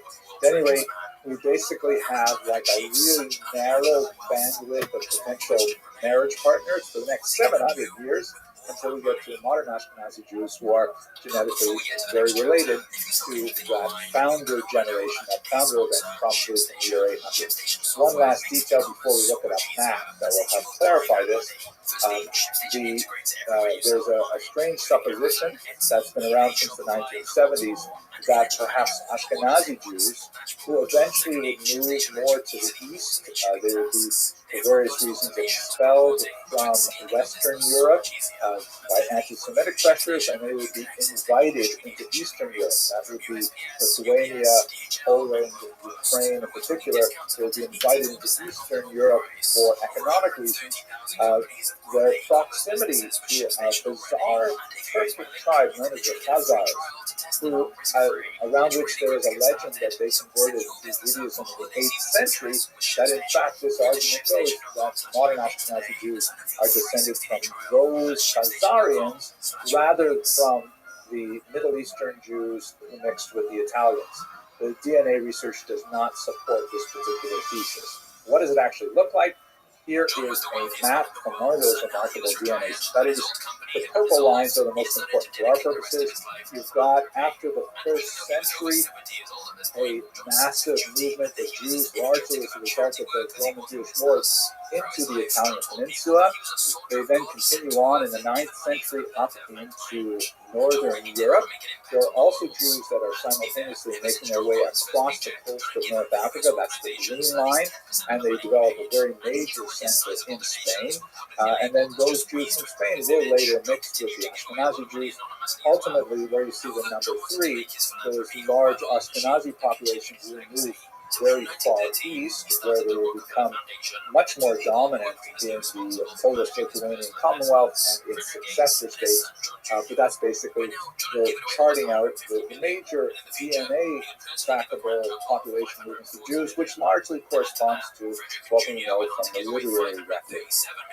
The Italian presence is extremely important. If you look at the DNA of the Ashkenazi Jews in Erfurt, that was the 1350 discovery, the Ashkenazi Jews there have about 15 to 45% of their DNA going back to the Middle Eastern populations, that is, to the ancient Israelite Jewish population, and about 45 to 70%, very large number, a large amount of their DNA is actually from the Italian populations with whom they lived for several centuries before making their way up into Europe. So that's basically how Jews got to Europe. How did they get to the Netherlands? So we have only a few isolated references of Jews in the Netherlands until about the 13th century. Then we begin to see them pick up a little bit. The largest settlement of Jews is clearly in the Rhineland, which is in northern Germany, just a little bit to the west from the Netherlands. Don't forget that the draining of the swamps, the bogs that made up later would make up Holland was not really deeply underway until about the 13th century. So there's not a lot for Jews to visit there anyways. But nevertheless, you begin to see isolated references of mainly traveling Jews who end up in this region in the 12th and early 13th century. They're described frequently as merchants or as moneylenders, but they're really scattered references to them. This continues increasingly over the 14th century, but really big things happen in the 15th century. Let's turn to that now. This map is also really important. This is, of course, a map that describes the emigration of Spanish and then later Portuguese Jews in the wake of the Great Expulsion of 1492 and the forced conversion in Portugal of 1497 and the associated exodus of Jews from that region as well. Let's just pause for a second and think about what is going on here with this. We have to understand the Spanish expulsion and its massive impact on European Jewish history. We really have to go back about 100 years before the expulsion to 1391. There was at that point a series of pogroms, kind of like riots directed at Jewish populations throughout the Iberian Peninsula. And one of the unusual consequences of those particular riots was a massive number of forced conversions. In other words, you had masses of angry peasants descending on Jewish communities and demanding that they convert or die or be horribly maltreated. And you have a very large number, perhaps tens of thousands of Jews who elect to undergo the ritual of baptism, often done right then and there with holy water on the spot. And, Jews were kind of deeply confused about what this actually means. the church, which had long condemned this practice of forced conversion, nevertheless was kind of trapped within this ideological position that once a person is baptized, even if it was done under duress, they are nevertheless Christian. And so you had this unusual situation that happened in Spain, and it lasted for about a century, where you had these people who considered themselves Jewish and yet were legally Christian and were free from all of the anti-Semitic legislation and restrictions that had required them to live in certain regions, only occupy certain occupations, never be allowed to attend higher education. All of a sudden, it's as if they received Christian driver's licenses. And so you have this phenomenon, and there is a spectrum. There are some Jews who became true believers and completely committed themselves to Christianity. You had others who were deeply resentful of the imposition of Christianity on them and would go to tremendous lengths to practice Judaism in secret if necessary. And then you had people in between, people who were willing to go along to get along, but still considered themselves very Jewish and married other crypto Jews, or as they were called, conversos or new Christians. So Jews actually, and I'm talking about now these crypto Jews, they actually succeeded under this social environment because they were no longer held back by these artificial restraints that society had placed on them as Jews. And they rose up in virtually every area of human endeavor, with the possible exception of subsistence farming, because they were literate, they were numerate, they were urbanized, they had a very high level that they placed on education. And so over the next 100 years, from those pogroms of 1391 until the eventual expulsion, you had this phenomenon where there was like a second class in Spanish society of people who traced their origins back to Jewish roots and may have been extremely active in their Jewish practice, but nevertheless had very high level positions in Spanish society and even in the church. So when you get closer to the end of the 15th century, the church decides, actually the crown in Spain decides that they've got to do something about this, and they institute the Spanish Inquisition, which was not technically speaking directed at Jews who were not baptized. It was directed at those Jews and their descendants who had been baptized and yet were not behaving with all of the requirements of Christians, or more significantly, they were not believed to be behaving in this manner.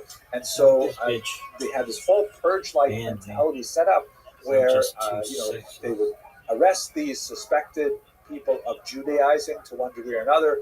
They would torture them. Of course, the Spanish Inquisition was infamous for its use of torture. And under torture, these people would give up the names of all kinds of people that they thought were also Judaizing.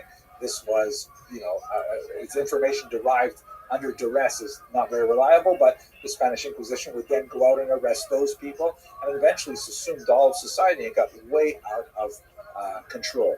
So by 1492, Torquemada, the Grand Inquisitor, who also traced his own family roots back to these converts, so there's a lot of weird psychological stuff going on there, argued that, why this is not working? Why we keep trying and there's still these Jews active in Spain? The reason is because there are still non-baptized, legally practicing Jews in our society. They're still maintaining schools, and they're still maintaining kosher meat shops, and they're still maintaining, rabbinical services. And so the crypto Jews are always being drawn back to these sources of communal, intellectual, spiritual refreshment. So Torquemada argued persuasively before Queen Isabella and King Ferdinand that all the Jews have to be kicked out of Spain. Not the baptized Jews, because they're technically Christians, but all of the regular non-baptized Jews must be exited from the peninsula. And that is in fact what happened in 1492. They have this massive exodus. As you can see from the red lines, they're headed to North Africa, they're headed throughout the Mediterranean basin. Constantinople was a very important refuge for them, and many of them go back to Israel, where they would later be the kernel of the great Sfat Renaissance in the 15th century, in the 16th century. The most significant number, of course, made the simple journey to the west and crossed the border into Portugal. What happened there is especially significant because King Manuel I decided that it was not expedient to expel these Jews who had a lot of value economically to the society, but he arranged for a forced mass conversion of all of them in 1497. Again, the same kind of thing that started this all off back in 1391. Do you think and Aunt Holly knows made who all you are? kinds of promises, For like, sure. we're just going to do this, but there's going to Did be you no give her the Inquisition for a good 30 years. Don't worry about things; you'll be all right. Thinking that eventually Did they that work? would assimilate into Portuguese society. He was, of course, wrong. And when the Inquisition came in Portugal in the 16th century, it was even more brutal, if that can be imagined, than that happened in Spain. So many Portuguese Jews in the 16th century began to seek ways to flee Portugal. Many of them went to Brazil, which was, of course, a Portuguese holding. Some of them even ended up in New Amsterdam, which, of course, would be Manhattan or New York City. And a lot of them went to the Netherlands.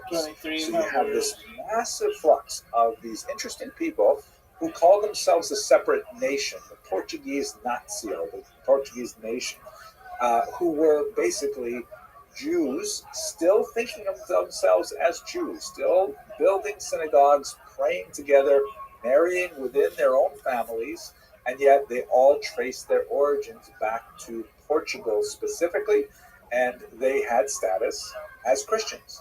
They could travel to other countries. They could even travel to England, where the Jews had been evicted in the 13th century, and they became extremely important in the mercantile world with their connections in many of these other countries, Jewish connections, and they were extremely important for the advance of the economy. And so if you think back to what's going on in the Netherlands, they have this idea of gedogen, right? The illegal but unofficially tolerated. So even though, depending on who was controlling the Netherlands at that point, and there was a lot of Spanish influence and so on, they basically said, well, listen, these Portuguese people, we know that they're probably doing something kind of fishy, kind of Jewish in their homes and things like that, but they're not bothering anyone else. They're not specifically involved with draining agricultural land, but they are contributing to society through their mercantile activity. They're keeping their head down, not bothering anyone. So why should we be persecuting them? This was also in line with a form of Protestantism that was very strong in this region, in contrast to Lutheranism, that was much more prevalent in parts of Germany. Calvinism was more of a tolerant version of Protestantism that held to kind of Luther's original position that Jesus was born a Jew and so on, and there was no reason to persecute the Jews. So these Portuguese Jews were the first to make a really strong communal foothold in the Netherlands, establishing communities there, officially only in 1608, but most likely they have been there for decades prior. They just began to be more open about their Jewish identity in the early 17th century, and they succeeded. They were tolerated, they were given permission to establish synagogues, they printed their own prayer books, things like that. And later on, they would be joined by an influx of Ashkenazim who were coming from Eastern Europe, particularly in the wake of the Khmelnytsky uprising of 1648-49. Ironically, we live in an era that tends to be Ashkenocentric, meaning, just the way the population movements in the Jewish world work. Western Europe and North America is predominantly Ashkenazic. That tends to be a wealthier part of the world. And so, we have this stereotype of Ashkenazim kind of being the big brothers helping out the Sephardim and the Portuguese Jews. In reality, at this time, it was definitely the opposite. The Ashkenazim were the needy immigrant Jews, and the Portuguese were the well-established, wealthy Jews who demonstrated tremendous generosity and largesse in caring for these massive influx of Ashkenazi Jews. But that's one of the things that I think makes the Netherlands so fascinating in Jewish history, is it's one of these meeting places of multiple Jewish populations with very different attitudes and very different perspectives on life and the world, and it creates some of the most fascinating ideologies. And that's what we see especially happening. Perhaps the most famous Jewish inhabitants of this region are Spinoza, and as a distant second, really, maybe not even second, but famous for me at any rate, Uriel da Costa. This is a remarkable painting that, if you've heard any of my lectures on Acosta before, please forgive me, because I return to this figure quite often. He is someone that I think is extremely important for our understanding of Jewish modernity. Uriel da Costa was a Portuguese Jew who, like many, did not learn of his Jewish identity until he was a teenager. It was very dangerous, of course, for Portuguese Jewish parents to tell their kids that they were in fact Jewish, because that could bring the whole Inquisition down on them. So his parents ultimately, divulged his identity to him. He had already earned a degree from the University of Coimbra in theology, and he was very, very excited about it. He said, "Okay, this is fantastic." And they moved to Amsterdam. He actually spent some time elsewhere in Europe as well, but he was unable to fit in with Dutch society, Dutch Jewish society, because largely he had this this ideal of what Jews should be like that was based entirely on reading only the Christian version of the Hebrew Scriptures, the Old Testament. He read about Abraham, Isaac, Jacob, and Moses, and David. He thought, wow, Jews are so fantastic. But when he got to Amsterdam, he saw they were regular people, but they were sometimes, not so careful with their language, and sometimes they didn't demonstrate the highest level of integrity that he thought. He became quite a bit of a gadfly on the community, and he took it to extremes. He actually published books criticizing the Jews from within, but a really nasty kind of criticism. Ultimately, he was excommunicated by the Dutch Jewish community more than once. And after a third, and he kept on coming back saying, "Please, I have to live among you. I can't be separated." Ultimately, after a third literally humiliating rapprochement, he decided that he should rather take his own life, and he died by suicide after reading a 12-page suicide note, very moving document called Exemplar Humanae Vitae, an example of a human life that says a lot, in my humble opinion, about what Jewish identity means in the modern era. Now, sitting on his lap in this remarkable picture, you can see that Da Costa has this, he's all dressed in black, and he has this, kind of claw-like grip on the edge of the chair, and he's got this 1,000-yard stare. He looks very somber and even a little morbid. And sitting on his lap is this, carefree boy with long golden curls, and he's languidly holding on to some flowers while looking askance at the text of a book. That's supposed to represent Spinoza, and in fact, they do overlap about this many years in Amsterdam. Spinoza went through much of the same process as Acosta did, but unlike Acosta, he was able to somehow simply say, "Well, okay, that's fine. I'm not too worried about it. I'm going to go on my merry way." And here, the same artist in 1907, a few years later, painted this version of Spinoza excommunicated. He was a Jewish lens grinder who became very interested in other perspectives on the Bible, and he, in fact, essentially invented what would be called later biblical criticism. There's a lot more to say about Spinoza and more than I can spend here, but in many ways he is the architect of modern philosophy.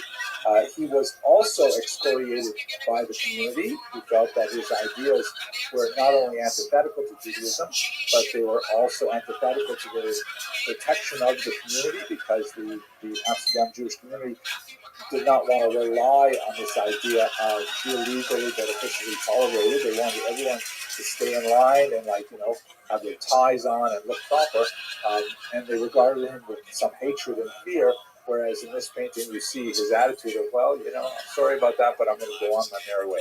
Much more to say about Spinoza, but nevertheless, he is indicative of the intellectual ferment of the Jewish community there, for good or ill, depending on how you understand his thought. It was a place of tremendous activity, a tremendous exchange of ideas, huge center of printing. You may recognize this frontispiece from the Amsterdam Haggadah, which is a landmark in printing, a copper engravings that were illustrated that Haggadah and used on hundreds of thousands of Jewish tables every Passover.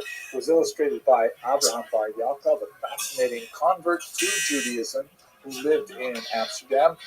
This picture, which it depicts the artist himself as being none other than Prophet Jonah, being tossed over into the waves and swallowed up by that great sea creature, and then he is finally deposited on solid ground. Avraham Bar Yaakov, who signed his name at the bottom there, clearly saw himself as someone who was lost in the sea of intellectual ferment and found his home ultimately in Judaism, and he became a very important master copper engraver.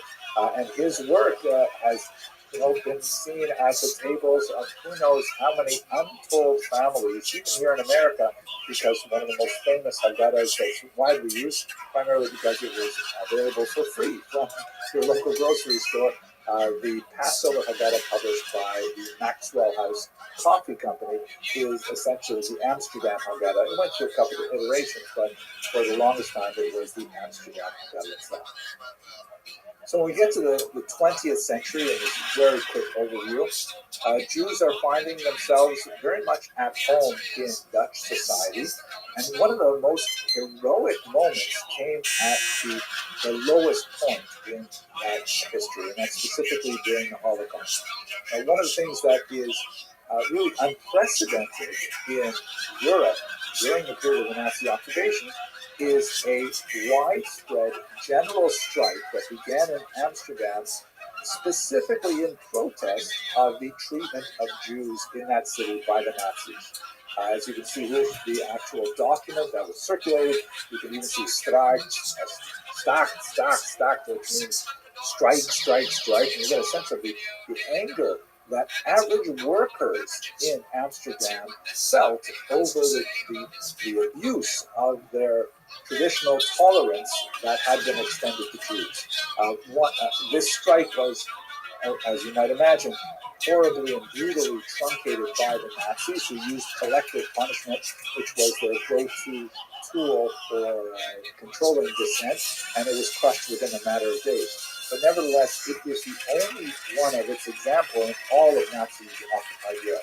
This is a wonderful statue that was erected to memorialize that general strike. It shows a dock worker, and as you can see from this remarkable piece, I'm sorry I've forgotten the name of the artist who constructed it. I have a separate video where we talk about it.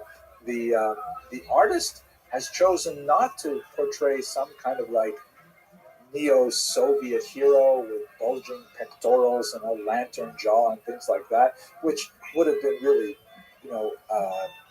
a travesty in this kind of example, because the Nazis also liked that kind of heroic, artificial Superman type art. This is like he looks like he's in his late 30s, early 40s. He's overweight.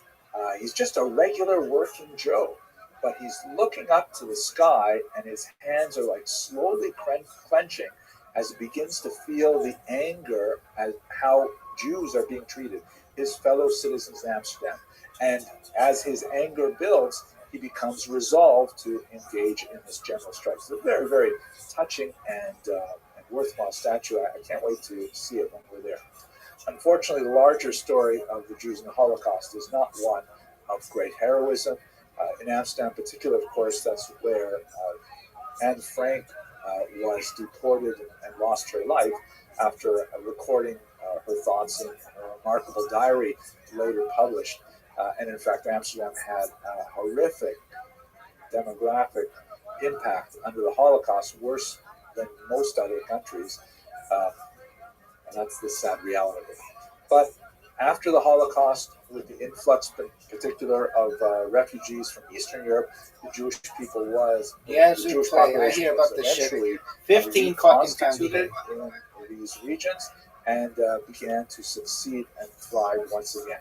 So, God willing, I'm looking forward to seeing this in person in a few months. For those who are on the call, if you are able to join us, it would be great to have you.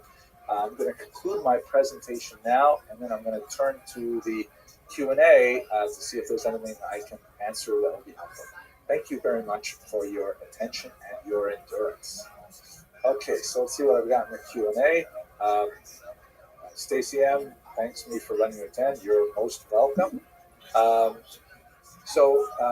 Mr. Lynch asks about Spinoza's parents and uses the term Marano. This term Marano is kind of fallen out of favor in the scholarly world because it literally means pig, and it was a term of opprobrium that was used to describe those people who were technically Christian but still practicing Judaism. The preferred terms are crypto-Jew or converso or even new Christian, which was the church term. So Spinoza, like Acosta, descended from these Portuguese crypto-Jews. Ms. Torres asks, Queen Isabella and King Ferdinand were inclined to acquiesce to Torquemada because they wanted to confiscate property and money from the wealthy Jews who were forced, and because the Jews were forced to leave them behind, and that way they could fund their war primarily against Muslims to the south. That is quite true, and in fact, one of the big debates in Jewish historiography about this period was the expulsion of Jews primarily an economic? Was it a function of the economics of the region, or was it a function of ideology?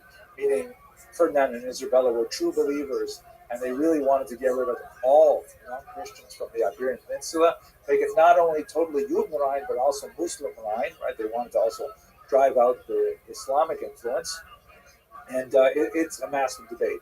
My humble opinion, I think the truth is somewhere between those two extremes, but the crown definitely stood to benefit from the seized property of the expelled Jews. They got into a lot of trouble later because there were still debts owed, and that had to be dealt with. And Christians were, well entwined into many of these economic arrangements, and so it was not just a simple matter to simply steal money and kick them out. It was something that required quite a bit of disengagement over the next century. Ms. Stacy M. reads that in one of the Jewish encyclopedias that the Spanish Jews were embarrassed by the poor immigrant Jews and actually pitched in to send them off to the British Empire. This is unfortunately a phenomenon that we will see from time to time in Jewish history.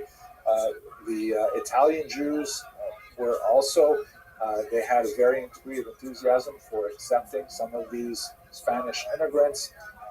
In other cases, in New York, for example, the earlier immigrants who came first from Spain and Portugal and then later from Germany didn't have quite as good an opinion about the Jews who were coming from Ukraine and Poland and Lithuania. So it is a phenomenon that repeats itself, unfortunately, many times in Jewish history. In Amsterdam specifically, the Portuguese did have a very strong consciousness of the need to support themselves and their own charities first, but the bulk of their charitable donations actually went to Ashkenazi, which is really quite fascinating. Mr. Bosboom writes, how is it possible the Dutch went from tolerance and striking against Nazi treatment of the Jews to the most devastating stories of the Holocaust? That is indeed a very important question. I think the key variable that has to be isolated is the degree of collaboration of local populations in the destruction of the Jewish population. And that's something that is not at all simple to answer, particularly in a short Q&A like that.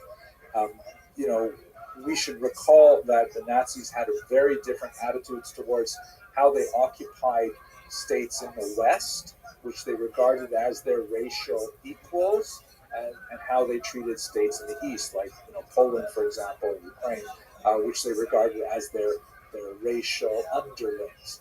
And the degree to which the local population was willing to cooperate with the Nazis was highly correlated with the treatment they received from the Nazis, which is a very, very different kind of thing. So your question requires far more attention that we can devote here. But thank you. Will the recording be made available on YouTube channel? Yeah, I intend to put it on there. And Mr. Barron asked my opinion on Columbus being Jewish or of Converso. Please have a look at my channel. There's a huge lecture there where I discuss it in great detail. Okay, that's it. Not too bad for timing. Thank you all very much for joining me. I think it would be great if we could learn together in person on this cruise. If that's not possible for you, then very happy to communicate my research as I go through it over the next few months on my YouTube channel. Thank you very much for attending this webinar, and I hope you all have a fantastic day.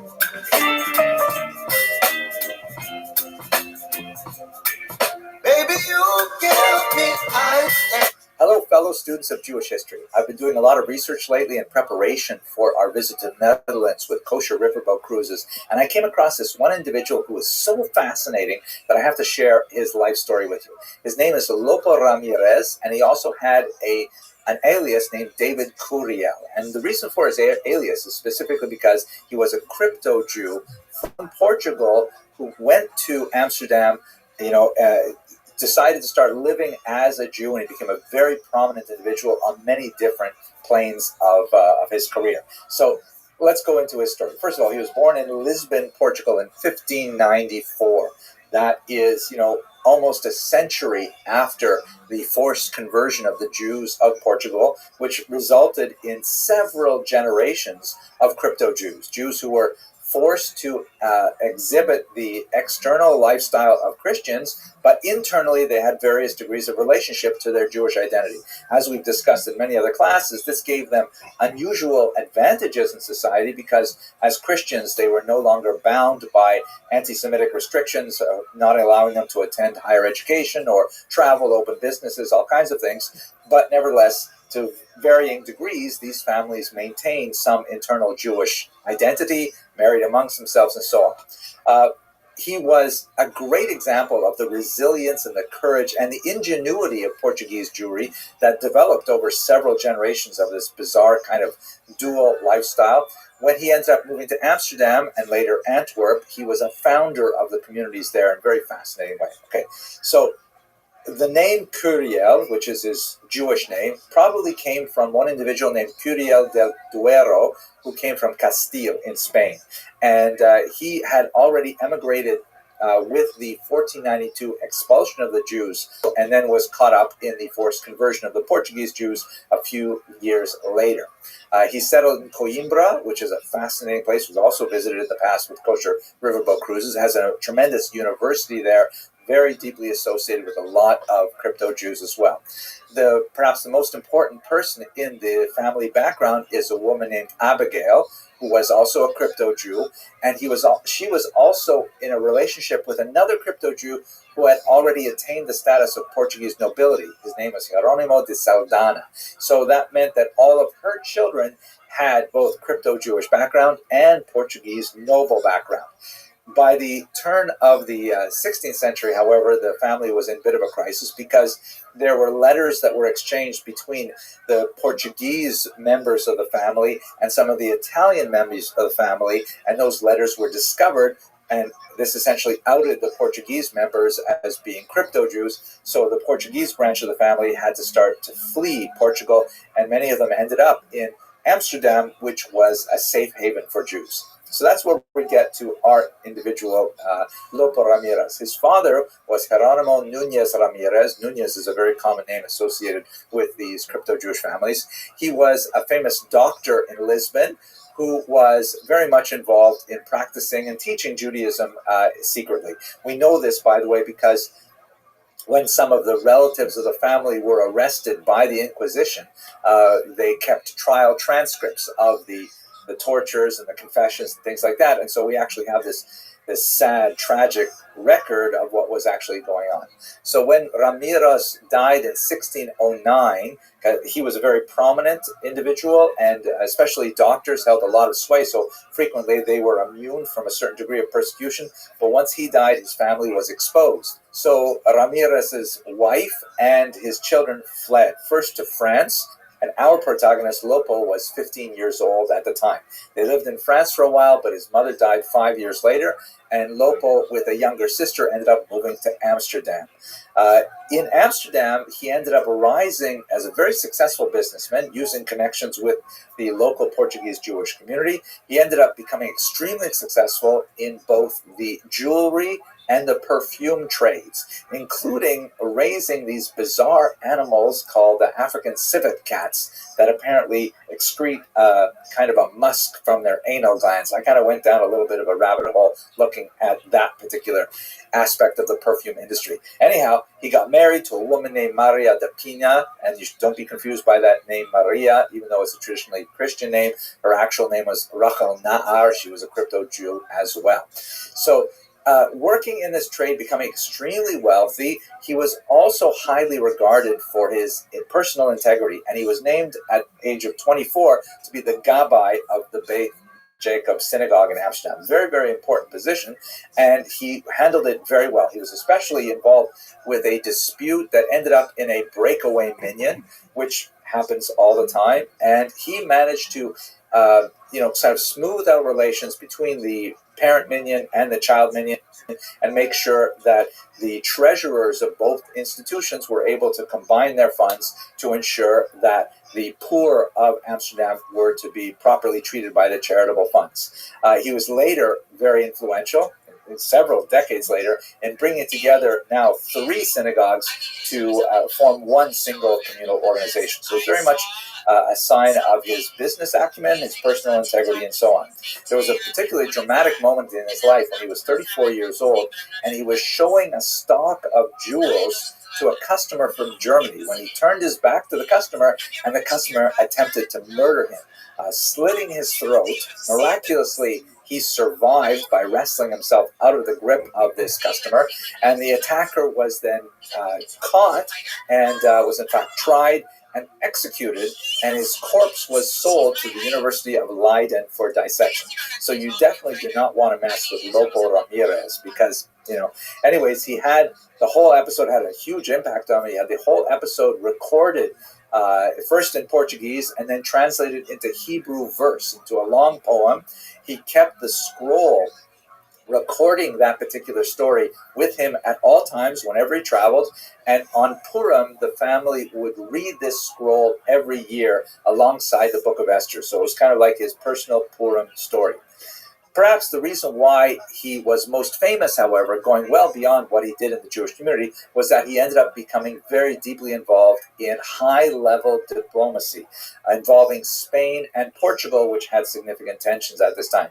He was very much involved in lots of international affairs, working with both the Spanish and the Portuguese governments, and especially when Portugal seceded from Spain in 1640, Lopo became a major promoter of his estranged homeland. And we see an unusual phenomenon here that actually shows up several times with these Portuguese Jews, that even when they are, estranged from their land, not able to return because of the Inquisition, they still bear a tremendous love for their home country.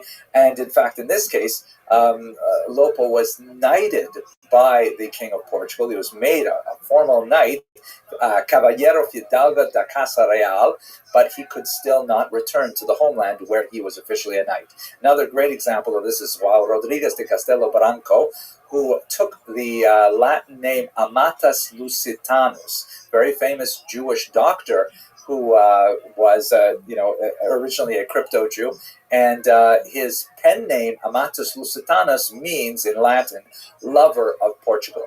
So once again, even though he could not return, he still had great love for his homeland. Now, the services he rendered to both Spain and Portugal were not always appropriately appreciated, even though he was named as a knight. The King of Portugal was advised, like that would-be thief from Germany, do not mess with Lopo Ramirez, and he was told by ambassador, whatever you do, make sure you pay Lopo Ramirez on time for his services, because he can be quite dangerous. Where we would see this, perhaps, this other side of him is in a controversy that occurred a little bit later in his life. And I don't want to go into too many details here, but you can look at the little information box on the YouTube that will give you the link to an article where it's discussed in great detail. Basically, there were 3 Jewish men who married 3 sisters. So 3 brothers-in-law to each other. Lopo Ramirez was one of them. One of the other brother-in-laws, a very wealthy man, died in 1641, and he left his massive fortune to his orphaned 4-month-old daughter. His wife had already passed away. And he named his 2 brothers-in-law, including Lopo, as the guardians of this unfortunate child. So here's Lopo and his other brother-in-law taking care of this 4-month-old daughter, who is hugely wealthy because her father left her a massive amount of money, but none of the estate was left to the aunts, the 3 sisters, or the 2 sisters. One of them, of course, had passed away, meaning Ramirez's wife and his sister-in-law. So at a certain point later on, the brothers-in-law sought to use a legal technicality to try and claim some of that money for themselves. This was viewed with tremendous disdain by the Amsterdam Jewish community, and the Mahamad, which is essentially the formal Kehillah organization, formal community, placed both of the brothers-in-law, including our Lopo Ramirez, in nidui, which is a form of ostracism that is 1 level short of cherem, which is a much more stringent ban, sometimes called excommunication. In general, the Amsterdam Jewish community used nidui and cherem quite frequently. You may be familiar with the case involving Baruch Spinoza, Uriel da Costa, and others. So this status of nidui lasted a very long time, and Lopo Ramirez himself, because he's a very proud man, he had tremendous achievements, very wealthy, he ended up organizing for himself the possibility of living openly as a Jew in Antwerp.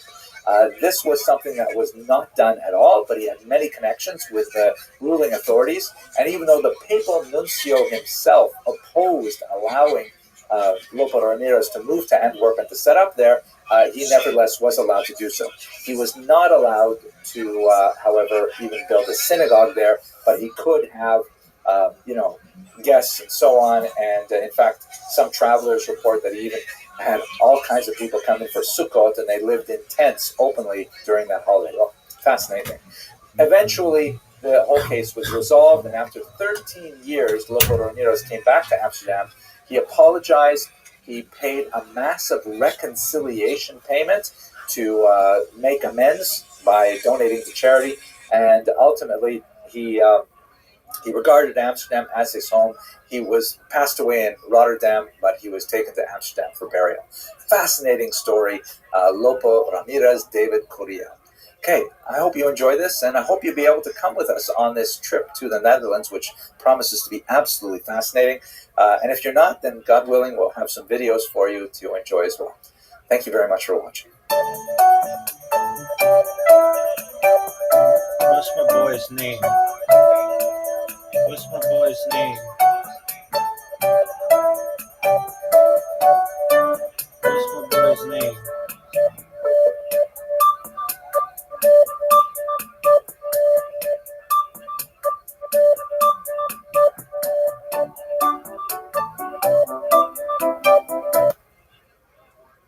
Not live? Oh, he is live. Oh, tight. This shit's gonna get dirty. Southbound 110 through Wilshire. So how do we go from the northbound 101 to the southbound 110?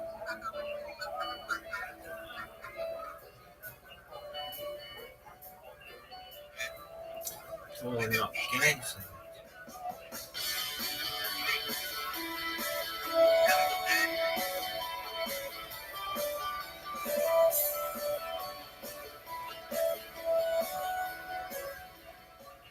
Hello, fellow students of Jewish history. So, in the course of my research and preparation for the Kosher Riverboat cruise to Amsterdam later this year, I came across this remarkable story, this fantastic biography of someone known as Rabbi Itzhak Ger Granborn of Amsterdam. And his story is just so mind-blowing. I got to tell you about it. Let me start, first of all, by talking about the period of time in which he lived. It's an era of the so-called Batavian Republic. This is a period of time when Amsterdam was invaded by the French, who brought with them the tremendous ideals that were encapsulated in the Revolution of 1789.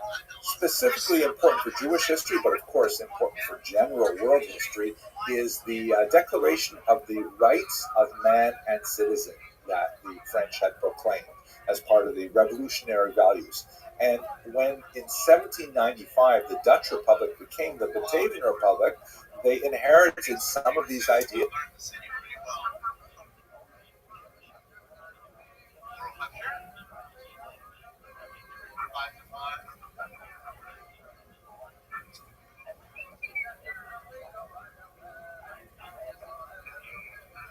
got 13 minutes left in this pod here.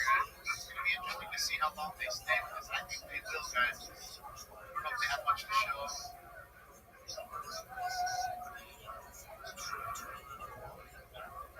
All right, so now we're transitioning to the eastbound 10, right? That's Central CHP where they build chill right there. So he is going down eastbound, right? We all agree on now eastbound 10, going towards the 5.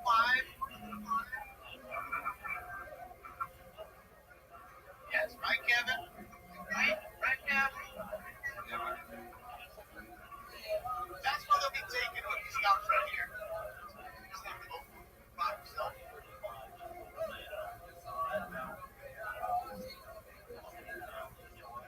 This one's going to be a long one. I mean, you guys are right. If that thing is full with gas, boy, we'll be driving for a long time. I'm watching Scott. I can see the helicopter in Scott's shot. He's kind of just, he's kind of dragging his feet and running through the parallel.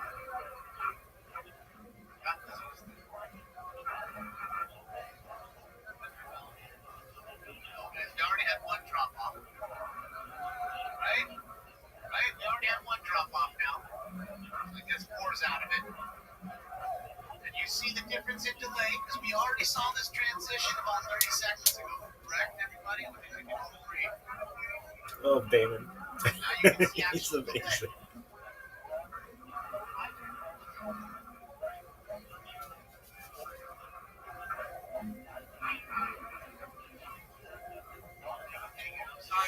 What is a tenement slum? I'll go back later. So much going on. Is that like the project? Let me do this. Watch it now.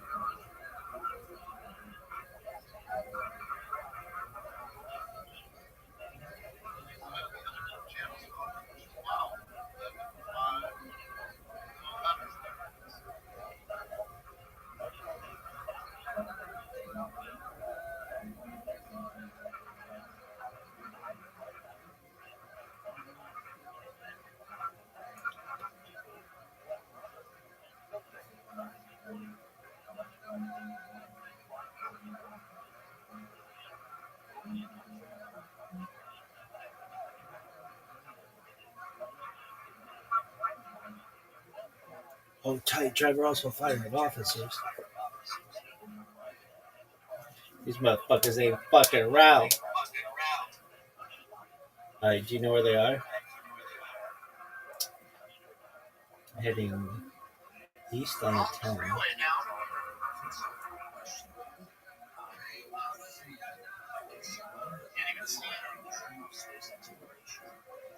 I wonder why they get off the freeway. It's way easier to fuck with you.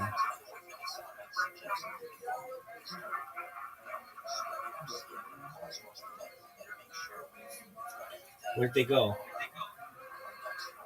Where'd they go? Tight.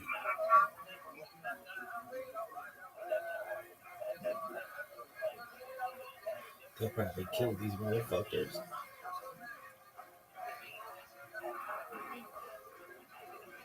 Who do you want to win? The truck drivers. Why? Alright, so we got Why not?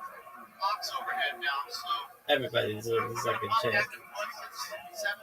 I want to know what's in this fucking cylinder. If that bitch blows up.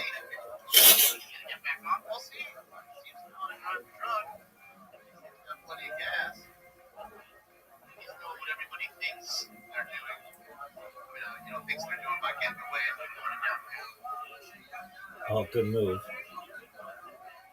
Good move.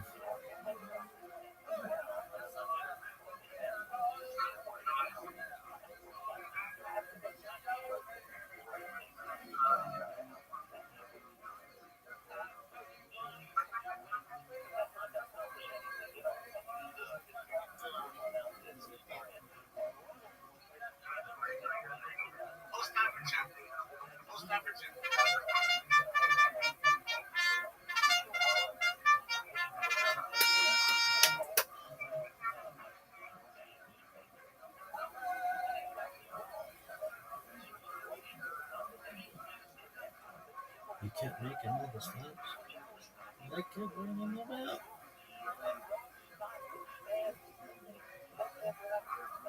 26 years, it's only 11, 26 years. I'm living in the past. You're in the future. You're in the future. Great. Here comes the tunnel. Come on. Wait for the tunnel, bro. We want to see the action. Jimmy's running. Yes, they are. They're right on his ass. He can't just sit up there and run away. He knows if he gets out, he's going to run. His best bet is to stand there.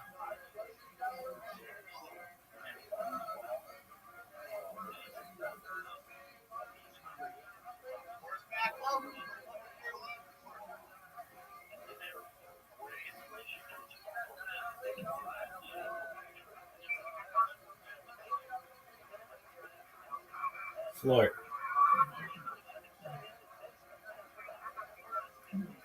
Where's he at? Tractor beam pulling him in, ladies and gentlemen. Turn. Tractor beam's pulling him in. Figueroa. You know where he is? Yeah? Is he heading north? I think so. Wrong way. Driving the wrong way. What happened? Something happened. Yeah, he's heading downtown. What happened? What happened? No, dog. That motherfucker didn't go past that intersection. Something happened. Go. Your helicopter sucks. No, he's gone. Oh, no, there he goes. Do you know where he is? Uh-huh. Do you know exactly where he is? Are you filmed there? Oh, yeah.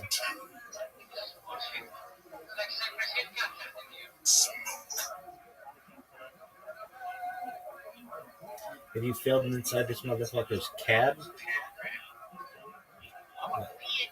I filmed in this area. He's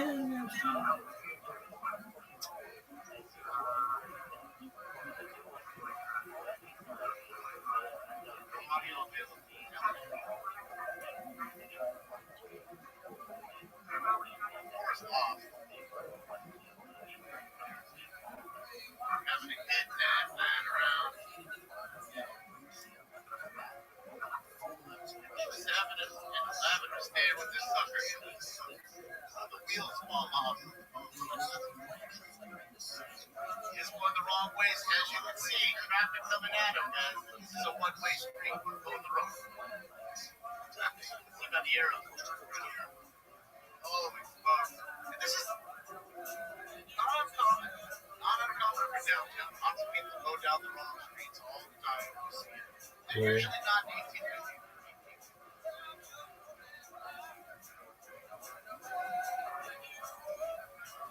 This happens around the world.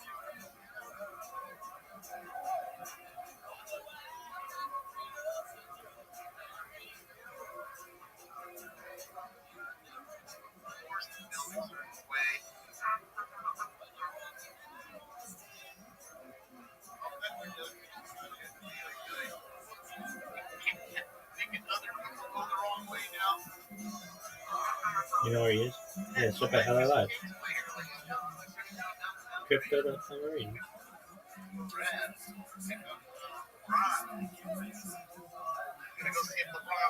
Have you been there? It's in LA Live. Here's the Tagger Tower. Here's the Tagger Tower. See? All the graffiti still all over it. Bombed out of the feet. Memo. Now, old Memo's getting it in right now. DJ Memo.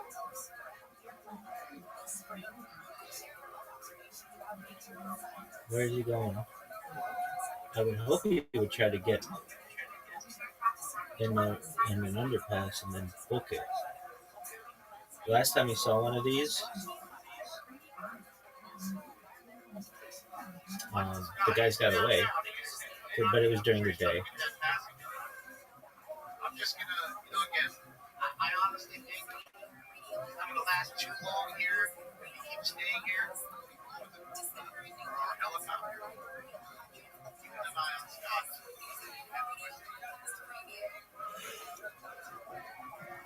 That's a good view.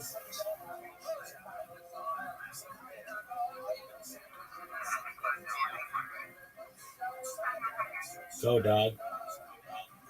This is the best. This is the best TV. This is better than any sporting event, basically. It does not get any better than an 18-wheeler. This is one of those ones that they put on like those Fox specials.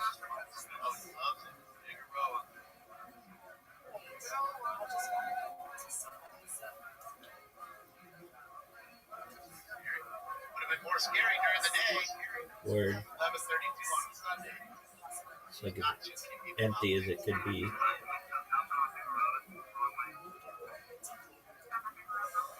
Go. Moore's back on it. Who gives a shit? They can't seem to find it. I was just looking at it, bro.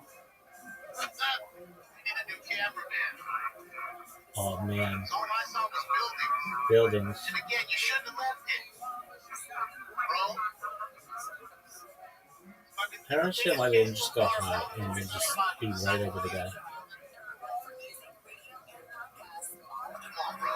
Doesn't take a rocket science. They need me up there at Channel 4 to get me out. We need that shot. We need this shot. Channel 4, hey, I'm with this shit. Get off this car. That kid. Jug dish.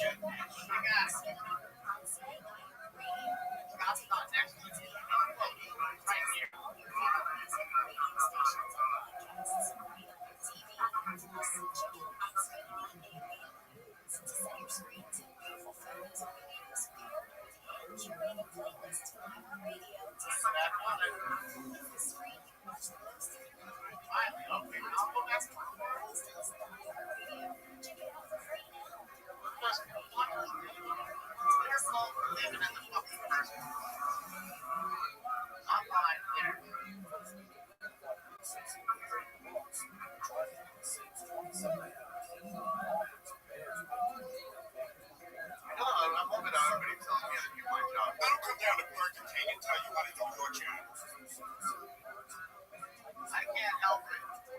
They need to change. Nothing. Jesus, close to it.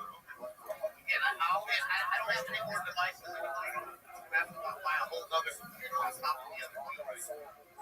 Oh, this might be his move. No. I'm watching Scott. He's close. I'm watching. What we doing here? Uh-oh. I have a feeling he's going to go down the wrong way or something. Get stuck. They're on his ass. I think he's trying to get on the freeway. He's trying to get back. Wait for the next one. You see, he's running parallel with it. You see all the garbage and debris. They tell you how nice and clean the city is. They're doing a great job. Yes. Yes. Hey. If any of the people that run the World Cup are watching, you can see the way the shithole is that you're about to bring your biggest event to. Your biggest event every 4 years that you've got, you're about to bring to the biggest toilet. I live it. They're just cleaning it up. A little wrong way again? No. Hey, bro, let's be honest. This dude drives truck because there's no way Word. somebody would have taken that pole out on that turn right there. This dude knows how to drive a truck. Calm it down. Word. He's an old truck driver. Or a curb. He's going to lose his license. Now, World Cup comes through. Side by side with the bus. Fuck your light. Fuck your light. Shift red.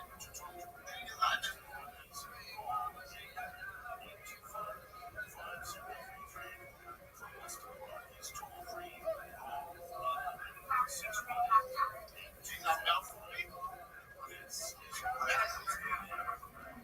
You're thinking of Washington.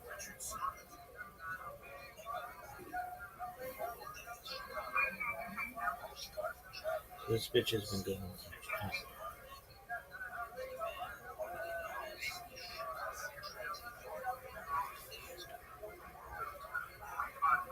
It was on Venice, you're right.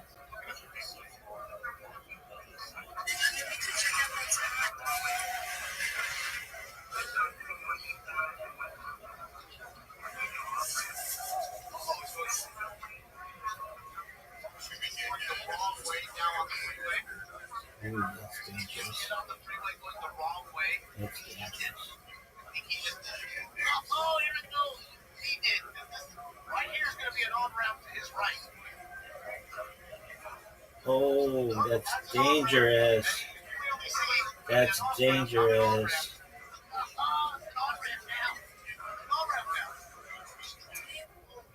Your discretion is advised. That's Jason 2025. This is not his points. You're like, hey, you're going the wrong way. No. He's going the wrong way. He's going to change. You weren't getting on the field like, Oh, it's just dangerous. bro. Your discretion is advised. Those cars are coming around this corner pretty quick. 60 miles an hour. Oh, Doing their best to light him up so other drivers can see him. Oh, shit. is that dangerous? I don't know if I've ever seen one go like this. Not semi.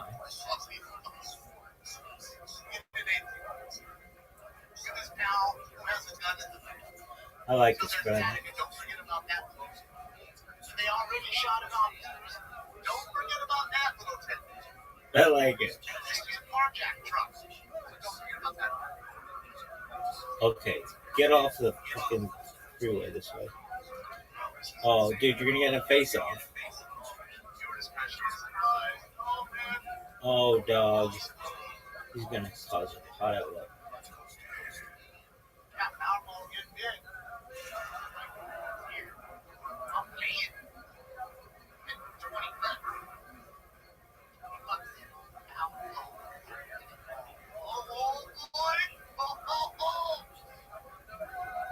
This is getting off now. On Yeah, good move, and not just go the right way. The jack in the box right here when he comes off. I want to say there's a jack in the box right here as soon as he gets off. Yep, there's a jack in the box right there. There's the drive-through. Wow, this guy can maneuver. That's amazing, Jack. Thanks. Yeah, but it's on Alameda, bud. Left or right on Alameda? Which way we going, bud? North on Alameda it is. No. Go, make a right. South on Alameda. Oh shit, move. South on Alameda. And then Now, as soon as he go. goes under the underpass, they're running. We got a runner. Here we go. Look, we got a runner. Damn it. That was the runner, Bill. Dude, what are you doing? Go back to the view. They're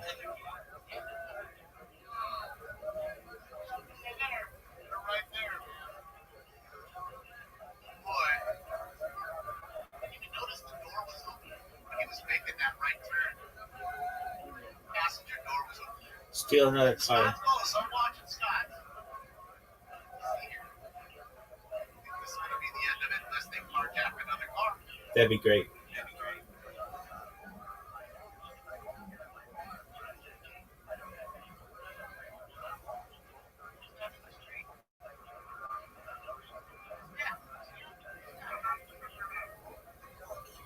Perimeter set up here, guys.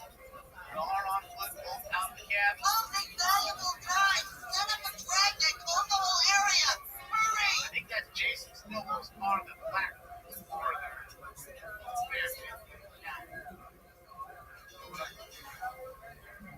Looking at this one.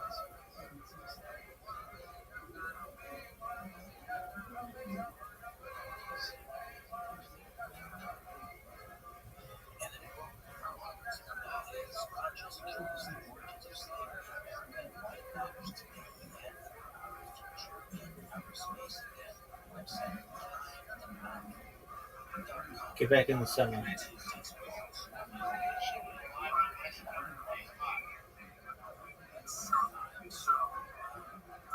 Holy shit, he's in a white truck. No way. Here's Jason. He's on top. You can see the helicopter to your left right there. So he just got into another fucking car. I love it. Get in the car. Oh, I hope so. That's teamwork. They're making the dream work. That's what they did. Don't think it did happen. It absolutely was fucking good.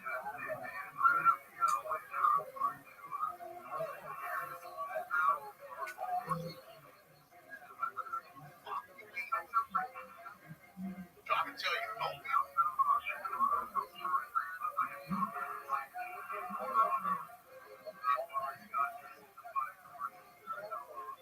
Don't fuck with Tom. Tom and the boys, they're coming after you.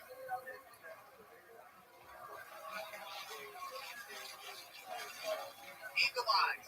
Eagle eyes. Yeah, we're meeting up with IC in his uncle. We're on your way there. Oh, you've been up all night? Nice. Oh, that feeling, Papa. That's me every day.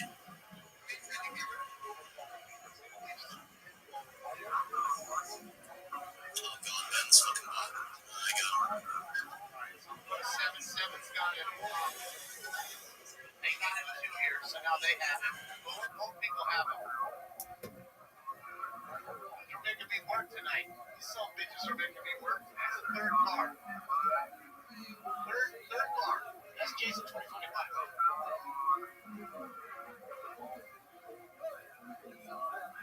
Shout out to fucking Tom and the boys. They're doing it. They won't give up. They won't give up.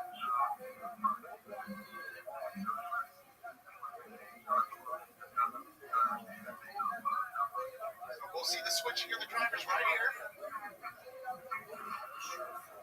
Remember, guys, what we're hearing is a little ahead of what we're seeing.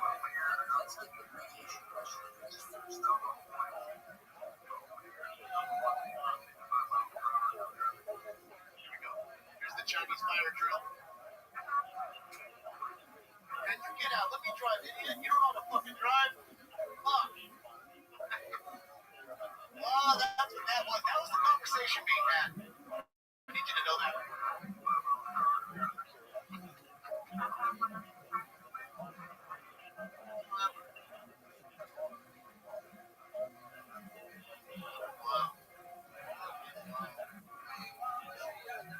Man, this guy's flying.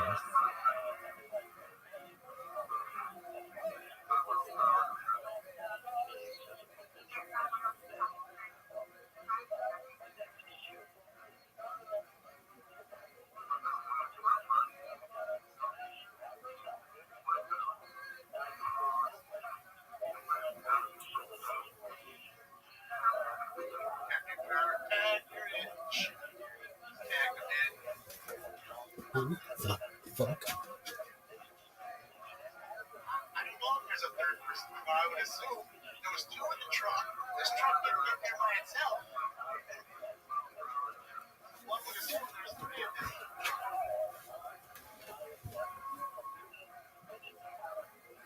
Off the hallway. Pick us up.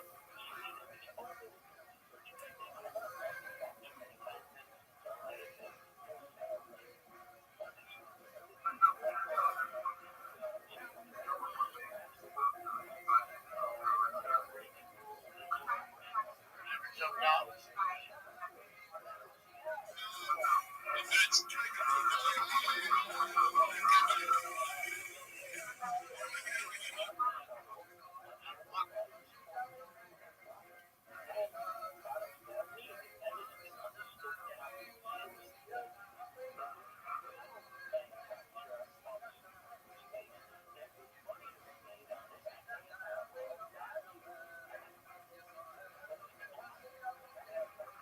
Yes, for sure. I agree with you.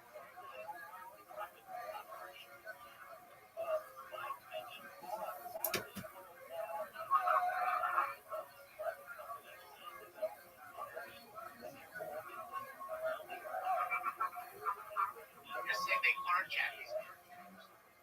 Driver jumped out that. Huh? What, your clue and his clue and everybody's clue together. Okay. So we carjacked the third car? Technically a fourth, though. Wasn't the original car carjacked? I think it was. The one that had the damaged tire before he took the truck. He likes trucks. Semi, Ranger.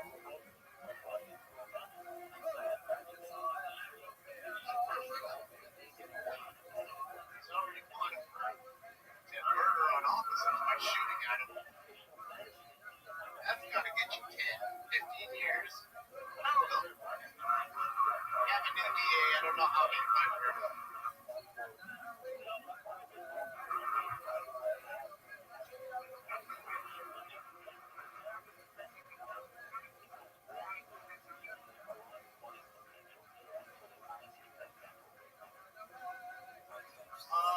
Apparently, right as they were getting overhead, the news, shots fired. Right as the news got overhead. Why does this guy keep doing fucking... That's not smart. Yui's.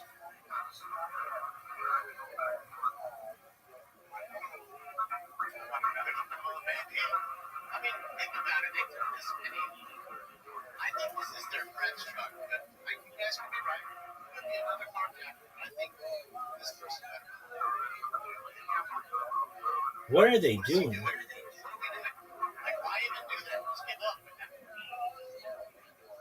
no sense. Yeah. Unless he's stalling for time because the next will be this one. And remember, if you guys were right, this person is a part of a crazy organization. They have a lot of reach. They have a lot of people.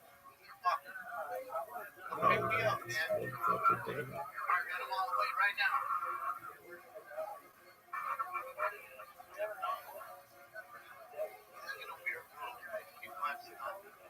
Why wouldn't you drive on the right side of the road?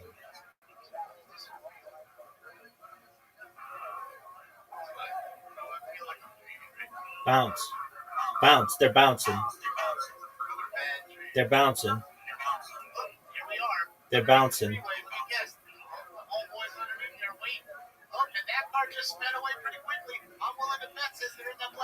They're gone. They're gone. For sure. They jumped in that black sedan. They did. Yeah, they did. They're in the sedan. They straight ghost riding the whip while They're gone. They need to realize that black sedan, that Honda that's on the freeway, they're in there. They're in the Honda. They're in the Honda. That thing's I don't gone. think they're in this. I really don't. This thing's going to come to a rolling stop. It's going to hit something in the truck. Boom. We'll see. Right here. Nope. Right there. They're in that car. They're in that fucking sedan. That car took off a little too That fucking sedan. Watch how the quickly. sedan went. They're gone. There's nobody in that car. They got away. Good for them. Well, I don't know. Maybe I think I saw somebody moving. Oh, Santiago. Thank you so much, Santiago.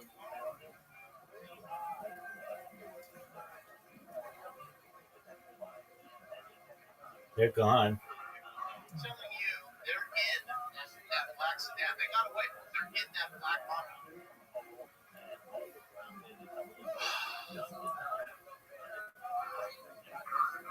They were just blowing time.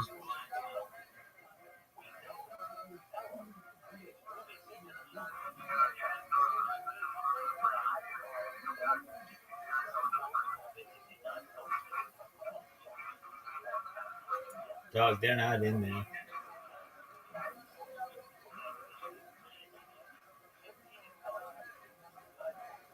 They're gone. Good for them.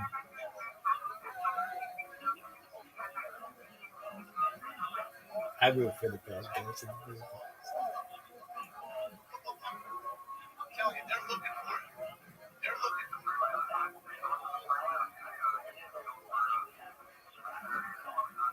it. They're gone. Good fucking luck, dog. Rabbi is right. Like I said, you have people with a lot of money. They're worth billions. They can easily. And people pick them up. Left and right.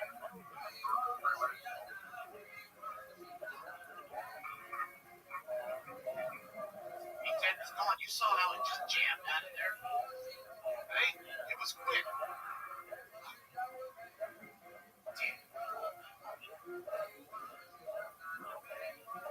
They're pissed. I think they think they're still in that truck. They're going to realize that nobody's in that truck. They're gone. Sea of vehicles. Black Ford to me. What do you guys think? Black Ford came out of that tunnel? What do you guys think? It didn't look like a Beamer. It looked like an Accord. Black Ford.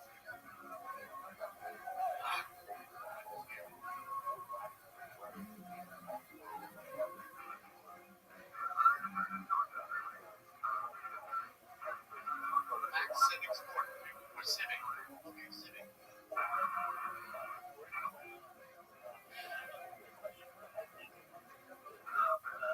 They're gone. That's right.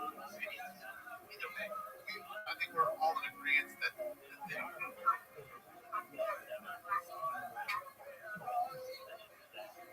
They're looking for a Beamer.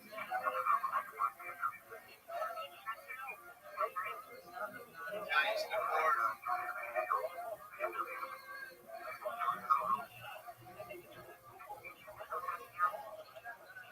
That was boom.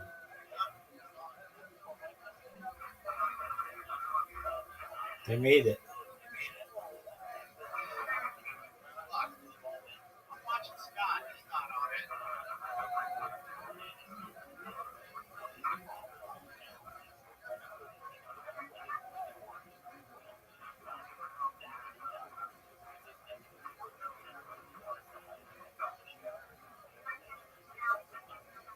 It's happening so fast. You know what I mean? So it's hard for them to keep up on the ground. You got to remember, the common boys, they're orbiting, man. They're spinning with 60 miles an hour pace. Trying to keep an eye on everything. Things happen like that. They got away. We can sit back, quarterback it all we want.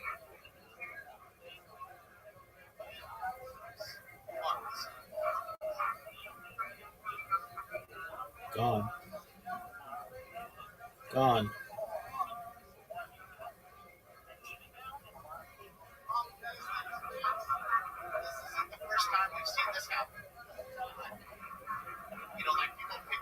first not the first time. See, they're in the car now. They're in the car now. See, there's nobody in that car. Black car.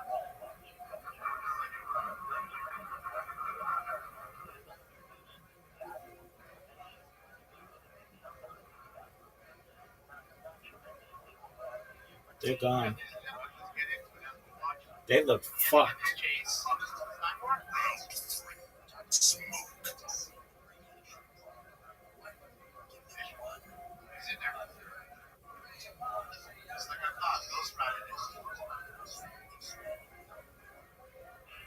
Let it go. Have your homeboy waiting underneath there. Or maybe they just pulled up next to the car that was sitting there, but I doubt it.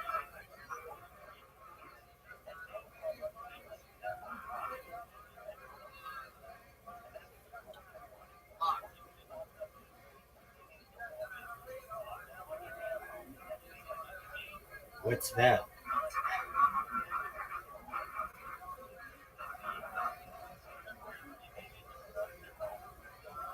Oh, that's earlier.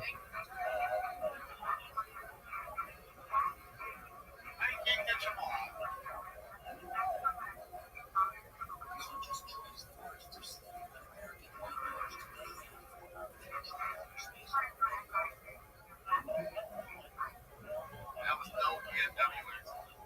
No way. No way.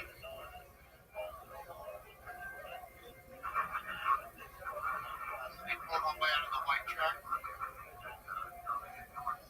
No way that was an issue.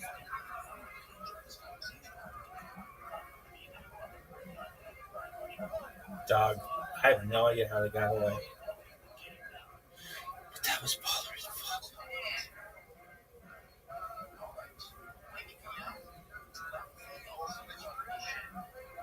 Like I said, you could do that with 20 or 30 homies. You have that kind of reach and powers. You have this.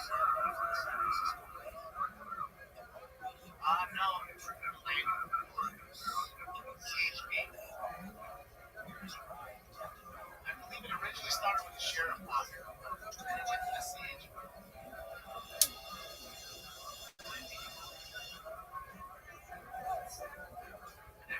In San Francisco Bay.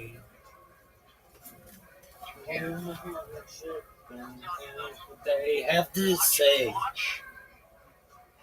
hard that car jammed onto the wheel. That's what was the telltale sign of me. That was it. I was looking at the rear tail. There's no way that car is a black issue. It was black. It wasn't an SUV. I'd be willing to bet since it's a Honda.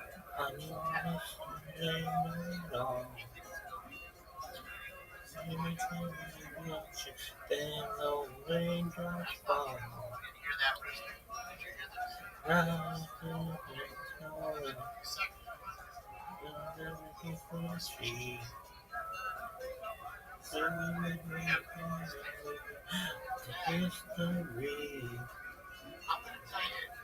Ride, Captain, ride on your mistress ship.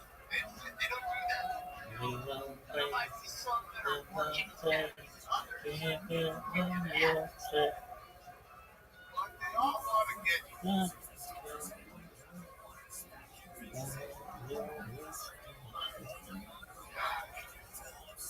Take a look at Scott. Look at it.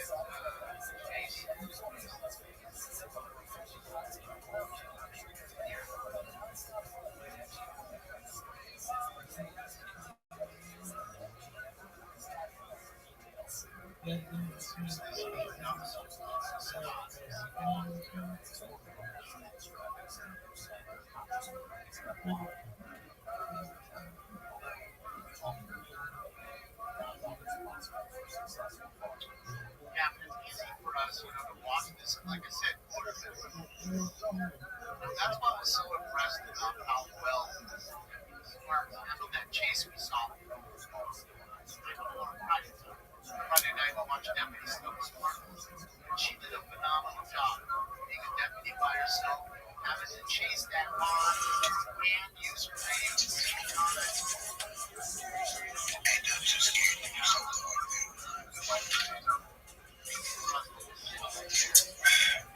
No self-promotion. What does that even mean? Oh, you're done, son.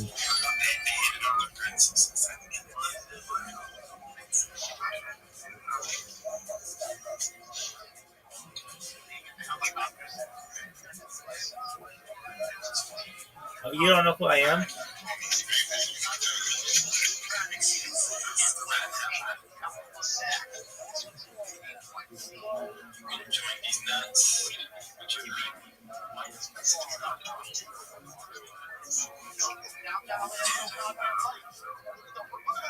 You see two lights, three lights in the picture, and not one forward at the actual city street lights.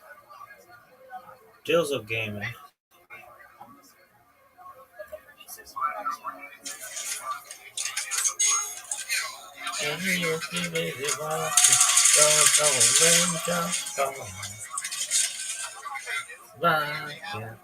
I think so, honestly, if they actually do that, I honestly Ship.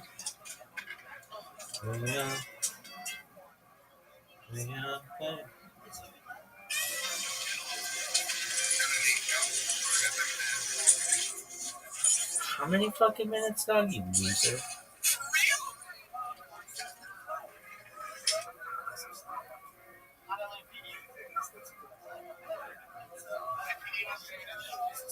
they're here now because this is their street. So they're going to close the street off. That's the street.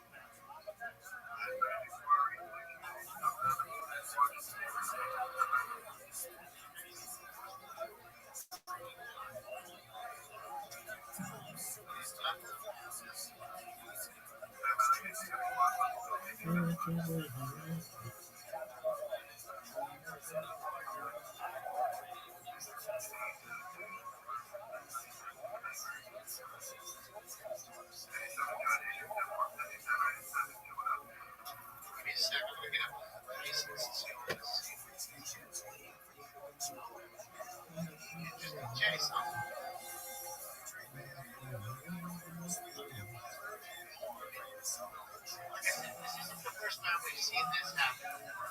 Guys picking each other up. It's not anything new. What's new is to see it happen that many times or that many carjackings. I mean, it reminds me of the best chase I ever saw, the one I showed you guys in Colorado. Dude got 100, get 140 years in prison. I think he got 140 years in prison for 4 or 5 carjackings. And he tried for a bid. He didn't get the bid. Troopers were on him by then. They chased him way halfway across Colorado before he hit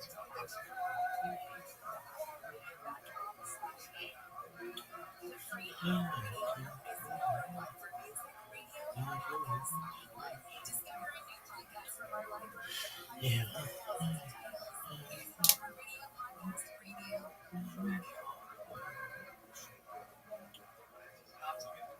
I'm looking at Jason. He's rolling. This athleticism, folks. It's really impressive.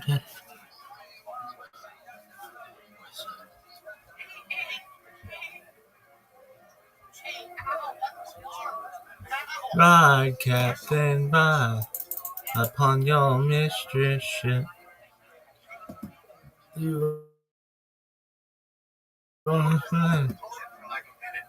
Why the fuck are you clipping streams and slapping your name under them, dude? Go fuck yourself. Listen, motherfuckers!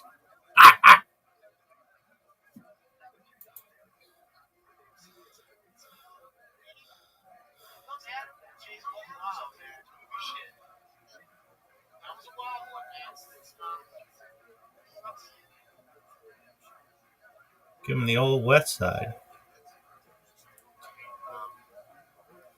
Why the fuck you say you clipped my live on Kick? I was playing DCS. Are you actually live? Can you hear me? What the fuck is this? It's the west side, pimp.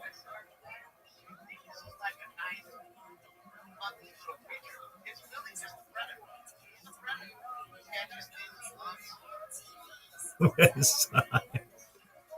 Why? Why not? You gotta pick a side. Pick the west side. Why? Well, there's East Side Little League and there's the west side. Hello. I'm Chris Erickson. Oh. Shout out to Chris Erickson. I know who that is. Shout out to Chris Erickson. That woman is great. Person is great.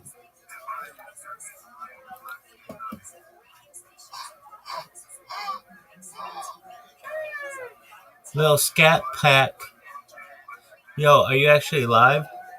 Can you hear me?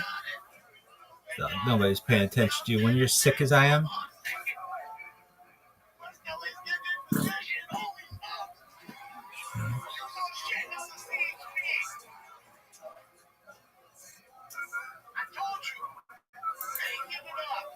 No way. It's still going?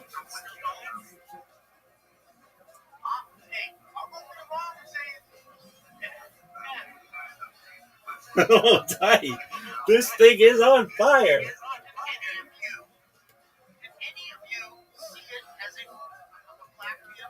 Dude, I saw it.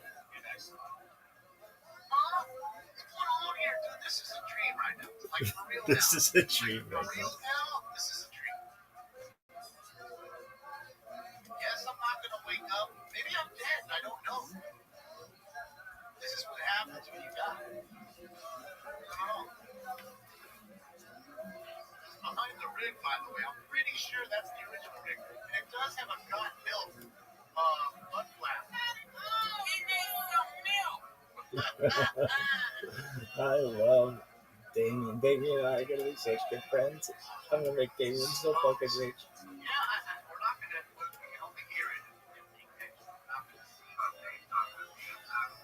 Why won't we see it?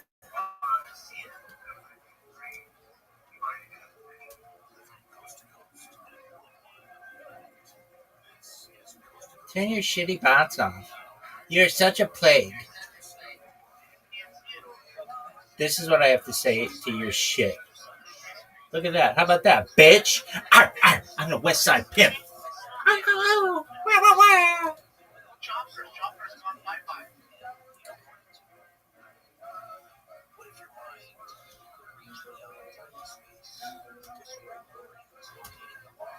No fucking way.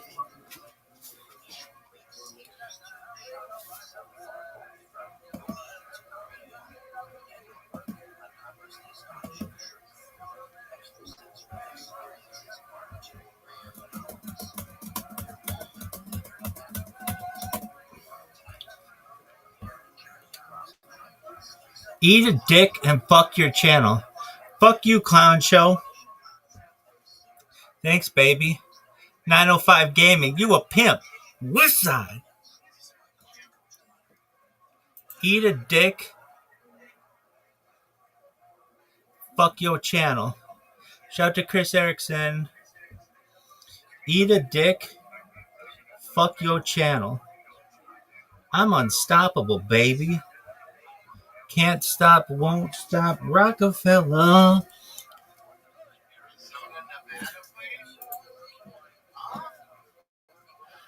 can't stop.